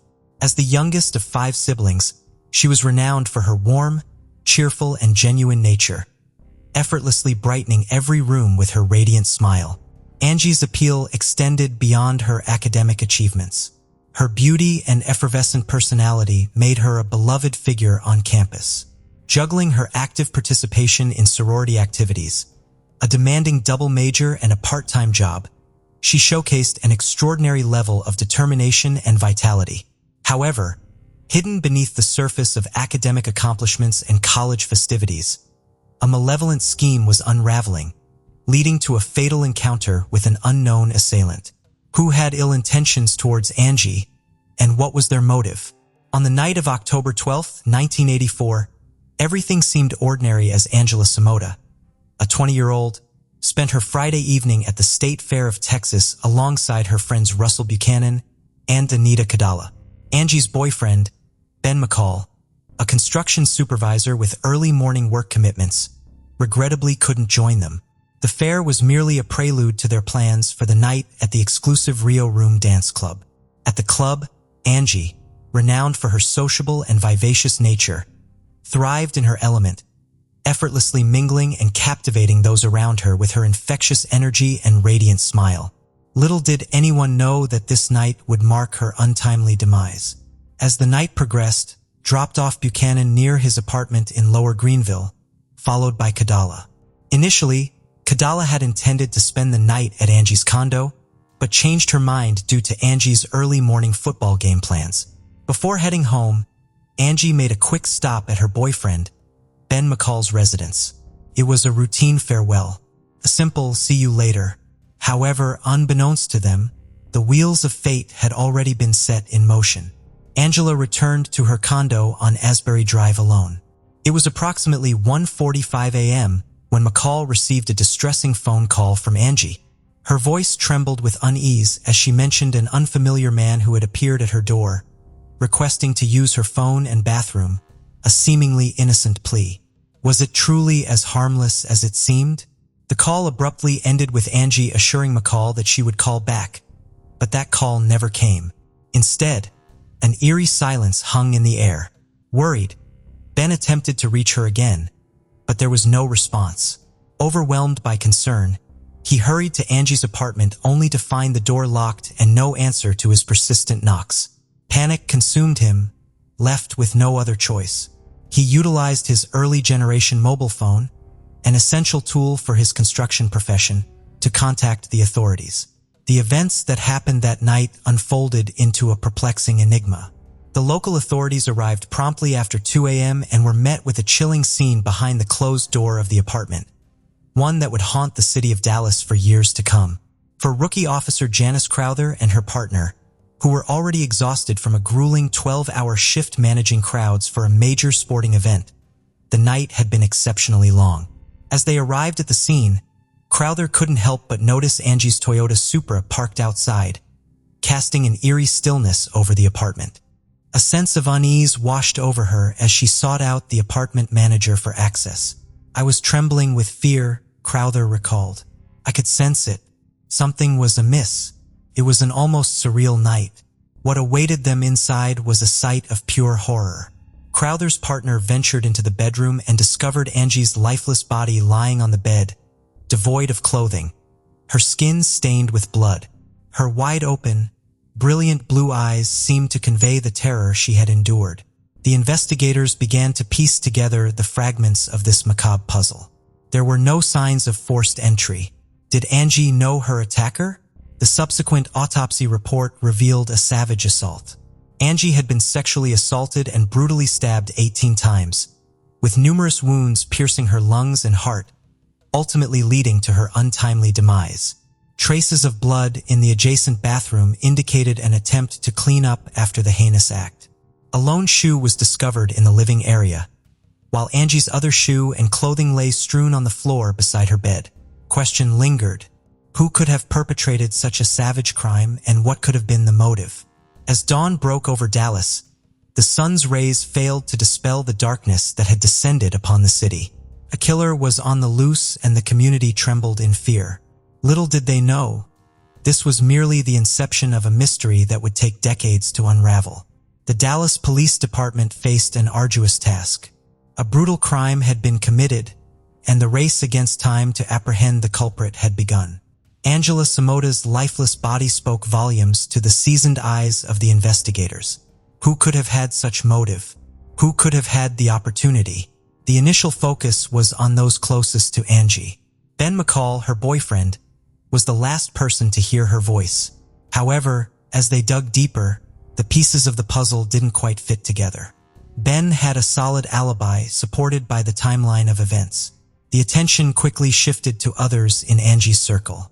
This included an ex-boyfriend, a friend with a history of violence, and Russell Buchanan, a 23-year-old architect who was known to have deeper feelings for her.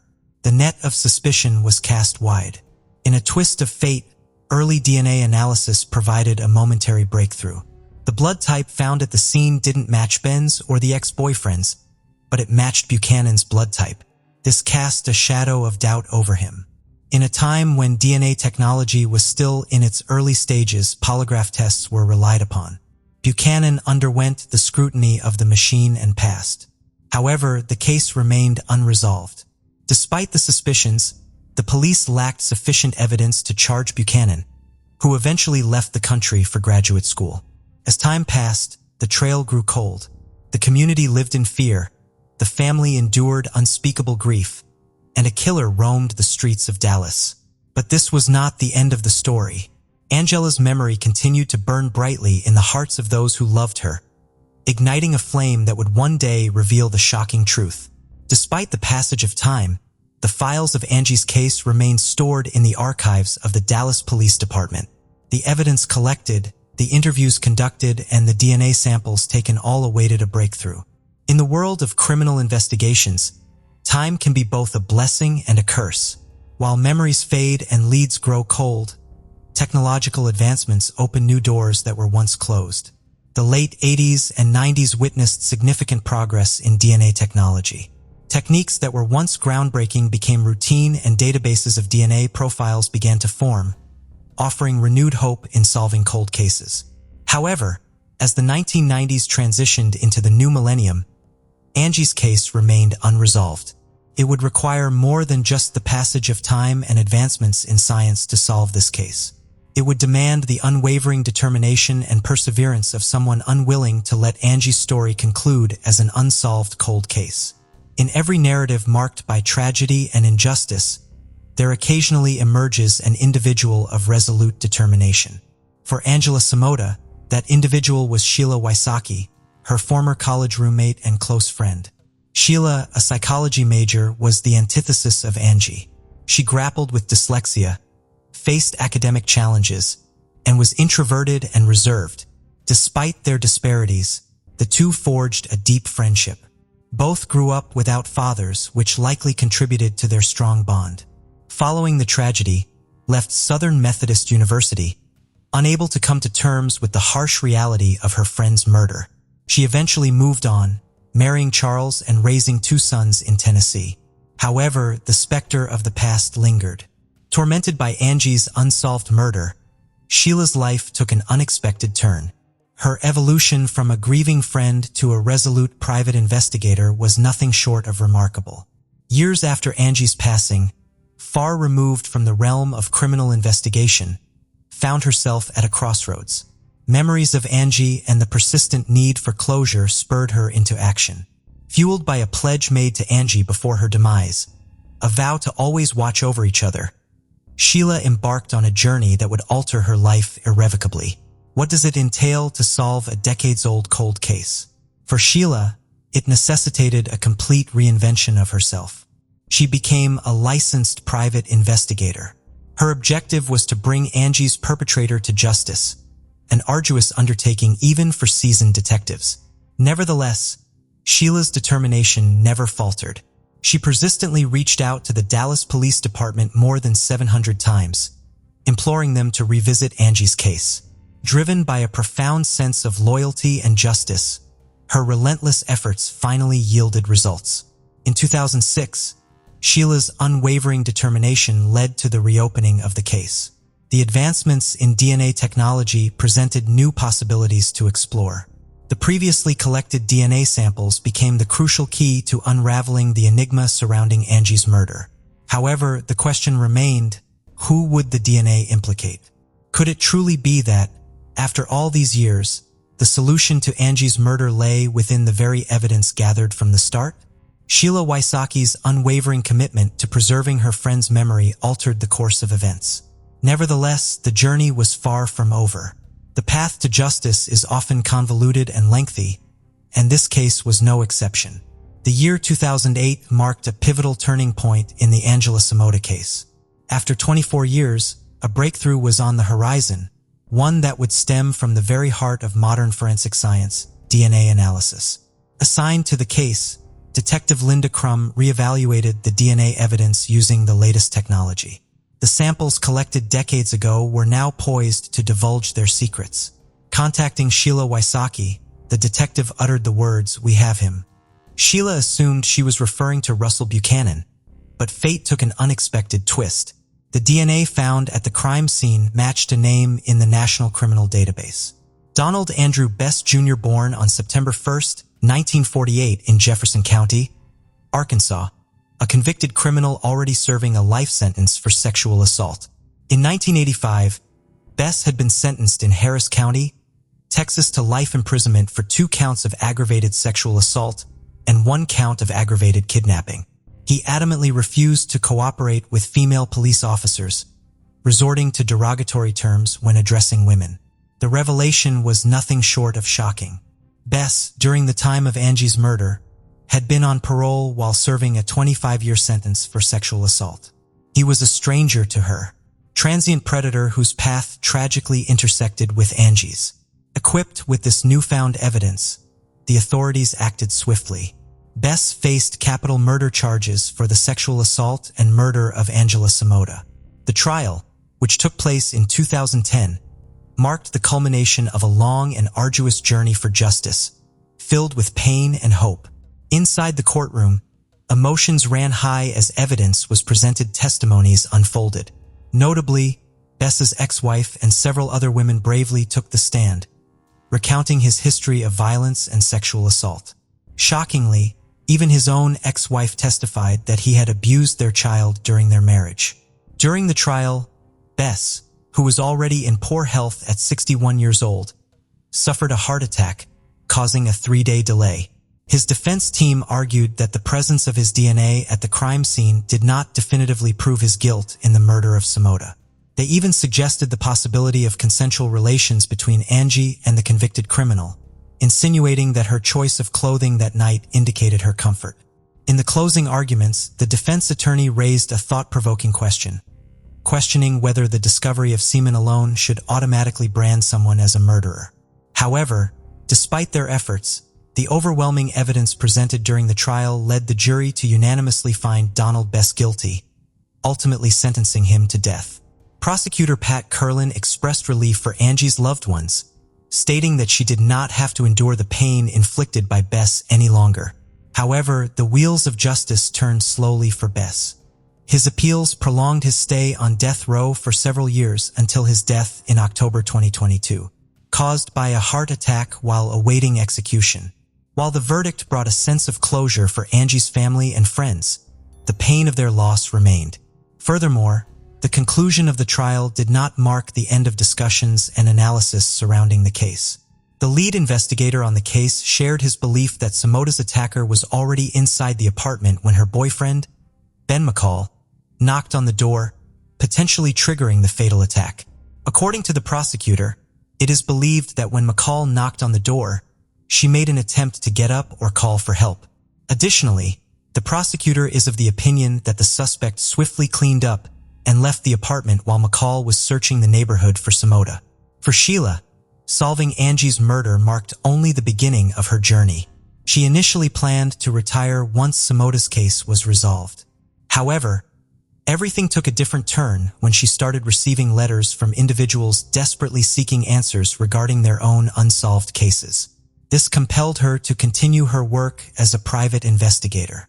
Sheila took on more than 100 cold cases and successfully solved at least 53 of them, providing closure to numerous families. The combination of advanced forensic technology and Sheila's unwavering determination to uncover the truth against all odds brought an end to one of Dallas' most perplexing mysteries. The resolution of this case prompted the Dallas Police Department to recognize the importance of allocating resources to cold cases. Angela's case ultimately transformed the approach of law enforcement towards unsolved crimes. Brandy Ellen Wells was born on November 28, 1982, grew up in Tyler, Texas, and attended Chapel Hill High School. She loved to read and enjoyed music, but was described as naive and not street smart. She often went by the nickname Blinky as she had a habit of frequently blinking her eyes. While in college, she married a man, quit school, and then moved to Dallas, Texas. However, they would divorce after a couple years. In 2006, at the age of 23, Brandy lived with a roommate in Brownsboro, Texas. She planned to re-enroll to Trinity Valley Community College and planned to become an elementary teacher. On August 3, 2006, she planned to go to a pawn shop to get some money, but instead ended up going to the now-closed nightclub called Graham Central Station in Longview, Texas. Before arriving at the nightclub, she stopped by a local bowling alley where her mother's friend works as a bartender.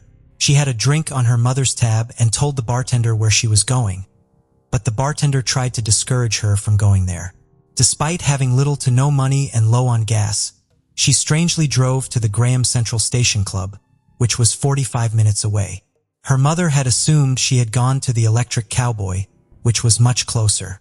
She had asked her mom for gas money prior to going, but she didn't have any to give her. Brandy was unfamiliar with the area where the club was located and had to call them several times to ask for directions, and allegedly arrived after 10:30 p.m. alone. By the time she got there, her car was almost out of gas and she asked other customers for help, but it is unclear whether anyone offered to help her.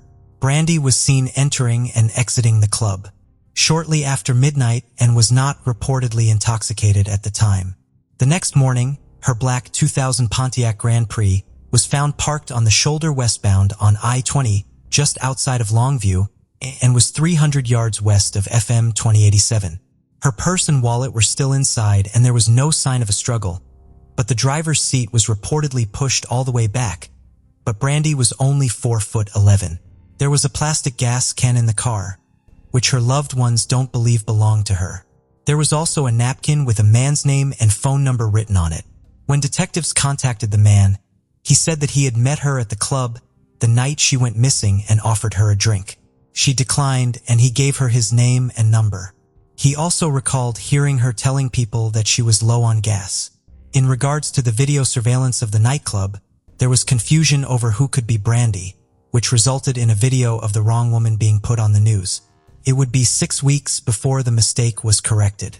Brandy did leave the nightclub in front of a tall man in a cowboy hat. At first, she goes in a different direction than him, but then she appears to veer and go to the left. He turns his head as if saying something to her, but it's unclear if he called her over to him or if she realized she was walking the wrong way to her car and that's why she veered left.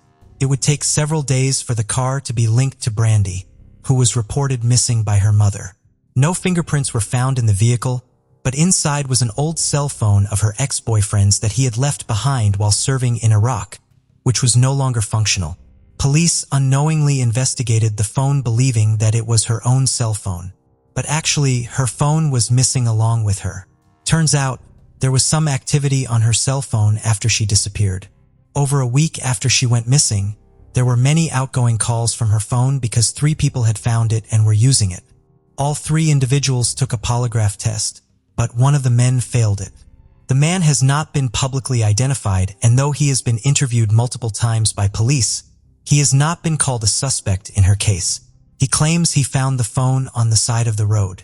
Over 3 years after her disappearance, her mother Ellen says a man named Tim called her claiming Brandy was alive and living in Kansas City, Missouri. The caller hung up before Ellen could get any more information, and it is believed to be a false lead. Within 2 years of her disappearance, an unknown woman filled out a job application using Brandy's social security number in Raleigh, North Carolina.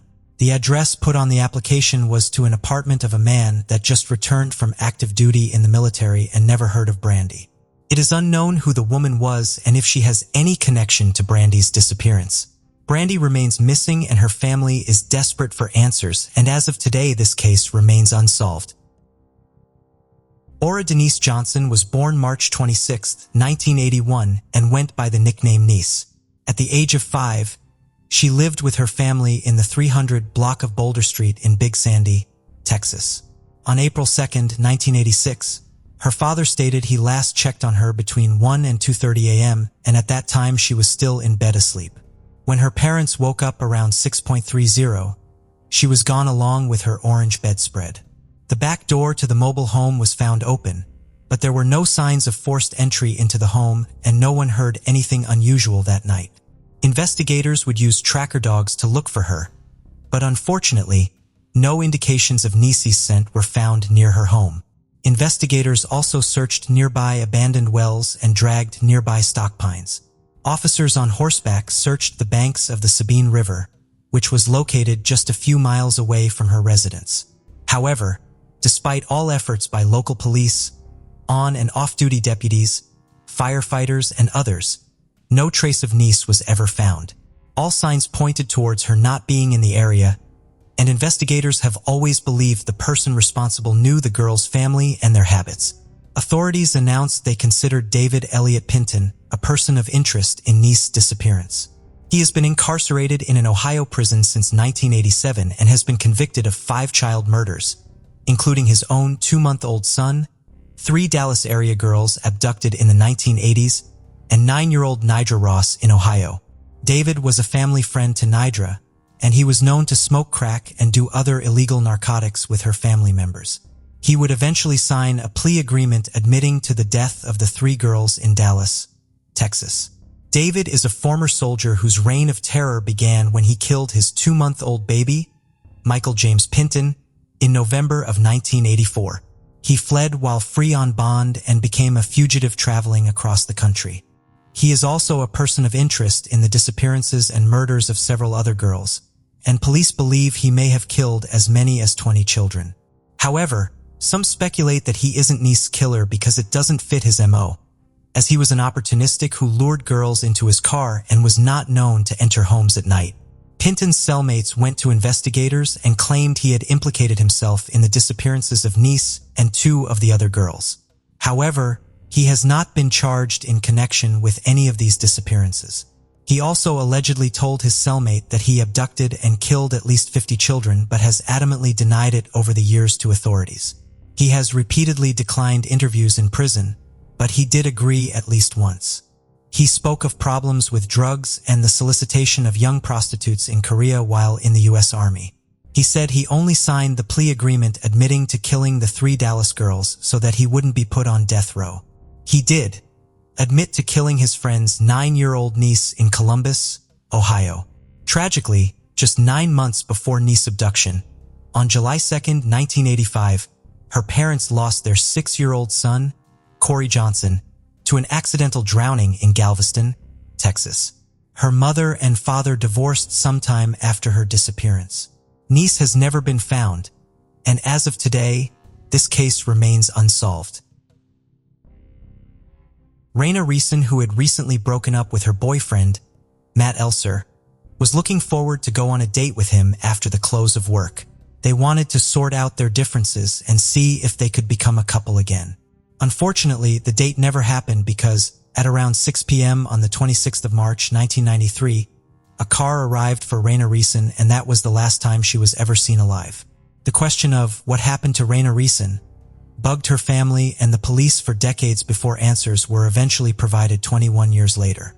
Today's murder case takes us to LaPorte, Indiana, a small community about 70 miles southeast of Chicago and is the county seat of LaPorte County. LaPorte, which is a French name for the door, is a typical small Midwestern town with plenty of cafes and bars, trees, and small shops. It is not regarded as a place where you would expect an awful crime to occur, but in 1993, a crime that shook the whole community occurred. Raina Reeson was born on May 6, 1976 to Ben and Karen Reeson in LaPorte County, Indiana. In the spring of 1993, Raina Reeson, who attended the LaPorte High School, was an average high school sophomore who had also played different instrument in the school band. According to her school records, she always had good grades. She was an honor student who worked 3 jobs. Raina Reeson had strong aspirations of becoming a veterinarian. Her love for pet even made her take up a job at an animal hospital. The 16-year-old seemed to have her life figured out. On Friday, March 26, 1993 appeared to have been a normal working day for Raina Reeson as she head out at around 4 to work at Pine Lake Animal Hospital.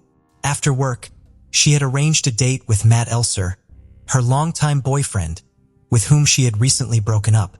They planned on getting back together and hoped the date would be of help. At the close of work, Matt Elser, who was also a sophomore at LaPorte High School, made his way to Raina Reeson's workplace in order to pick her up, but, to his surprise, she was nowhere to be found.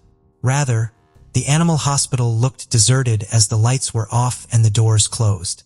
He drove by the hospital a couple of times, but he still couldn't find her or her car. Thinking she must have stopped by her house to grab a few things, Matt Elser drove to her house. On getting to Raina's house, her father, Ben, told him Raina hadn't returned home from work either. They decided to wait for her return, but around 10:30 p.m., when she still didn't come back home, they knew something was wrong and they feared the worst. Raina's parents and her younger sister, Wendy, decided to go to the station to report her missing. When they got there, they were told to wait for 24 hours to file a missing person report. Ben tried to reason with the police, telling them it was unlike Rionette to leave home for so long, but there was nothing the police could do until the 24 hours threshold was completed. By the next day, a search was launched for her. Her family called people they knew, including Lori, her oldest sister, to ask if they had seen her, but nobody seemed to know where and what had happened to Rionette Reeson. The Reeson's family put up flyers around their community, and the police made a public appeal for information that could lead to Raina's whereabouts. A lead was generated when witnesses reported that they saw Raina Reeson talking with 2 men in a sedan outside of the animal hospital. They said she appeared to be arguing and quarreling with one of them. To the witnesses, it seemed like a lover's fight. The police assumed that Matt Elser was likely one of those men since they had recently broken up. They then interviewed him and discovered that he was not involved in the disappearance of Raina Reeson. Also, Raina's parents, who had approved of Matt Elser's relationship with their daughter, believed he had nothing to do with her disappearance. After a continuous search, by the next evening, Raina Reeson's car was found with the hood up on County Road 200 East, just 9 miles from the animal hospital where she worked. At first, it looked like she may have had trouble with the car on the side of the road, but it was later discovered that the keys were in the ignition and the car started without any problems. The investigators believed that the car was staged to look like a breakdown. On searching the car, they discovered Raina Reeson's purse and a man's ring. The investigators thought the ring could bring answers and wanted to know who it belonged to. Matt Elser was then questioned about the ring. He said it wasn't his, but it belonged to Jason Tibbs, Raina Reeson's ex-boyfriend. Jason Tibbs and Raina Reeson dated each other for 6 months while they were in the 7th grade. They broke up, and soon after, Raina started dating Matt Elser. The police interviewed Jason Tibbs, and he admitted the ring belonged to him. When asked how it got into the car, he claimed to have been doing some work on Raina's car and had taken off the ring, placed it in the car, and then forgotten about it. They further asked him what he had been doing the night Raina Reeson went missing. He claimed he and some of his friends were fox hunting. Fox hunting is a game of hide and seek that uses cars. The people hiding would give clues to their location over the CB radio, and the seeker had to find them based on those clues. Police spoke with his friends and they confirmed they were playing the game, but no one actually admitted to seeing Jason Tibbs during the game. Jason Tibbs' alibi, though not strong enough, was enough at that time to let him off the hook. The search for Raina Reeson continued. Days turned to weeks and weeks into a month. Eventually, 1 month after her disappearance, on April 26th of 1993, a father and his teenage daughter were fishing in a rural pond, just off Range Road, north of US 20 in LaPorte County. they discovered a fully clothed dead body with 2 logs across its back. The man immediately called the police, and when they arrived, they noticed that the dead body was wearing clothes similar to what Raina was wearing when she disappeared. The body was later confirmed to be the remains of Raina Reason. The coroner ruled Reason's death as a homicide, and the medical examiner determined the cause of her death to be asphyxiation, which means Raina Reason was choked and deprived of oxygen. Before her remains were discovered, the police had suspected few persons that could have had a hand in her disappearance. Ray McCarty was one of these few suspects. He was married to Lori, Raina's oldest sister, and been a suspect in the initial phase of investigation, but had claimed he never saw her. Lack of sufficient evidence had made the police let him go. However, after she was found, the detective then got a tip saying Ray McCarty should be interviewed thoroughly, and this is because Ray McCarty had once been convicted of child molestation when he continually raped Raina Reason at the age 11 and got her pregnant at the age of 14. Raina Reason had an abortion while Ray McCarty received a 3-year suspended sentence in 1991. His probation ended on the 5th of January 1993, just 2 months before Raina's disappearance and eventual murder. The police thought he might have truly had something to do with Raina's death, since he probably was pissed at her for ratting him out for what he had done to her. A witness had also come forward to say they had seen Ray McCarthy at the animal hospital where Raina recently worked. This made the police to call in Ray McCarthy for another round of interview, and this time, he admitted to having seen Raina the evening she disappeared. He explained to the police that around 5:40 p.m. on March 26, 1993, he was looking for a house for sale on Warren Street, just around the block from the animal hospital. Ray McCarty said he could see the animal hospital and Raina's car in the parking lot from the house where he was. So, he went to the animal hospital, where he found Raina sweeping or mopping in the foyer. He asked her if she knew where Lori was, and she replied that she did not, and he left. When the police asked him why he had lied initially about seeing Raina, he told them that he had picked up a female hitchhiker that night and didn't want Lori to know. He said Lori was still untrustworthy of him after he sexually molested her sister. Ray McCarty was considered a person of interest in the case, but there was no evidence linking him to the crime, and without any other leads, the case went cold for a while. A year and a half later, Indiana police pulled over a van driven by a man named Larry Hall. They arrested him for attempted kidnapping. The police discovered newspaper clippings of Raina and a prescription bottle with the name R.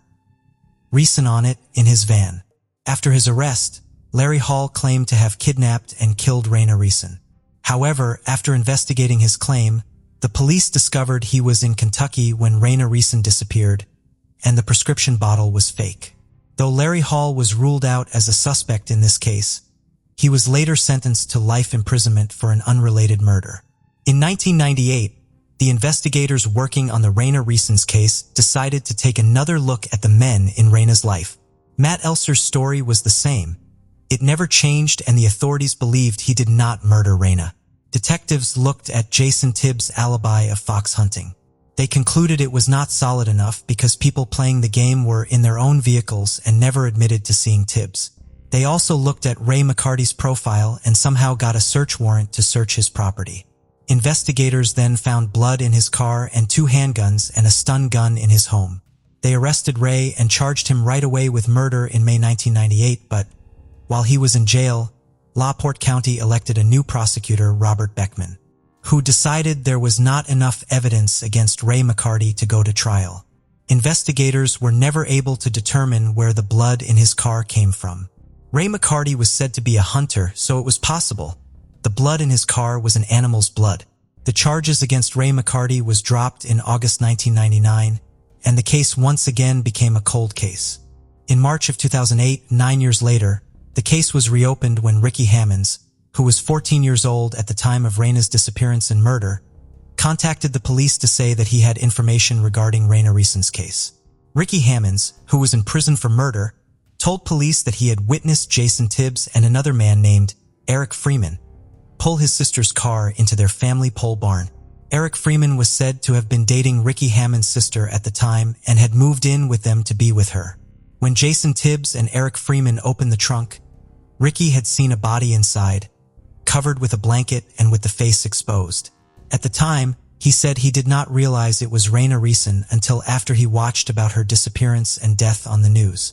When asked why he never said anything before, Ricky Hammonds told the police that he did not come forward in 1993 because he had been smoking marijuana in the barn at that time and did not want to get into trouble.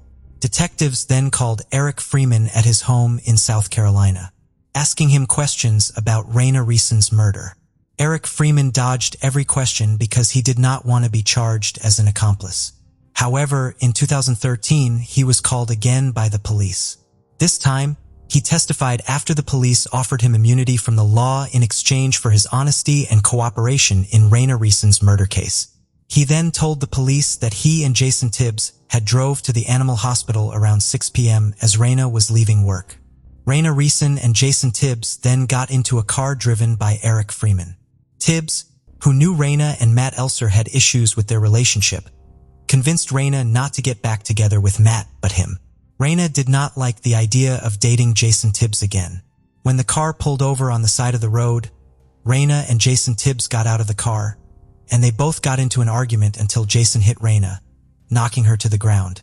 He then choked her to death. Eric Freeman and Jason Tibbs then put her body into the trunk of the car. They later backed the car into a pole barn belonging to the Hammonds family. Unknowingly to them, Ricky Hammonds was hiding there and had seen everything that transpired. While at the pole barn, Eric Freeman, who was pissed and scared, asked Jason Tibbs why he had killed Raina, and Tibbs' response was, "If I can't have her, nobody can."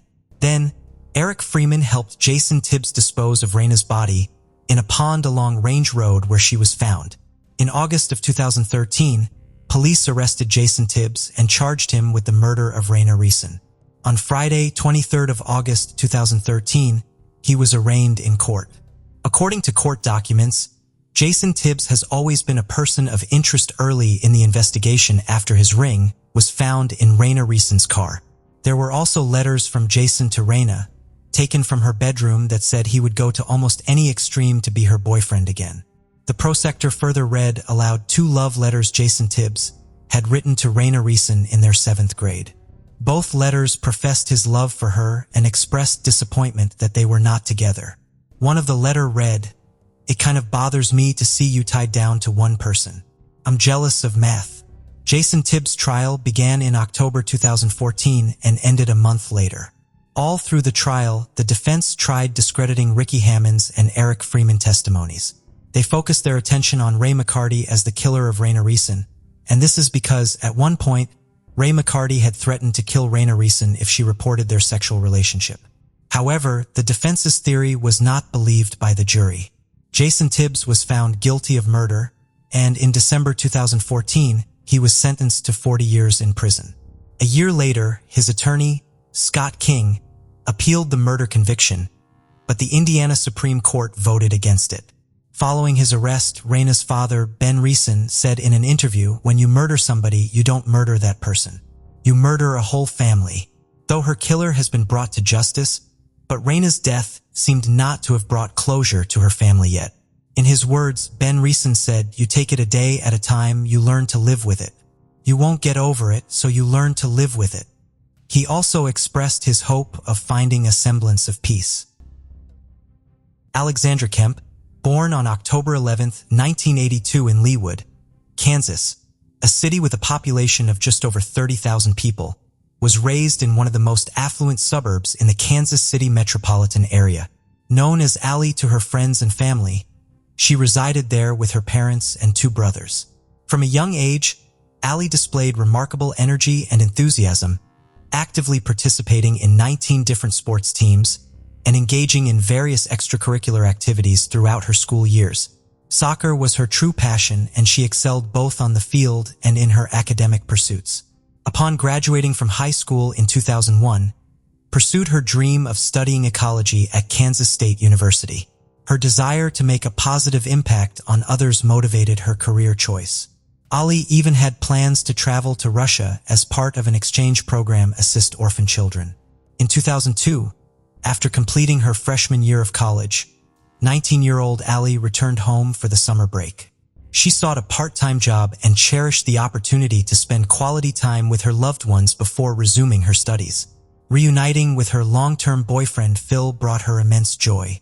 Although they had chosen different universities after high school, they managed to sustain their relationship despite the distance, with summer breaks being their only chance to be together.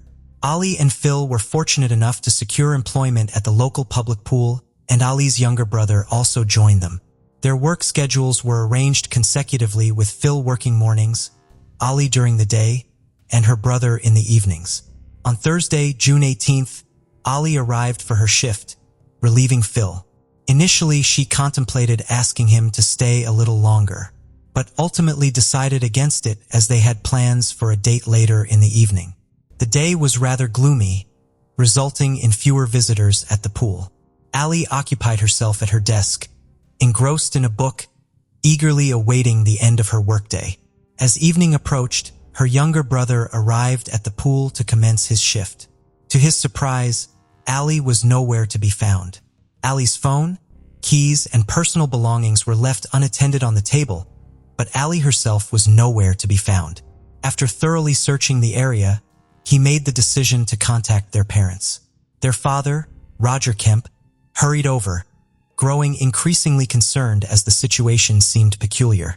He knew that Ali wouldn't simply abandon her belongings, including her phone, and leave work early. Roger meticulously combed through the entire area, meticulously checking every nook and cranny. Eventually, he arrived at the pump room.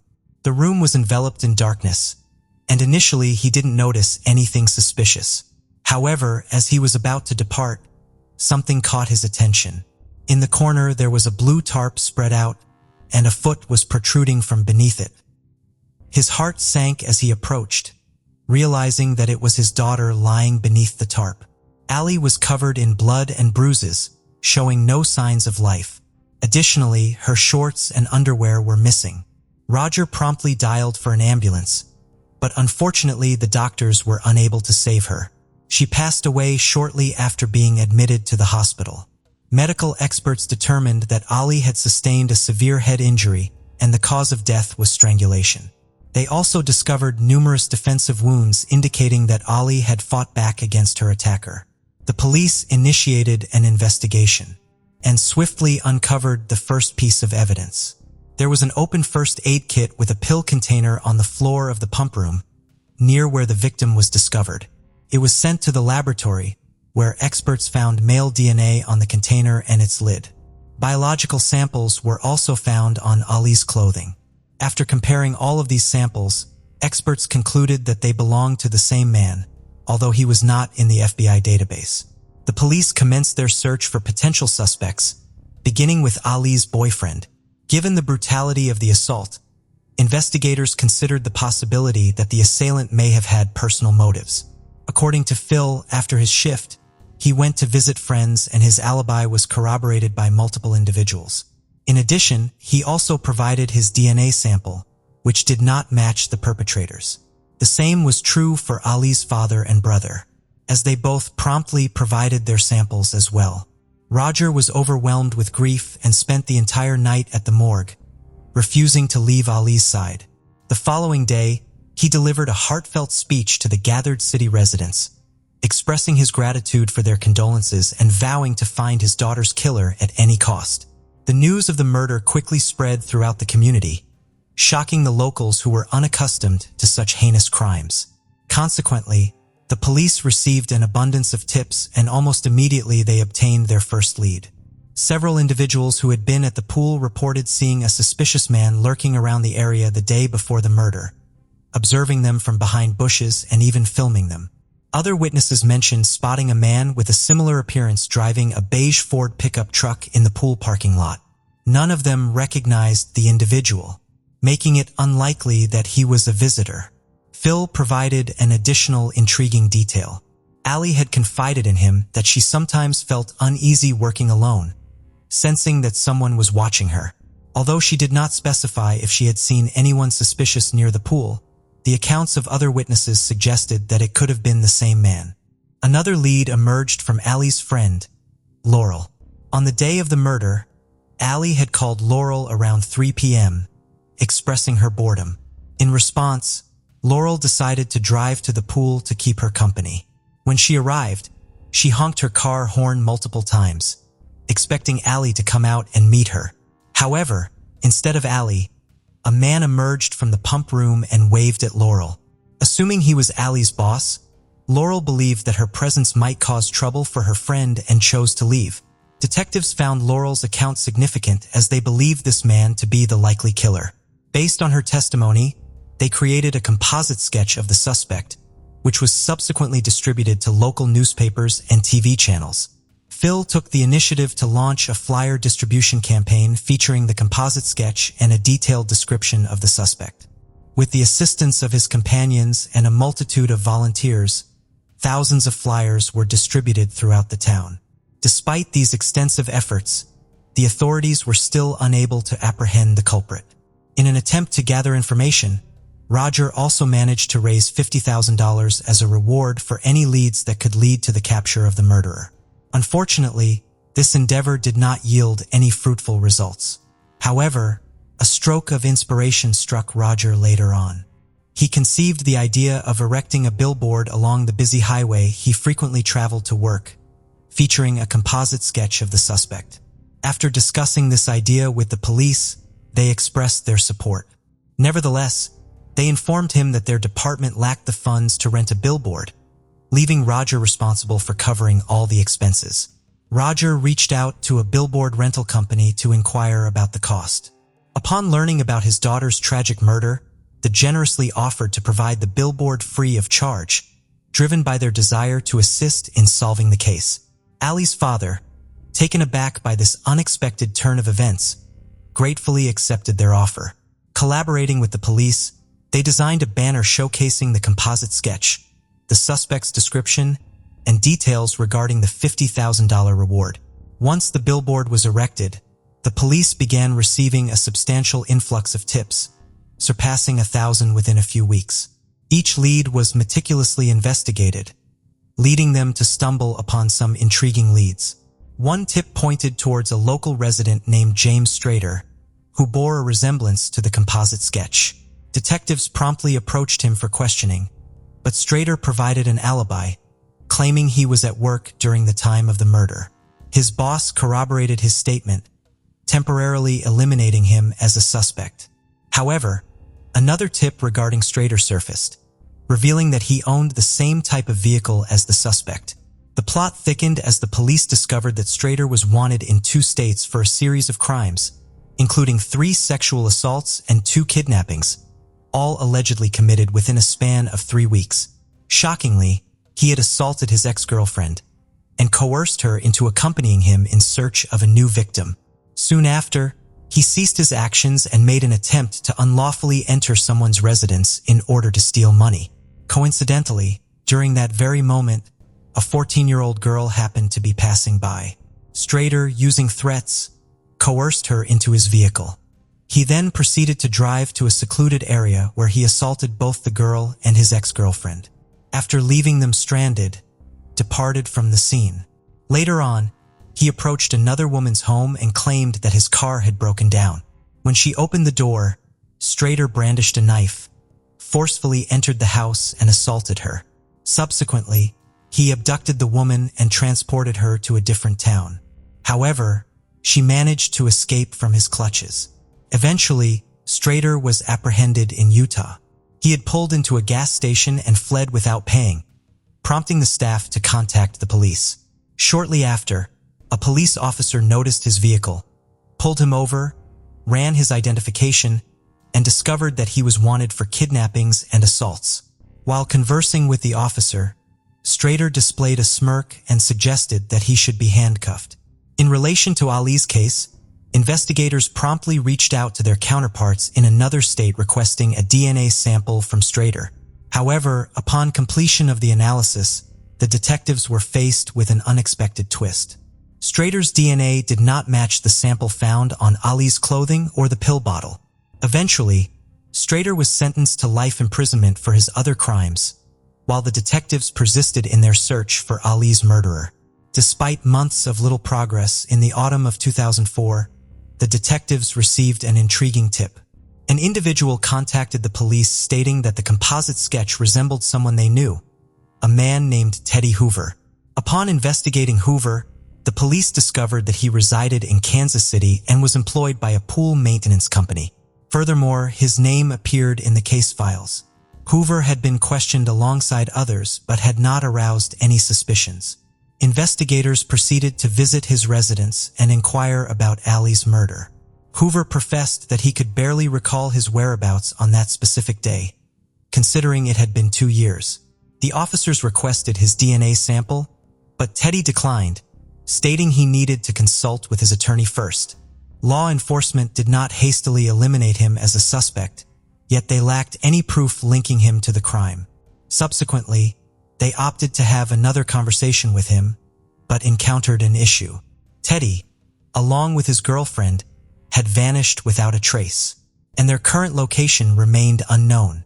A month later, the police received a tip from an anonymous source, revealing that Teddy and his girlfriend had relocated to Connecticut, more than 1,000 miles away from Kansas City. This raised suspicions.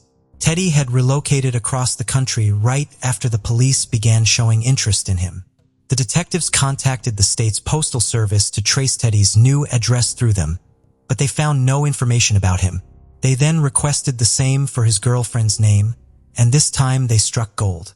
The woman was receiving mail at an address in the small town of Bantam. However, there was a peculiar detail. A man named Benjamin Appleby was also receiving mail at the same address. Upon investigating this name, they discovered that this individual had an extensive criminal history, including robberies and assaults. Intriguingly, Teddy Hoover also had convictions for similar offenses, including an outstanding arrest warrant for public indecency. Detectives began to suspect that something was amiss. According to the postman who regularly delivered letters to Teddy's girlfriend's address, he only ever saw 2 individuals in the residence. Based on his descriptions, Appleby bore a striking resemblance to Hoover. The police once again sought assistance from their counterparts in Connecticut. Upon visiting the house, they confirmed that Teddy Hoover did indeed reside there, leading to his arrest on the public indecency warrant. In the meantime, the detectives assigned to Allie's case had arrived in Connecticut and were making preparations for the upcoming interrogation. They meticulously arranged an investigation board displaying photographs of the victim, Teddy, as well as images from the crime scene in the hopes that it would elicit a confession from Teddy. As soon as Teddy entered the room, he immediately became apprehensive upon seeing the display. Without much delay, he admitted that his true identity was Benjamin Appleby and that Teddy Hoover was the name he had assumed to evade capture, in honor of his deceased friend. Initially, Teddy vehemently denied any involvement in Allie's murder, but his resistance was short-lived. Merely 10 minutes into the questioning, he began to divulge information. According to Benjamin, on that fateful day, he had gone to the pool to meet with the manager and propose his company's cleaning services. It was during this encounter that he noticed Allie and was instantly captivated by her. Finding her in the pump room, Benjamin approached her, attempting to strike up a conversation. Although Allie responded politely to his compliments, it was evident that she was not interested. Undeterred, Benjamin persisted in showering her with compliments. But Allie remained uninterested and attempted to leave. In a desperate attempt to prevent her departure, Benjamin blocked the door with his hand and made an unwelcome advance towards her. When Allie pushed him away, he flew into a fit of rage and began assaulting her. Repeatedly striking her, he proceeded to remove her clothing with the intention of sexually assaulting her. However, upon hearing a car horn outside, he decided to strangle her instead. After concealing her body with a tarp, he ventured outside and noticed Ali's friend, Laurel, sitting in her car. Benjamin waved at her, and she drove away, oblivious to the horrific events that had just unfolded. Subsequently, Benjamin left the crime scene as well. Sometime later, he made the ill-fated decision to return, only to arrive just as the medics were removing Ali's lifeless body from the pump room. It was at this point that the police questioned him, but he managed to avoid arousing any suspicion. Benjamin claimed to be unaware of the motive behind his heinous act and expressed remorse for his actions. He also confessed that he had developed genuine feelings for Ali, and when she rejected him, he lost control of himself. Following his confession, investigators promptly sent his DNA sample to the laboratory, where it was found to match the samples obtained. When questioned about why he took the pills, Benjamin claimed he was searching for a lubricant in the first aid kit. Following his arrest, he enlisted a lawyer who attempted to retract his confession, despite Benjamin's earlier reluctance to subject the victim's family to a trial. Nevertheless, with his DNA discovered on the victim's garments, the likelihood of evading punishment was slim. During the trial, his legal representative contended that the murder was accidental, yet failed to substantiate such a dubious account of events. In 2005, Benjamin was convicted and sentenced to a minimum of 50 years in prison, rendering him ineligible for release until 2054, with no certainty even then. Given his age of 29 at the time of sentencing, it was probable that he would spend the remainder of his life incarcerated. Subsequently, Benjamin has made numerous unsuccessful attempts to appeal his sentence, each one adding to the burden on Ali's family. Her father has made every effort to prevent his daughter's killer from being set free. In memory of Ali, her parents initiated self-defense classes for women, which garnered significant attention and trained tens of thousands of women. Ali's father was even honored with a visit to the White House by Barack Obama, who commended him for organizing the self-defense classes and emphasized their significance. Additionally, Roger was recognized for his innovative idea of displaying information about wanted criminals on billboards, a method that proved to be highly effective and previously unexplored. On September 29, 2018, Daniel Attaway, a 24-year-old, returned to his home on Hartage Farm Drive in Marietta, Georgia.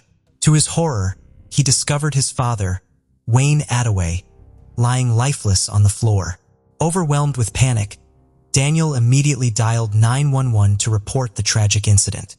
Wayne, known for his peaceful nature, had fallen victim to a brutal attack in broad daylight within their quiet neighborhood. The entire town was shaken by this shocking event, unable to comprehend the true nature of Wayne's fate. As the details of that fateful September day unfolded, Wayne's family found themselves consumed by darkness. They were left wondering who could have committed such a heinous act against a simple man like Wayne. Marietta, a city in Cobb County, Georgia, is renowned for its strong sense of community and exceptional educational opportunities. With abundant green spaces, convenient access to amenities, and a diverse range of shopping and dining options, Marietta is often considered one of the best places to reside. However, beneath its pleasant facade, Marietta harbors a darker side. The city experiences higher rates of violent crime compared to many other cities in the United States, necessitating constant vigilance among its residents. The unresolved case of Wayne Attaway's tragic fate in 2018 continues to haunt the people of Marietta. Wayne, born on November 7, 1958, in Box Springs, Talbot County, Georgia, was the son of Clara and George Walden Attaway. Throughout his life, he was affectionately known as Wayne.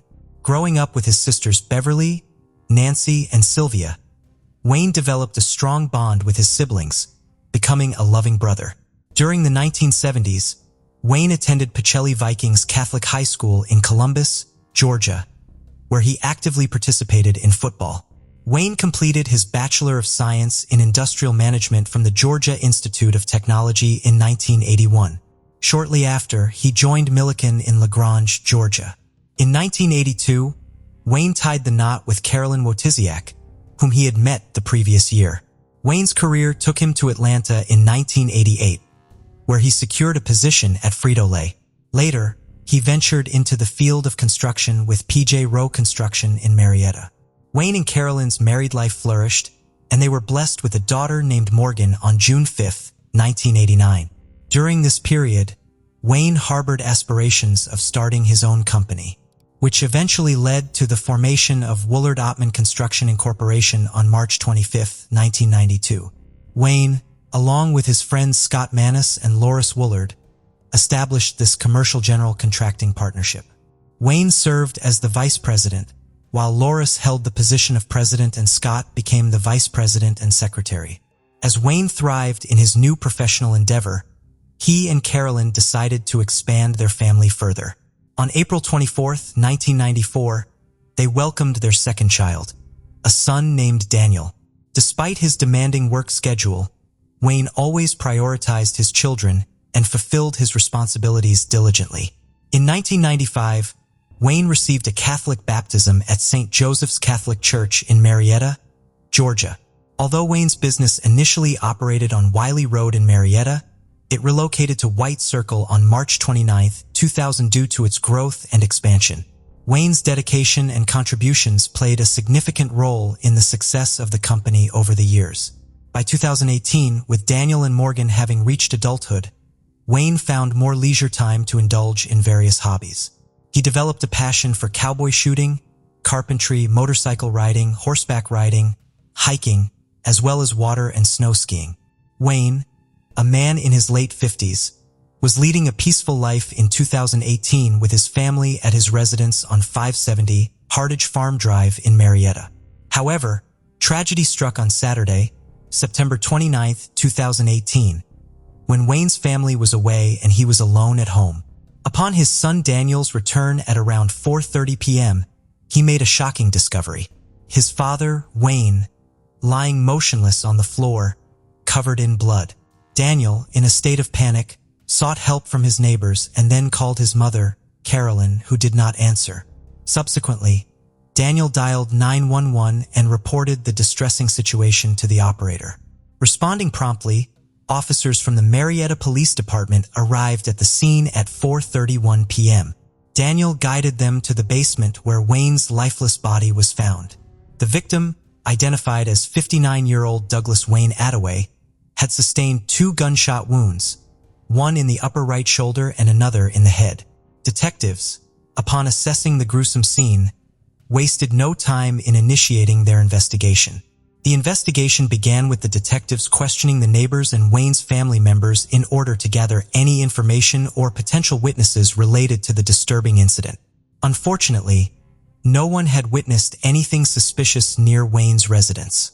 However, due to Daniel's prior notification to the neighbors about Wayne's death and the presence of numerous police vehicles, news of the tragic event quickly spread throughout the Hardage Farm Drive neighborhood. This caused concern among the residents, as police presence was uncommon in the area. Officer Chuck McPhillamy, assigned to the case, reassured the residents that Wayne's murder was an isolated incident and there was no need for alarm. Over the next 2 days, the detectives meticulously searched the crime scene and interviewed the neighborhood, hoping to uncover any clues or potential suspects. Wayne's family members were interviewed separately to determine if they had any suspicions or if Wayne had any conflicts with anyone. However, no names were mentioned during these questioning sessions. During the search of the Attaway home, the detectives made a significant discovery.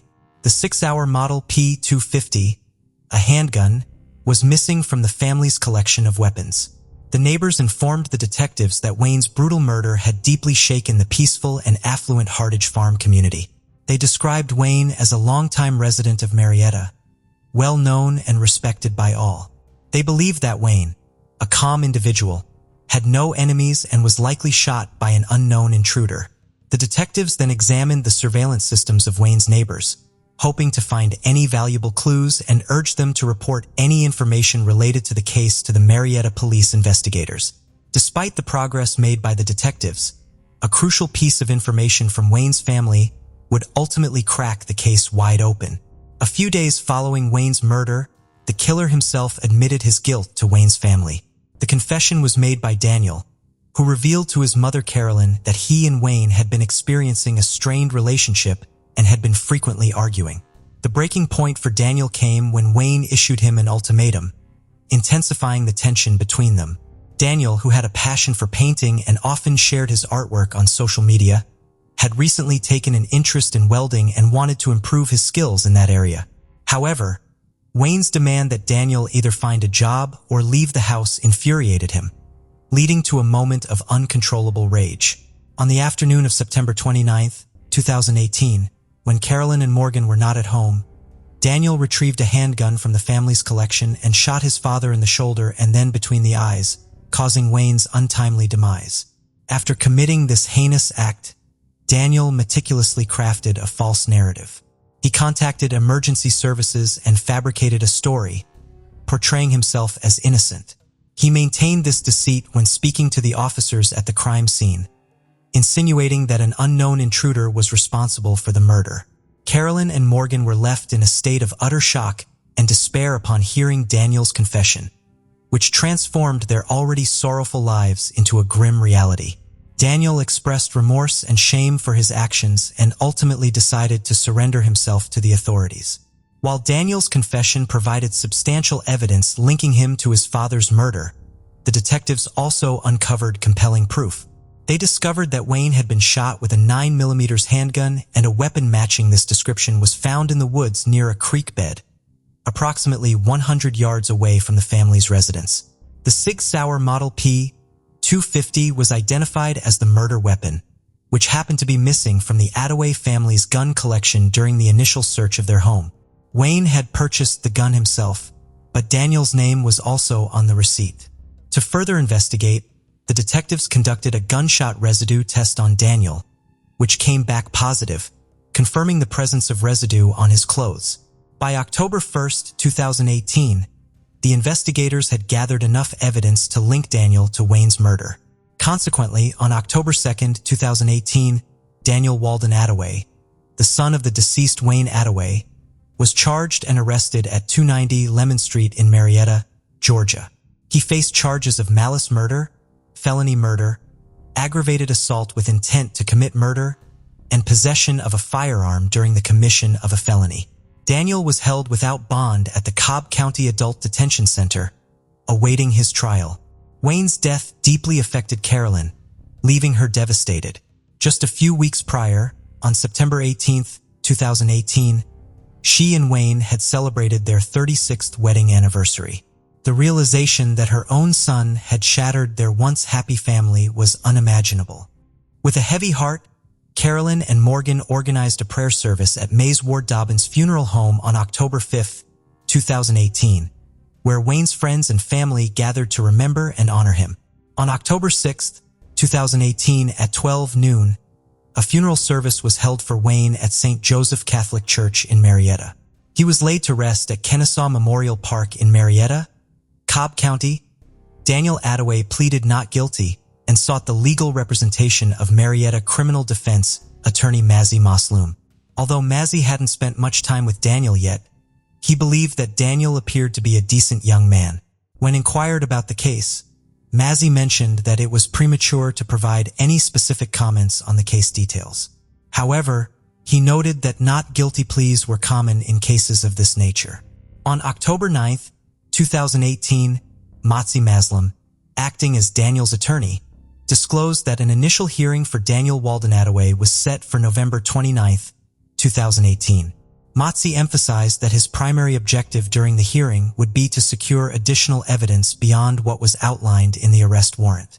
Several hearings were conducted for Daniel's case in the subsequent days, but due to Daniel's uncooperative conduct, a verdict remained elusive.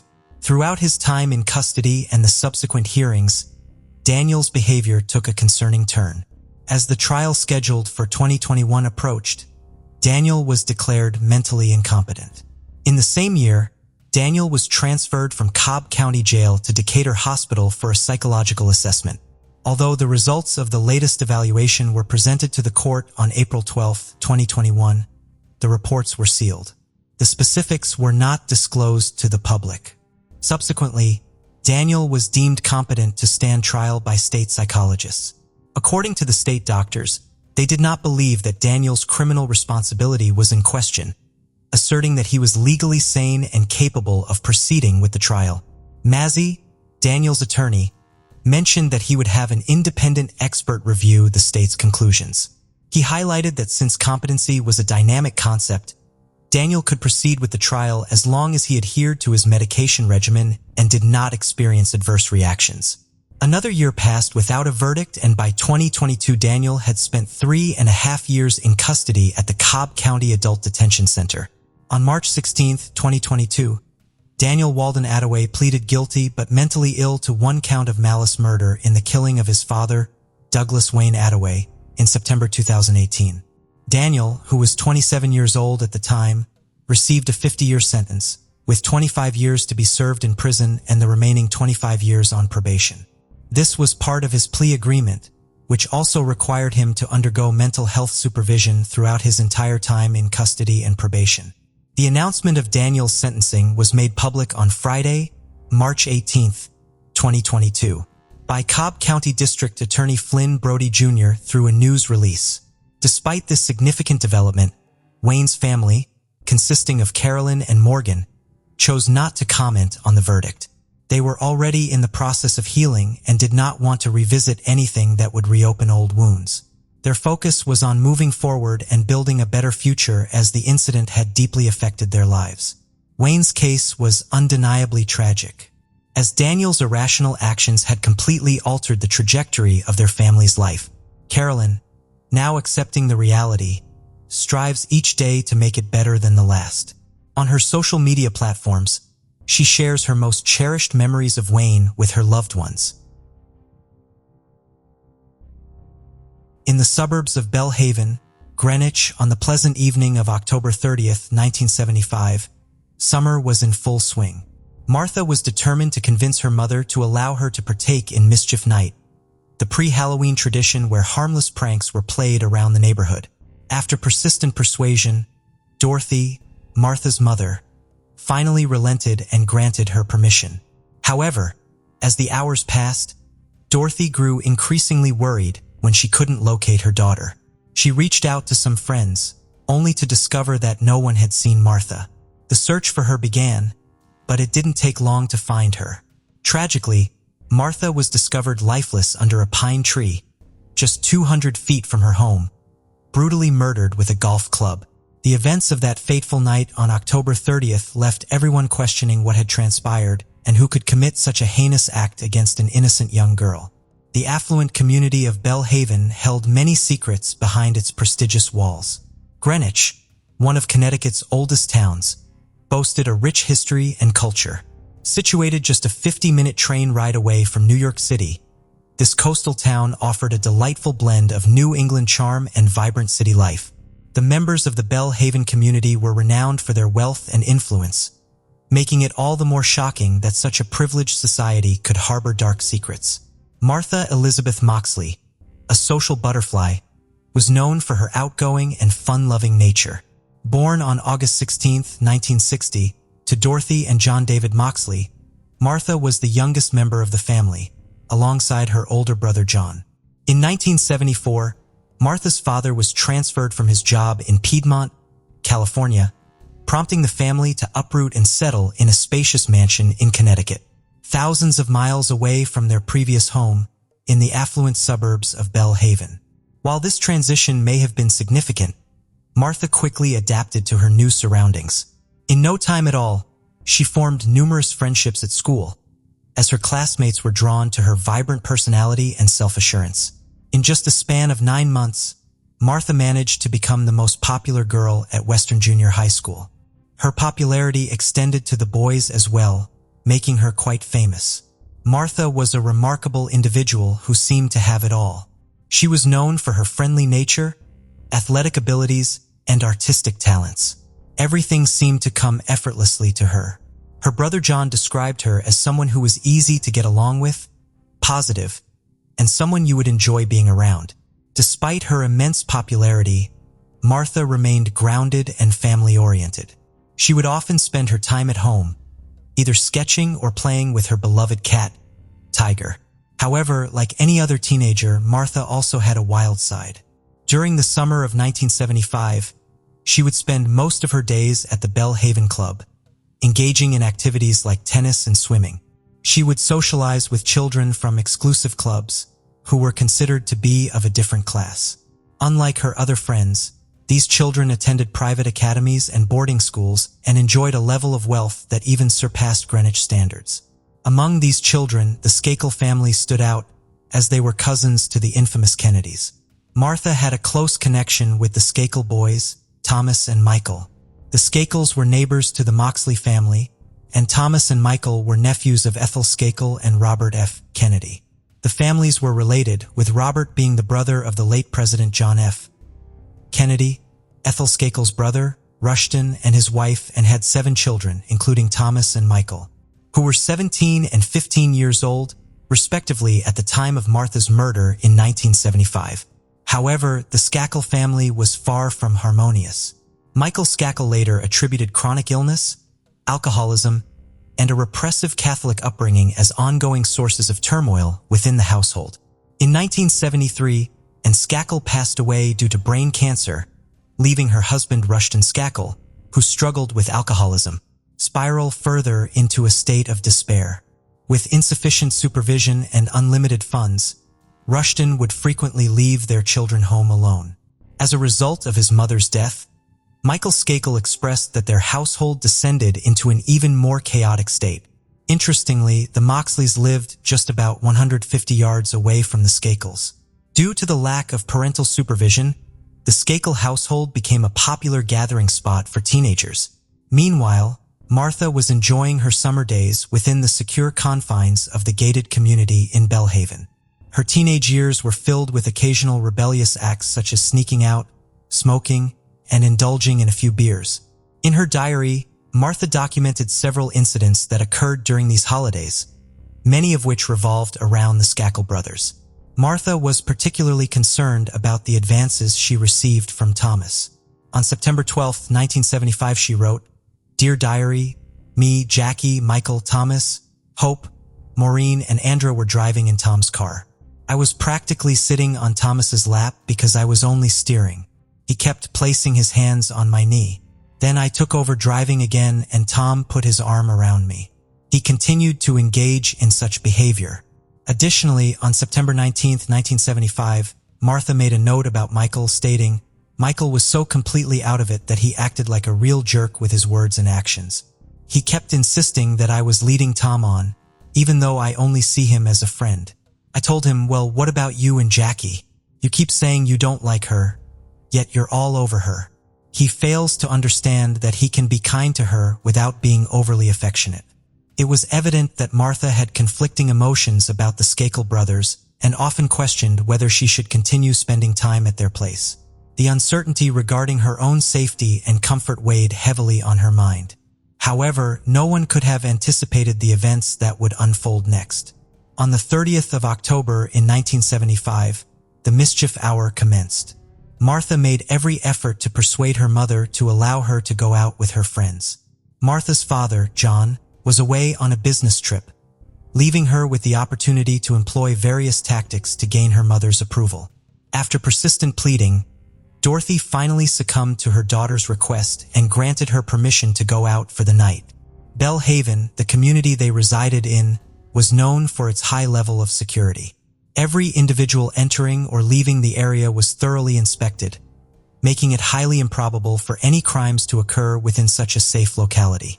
Martha ventured out with her friends Jackie, Jeffrey, and Helen, heading towards the Skakels' residence where they were scheduled to meet with their Kennedy cousins. As the night progressed, midnight approached. Dorothy was accustomed to her daughter occasionally missing her curfew, so her concern did not arise until 2:00 a.m. Initially, she assumed that Martha might have stayed over at her friend's house. In an attempt to locate her, Dorothy contacted Martha's best friend Sheila, only to discover that she had not seen Martha since 9:30 p.m., around the same time when all the children had returned home. By 3:30 a.m., Dorothy was consumed with worry and decided to reach out to their neighbor, Thomas Skakel, who provided the same response as Sheila. At 3:35 a.m., Dorothy reluctantly gave up and contacted the police for assistance.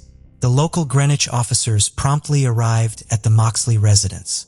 After conducting a thorough search of the neighborhood alongside Dorothy, they found no signs of anything amiss. The officers reassured Dorothy and advised her to wait until morning. However, before departing, they disseminated Martha's information to nearby stations, urging them to remain vigilant for any sightings of her.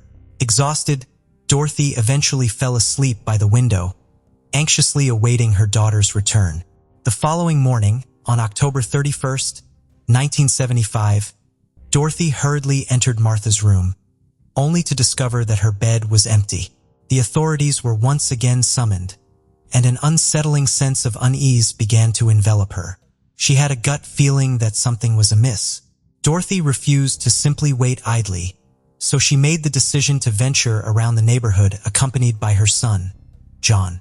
The first place they decided to search was the Shackle residence. Despite living next door for 15 months, Dorothy had never set foot inside her neighbor's home. As she approached, their aggressive dog greeted her, leaving her quite shaken. Gathering her courage, she knocked on the door, and Michael, the younger Skakel brother, promptly answered. Dorothy inquired about Martha's whereabouts, but Michael informed her that Martha was not present and appeared to be in poor health. In fact, Dorothy suspected he might be hungover. Undeterred, Dorothy was determined to find some clue. She requested permission to inspect the camper parked outside, as she speculated that Martha might have fallen asleep there. However, her hopes were dashed when she discovered the camper to be empty. By this time, news of Martha's disappearance had spread throughout the community, prompting friends, neighbors, and the police to gather at Bellhaven to search the premises. Shortly after noon, Martha's friend Sheila arrived at the Moxley household, trembling with fear, struggling to find the words to describe what she had just witnessed. Through tear-filled eyes, Sheila implored Martha's mother to call 911 for assistance. She revealed that something terrible had occurred, and Martha was unresponsive. Someone had attacked her, and immediate help was needed.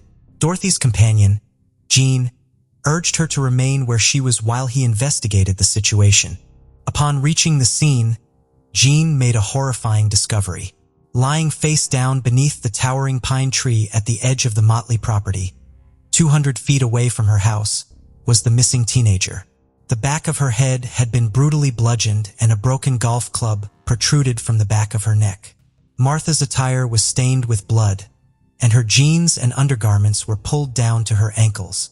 Adjacent to the young girl lay a shattered 6-iron golf club, which had been repeatedly used to strike her head. The force of the blows was so intense that the club broke into 3 separate pieces, scattered across the ground near her lifeless body, except for the grip of the handle. The law enforcement officials were taken aback by the gruesome discovery.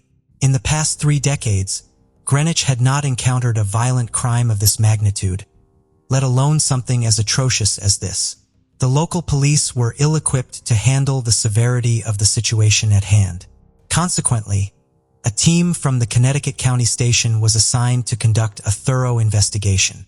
The forensic experts diligently collected as much evidence as possible from the crime scene, while Martha's body was sent for autopsy.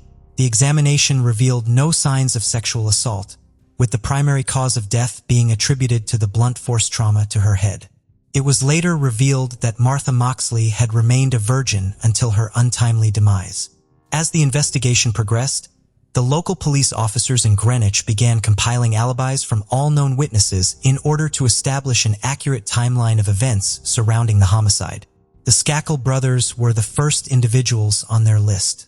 Both boys were interrogated on the same day, during which they provided their respective alibis for the time of the murder. When questioned, Thomas Skakel informed the detectives that he had last seen Martha around 9:30 p.m. outside his residence. He claimed to have immediately gone inside after bidding her farewell, where he joined the family's new live-in tutor, Kenneth Littleton, to watch the movie The French Connection. Thomas later returned to his room to work on a school report about Abraham Lincoln, although his teachers denied assigning such a task. Eventually, Thomas underwent 2 polygraph tests. The first test yielded inconclusive results, but he successfully passed the second one. Michael Skakel informed detectives that he left his residence at approximately 9:15 p.m. and drove to his cousin Jimmy's house, returning around 11 o'clock p.m. The police harbored some doubts regarding Michael's account, but lacked concrete evidence to label him as a suspect in the case. 24-year-old Kenneth Littleton was also under investigation in the autumn of 1976. He informed the authorities that he heard noises outside the house between 9:30 and 10 o'clock p.m.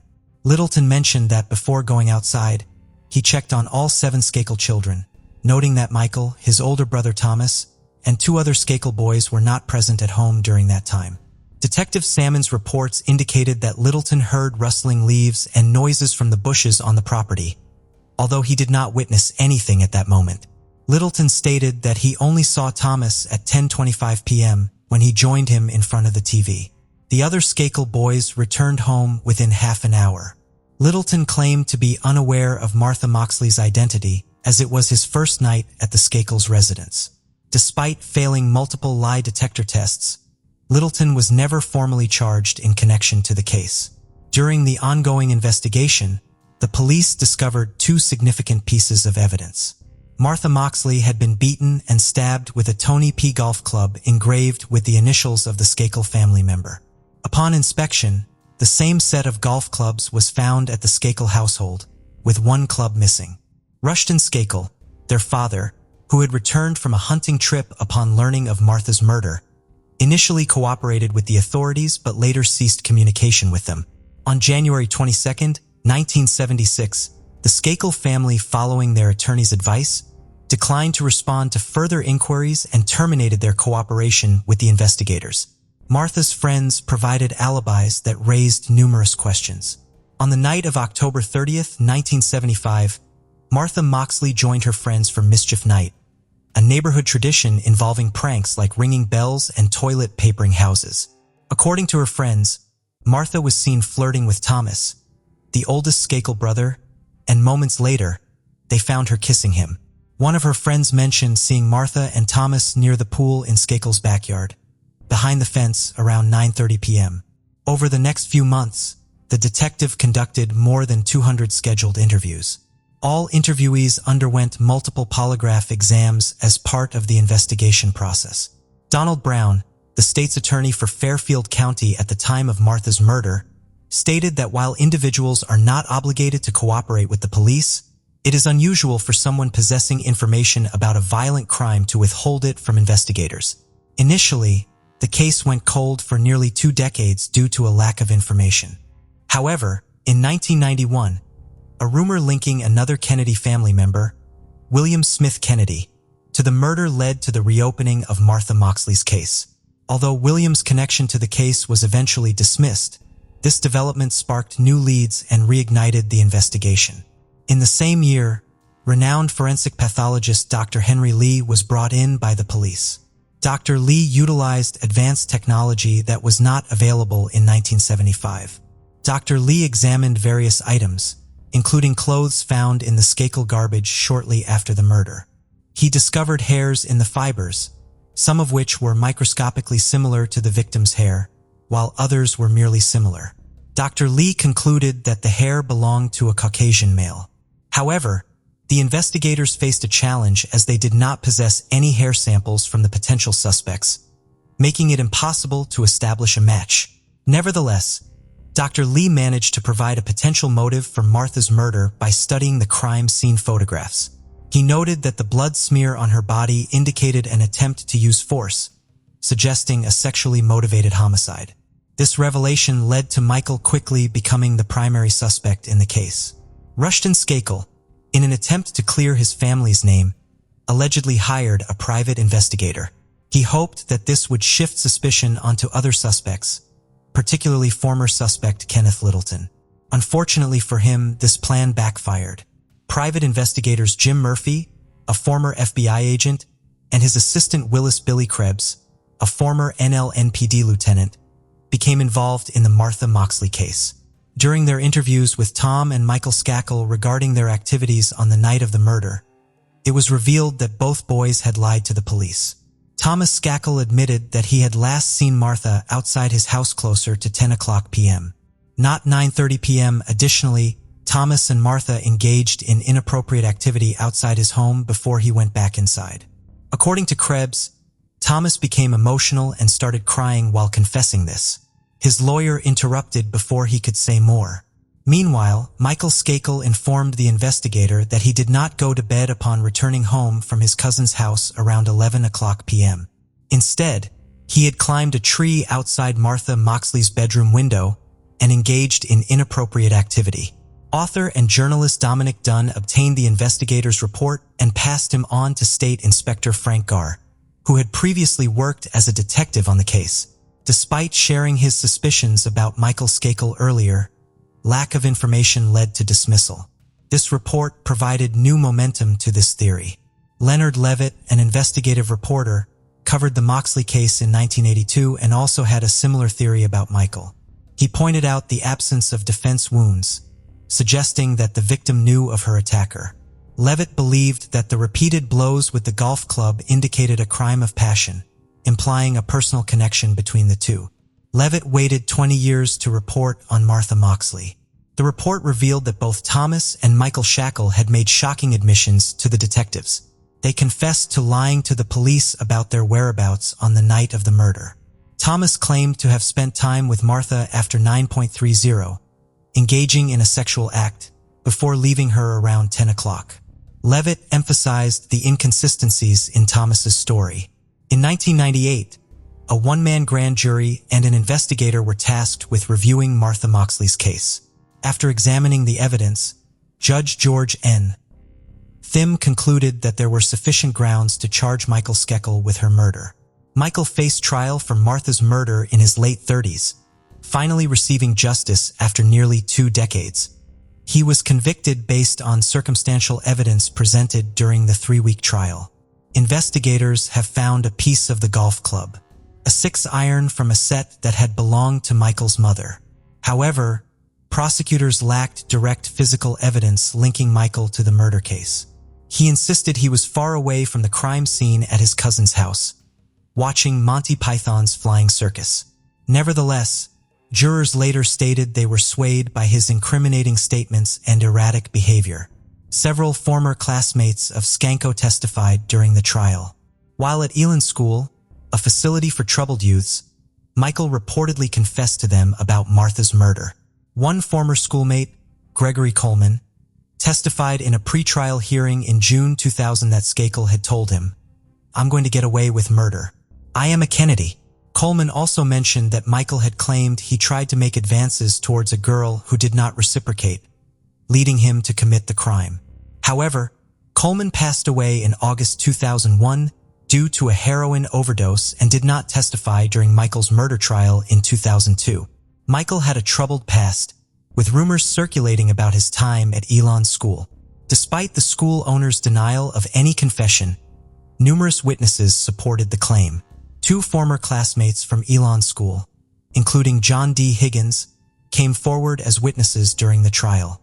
Higgins described Michael's confession as tearful, dazed, and fragmented, with Michael only recalling bits and pieces of the crime. Gregory Coleman, the other witness, stated that Michael confidently declared he would escape punishment for Martha's murder due to his family name. Following Michael Shackle's imprisonment in August 2002, his cousin, Robert Kennedy Jr., became a staunch advocate for him. Kennedy firmly believed that his cousin was innocent and being falsely implicated for political reasons. In his interview with CBS 48 Hours, Kennedy expressed his certainty, saying, "I know Michael Shackle and I know he didn't commit this crime." In 1997, Michael Shackle collaborated with ghostwriter Richard Hoffman to write his autobiography titled Dead Man Talking. A Kennedy Cousin Comes Clean. During the trial, a particular recording played proved to be highly incriminating. Michael admitted that on the night of Martha's murder, he was intoxicated, had consumed marijuana, and experienced inappropriate urges. When Dorothy Moxley arrived at his door the next morning, Shackle panicked. He confessed on the recording, "I was still under the influence from the previous night, a bit intoxicated, and worried if he had been seen." Michael claimed he was concerned about being caught by anyone from the Moxley household. Prosecutors argued that Michael's reference to engaging in inappropriate acts was actually him admitting to beating Martha with a golf club. Michael's defense countered by highlighting the lack of physical evidence against him in presenting an alibi for the time of Martha's murder. Nevertheless, the prosecution portrayed Michael as a jealous teenager during the trial. They argued that his rejection by Martha, combined with his drug and alcohol use and access to the murder weapon, led him to act on his violent thoughts.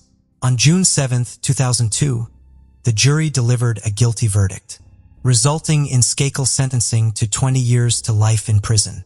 The jury and state superior court revealed their decision just after 10:30 a.m., following the commencement of its 4th day of deliberations. Russian Shackle seemed almost shocked as the foreman declared the verdict in the crowded, silent courtroom. The public celebrated the justice served. This case was one of the most intricate and sorrowful in the Northeast, enveloped in a whirlwind of affluence and fame. The 27 years of torment finally came to an end for the Moxley family. Outside the courthouse, Mrs. Moxley confronted a large crowd of reporters and television crews. Through tears, she mentioned that she had prayed before entering the court. "My prayer began with, 'Dear Lord, once again today, just like I have been doing for 27 years. I prayed that I could attain justice for Martha,' she expressed. This entire ordeal was about Martha," she continued. "Today belongs to Martha. This is truly Martha's day." While Michael was incarcerated, his legal team and supporters fought for the annulment of his conviction. For appeals were submitted, all of which were rejected. Then, on October 23, 2013, Michael was granted a new trial due to the inadequate representation provided by his defense attorney, Mickey Sherman. Consequently, Skakel was released on $1.2 million bail on November 21, 2013. Prosecutors strived to reinstate Skakel's conviction. They eventually succeeded in December 2016, when the Connecticut Supreme Court ruled with a 4-3 decision, affirming the validity of his representation. However, the case did not conclude there. In May 2018, the court overturned its ruling with another 4-3 decision, determining that Michael's attorney, Mickey Sherman, failed to present evidence of Michael's alibi during the initial trial. Prosecutors still retain the option to retry Michael, although they will likely encounter challenges due to deceased witnesses and other issues. Michael's legal team, in a release statement, commended the court's decision, stating that it was the right course of action. The lawyers have also stated that Michael, who maintains his innocence, has been wrongly incarcerated. However, the Moxleys remain steadfast in their belief of Michael's guilt. "I have no doubt in my mind that he is responsible," Dorothy asserted. John Moxley, her 59-year-old son, expressed that the jury's decision in the 2002 trial, reached after considering the evidence against Michael Skakel, continues to provide him with reassurance. "We have a sense of comfort knowing what transpired," he stated. Currently 55 years old, Michael Skakel resides with his aunt in Westchester County, New York. He spends his days caring for his 15-year-old son, George, and striving to move forward from the trauma of his past conviction and imprisonment. He is legally obligated to seek permission from the court to travel outside of Connecticut or New York. "I wish to leave this nightmare behind so that I can start building a life with George without this constant burden," he expressed in an email. "I lost 11 and a half years of my life. I missed out on George's entire childhood. I know I can never reclaim those years, but I consider myself fortunate to be able to spend time with George now." The death of Martha Moxley haunted the Greenwich community, her family, and friends for over 40 agonizing years. While many still believe that the verdict against Michael was fabricated, ultimately, a mother lost her daughter, and the state of Connecticut failed to deliver proper justice for Martha's death. Numerous individuals believe that Michael evaded punishment due to his connections and wealth. Martha's father, John David Moxley, fought for his daughter's justice until his death in 1988. Even to this day, the Kennedy family continues to be associated with the Martha Moxley case. Robert F. Kennedy Jr., who authored the book, framed why Michael Skakel spent over a decade in prison for a murder he didn't commit in 2016, left Dorothy Moxley, Martha's 84-year-old mother, speechless with his publication. She mentioned that truth had never appeared so distorted and manipulated in her entire life. Despite this, she remained convinced that Michael was responsible for her child's death. Kennedy's book dedicated a whole chapter to tarnishing John's character, Martha's father. He cast doubt on his whereabouts on the night of the murder and made several accusations against the Moxley family. As of December 2019, Michael Shacko is still a free man. The memory of Martha Moxley is forever engraved in the hearts of Greenwich residents. A young, beautiful girl was robbed of her innocence before she could fully blossom into adulthood. This is not the first tragedy that has been swept under the rug by the Kennedy family. The legal battle between Michael and the Moxley family was a nationwide conflict, and while there are still many unanswered questions surrounding this case, we offer our sincerest condolences to the family of the victim. Laurel in Yellowstone County, Montana is a place described as scenic and rural on the outskirts with gorgeous hiking routes, camping spots and lakes, and busy, bustling and vibrant at the center with something always going on. Parades and small festivals, great shops and restaurants, and a big sense of community spirit. Just over 7,000 people lived there, and in 2019 one of those people was 57-year-old Lori Bray. Lori worked as a runner in one of the local casinos and by all accounts lived a peaceful and quiet life, keeping to herself and just enjoying being at home with her two rescue dogs, Mac and Nikki. She was from a big and close family. She had a son called Justin, who she never went a day without talking to, 5 grandchildren, lots of brothers and sisters, and 8 nieces and nephews. Lori was an animal lover, especially dogs. And as well as Mac and Nikki, she would donate to rescue centers and charities and would often look after other dogs before they found permanent homes. Her boss and former roommate Kathy said Lori was probably the sweetest, kindest, and most gentle person. She said she was softly spoken, with a beautiful spirit and a welcoming smile, happy to help anyone and always someone people could turn to. For her son Justin said this could sometimes be a double-edged sword and she could be too trusting of people, never seeing the bad in anyone, even when they gave her a reason to question them. September 30th, 2019 was a fairly typical day. Lori had been working the closing shift at the Cedar Ridge Casino, and just before midnight, she clocked off, locked up and left, heading straight back home as she was back in early the next day. Several hours later, October 1st, 8:30 a.m., employees at the casino noticed that Lori was unusually a no-show, but she hadn't phoned in to say why. Around the same time, her boss Kathy was driving into work herself, down an empty and secluded road, with nothing to see but fields for miles. She spotted what she thought looked like Lori's car. It was parked at an odd angle on an intersection, and it didn't look like anyone was inside. Lori didn't even live close to this area, and with no shops or other houses around, it made no sense for her or her car to be there. Kathy pulled over but kept her distance and didn't get much closer to the car, instead deciding to call Justin. She asked him to go to his mother's house, wondering if she was just panicking unnecessarily. But little did she know, independently from her call, Justin also thought something felt odd about that morning. He hadn't received his usual morning call from his mother, which was strange. Justin headed to her house, ringing her phone as he did so, but the silence was deafening. When he got there, he noticed her car was not parked outside, making the knot in his stomach tighten further. He let himself in and was alarmed to find her 2 dogs, and Nikki, unattended with no signs of being fed, which he knew his mother would never let happen. A look around her house turned up nothing. Her bed was neatly made. There was no indication that breakfast had been eaten that morning, and everything just felt eerily quiet. Whereas it was possible Lori had made the bed and washed everything up before leaving, it felt more like she hadn't actually made it home from the previous night. He called Kathy back and they both agreed to go and check out the car together. Confirmed right away that it was his mother's 2003 Chrysler sedan. The sunroof was open, a handle and indicator were broken, and inside the floor on the back he could see her purse and her car keys. Her iPhone was also on the floor, lighting up as it was receiving calls. Although Justin wanted to open the car and start properly looking, he knew in his guts that this was a job for the police and no one else. They called 911.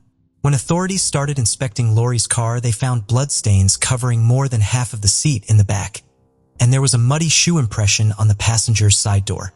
They also found Lori's clothes scattered about too, including her underwear, which appeared damaged as if they had been forcefully removed. The hooks on her bra were bent and some of the clothing had blood on it as well. It was all pointing towards a violent and troubling scene having taken place. Lori Bray was now a missing person. Everyone sprung into action, many in the community knowing her well and wanting to help.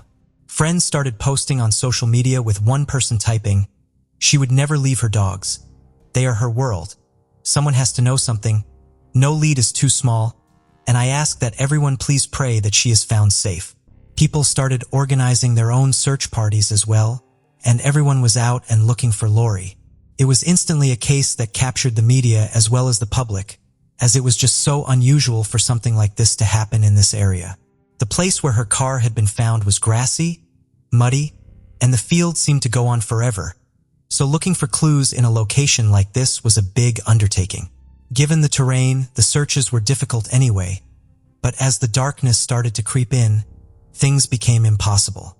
Authorities told the volunteers to stop and wait until morning, which people reluctantly did. Police asked Kathy for the camera footage from inside the casino. She was not only able to give it to them, she was also able to say who most of the people were and give them their details, so they could start interviewing them. On the night she had last been seen, Lori had been closing down as usual, restocking, cleaning, and the likes. Two women briefly started talking to her at the bar, and Kathy said she knew them, they were regulars.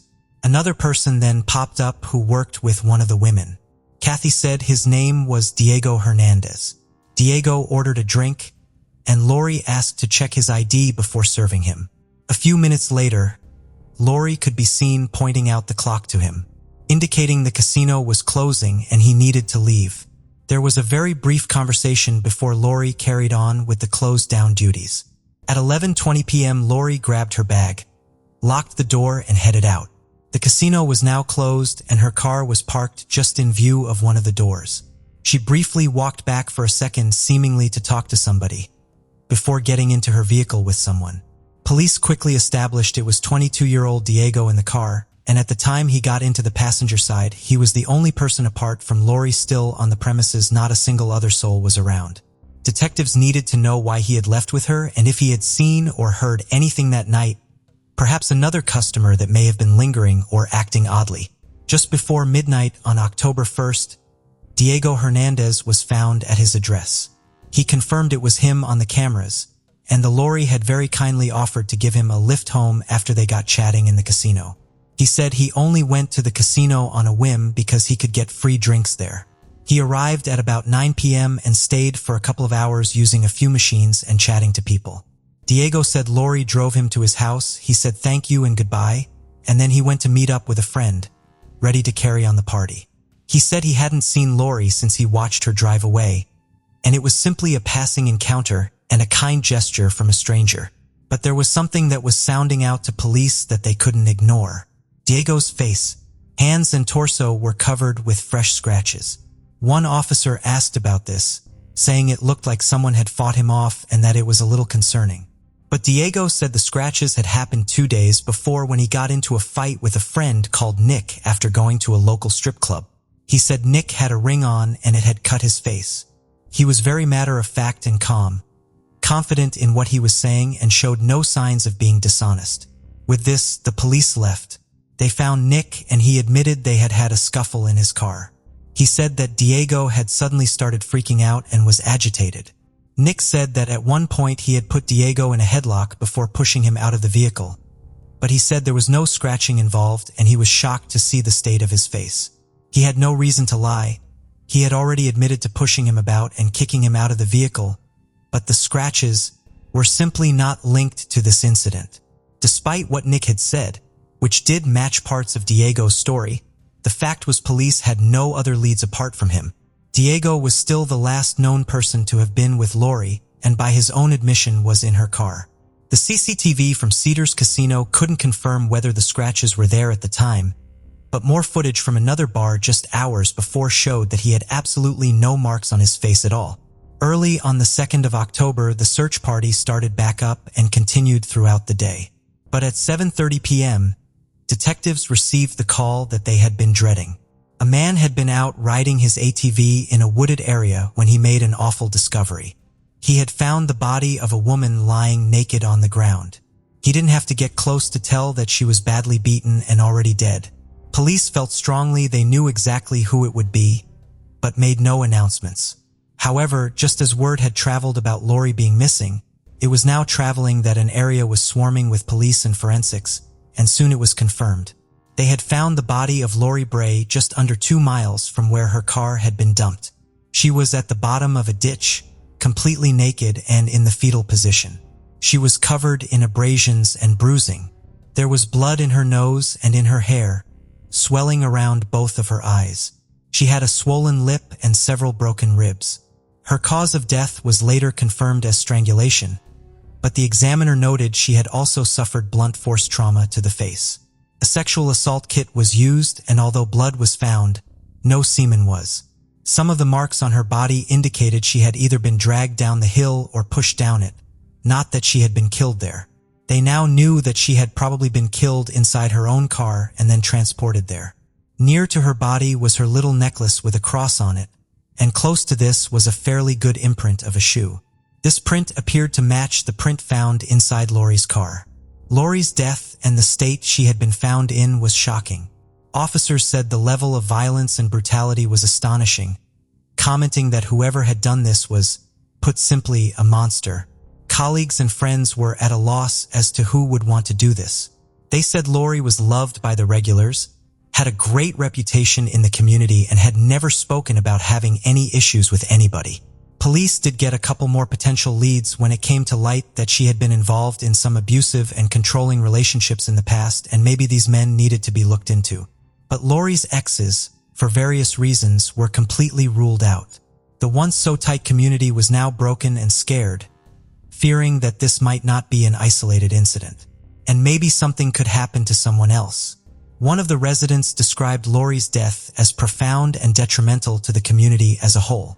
Nevertheless, everybody put their worry aside to come together for Lori's family and friends, raising money to help look after her dogs, support Justin, and donate towards the funeral costs. The police were able to find several locations where Lori's phone had pinged between midnight and 3 a.m. The casino was one where her car was found and where her body was found, and one near to Diego's house. Diego's house and that surrounding area had pinged just before the location where she was found at, by which point she would have already been killed, and this was pretty damning evidence. More interesting still, while he was in the other bar in the hours before he was at the casino, he spent the evening pressuring random women to drive him home, including the lady working behind the bar. She refused several times and said she felt very uncomfortable with his harassing behavior. On October 4th, detectives executed a search warrant at Diego's residence. They collected the clothes he was seen wearing that night, some of which looked like they had been bleached as well as freshly washed. This stood out immediately, as his room was full of dirty laundry. They also found a pair of soaking wet Nike shoes that had also just been washed. The tread of the shoes matched the print that was found inside Lori's car and near to her body.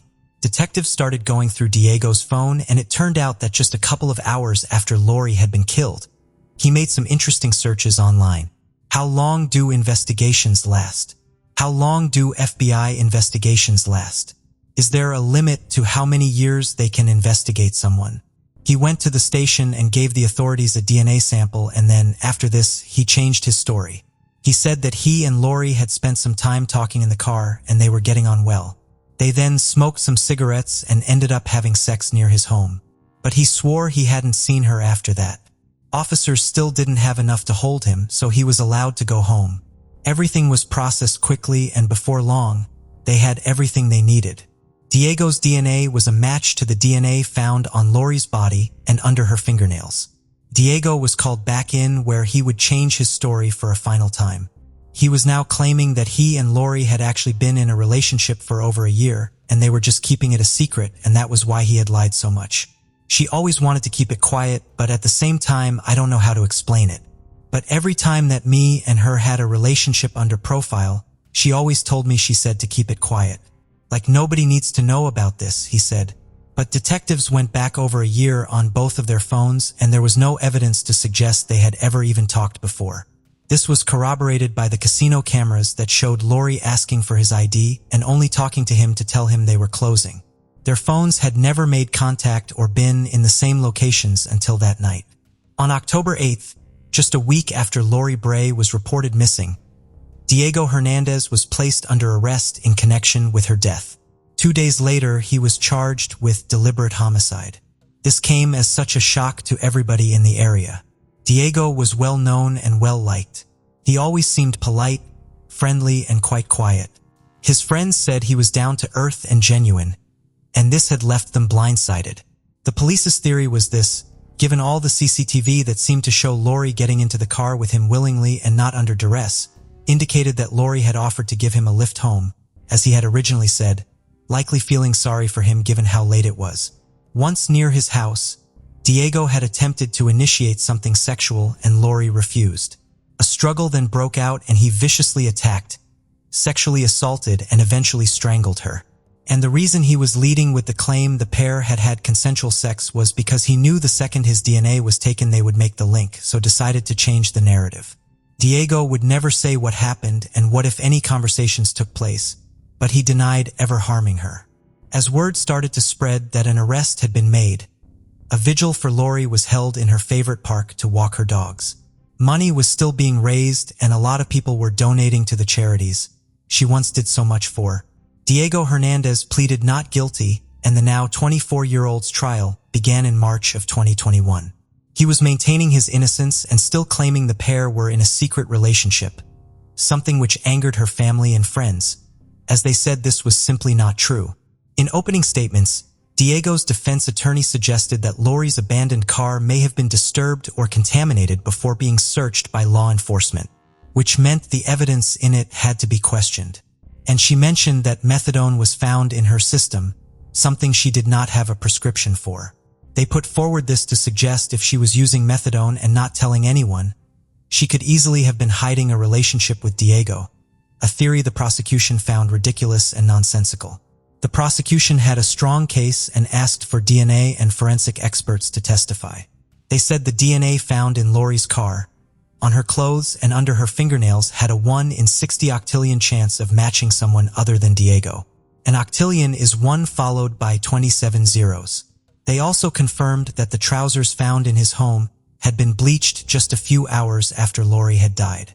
They presented the phone data too, which also gave a clear timeline of which Diego was at the center. After several days, both sides rested their cases, and just 2 hours into their deliberations, the jury returned their verdict. Diego Hernandez was found guilty. Before he was sentenced, he asked to take the stand himself. Things then took a sharp turn that nobody was expecting. The man who had been denying anything violent had happened for well over a year sat down and said, "I did it. I killed Lori." The room was stunned. The judge said he had never seen this happen in his 4 decades in a courtroom. That day, Diego Hernandez was sentenced to life in prison with a minimum of 35 years to serve before he could be considered for parole. There is no indication whether or not he has made plans to appeal. Lori Bray's case deeply affected many people, those that knew her well and those that had never met her before. The community felt a collective sense of loss, and one resident said it really changed a lot about the closeness and safeness everybody had always felt. They had all lost a really special person. Kathy said of Lori, "There's nothing she wouldn't do for anybody, even if it caused a hardship on her. She was just a very tender, loving soul. No matter what anybody did, she saw the good in everybody." Cape Laferne is a small, beautiful and picturesque village near Folkestone, Kent in the southeast of England. Surrounded by stunning natural beauty, sweeping landscapes, sea views and filled with friendly locals, it really is an idyllic place to live. People travel there for a quiet slice of country and seaside living, taking in all that it has to offer. Described by those that live there as safe and with a strong sense of community, everybody really does know everybody and looks out for and after each other. One spring night in April 2013, this little community would be left rocked by one of the most brutal murders that Kent has ever seen. Just 10 minutes away from Cape Loof lies Aycliffe, home to 30-year-old Michael Kerr, who lived there with his family. Life hadn't always been easy for Michael. When he was born, the birthing process had been very quick and doctors described him as a really poorly baby, giving him just a 30% chance of surviving the night. But despite the odds being stacked against him, he did. Doctors told his parents, Patricia and Jim, that Michael would likely never be able to walk. But on his 3rd birthday, he stood up and ran across the room. Doctors said he would never be able to ride a bike. So Patricia went out and bought him one, and before long he was out on his bike all the time and there was no stopping him, showing once again that he could defy people's expectations. He attended harbor school in Dover, and when he was 6 years old, Michael was diagnosed with Fragile X syndrome, a genetic condition that can cause a variety of developmental delays. But just 3 years later, when he was 9, doctors dismissed this diagnosis. His mother would later say that she was certain Michael had cerebral palsy.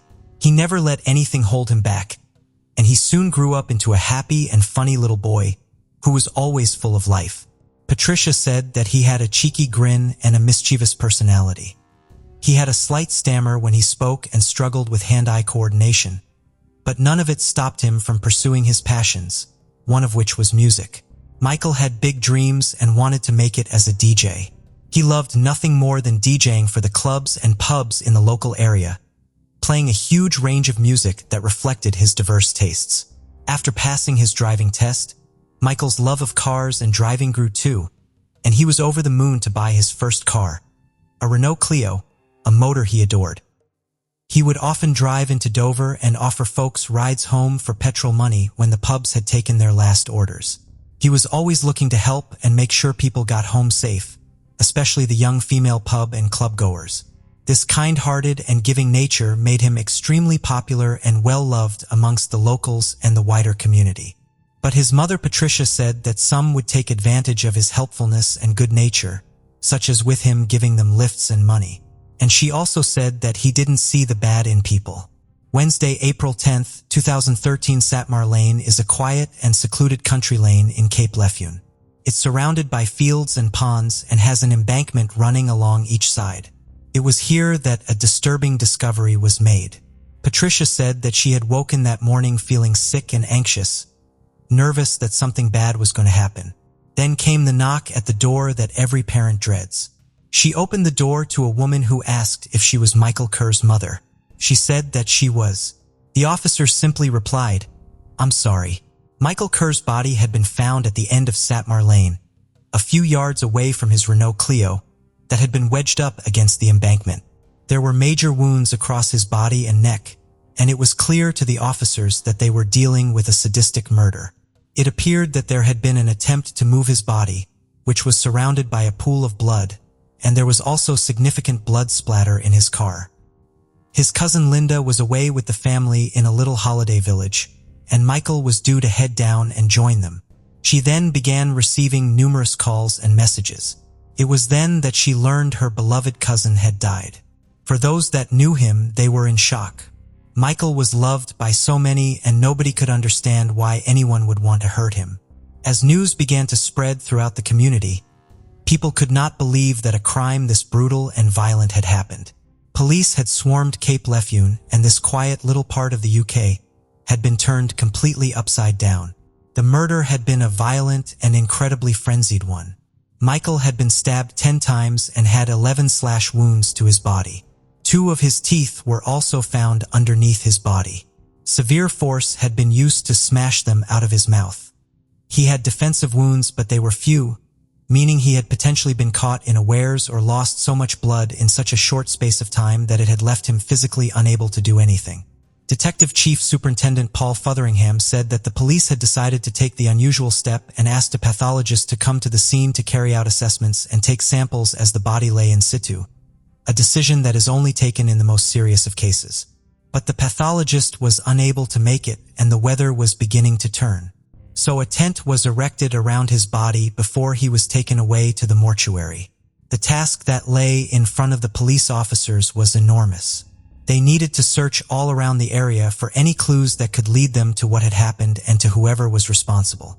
A huge team of officers were searching the lane, and divers were dispatched to search the ponds nearby. His phone was missing, but his wallet was still there, and it didn't appear to have been touched, meaning it did not seem to be a robbery that had gone wrong, leaving them still hunting for a motive. Did his phone contain evidence that pointed to his killer, and was that why it was missing? Given the position of his Renault Clio, it seemed that someone had attempted to use his car to drive away from the scene of the crime, but abandoned it when they couldn't drive it over the bank. There were so many questions and so few answers. Rumors soon began to swirl within the local area. The port of Dover was not far away, with people coming into the country and going out of it all the time. Had this been an opportunistic killing by someone who wasn't even in the area anymore? Had he been ambushed? Had it been planned? The police needed to speak to people, including those that knew him best, so they could work out which theories to rule in and which to rule out.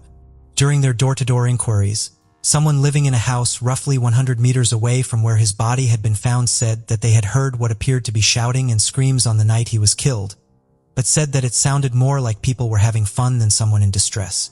As the search of the lane continued, they finally got their first big lead. Michael's phone that had been missing was found, smashed, seemingly stamped on, before being kicked into the hedge at the side of the road. It was quickly sent off to see if any clues could be gathered from it. They also needed to find the murder weapon. Whilst nothing was found in the search of the ponds or along the sides of the road, a search of the drains on the main road that Sat Marlene led off would be a different story. 2 knives were found, thrown down one of the drains. Did more than one weapon mean there was more than one killer?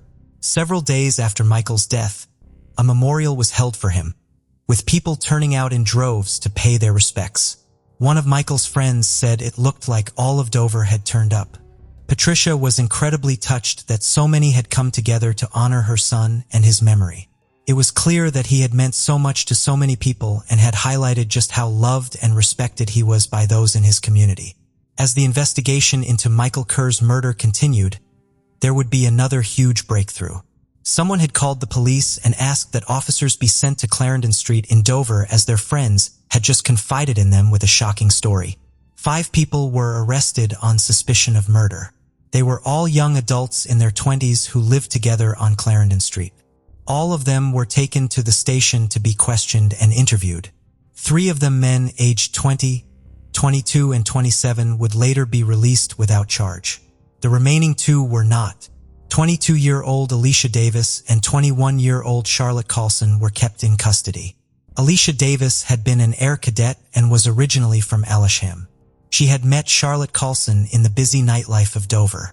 The pair had moved in together 6 months before and lived on Clarendon Street. They were described as being well known within the local area and had reputations for drinking heavily. Charlotte explained to the interviewing officers that she had known Michael for roughly a year and that he had given her lifts home and also ferried her to the supermarket. Alicia had been introduced to him just a few weeks before his death. Michael's cousin Linda said she had seen them in his car and had also witnessed him going into a shop to purchase alcohol for them. During their interviews, they said that they had both met with him twice on the day he had been killed. They said that at around 8 in the evening, he had picked up Alicia and driven her to Satmar Lane where they stayed for a while, before he purchased alcohol and drove her back to Clarendon Street. They said that they had stayed home and drank, and Michael had then come back at around midnight. They said he had picked them both up, with Alicia in the passenger seat, and Charlotte sat in the back, and he had driven once again to Satmar Lane. Alicia then made a startling accusation. She said that Michael had raped and attacked her. She said in a bid to protect herself she had put her hands down the side of the car seat, where she found a knife and proceeded to stab him in self-defense. Charlotte said she had been asleep in the back and had woken up to Alicia stabbing him, adding that she had been unable to get out of the car as it had no doors for the back seats. She said that the pair had then attempted to move Michael's body and then drive away in his Renault, but the car had stalled, so they left it on Satmar Lane, proceeded to walk home, leaving Michael lying on his own, bleeding to death. The police needed to ascertain if their stories checked out and if the argument of self-defense was a plausible one. What was unusual was that the pair had no history of violence and had never had any run-ins with the law, so for them to be responsible for such a violent crime was shocking. The officer spoke to locals to try and gather CCTV footage, and Michael's car was caught driving past in the early morning hours, and mobile phone data analysis also confirmed this timeline. Mobile phone data also showed something that caught the eye of the police. Text messages had been sent between Alicia and Charlotte as the car had arrived in the village. The messages had been deleted. Charlotte said, "Start now." Alicia replied saying, "You're gonna have to do it first." Charlotte's last message read, "Shut up and hurry. Let's party." These messages were sent within 3 minutes of his Renault being caught on CCTV. This revelation blew huge holes in what Charlotte had said, that she had been asleep in the back and had no idea what was going on when she woke up. The knives that had been found also raised more questions with their story. When the house on Clarendon Street had been searched, there were 2 knife sets there. Both knives found in the drain were missing from said sets. The argument that the knife had been found down the side of the car seat and that she had killed him to stop him attacking her made no sense. It showed that the knives had been taken from the house they had lived in, and this coupled with the text messages showed that this had been a pre-planned and thought-out attack. The evidence against them continued to mount. A fire had been set in the back garden of the house on Clarendon Street and items of clothing had been burned, including Charlotte's favorite gray hoodie that had blood on it. When the other residents of the house came home, they said they had been putting clothes into the washing machine which matched the clothes they had been wearing before the attempt to set them on fire was made. With all of the evidence stacking up against them, 22-year-old Alicia Davis and 21-year-old Charlotte Colson were charged with the murder of Michael Kerr. Charlotte entered a plea of not guilty. Alicia didn't appear in court due to illness, but would also plead not guilty, and they were remanded in custody to await trial, where they would be tried together. Due to the severity and seriousness of the case, it was sent to the Old Bailey Courthouse in London for trial in December 2013. Judge Paul Worsley would preside. Before the judge and jury came into the courtroom, the pair would sit and laugh, seemingly unbothered by the seriousness of the situation. But when in the presence of both judge and jury, they would then sit with their heads down and not look up. They continued their story of self-defense. His cousin Linda said the accusation they had made showed how evil they were. This was a crime they had planned, and had then attempted to besmirch Michael's name to cover it up. The prosecution needed to knock holes in their defense, and Alicia's version of events needed to be shown to be false. The police and prosecution had Michael's beloved Renault Clio driven to the Old Bailey, where it was parked in the rear yard. The judge and jury were then invited to look at it. The car itself was very small, showing that her allegation of him undressing himself and taking her clothes off too before attacking her in such a tiny space made no sense. Prosecutor Sarah Woodhouse said, "There was never any rape, but they put their heads together and concocted a vicious story about Michael Kerr in order to exonerate themselves." Text messages from Charlotte's phone showed that she had messaged Michael's phone after he had been murdered, asking why they hadn't heard from him and why he had failed to pick them up when he said he would. Something Detective Chief Superintendent Paul Fotheringham said was a clear and deliberate attempt to both cover their tracks and misguide the police, allowing them to say that they hadn't seen him. Alicia had also messaged him saying, "I feel so sick. I love you."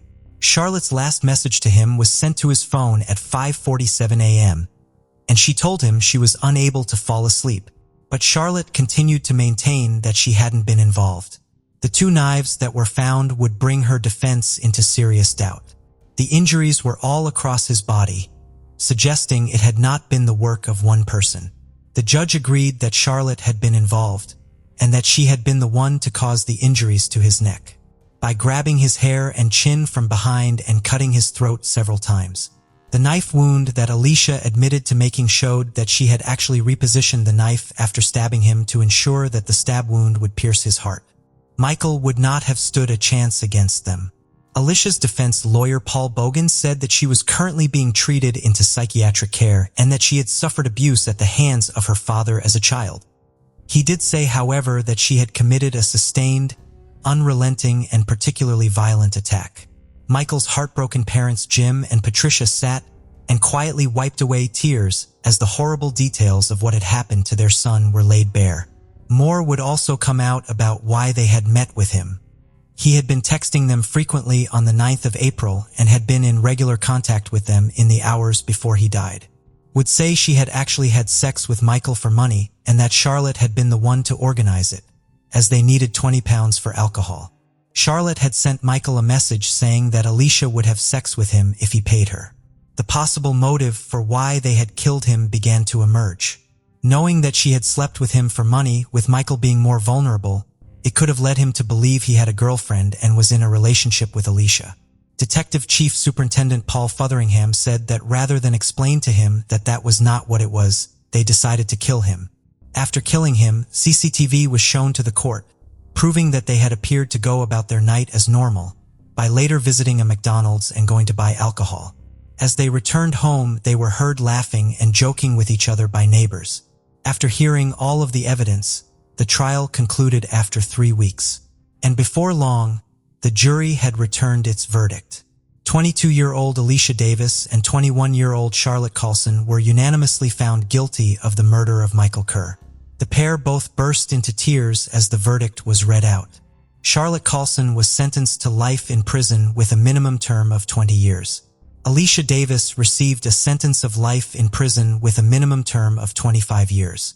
Michael's devastated mother Patricia said that the pair should have received longer sentences. She said, "So many people have said an eye for an eye. I don't want that. No, I don't want them to die. Because in my head, every night when those lights are out, they see and they hear and they are haunted by what they did to my boy and it torments them." Judge Worsley told the pair, "You both set upon him. He was an easy victim. He inflicted no injuries on either of you and had defense wounds from trying to protect himself from the repeated slashing and stabbing. Rather than remorse or shock, you have felt some perverse pleasure in watching him die and were heard laughing as you traveled home along the road. Neither of you have shown any remorse. Your only desire is to save your own skins." He added he totally rejected the claim of rape and said that they had lied continuously to the police. His family said in a statement, "Michael was the innocent victim of a ruthless and brutal, unprovoked attack which has resulted in him being taken from his family and friends. The pain we have experienced and are still suffering from cannot be expressed in words. Today's verdict, whilst not bringing him back, has provided us with some comfort, knowing that those responsible for his death will serve a number of years in prison. However, no sentence can ever come close to the pain that Michael has endured.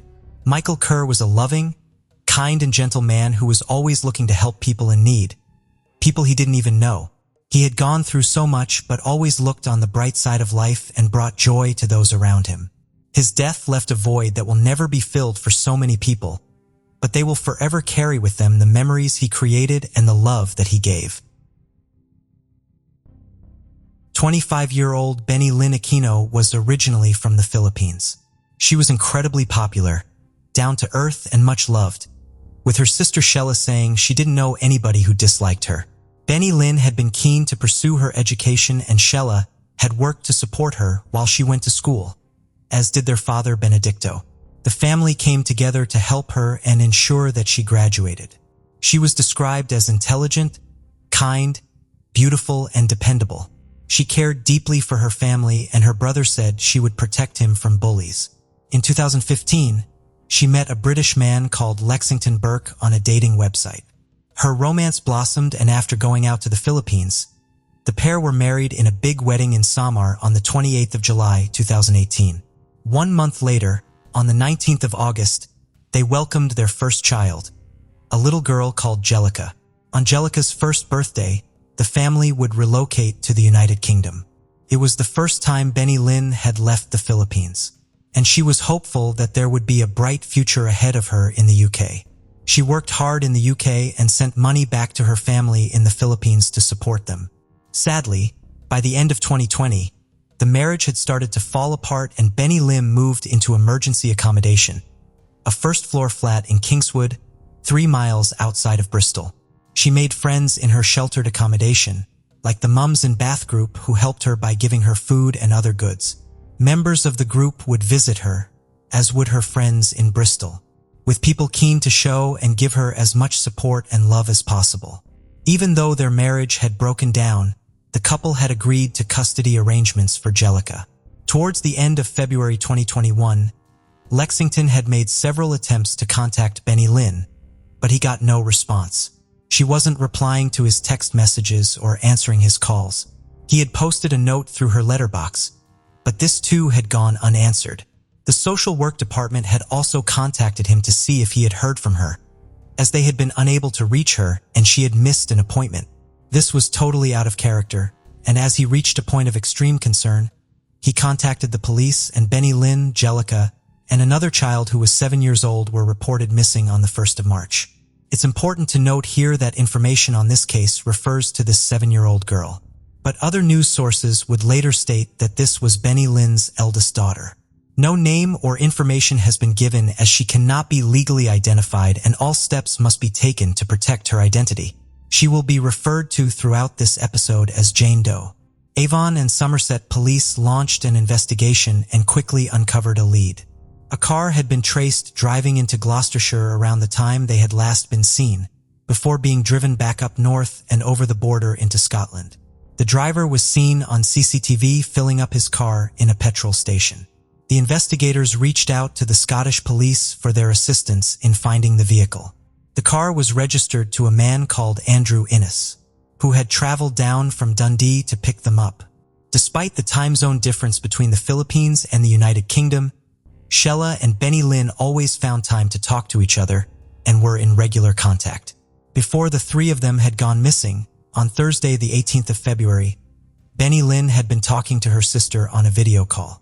Benny Lynn was in Andrew's car and they were all driving up to Scotland. Shella asked if she could see him and Benny Lynn flipped the camera around and showed the man driving the car. There were no overnight bags.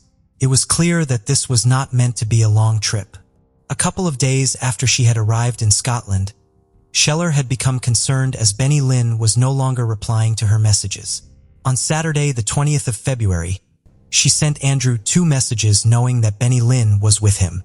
"Hi, hello, sir. What happened to my sister?" The following day, she received a reply. "It's a little bit long story, but don't worry. She's perfectly fine." Shella messaged back, "What happened to my sister, sir? Please tell me." Andrew responded, "I met her on a dating website and we chatted for a long time. Then I went down to visit her." "Where is she now?" Shella asked. "She's in Glasgow. She didn't tell me her whole story before. I only found out last weekend. I thought she was divorced already, but it seems she wasn't 100% honest with me about that." He said he had dropped them at a cafe in Glasgow with another man she had met online, someone that he didn't know. He said that Benny Lynn had wanted to hide away at his property, as Lexington wanted custody of Jellica and wanted Benny Lynn thrown out of the country. He told Shella that Benny Lynn was safe and that he had advised her to discard her phone if she wanted to get away from the authorities. Shella begged to speak with Benny Lynn. He replied, "I expect she will get in touch with you once she gets settled down." Several more messages went back and forth. Shella said, "Sir, can you tell me my sister is alive?" Andrew replied, "Scotland is a very peaceful country. We don't have much crime at all. Please try not to worry. I'm sure your sister is perfectly safe." For days later, Shella had reached out to him again. He told her that the other gentleman from the cafe had messaged him to say they were settling into their new routine very well. Adding, Andrew said he wished to draw a line under this and said that he would wipe his technology, not just to protect myself but also to protect her, so the police can't find her if they search my house. Shella had asked him to send a video of Benny Lynn to prove that she was safe, and he sent her one. She said, "I hope we can chat again, sir." He messaged back, "Maybe one day we can, once the dust has all settled." The video he had sent of her to Shella was an old one. At 3:20 p.m. on the 5th of March, police officers were dispatched to 21 Truane Avenue. This was the address the car had been registered to, home to 50-year-old Andrew Innes. The car was parked outside and there was also a skip containing various items, including mattresses and debris. After knocking on the door, Andrew Innes opened it but only slightly, and they spoke to him on the doorstep. He refused to allow the officers into his house, saying that he was self-isolating and his daughter had just come out of the bath and needed to put some clothes on. The officers saw Jane Doe, who was fully clothed, inside the house through a crack in the door. They had a bad feeling and knew something was wrong. They insisted he let them inside. Upon entering the house, they described it as being in a state of disarray. It was seemingly under renovation. Kitchen utensils were on the stairs, and the cooker and units in the kitchen had all been removed. In the living room was Jane Doe, who was watching cartoons. One of the officers spoke to her. She confirmed that Andrew was not her father and they were of no relation to each other. When questioned, Andrew Innes said he had driven Benny Lynn and Jellica to Glasgow and left them at a cafe with a man he didn't know. He said he hadn't seen them since. They didn't believe the story he was telling and they knew they needed to dig deeper for the truth. What came out of his mouth next would leave the officers stunned. "Killed her. She's under the floor. We got into a fight and I killed her. But where was Jellica? Under the floor with her mom. I couldn't look after a child. The child was screaming," he said. Upon this shocking confession, Andrea Innes was arrested and taken into custody. Jane Doe was also taken away to safety. The following day, on the 6th of March, she was charged with the murder of Benny Lynn and Jellica, and the police now needed to find their bodies. When news of the appalling crime began to break and spread, the local residents left flowers and toys in tribute to Benny Lynn Angelica outside of Truane Avenue. As the hunt for the bodies continued, the police began to piece together the chain of events. Benny Lynn had been using a dating website called Filipino Cupid as she was seeking companionship. It was here that she met 50-year-old Andrew Innes. The messages had initially just been general chit-chat and had then moved into video calls. He started to steer the conversation in a different direction. He asked her to send a photograph of herself that was sexual in nature, but she refused. He offered her a job as a community relations manager and money to work for him. He would also give her somewhere to stay, to which she replied, "If you want to employ me, I can do this in Bristol." On the 12th of February, the pair had agreed to meet up. After they had arranged the meeting, Andrew Innes had made several internet searches for the murder rates in Scotland, as well as what is chloroform used for and underfloor storage. In spite of the strict travel restrictions that were in place due to COVID-19, he had traveled down from Dundee to England to meet her in Kingswood, a distance of more than 400 miles.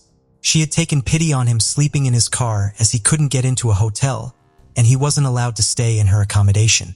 She had wanted to see Scotland and the beauty it had to offer, so she agreed to go with him and stay at his for the weekend. Various photographs were taken of Benny Lynn Angelica in Dundee as they saw the sights and explored the city, as well as photographs of Andrew Innes. On the 23rd of February, he was seen purchasing gravel and DIY tools, and the next day a skip turned up at the house. The task in front of the officers was massive. They called upon the assistance of forensics teams alongside anthropologists, archaeologists, and geologists to ascertain if what he was saying had actually been true. It would take 2 weeks for the police to excavate the house, but they would come to discover that Andrew Innes had not been lying. Buried roughly 3 feet down, the bodies of Angelica and Benny Lynn were found on the 19th of March. Back in the Philippines, Sheila received a call. It was from Benny Lynn's estranged husband, Lexington. She could not believe what she was hearing, and she was tasked with giving the news to her parents, who were living in a different part of the country. Completely traumatized by the death of her sister and niece, she was left unable to sleep and kept trying to contact Benny Lynn on Messenger. Benny Lynn's devastated brother posted to social media, "I remember we used to play and you made me dance. You always made us happy. We will never forget you." As the police continued to look into Andrew Innes, they discovered that this software developer had no previous criminal convictions. He had been born in Germany on a military base in 1970. He had moved to Dundee from Derby at the age of 24 and had worked with DMA design on various video games after attending the University of Aberdeen. He would later marry a woman from Japan and moved out there with her. The couple shared 3 children and also lived in California for a while, before going back to Scotland once more. In 2019, their marriage had fallen apart and he had been deported from Japan back to the UK, away from his wife and children. Andrew Innes was on 34 dating websites, and there were more disturbing discoveries. He was very experienced with technology and designed and built what was referred to as a scraper tool that could be bolted onto various websites. This meant he could only have women with young children included in the searches he was making on these sites. He harvested the data and put it into a spreadsheet, where women were graded based on age, weight, height, and whether or not they were mothers to young children. The profiles he had given the highest scores to were women with young children who were in their mid to late 20s.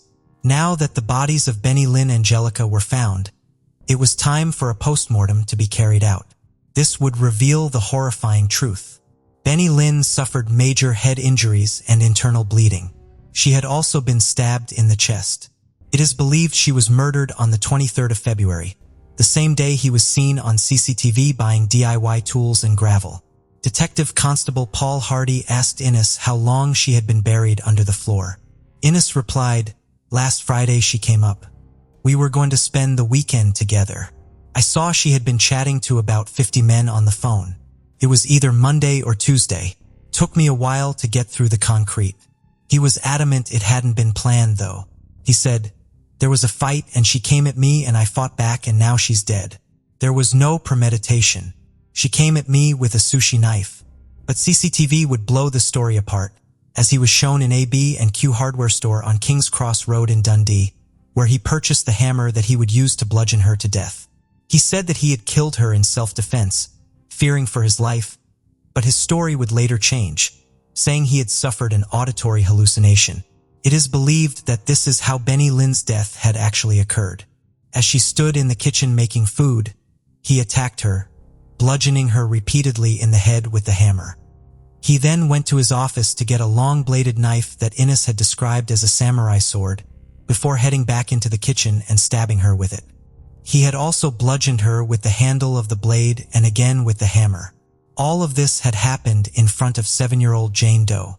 He proceeded to wrap up her dead body in a rubble sack, tarpaulin, and a blanket before putting her under the kitchen floor. Following the murder of Benny Lynn over the next 2 to 3 days, he had kept Jellica alive and sexually abused her. He would then murder her by applying pressure to her neck and mouth. He wrapped up her naked body in rubble sacks and put her with her mother under the kitchen floor. He said that she had wanted her mother, and it seemed logical to me to put her with her mom. His DNA was also found on her body, and DNA belonging to both Jellica and Innes was found on a condom in a bin at the house. Following the murders, he had told Jane Doe that Benelin and Jellica were in hospital and that was why they weren't there. Officers who interviewed him said he was wallowing in self-pity and showed no remorse for his dreadful crimes. The investigators spoke to Jane Doe. She explained that Andrew Innes had what she called a heavy hammer and that he had put it in Benny Lynn's head. She said, "I tried to call the police. I couldn't speak." She said they had been playing a game of hide and seek when Jellica was murdered by Innes. She said, "I don't know where.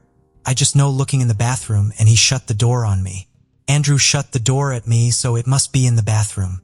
I should have saved them, but I couldn't because I didn't know what was happening." During her time at the house, she was subjected to an appalling series of rape and sexual assaults. She said that after the assaults, where she would be handcuffed and gagged, he would give her money, on one occasion giving her £2 and 10 pence. She described being held captive by him. Andrew denied the allegations of sexual abuse against Jane Doe when he had been arrested, and during an interview on the 5th of March she said, "DNA evidence was found on clothing and handcuffs. Jane Doe had also tested positive for chlamydia. Andrew Innes had chlamydia." Andrew Innes' trial began at the High Court in Edinburgh on the 31st of January 2023, with Judge Lord Beckett presiding. Andrew admitted that he had killed Jellica and Benny Lynn, but denied murder and argued a defense of diminished responsibility. He had also denied charges of attempting to defeat the ends of justice and rape. On the 3rd day of his trial, he changed his story again. He now said that he had become what he called apocalyptically angry, after thinking that Benny Lynn resembled both his former partner and estranged wife. He said that from the neck down she looked like his estranged wife, and from the head up like the former partner. He said his former partner had left him in the most horrible way, dumping him through a text message, and that he thought of all the nasty things my wife had done to me and I got angry. The way she treated me, I was furious. I started to think some crazy things. I remember the blade going in once. She was lying on the floor and I was just hitting her until she stopped moving. In his testimony, he said that the killings had not been planned, saying if this was premeditated in any way, it would have been cleaner, adding that the hammer he had purchased was not a useful weapon. He said, "It's ridiculous that I had returned with a hammer when I went out for petrol." Innes told the court that he was able to remember the initial strike and struggle that ensued in the kitchen before it moved out into the living room. He said it was an anger I have never experienced before in my entire life. When asked in his cross-examination what he had done with the bodies, he replied, "It was obvious that he had a deeply controlling nature when he admitted he had been seriously angry when his former wife had got a new haircut that he didn't approve of." He also said he had attempted to castrate himself with an electrical cord. There were moments when Innes would break down in the witness box and cry while speaking. A huge part of the trial focused on his state of mind. Psychiatrist Dr. Gordon Cowan, who specializes in forensic psychiatry, had met with Innes 8 times following his arrest and gave evidence on the 4th day of the trial. He explained that Innes' story had undergone multiple variations and changes, saying it had initially been self-defense, then he had been suffering with auditory hallucinations, and finally a combination of both. Dr. Cowan said he explained to the jury said he acted in self-defense from an attack. Then he spoke of an internal monologue with a voice of a kind of identity that was advising him to hurt the woman, and he was saying she's done nothing wrong. It's really difficult to know for sure the symptoms, if any, Mr. Innes has at this time. Innes had been diagnosed with Crohn's disease, a condition that would lead to him being hospitalized in February of 2021 at Ninewells Hospital on the outskirts of Dundee. He was prescribed steroids to help ease the symptoms. Defense lawyer Brian McConaughey asked Dr. Cowan if Innes could have been experiencing psychosis induced by steroid use, as Innes had said he was insane as a result of the steroids. He had been prescribed to take 40 milligrams a day, but the court heard he had taken an increased dose in the days before the murders. The fact that he had purchased the hammer from B and Q did not add up to this theory of psychosis. Dr. Cowan said that if someone was going through psychosis to the extent that they were going to commit murder, they would not be going about their day as usual with people not noticing. There's logic in his thought process, so I don't necessarily think it's indicative of somebody who is psychotic, he said. He emphasized that while it is a rare side effect of the medication, within the previous 12 months, no patient from NHS Tayside had experienced an episode of psychosis resulting from steroids, and majority of his colleagues had never seen it over the course of their entire careers. Dr. Cowan met Innes in September 2021 in prison, and Innes had spoken to members of his family and become aware of steroid-induced psychosis. This was the first time he had become aware of this phenomenon and thought it perhaps fit with what happened to him, Dr. Cowan explained. Several of the professionals did consider that he had a diagnosis of autism spectrum disorder, but the judge later said that this neither predisposed him to violence, nor that it gave any reduction on his corpability. One of the most heartbreaking moments of the trial came when the pre-recorded interview with Jane Doe was played. "Andrew killed Jellica when we were playing hide and seek," she said. She added that she didn't know what was happening. She also described the horrific sexual violence that she had been subjected to. The nature of the evidence was so distressing, members of the jury were offered counseling to cope with what they had seen and listened to. On the charges relating to Jane Doe, Innes accused her of lying, saying that some parts of her story didn't add up. He argued he would not have used a sock to cover her mouth, as she had said, as there were hundreds of other items more suitable. "If I wanted to gag that child, I would have used an actual gag," he said. Innes told the jury that had the police officers arrived at his home just 24 hours later, they could have found her murdered body alongside Benny Lynn and Jellica. After 5 days, the prosecution and defense rested their cases. Following the evidence that had been presented, Judge Lord Beckett gave instructions to the jury to find him guilty on both counts of murder.